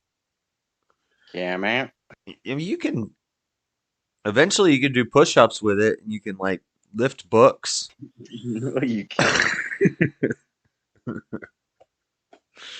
You can lift up books. You can stretch it. Yeah, cut diamond. There's all sorts of things you can do. Remember the guy who did that? He like would tie weights to his wiener, and he had the world's longest wiener, but it was totally non-functional. Yeah, It's basically like a tube of skin. It's like a chewed piece of bubble gum at that point. It's just stretching. I respect that though. That's dedication. Yeah. You know what's crazy is the guys that get the leg lengthening thing. Yeah. Break their And I don't bones fault them for it, but that's just wild. I wonder if they look odd afterwards. I bet you they look. They have to. You would assume. Leg lengthening. Do a little tiny torso. You look like an alien. That's what I mean. BBLs don't look human.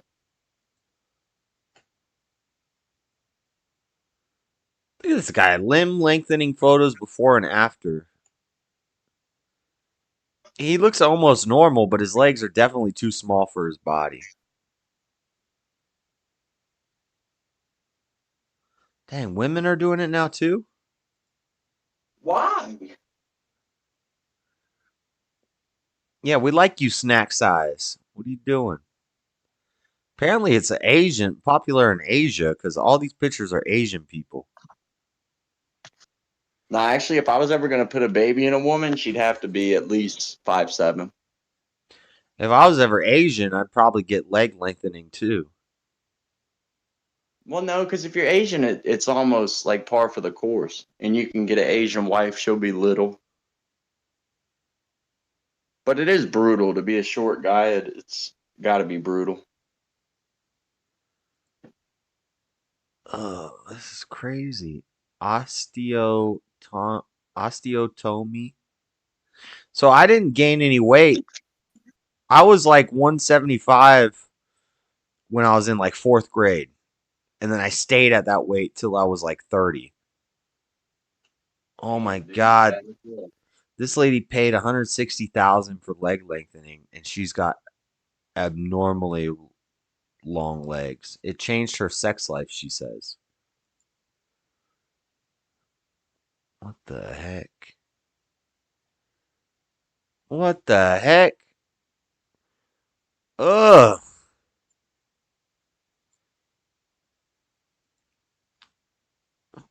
The surgery has heightened this woman's modeling career and sex life.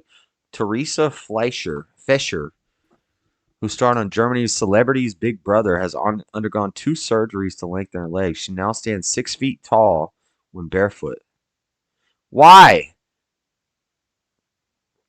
Added 5.5 inches to her height. So she was...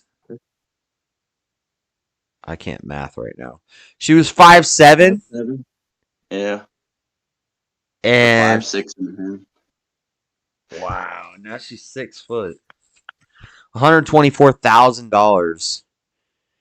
Medication and physical therapy bumped her bill up to a total of $161,000. This woman should not be allowed to have $200,000 at her disposal. I know, dude. What the hell? What is unbelievable? What is this world we're living in? Absolutely. I don't even think money's real anymore. Not money, but like jobs. Like people describe their job as like, okay, you're just unemployed and somehow tricked people. I'm a marketing coordinator of blah, blah, blah. Coordinator? You don't coordinate nothing, dude. Coordinator. Now when you wear high heels, you're freaking 6'4". No man wants to... Well, she wants to find a guy who's 6'7". Yeah, that's intimidating.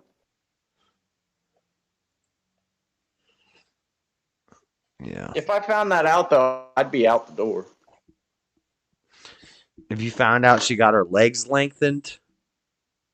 Yeah, I mean, basically any cosmetic surgery, I'd be out. Unless it was like you got in a car accident and got messed up and had to fix it. That's different. But I think it's mental illness in that. Yeah, I agree. At some point, you got to just accept what you are, who you are, and just be that, dude. What if she's like super front heavy and she's like, she got some tiggle bitties, then it hurts her back. It's weighing her back down. Yeah, she better not get them reduced. That's a crime against humanity as far as I'm concerned. That's against the Geneva Convention. But she just wants to get them tightened up a little bit, lifted up, you know, a little more manageable. I'll lift them up. I'll get down there, dude. I'll hold them up for you. A couple of Atlas stones. Nah, it's a big thing on Curb Your Enthusiasm. A girl wants to get a breast reduction. I know. Like, what? No. No, he inspired her to get the reduction, and then they were pissed at him. Larry, why'd you say that to her? Because he could like convince her to get the reduction. Yeah, you don't think about it. That must be tough, though. Especially if you're like one of those just genetically gifted ladies who's thin everywhere and then just has the heavies. Yeah. It is great to see them. Them heavy Love to bags. see. Like, there's no way your spinal cord can support all that weight. I bet it can.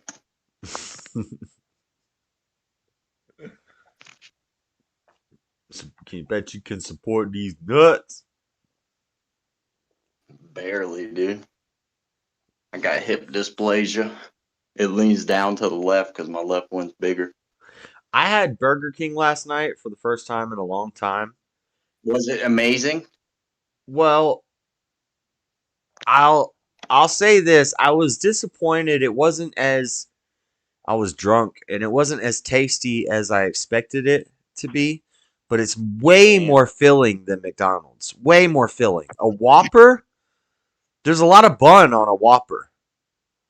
Yeah, it's a substantial sandwich. A Whopper is a fillings. I didn't even finish. Well, I got a Bacon Junior cheeseburger, fries, their version of a hot and spicy. I went at like 10 a.m. Oh, okay. Which is Yeah. It's last night to me. It's Yeah. Last time I went, it was late night, so I think they had to have made it to order. It was so good. It was like It was one of the best burgers I've ever eaten. fresh. Yeah, because I'm pretty sure they made it to order because it was like 11 p.m. I was the only one there. I think the bun has a lot to do with it with a Whopper because there's a lot of bun. There's a lot of bread in the bun. And it needs to be a fresh bun.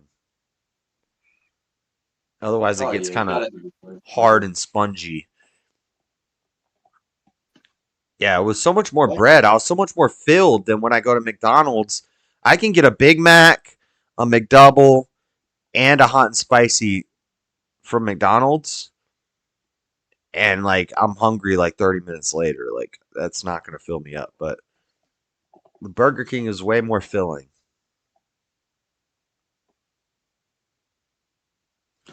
I got an ant problem. I woke up, I had leftover Whopper that I was going to eat in the morning when I woke up. And had freaking ants all over it. I have ant problem. Well, yeah, if you leave it out. Overnight, a burger on my nightstand should not. That's so gross, dude. Put it in the fridge. What? I was right there. I was eating it and I was in bed. I fell asleep. I'm going to wake up and finish it.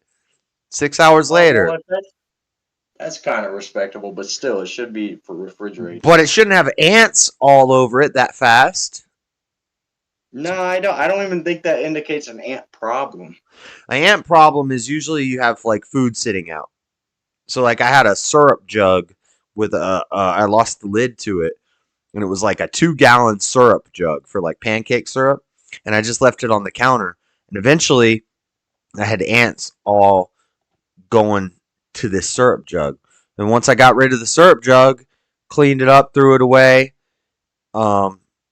drank what I could with little ant protein. No, I'm kidding. But but once I got rid of it, the ants were gone. And now I've been ants.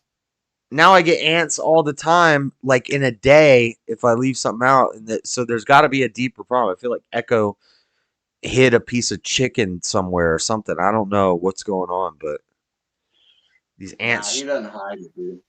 I know he's not. Yeah, I don't think he would do that, but I don't know where they're just coming from out of nowhere. They're like fast. Damn ant problem.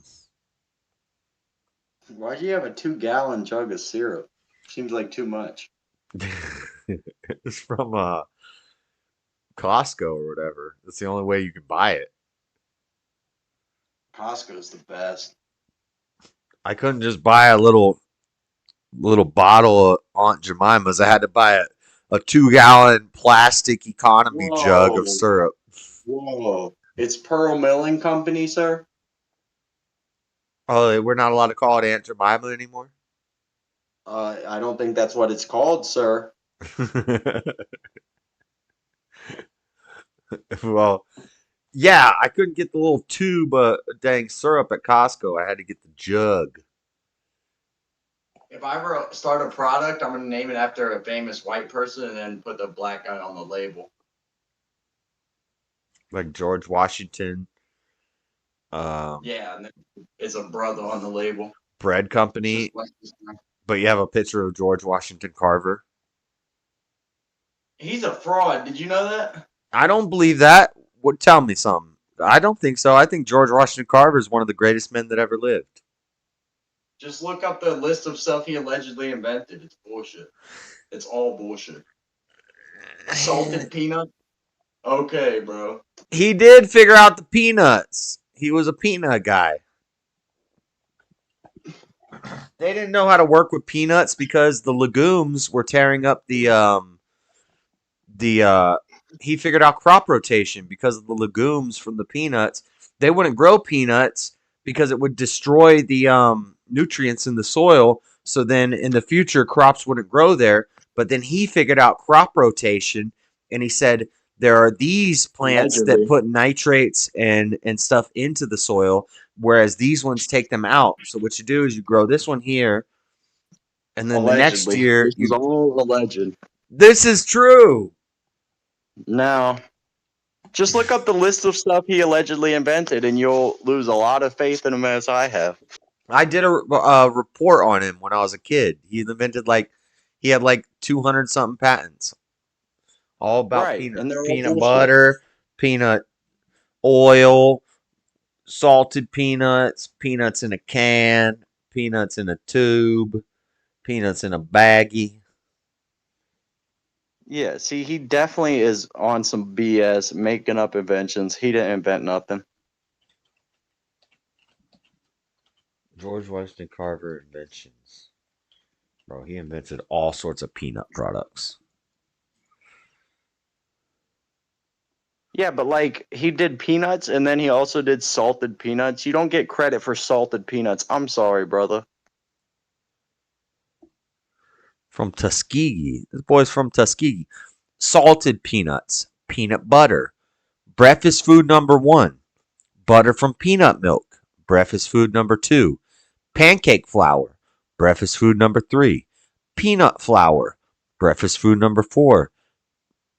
Okay, I'm going to stop reading the breakfast foods because peanut surprise, malted peanuts, bisque powder, peanut meal brown. Bro, he was the peanut legend. Chili sauce, chocolate coated peanuts. Yeah, he didn't invent chili sauce. That's what Tuskegee.edu says. Chop suey sauce? It's not even American. I knew it wasn't American. That's the real scam. Mayonnaise? A black guy invented mayonnaise? Worcestershire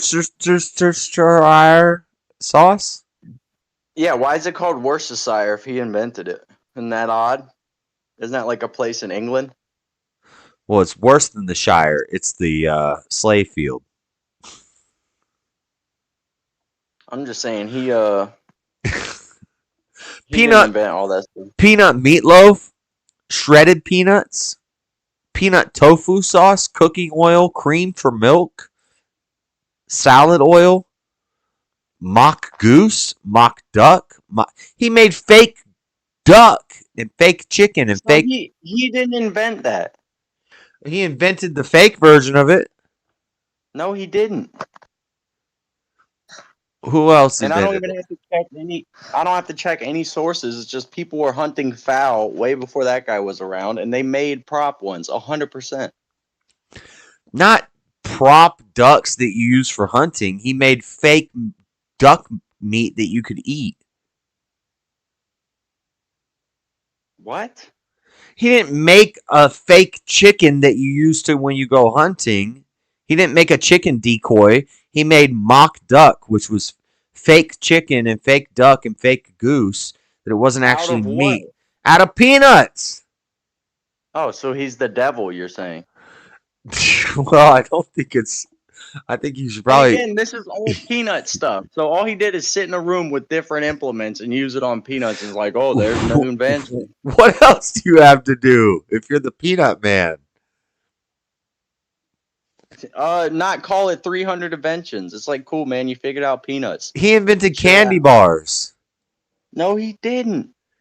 peanut wafers, candy bars, cocoa, pickle. He didn't invent candy bars, bro. He invented the pickle. I doubt that too, seriously. I think so. He was pickling peanuts and trying to preserve them, and he figured out this doesn't work really good with peanuts, but it does work But good he with didn't- these cucumbers. He didn't invent pickling. He just invented pickles. He invented laundry soap. Oh my god. That's what Tuskegee says.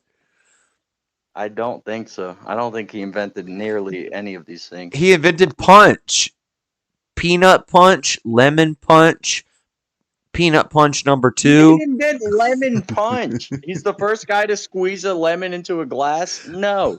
Blackberry punch, plum punch, No. cherry punch. No. No, this is You like see what I'm Kool-Aid. saying? This is like Kool-Aid. It's not like he just does shit a million people have done before, and he's it's like, not well, I like invented it. it's not like plum juice. He's not squeezing a plum into a thing. He figured out how to dehydrate it and powderize it and then make it into a drink mix that you just start. He figured out Kool-Aid, basically. Doubt it. He made powdered plums. He evaporated all the water out of them, and he made evaporated powdered plum substance. And then you put that in water and stir it up, and you have plum punch, and cherry punch, and pineapple punch. And evaporated Punch it unless if I see him in the Lord's temple. evaporated peanut beverage. Doesn't that sound delicious? I'm a big peanut guy, so actually, yeah, I'm on board. I don't know if I'm down with evaporated peanut beverage. I bet it's nutritious. He invented face cream. I don't know what that means. Shampoo, shaving cream. This guy's a legend.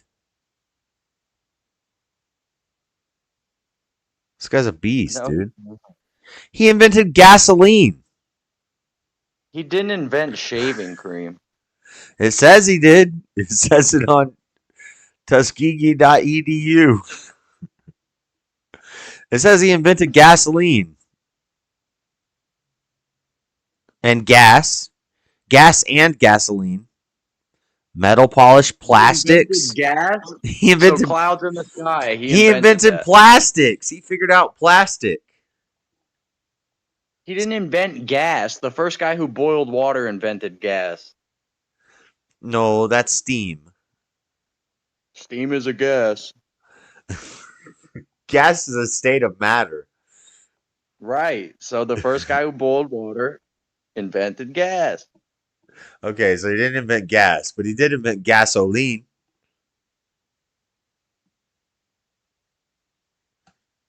Yep. He invented nitroglycerin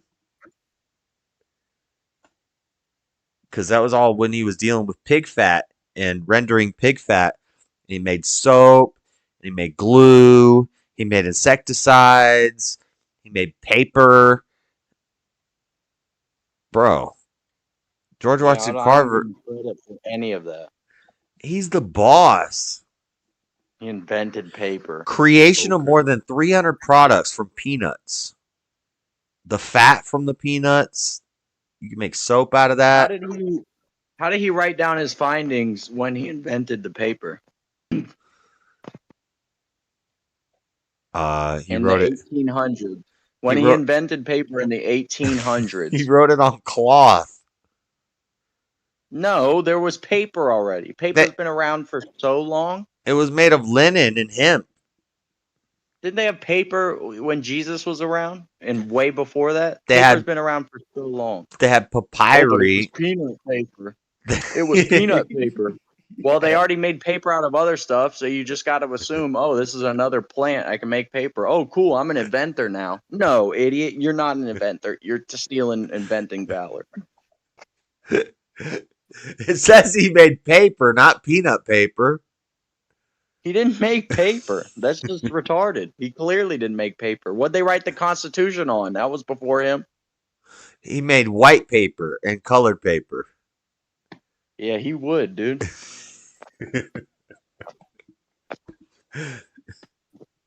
He made white He's a paper damn from the smart vines nigga. of peanuts. He made colored paper from the vines of peanuts.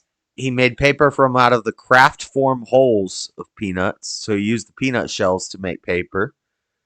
So he made all sorts of different kinds of peanut paper. Yeah, and they're each considered a different invention. Like, no. I mean, yeah. No. It doesn't say he just invented paper. But he invented different kinds of peanut paper. Yeah, I don't consider that invention because paper had already been made before, and here's a new plant. So you just do the same steps with a different plant. That's not an invention. That's Yeah. like the first guy who poured a glass of skim milk and mixed chocolate syrup in it. Did he invent chocolate milk? Chocolate skim milk? No, he saw another guy make chocolate regular milk, and he had skim. It's the same thing. You might have a point. Yeah, I think you're arguing for the sake of argument, but you're starting to see through JWC's BS, dude. No, but he did invent a lot of stuff that we wouldn't have had. No, we would have had it. Trust me. Yeah, but he was a great man. Crop rotation, it was integral to farming. And nobody could figure it out until he came along. See, maybe he figured that out in America, but I don't believe he's the first one. They had to have been doing that in Asia. Do you think they were doing it somewhere else first? They don't have the same plants we have. They don't have the same soil we have. They grow rice. You think that's all the rest of the world grows is rice? That's all Asia grows. It's not. Maybe some bamboo. Poppy? Poppy, not legumes. They're not growing legumes. Soybean oil isn't even really a Chinese thing. That's George Washington Carver, who'd figured out how to make all these seed oils. So it's actually, he's a bad guy in the end. Yeah, he's a horrible guy, obviously. What's with that? Why do people hate seed oil so much? It's not good for you. Yeah, but how bad is it? Because people seem to hate it. I don't know. Dietary stuff is weird. Eat whatever the fuck you want to eat. I agree. And I think, you know what? I think it's detrimental how informed we are now that of all the toxic stuff in the food. I think it's a bad thing that we know now. Maybe. I think there is a lot of toxic crap in our food now. It's not. Yeah, but I think we're better off not knowing that than knowing that. Yeah, you could be right about that. I want to do one of these eating challenges. It's a It's a 1/3 pound burger and a 1/2 pound burger. 2 burgers and French fries. But one of them is a spicy burger. I could crush that. I could crush that. I could too, but one of them is a habanero. It has habanero cheese, has habanero peppers on it, and it has a habanero sauce. Which habanero is hot, but it's not like. Yeah, I wouldn't eat that. That's not enjoyable. Right, and that's where they get you. So the big burger, I can eat that pretty quick. But then this other 1/2 pound burger that's I would eat them spicy. both. I would use the regular burger to kind of damper down the heat. Yeah, you got to go back and forth. Or the French fries.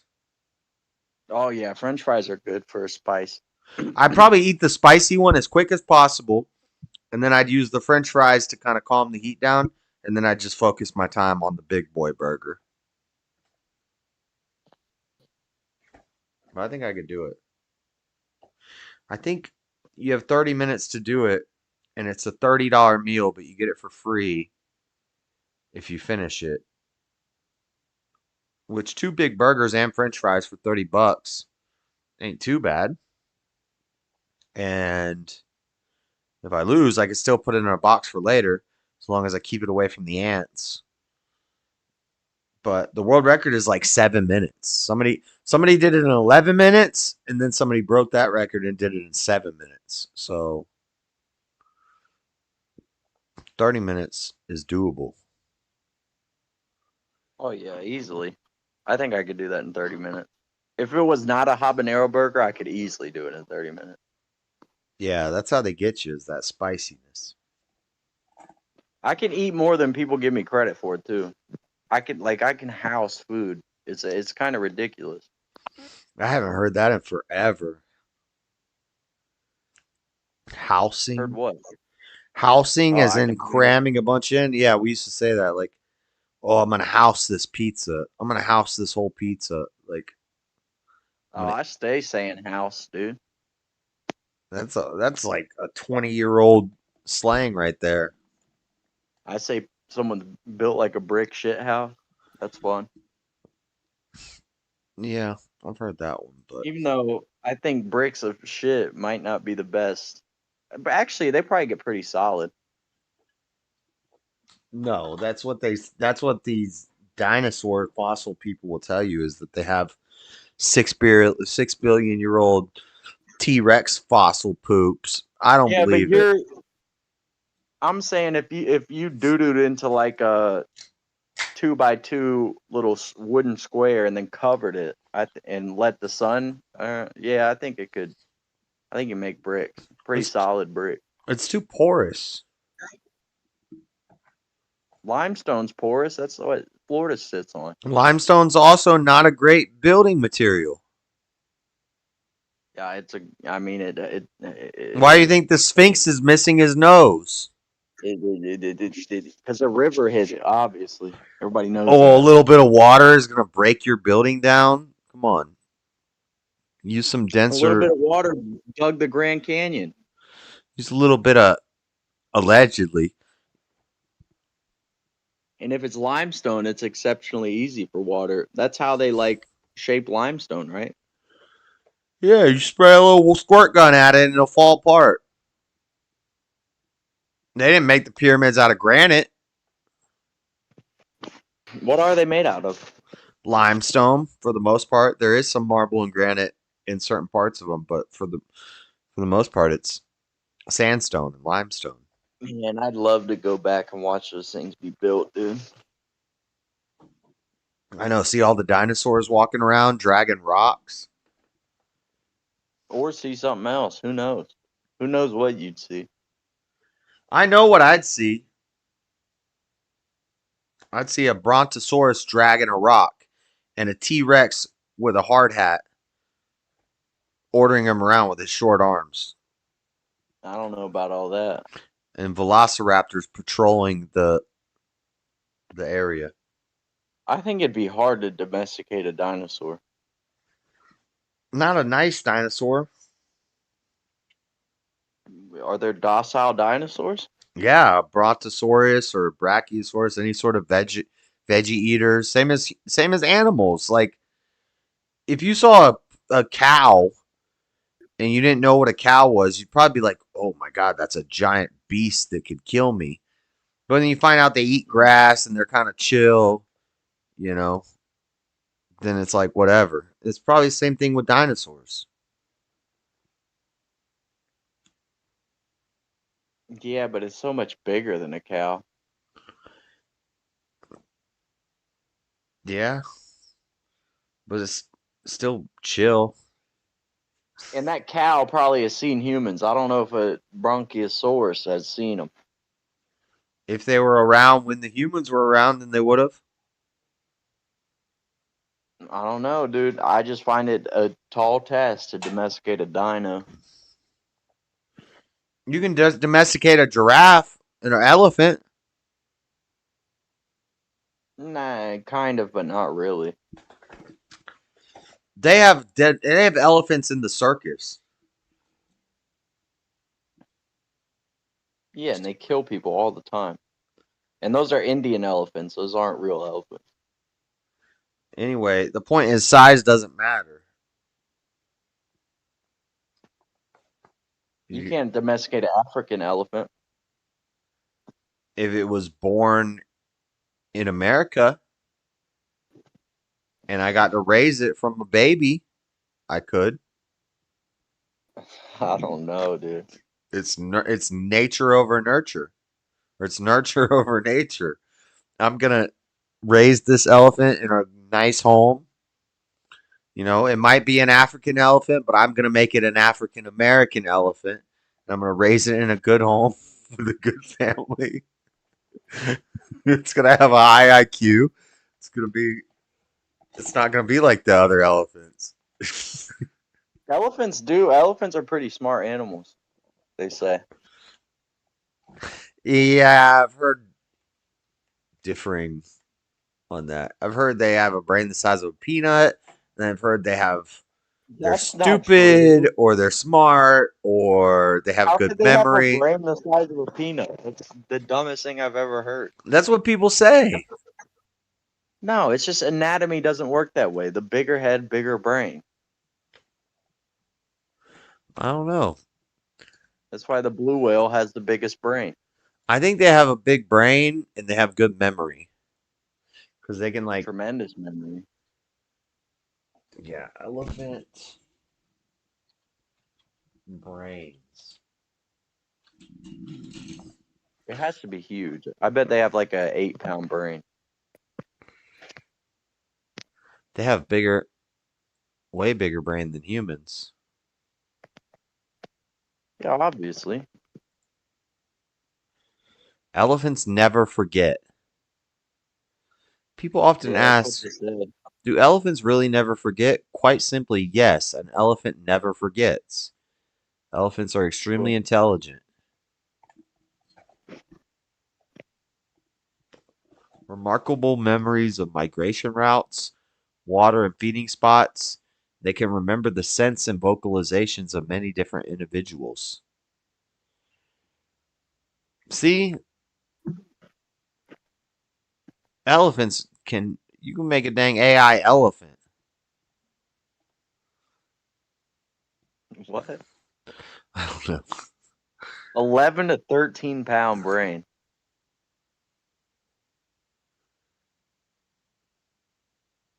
Elephants react negatively to the scent and sight of clothing belonging to the Maasai tribe.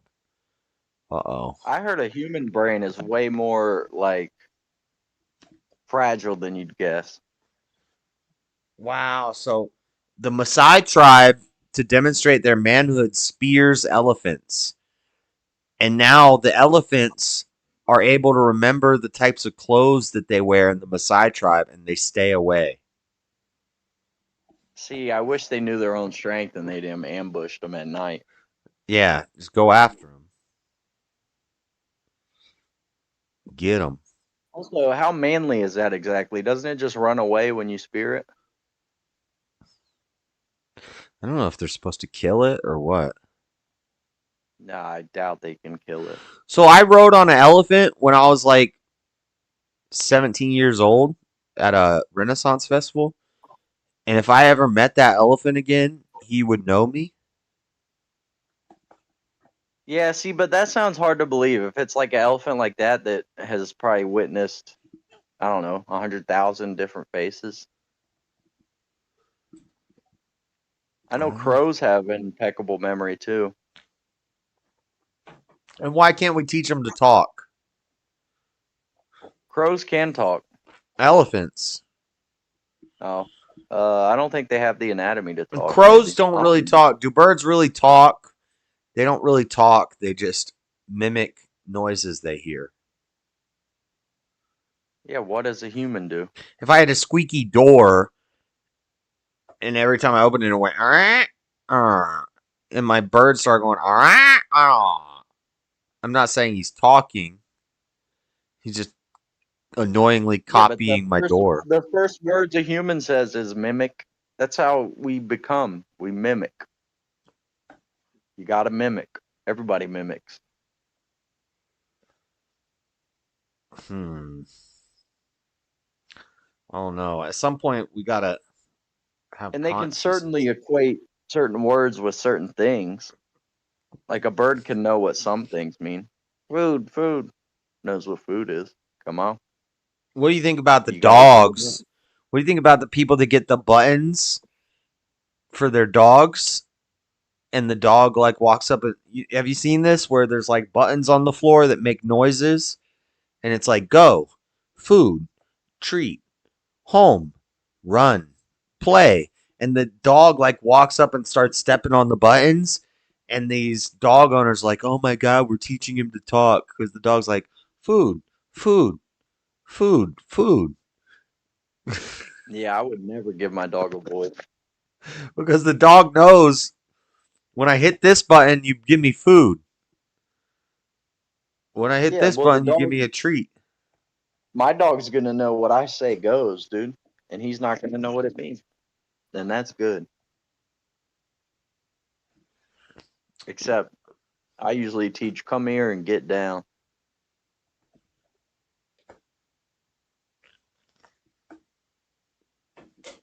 Come here and get down. Why not like sick them? Get them. Yeah, I'll teach him get them. Get them. I'm going to have a Rottweiler and I'm going to teach him get them. He's going to Rottweiler. And they're not big enough to hold it. I hate that. If you're a 90-pound woman, this goes out to chat, this goes out to the internet. If you're a 90-pound woman, don't have a 120-pound dog that you can't apprehend if need be. Just a thought. Yeah. I hate that. This lady in Stagecoach used to walk like 3 dogs, totaling probably 400 pounds altogether, and she's like 90 pounds. It's like, bro, you're putting my life in danger by doing this. Yeah, those things will drag you.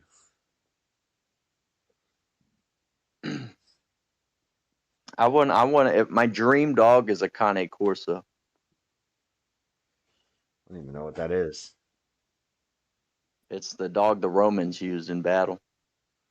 And they would use it to like fight, capture lions and shit. Because, they fought lions in the Colosseum. That's what they used to go apprehend them. Do they even exist anymore? Yeah. Oh, yeah. It's like a giant pit bull. Yeah, they're so cool, dude. That is a cool I dog. like big dogs. There's one, it's called like the Argentine Doggo. That's a sick dog too. It's kind of the similar thing. I think it's called Argentine Doggo. Or no, it's called Doggo Argentino. Cane Corso, how big did these get? I think probably like 200 pounds. They get pretty huge. This says loyal and aloof, obesity, lifespan 9 to 12 years, weight 88 to 110 pounds. There's no way that's true. Yeah, that's not that big. I think they get bigger than that. I've seen them look bigger. That is a cool dog. I think they have like some of the strongest bites of all dogs. I know that to be true. Like they could break your arm with a bite.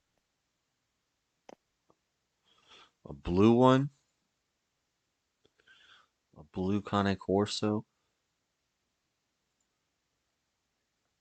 Dobermans are cool. That's a classic. I don't like Dobermans. They look weird. Too skinny. Really? Yeah. I've seen some cool looking ones, but usually they're, I don't know, look like big old rats. My buddy had a Rottweiler something, and it had 7% wolf. That was the coolest, smartest dog I ever met. Like his eyes, he had cool eyes because he had the wolf in him. So he had like glowing, whatever the circle part of your eye is. That was awesome, and he was just very smart. You could, like, you know how you look in some dogs' eyes, you could tell there's thought going on in there. It's that kind of dog. Not with Echo. Yeah, no. Echo's the opposite. I look in his eyes and he's just like, huh? What? What's going on? I'm scared. Of what? I don't know. Because They told me. they shot a firework the other day. We were walking and he like turned back. He's like, I'm going home. I'm like, Poor no, guy. come on, keep walking. He hates that. Yeah, well, I wonder why that is. That's like common amongst dogs. Like you'd think they would learn that the sound isn't coming to get them, so they shouldn't worry. yeah, it's supposed to be tougher than that. Dobermans are cool if they're kind of thick. I don't like these pointy ears though. Do they crop their ears or whatever to make them stand up like that? Yeah, I think any species that has that you have to, unless it's like a wolf. No, here's a Doberman with floppy ears. See, that looks kind of cool. It looks like a nicer dog. No, the clipped ears kind of make it. But I am anti that practice. Looks like a damn demon dog once you cut its ears like that. Yeah, that's what it's supposed to be. I like a big. Doberman with floppy ears. There's a bunch of them here. I like an intimidating dog. Like, I don't like little dogs. Their paws are way too big for their body. Their paws? Yeah, like their hands and their paws are like really big, especially on the puppies. The puppies look weird.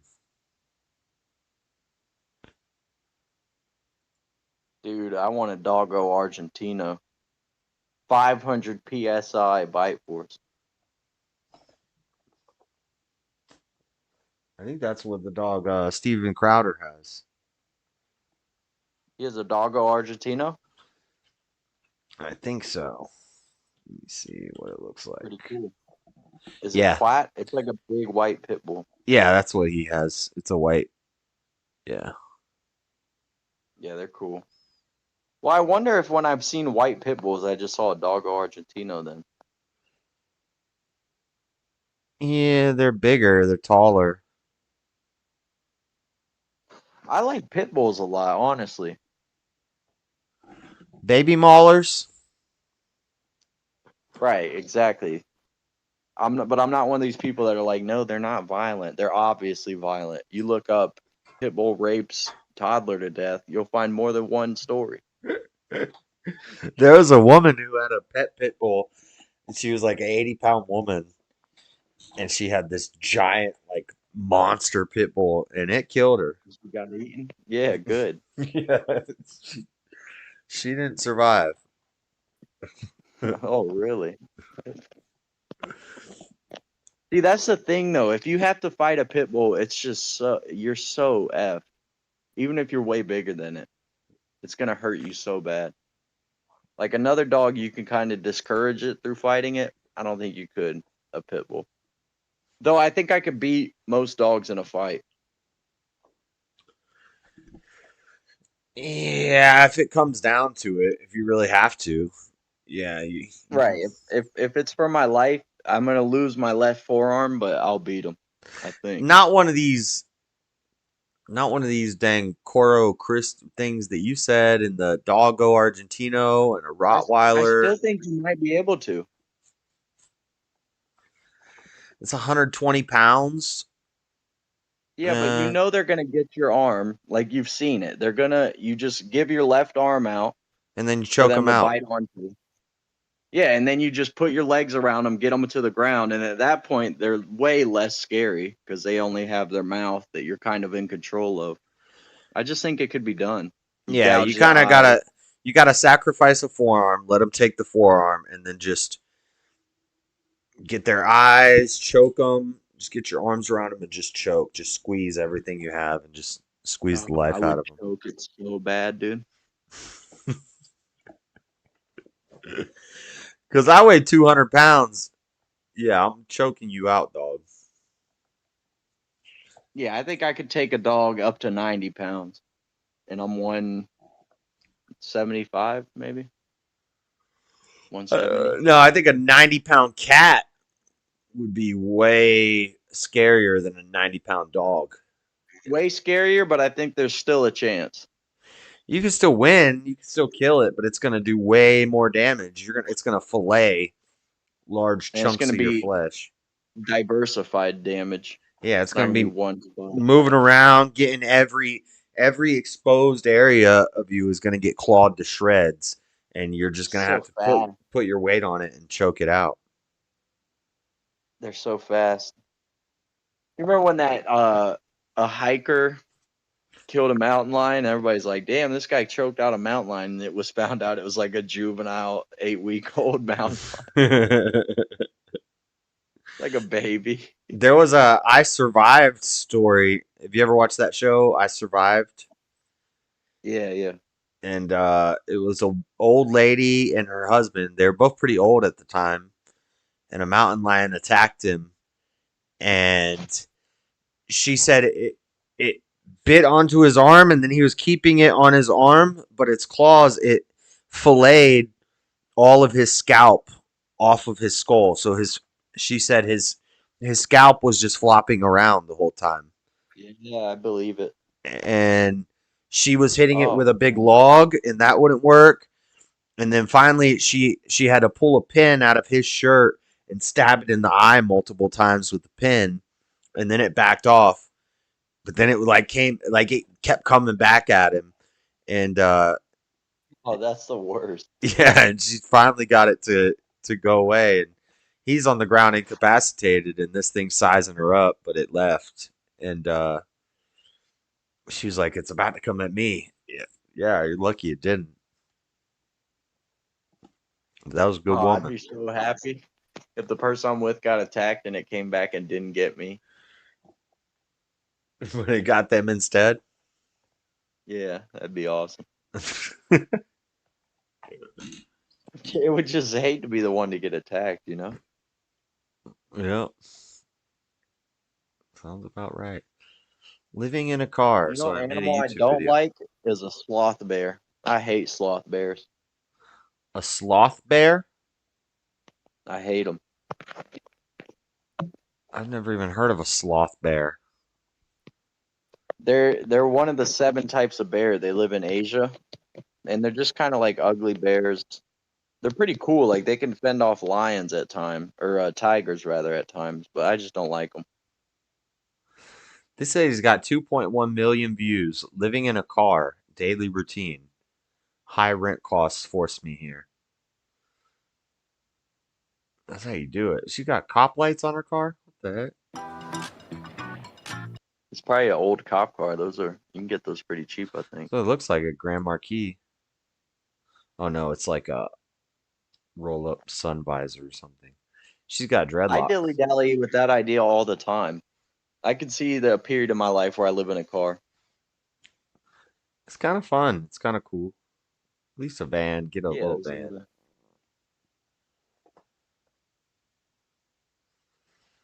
Just the doo-doo problem would be tough. You just get a gym membership. Yeah, dump out in the gym. Dump out in the gym. Take your shower. Get you a little workout. Come back at night. Dump out. Clean up again. And you're good. You go dong out in the locker? Do I? No. Yeah. No, I'm. Yeah, me neither. Yeah, it annoys me when I go to the gym and I'm in the locker room and people are just like walking around dong out everywhere, like proud of it. Yeah, I don't know if it would bother me, but I do find that behavior weird. It's just something about it. Like, I understand drop trowel for a second, throw the towel on, walk to the shower. But, like, they just, like, walk around, dong out. Yeah, proud. And I don't like that. So, And their counterpoint to my argument is my exact point. Be like, dude, it's not a big deal. Yeah, it's not a big deal to put boxers on. And more people don't want to see dong than do. And you're going to see dong. That's the thing. I think it's baked in men, just like when there's tatas around, you catch a look. I think it's the same thing with dong. Involuntarily, your brain will send your eyes at least for a cursory glance. yeah, and I ain't You trying know to. it's true. I ain't trying to glance at dongs. She lives in her car with a cat, and she's got 20% of her car space is taken up with litter box. Yeah, you don't get to have pets if you live in a car, I say. Yeah, get out of here with that. Or She's you got could domesticate like a cricket, maybe. She's got a human bucket toilet right next to her cat toilet in her back seat. I don't like that. I don't like any reality where a woman dumps. I don't believe in that. This is crazy.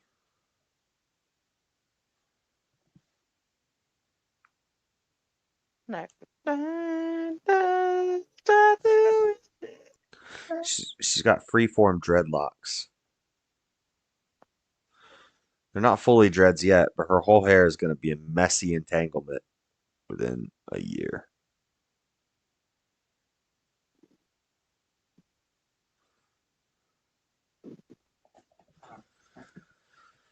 I don't know. You got to do what you got to do. Let's see what the master bedroom looks like. Go so How do you feel about the Rizzler and them? The Rizzler in them? What's that? They're the guys who like will eat something and go boom, boom, boom. Talking about cold ones? I don't think so. You don't know? You don't watch cold ones? I forget their name. They're two British YouTubers.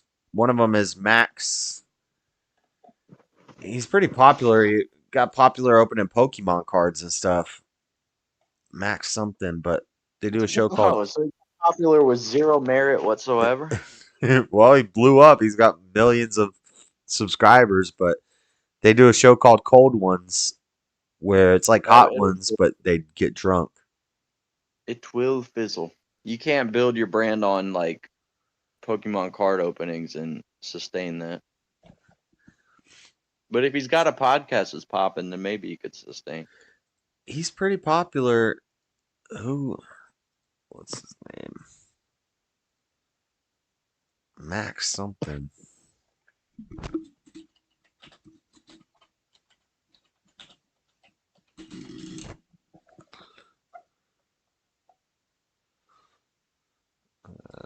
Oh my gosh, I'm seeing this thing on Twitter. New Jersey father Anthony Collins sentenced to 3 years in prison after fatally punching white man who hit his wife with a bike and repeatedly called his children the N-word. Judge says he should have called the police instead. Like, are people upset? He got a 3-year sentence for murdering somebody. That's pretty lenient. Like, if you get 3 years and someone died, that's getting away with murder as far as I'm concerned. It's Max Mofo. You never heard of Max Mofo? Oh, I love Max Mofo. That's what I'm talking about. He blew up off Pokemon cards. If it's the Max I'm thinking of, he definitely didn't. He's got long hair. He's British. And he's Australian. Australian, whatever. Same thing. Yeah, he did not blow up with Pokemon cards, bro. Max Mofo has been around forever, and he used to do like actual funny shit. I like Max Mofo. His channel is called Max Mofo Pokemon. No, it's not. One of his channels is. It's got 1.9 million subscribers. That was his big channel. That's how he first started getting big. He has a 3 million subscriber channel. Yeah, but is it older than the Pokemon channel? Oh, it's Max Mofo and Anything for Views. Yeah, I'm fans of both of these people. You totally misrepresented what they do. Max Mofo? And Anything for Views. I know both these guys. Okay, None Max of them from Mofo has 3 million subscribers on this channel. And he's got 2 million Original subscribers channel. on his And Pokemon scroll channel. back. Whatever, He's but he's a YouTube OG. He's been doing it forever, and he's had some entertaining stuff for a long time. yeah, you never seen Cold Ones? So I Chad haven't. is the other guy, his co-host or whatever. And they get super drunk and they just like open stuff from Temu and damn, they're huge. Cold Ones has multi-million channel, Max Mofo Pokemon, Max Mofo, the Anything for Views channel. Oh my gosh, he hasn't put up a video on his Max Mofo channel in 7 years. But that video got 17 million views, 10 million views, 14 million views, 19 million views, 10 million views, 6 million views. Deadly Yeah, Twister 7 years ago, 18 million views. I didn't like that video. If Okay. it's the one I'm thinking of, it's like gnarly. Like he gets hurt. Like they're playing Twister with cactuses and stuff. Yeah, but I think they get like cut open and shit. It's gross. Yeah, he's a gangster though. I like Max Mofo. Max Mofo Games, 1.63 million subscribers. Max Mofo 2, 1.69 million subscribers. Max Mofo Pokemon, 1.9 million. Jeez. He's rich as shit. Well, Hey, he's feeling it. Oh, hell yeah. There's a new episode of Looking for a Fight. what is that? Where Dana and Matt, Sarah, and Dean Thomas go around looking for fighters. Do they fight people? No, they go to like local promotions. It's a pretty cool show though. They go to a city, they do like it's like a reality show. So like Dana rode a bull on one episode, or they swam with sharks on an episode, and then they go watch the fights, and then they sign somebody, typically. Have you seen this magician that turns this guy into a dog? What's the setup? And I don't know. It was on So You Got Talent or whatever, and he puts a dog mask on this Asian guy in a white spandex suit. And then the Asian guy like lays down on the ground, and the next thing you know, it's a freaking dog.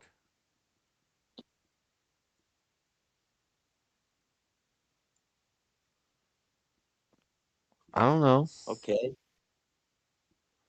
And what about it? How'd he turn this person into a dog?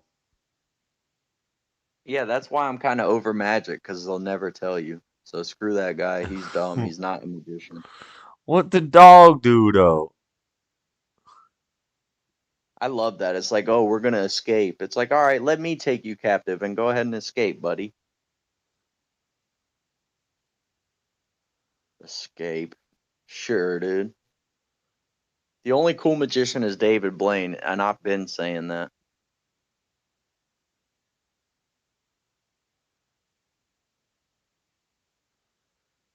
Is he going to turn it into a zebra this time?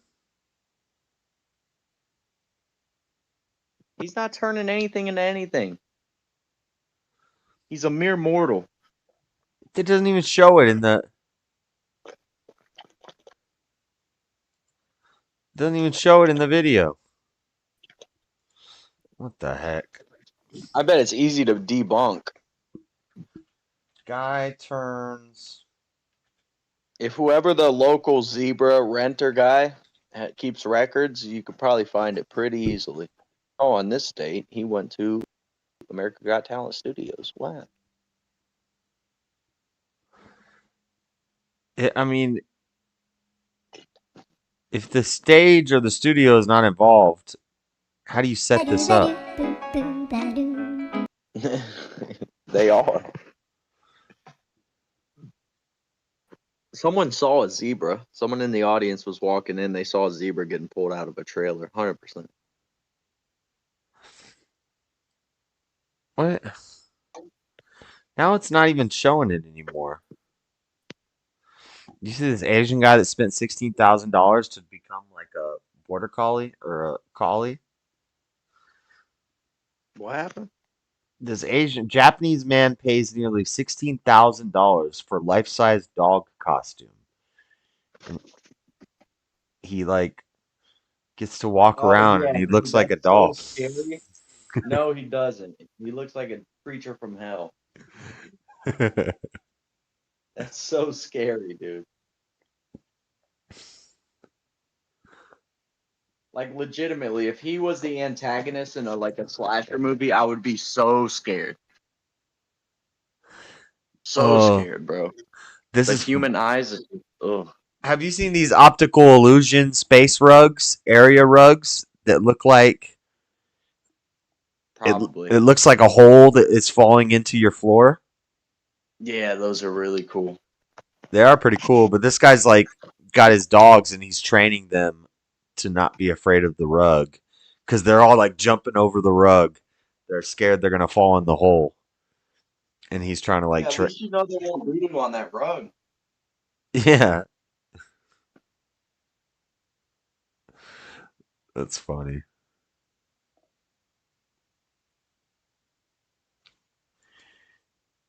Human transforms into a dog on America's Got Talent. Yeah, okay. I don't. That show is so stupid too, because half the people are singers, and singing is not a talent. I don't care.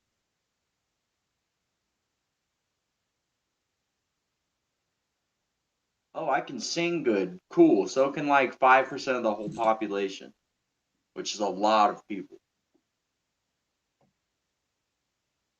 Why can't I hear the audio on this?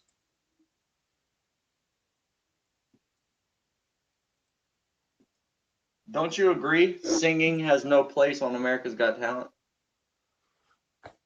Was that not part of being talented? I don't think it is. I think there's great singers everywhere. It's just only a select few try to make it a career. Josh is like an 8-year-old at a circus right now. I'm trying to figure out how to turn this human into a dog. So recently, a person got changed into a dog on America's Got Talent. As you can see in this video, when it gets dropped, it like slowly starts to morph together. People are saying 3 options: sorcery, edit, or of course AI. And not even just the fact that he turned into a dog, nothing about this video makes any sense. At the start, you can see that he has blonde hair, and by the end, it's almost black. And when he's standing The magician's hair color changed. This is an edit. up and he bends down to pet the dog, he becomes a completely different person. Some claim that it's 2 separate videos edited together. But I noticed something. Right before it starts getting crazy, the background freezes. And then I went and found the original video, and obviously that doesn't happen. And on top of that, he doesn't turn into a dog. So it obviously wasn't sorcery, but was it AI or editing? It's editing. So in the real video, he never actually turns into a dog. It's just a comedy skit. But then they edited it up for the internet, and he turns into a dog. You tricked me, internet. This man turned himself into a dog. Dang, I knew it, dude. Damn, internet ruining all my fun. That's why I said, what's this? What's the setup? Because I knew it had to be fake. What's this lady talking about? Comes in handy when you have IBS. On my shoes. Whoa! This bitch said this chick just said she has IBS. And she lives in her car, and she has a bucket toilet that comes in handy. Ew, dude. Right next to her litter box with a cat that she lives in her car with. Oh. I don't know what's with that. I hate that that's a thing people do now. I don't have a problem with the van dwellers and the car liver people, but like, not that. You People can't who take tell time to you- clean this up. Your square footage, you have like 30 square feet. You can't keep it clean, and it's a mess. No, I just mean people who give you their list of diagnoses. Shut the fuck up. I'm not your doctor. I don't care. What's IBS? Irritable bowel syndrome. Irritable bowel syndrome. Yeah, it means she doo-doos all the time. You can't really control it. I mean, she got a lot of liquidy doo-doo. It's something you don't share, though. You don't share. I hate that, dude. I share I it. I'm a man, I have but depression and anxiety. I have depression and anxiety. Oh, you mean you're a human being that has a brain that works? Shut up, dude. No, I don't know when it became cool to be like medically messed up. It's not. Shut up. No one cares. That's the thing too. No one cares. Do Fact. people think someone cares? Because they don't. I have struggled with IBS for most of my life. I haven't. I have Your constituent FC. constitution is FC. flawless. I have FCPBS. Fully controlled. Full predictable control. syndrome. Full control, predictable bowel syndrome. Every now and then it turns on me, but for the most part, like I can count on two hands how many times I've doo-dooed in public. Solid stool. Very solid. I mean, you Solid could chisel a sculpture. SSFD. Solid stool functional dumps. I've been eating shredded wheat too, and let me tell you something. That's too much. That's too much fiber. It's only like 3 grams of fiber according to the box, but whatever it does is powerful. Well, I'm a big proponent of it. Okay. You sound like an old man. You eating grape nuts too? No, you shouldn't eat it, by the way, if you have bowel problems. But isn't it gonna help solidify everything? Oh, I don't know. It's just for me to make sure everything comes out. So fiber. Wait, don't you want fiber if you want it more solid? I think so. Okay. I don't know. But I don't need any help with that in that area. Me neither. I take dumps I'm proud of like at least twice a week. It's a good way to keep all storage away from the front, out of the way, out of sight.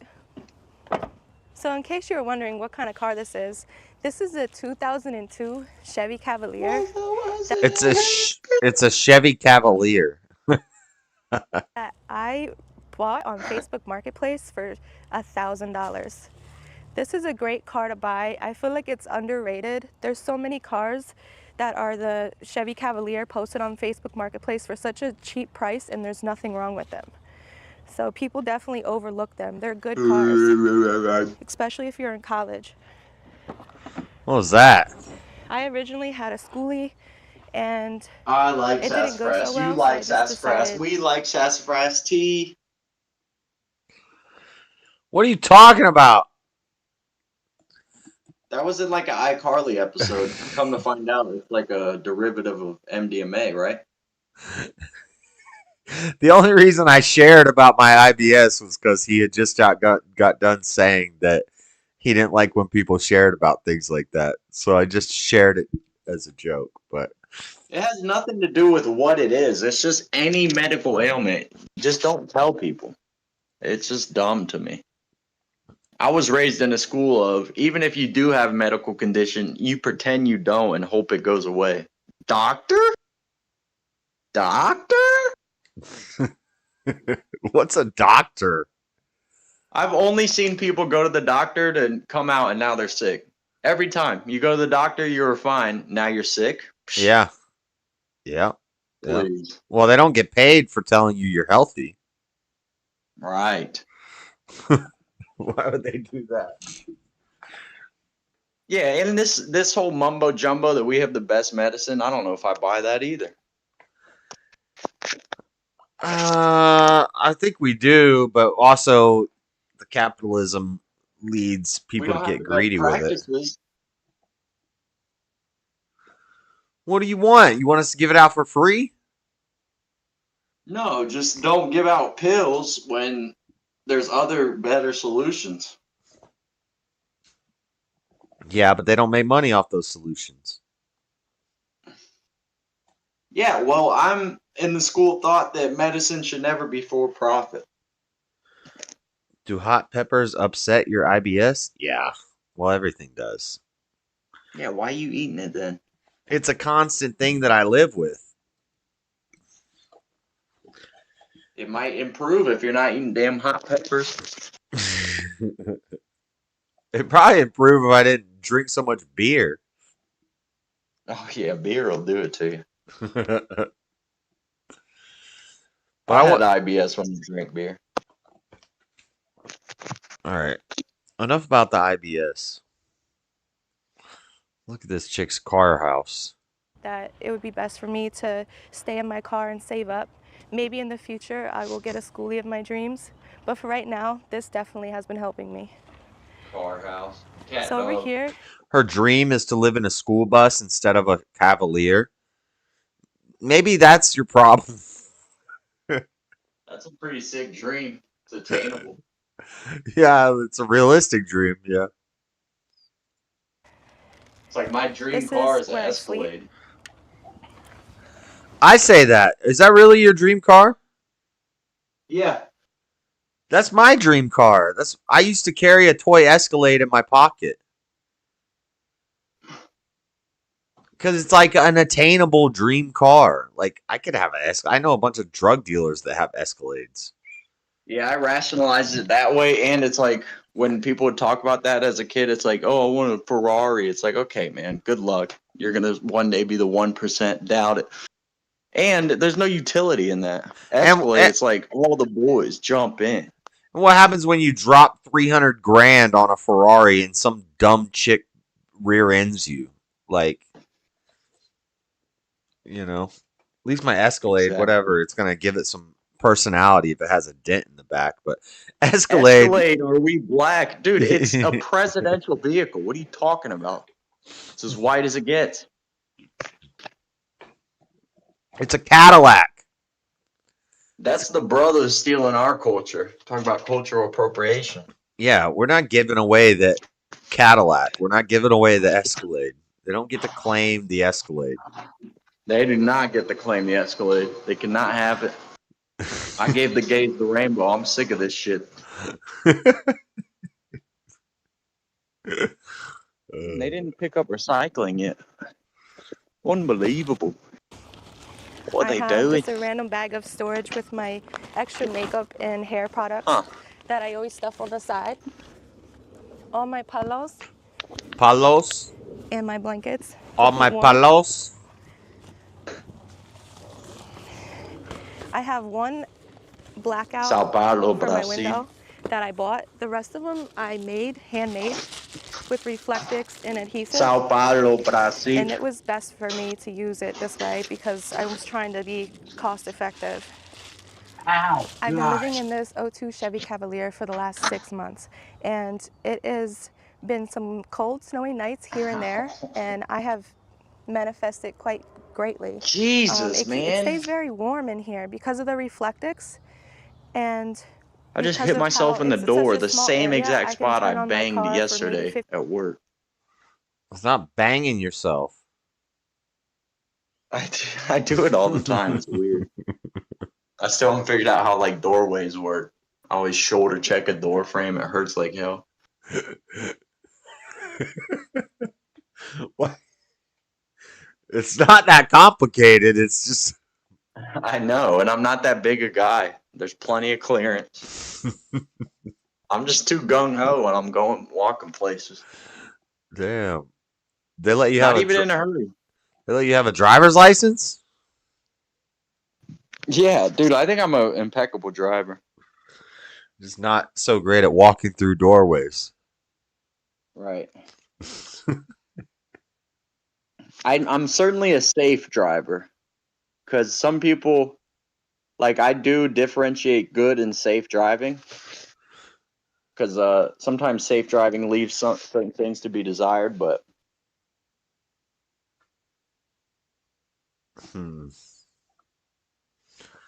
How's she make the 15 fan minutes. run? Put some blankets on. I have a warming blanket that I can use, and I plug that right into my power source, and I'm good for the entire night. I have woken up with snow on the windshield, and it is such a beautiful sight to just get out and see snow everywhere and then get. Yeah, you're in a car. I've woken up with snow in my freaking bivy sack when I'm buried under snow in a bivy sack, and I was still warm inside. yeah, that's how it works. Isn't it under snow like the warmest place you could be? Yeah, I bet. You know what a bivy sack is? No, but I can kind of figure it out just given what you're saying. It's like a sleeping bag tent. It's like a tent. Okay, yeah, I could picture it. Yeah, it's like, well, you still put your sleeping bag inside of the bivy sack, and you put your sleeping pad inside of the bivy sack, and you can fit, a sleeping pad, a sleeping bag liner. But the bivy sack is basically like a tent for one person that is like a big sleeping bag that you're like in a little. And the one I had bars that go over the top, so it like keeps it off your face. The military ones, it's just a bag and it lays on your face, which kind of sucks. But the one I had like bars and it lifted it up over your head, and it was basically nice. Yeah, and that thing, you could put that thing in the snow, and if you have a good sleeping pad, keeps you off the ground, like an inflatable one, and then you have a sleeping bag. Well, I was fine in there. I woke up buried in snow one time, and it was nice. It was fine. It was warm and cozy. There's something awesome about being warm and cozy when it's freezing out too. Yeah. It's a great feeling. Like in a hot tub when it's cold is the best. Bivy sacks, bivy, I think it's Bivvy, are better than tents. I agree. A tent is nice, but it's a lot of extra weight to carry on your back. And a bivy sack, if you're going out camping or something, they're great. Especially the one that I reviewed it on the channel. It was really good. It was a little extra weight because it had metal poles with it, but it was cool. It had space to put your bags at your feet. And yeah, I could cuddle up there in the snow and it was fine. Get in your car and be all cozy and watch it snowing. So what you guys might find interesting is I actually built the platform for my bed.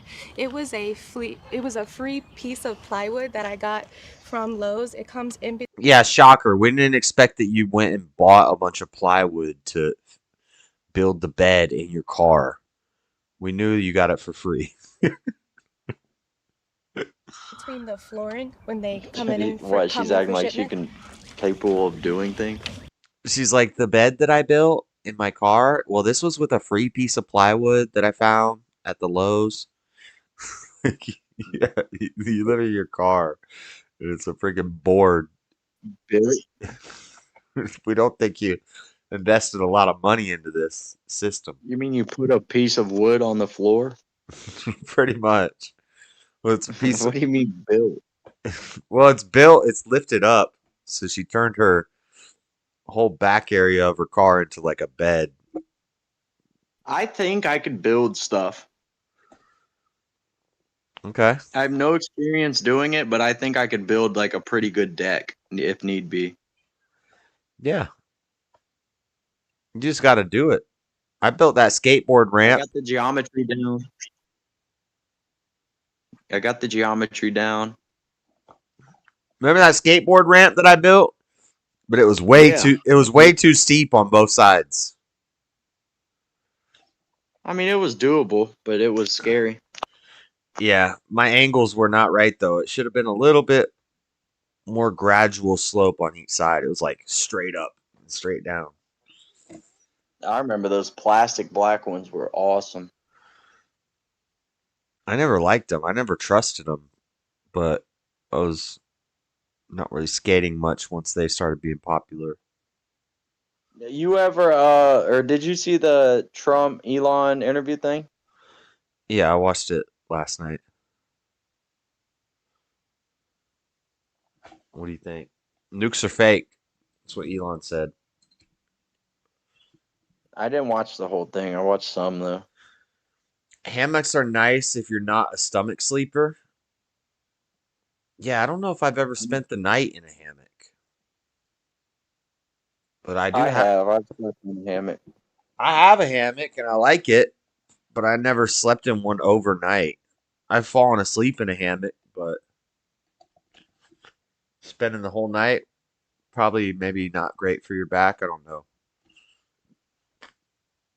I love a hammock. I think hammocks are grossly underrated. You know what else is underrated? And if I was president, I'd put one on every corner, is a swing set. Huh. You don't think swings don't stop being fun after playground age? I always love swings.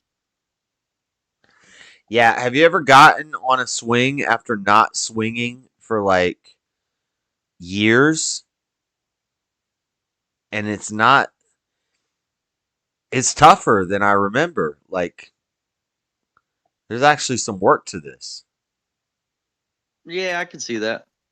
But that's everything as kids. It's like monkey bars are challenging as an adult. I used to be able to swing and then flip out of the swing, do like a backflip, kick my legs up, and land on my feet. And I was on a swing set as a grown-ass adult, and I was like, no, there's no way I'm doing this. What are you talking about? I can't do that. And I don't know. I don't know if I got like dumber or less capable, or more afraid, but now I swing on a swing and I'm like, how could I possibly do a flip out of this and land on my feet? I don't know. But I bet I could still probably do it if I like put in some time. Oh, certainly. I'm general rule of thumb, I don't go upside down.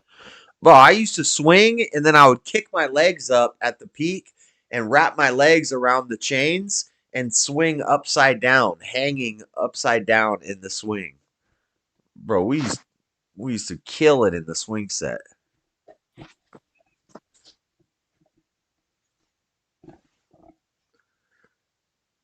Jaron Duran's jersey sales have skyrocketed after his gay slur last night.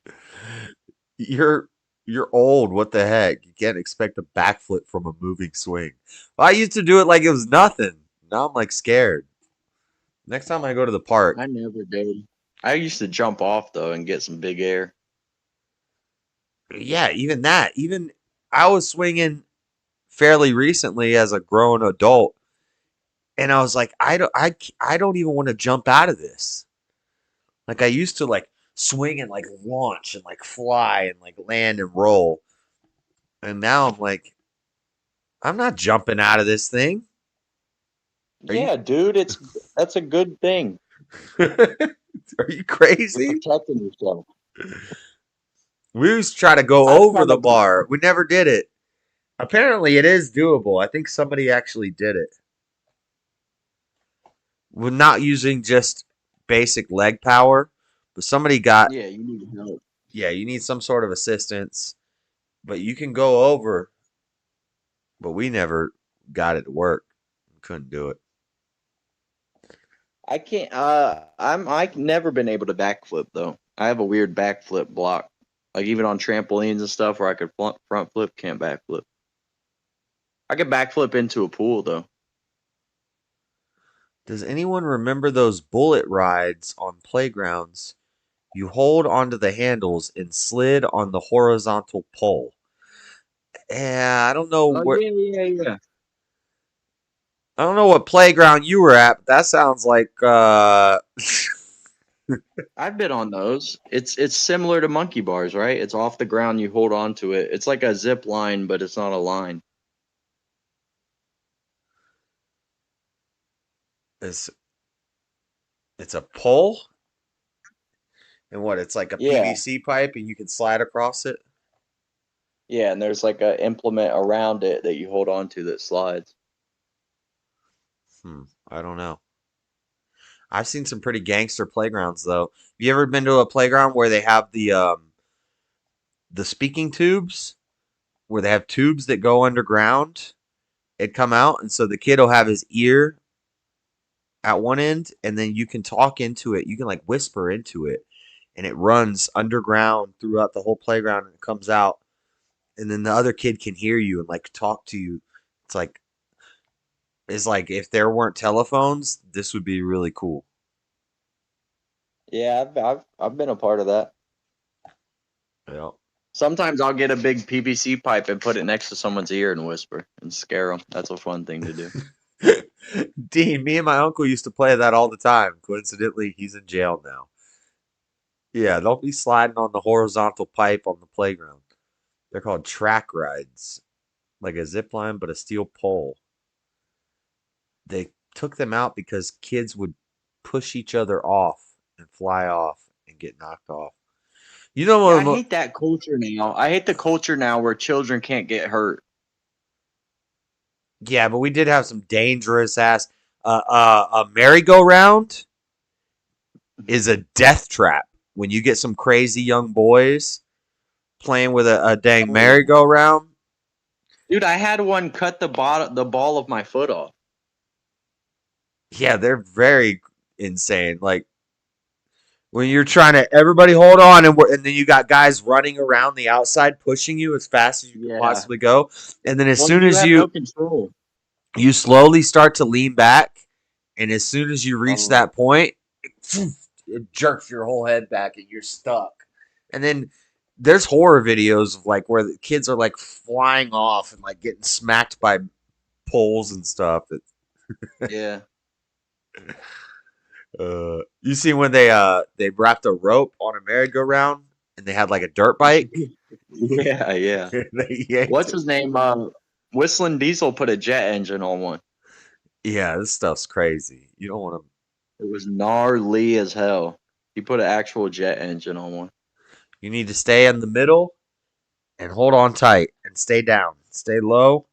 Because if you start to look up, or just don't get on it if your friend's an asshole. That's what I learned. Yeah, that too.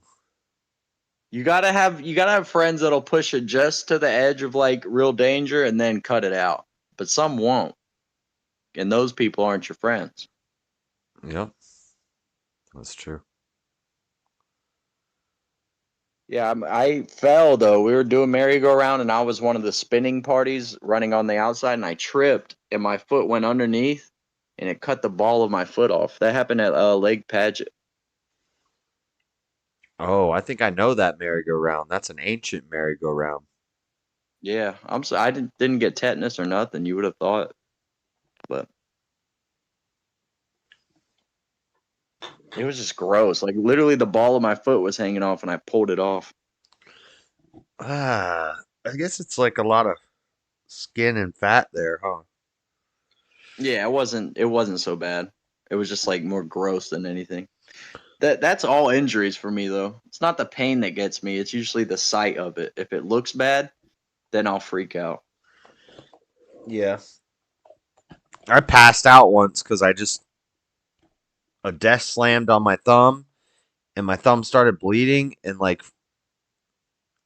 it wasn't even that bad, but the blood made me pass out. It probably looked bad. You and Ben both have that. I've never passed out from blood. It's not blood in general. It's just my blood. Not so much anymore, but for a little while when I was younger. Yeah, if I had a bad cut or something, it's like, don't look at it. Don't look at it. If I got to get a shot at the doctor's, it's fine if I don't look at it. But if I see it, if I see the needle, now I'm like, whoa. I can take a shot easy, dude.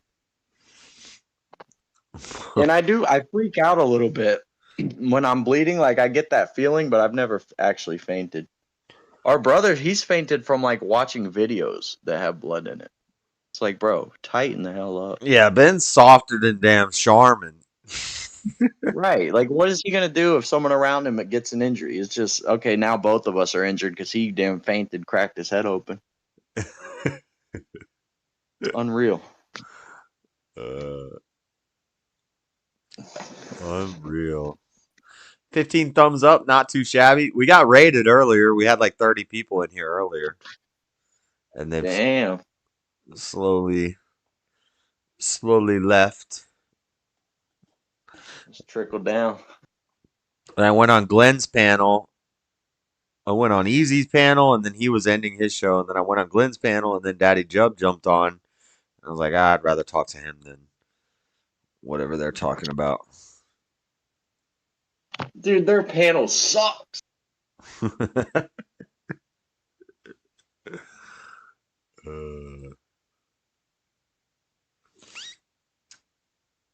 I don't know. It doesn't suck. It's all right sometimes. What's their credentials? Their credentials? What do you mean? Like, I don't know. If I'm going to hear somebody talk on a subject, I like to know that they have some type of credentials. I don't know. He's got like 4,000 subscribers, and he talks about stuff on the internet, and he's talked to some fairly popular people before. It's red pill stuff. Like, what kind of credentials do you need? I'm just saying, you need credentials. I ain't got no credentials. I ain't got no credentials. How does he look? How does he look? Yeah, if he's red pilled, this is important. He looks like a muscular guy. All right. I respect it. Yeah. The credentials is Rollo Tomasi. Right, if you could read a Rollo Tomasi book. Mike is right. That was so funny. Last night he was reading those excerpts from the Rollo Tomasi book. And he's like, so what is everybody taking away from this? And I let everybody else answer, and I was just sitting there waiting. And finally, I'm like, what have you taken away from this? I'm like, if this idiot can write a book, then I need to write a book. Because that was the worst. I don't know how you could take anything from that. If this guy could write a freaking book, Rollo Tomasi.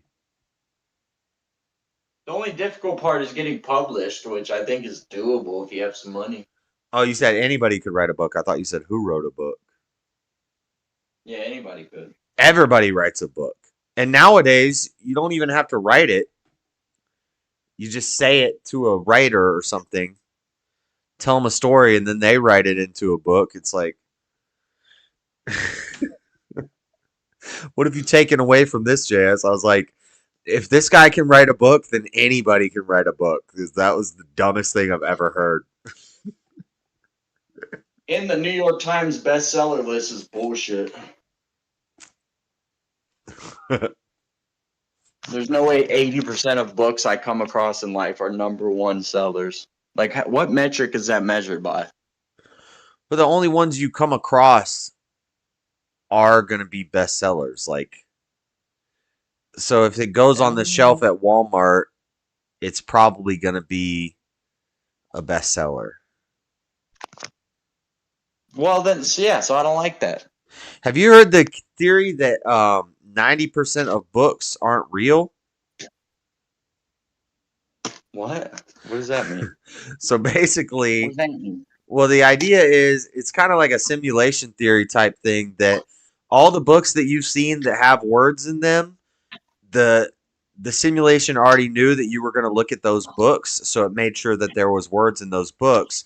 But in reality, all the books you see at the library and stuff, and all these millions and millions and millions of books in the world, most of them, there's nothing really written there. The simulation hasn't actually written out words for those books yet. It's just something that looks like a book, But if you open it and there's words in it, then the simulation already knew that you were gonna. It's like a simulation theory thing. It's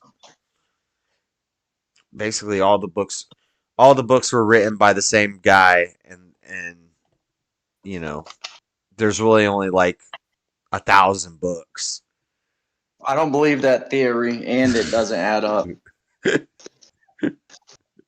Because if a book has words every time a person opens it, then the book just has words. Right, but what if most of the books don't actually have words in them? It's like that guy's cat that was in a box and died. Did it die? Schrodinger's? Yeah. It is Schrodinger. I thought that's what it was, but I wasn't sure. Yeah, it's Yeah, Schrodinger's it's like cat. It's like, yeah, the cat's dead, bro. Cat's dead.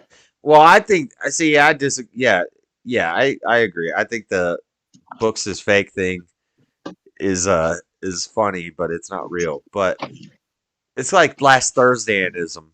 But Schrodinger's cat is not both alive and dead at the same time. It's either alive he's dead. or it's dead. Well, no, but you could argue it's alive and dead. Well, that's what they say. They say until you open the box and observe it, that it's both alive and dead. That's true. I don't think that is true. I think it's either alive or dead. You could guess. You could say You gotta it's observe it. You could say it's dead, and then when you observe it and it's alive, that just means you were wrong. But you weren't right Yeah, so it was in both saying alive and dead. if I say it's dead and it's in the box, but it's actually alive in the box, because when I open it, I see that it's alive. I wasn't right before I opened the box and wrong. How do you know you weren't? How do you know it wasn't dead and then it came to life? Because it's alive. The simulation knew you're going to look in the box. The simulation knew I wasn't going to look in the box. Then I could be both right and wrong. But since the simulation knew I was going to look in the box and it wasn't dead, then I was wrong. Oh, nice. There's a bug. About to shoot a bug. It feels so weird seeing Dean being coherent.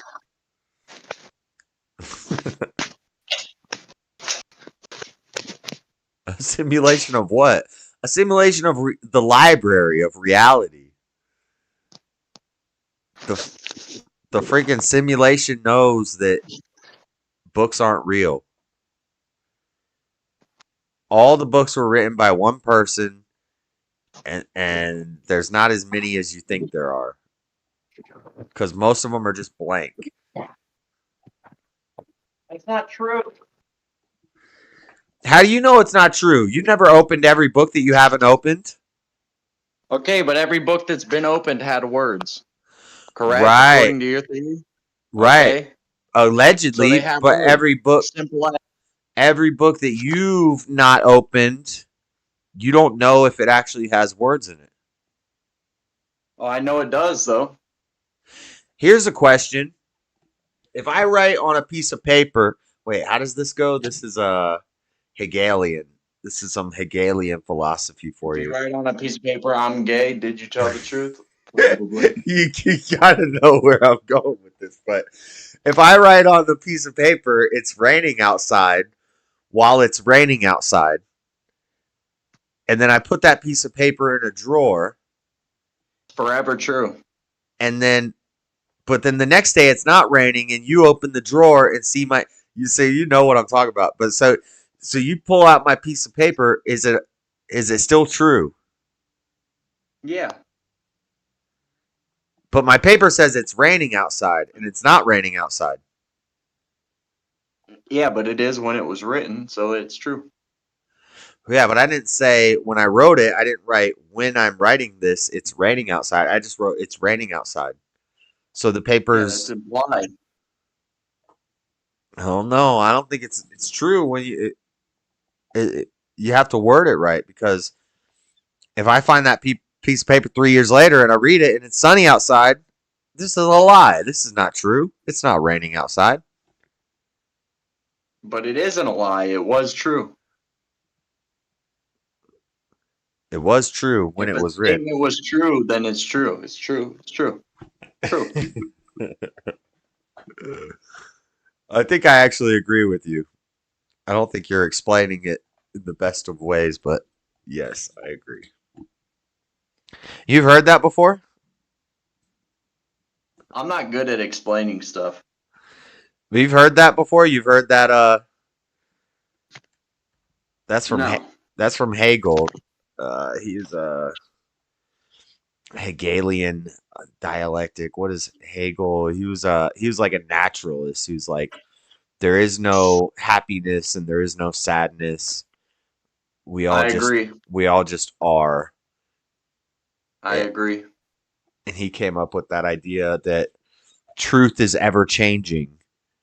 And then his example for why the truth is always changing was what I just said. If you write that it's raining outside, right? I agree. It was. I'm not a Hegel. I agree guy. with his other stuff, though. Lore, it's not true for each person at the moment of reading it. You agree with what other stuff? There's no sadness. There's no happiness. We're all just are. Who is that? What do you got? Some girl over? Oh, that's Nah, I C. wish. He sounds like a child. No, that's C-Sal. I didn't know you joined, and I was like, who does he have over at the house? Dude, my husband and I were shocked. We were like so impressed. Have you guys seen these modern children's playgrounds? They're crazy. What the heck? I was impressed. I was like having the time of my life. There's this like one. It's an exact replica of, you know, when you go to a fair and they have those like, anyway, it's like a round thing and it's got seats, so you can sit like 3 on one side and 3 on the other. And because of your guys' sorry, it's my kid. Because of the weight, it like moves back and forth. I was having so much fun on that. It was amazing. I've These seen children those. are spoiled. They are. The playgrounds They are don't so even play fancy. outside. And they don't even have like sand or dirt or mulch. Have you seen the playgrounds where they have shredded tires? Rubber. Yeah, I hate that. We had that at my school. It's I feel fun. so- You can fall on it pretty doesn't hard feel and like it doesn't hurt. Right. Yeah. But you also don't get any traction when you run. So if you like run and you try to turn, try to cut like left real quick, your feet just kick out from under you. You could throw it at people and it hurts. Like making rubber balls. No, the ones that we go to aren't even that. It's like a soft black thing, like a soft. It looks like flooring. It's not loose at all, and Right. it's soft. So Yeah, it's yeah, I've seen that as well. I've seen those too. I'm talking where it's shredded up and it's on the ground like mulch and it's shredded tires. Yeah. But then they got ones now where it's just flat and it's just squishy ground. That's probably better. I think the tires are the best. I like the tires. Yeah, but it's dirty. It's like you have black soot like residue all over you when you go home. Yeah, you're a kid, bro. That's what you do. You leave, you come back, you're covered in shit. That's how it goes. not the kids nowadays. I mean, I can take my son to the freaking park and he comes back exactly. Well, there's one park that's like that and another one that's dirt. So I try to take him to the, dirt sand one. And kids love the dirt, man. It's crazy. It's like a fascination. No, I love dirt. Dirt's I don't get what. I still love digging holes. Like, yeah, that'll never go away. that's not even like a job to me. Like, you got to dig and find the end of this sprinkler connector or whatever. I'm like, oh, cool. I like digging holes. Dang, dude. I'm moving Earth. Let's do it. Tunnels. Now I'm remembering a couple of years ago I was watching this. It was like a little sorry, my brain. Not documentary, but it was a little video on this girlfriend and boyfriend. They were living together, and the girl was like super worried. So it's like, okay, what's the problem, right? And she's like, well, my boyfriend won't stop digging in the backyard. I'm like, what? And she's like, yeah, when he's stressed or when he has a free time or whatever, he just goes to the backyard and digs a tunnel. Dude, I thought it was like, I don't know, a couple of feet. No, this is like a professional grade. It was like a huge, gigantic tunnel. And the guy was just doing it for fun. And I read the comments, and all the men in the comments were like, oh, hell yeah, I would love to do that. I was like, what? Yeah. That's awesome. You give a man a shovel and tell him dig a hole, dig a tunnel. Bro, we love it. How is that a thing? I don't know. I always thought that was insane. There's a whole book about it called Holes. And they were punishing those kids. That's not a punishment. Yeah, in those conditions it was, dude. You got Mr. Sir up your ass. Mr. Sir, you remember the names in the I love that movie. Did you read the book? Dude, stop asking me about books. Which book? Are you talking about Holes? Holes, yeah. Oh, yeah, I read it. It was like required reading when I was in school. Yeah. We all read Holes. Mm-hmm. And then they made a movie, and now nobody reads it anymore. Yeah. We just watch the movie in class. Why would you when there's a movie? And then they get all insulted. He's like, stop asking me about books. What the heck? Why is that in school? Why is what? Is that what? Why is that in school? What's the lesson they're teaching? I don't know. I think it's just that's a good question.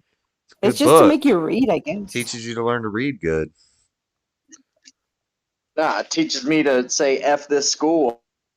Well, I'm not doing what they tell me to, in my opinion. Then you're going to end up digging holes for the rest of your life. Which would, I guess, would make him happy. Yeah. Now that I think about it.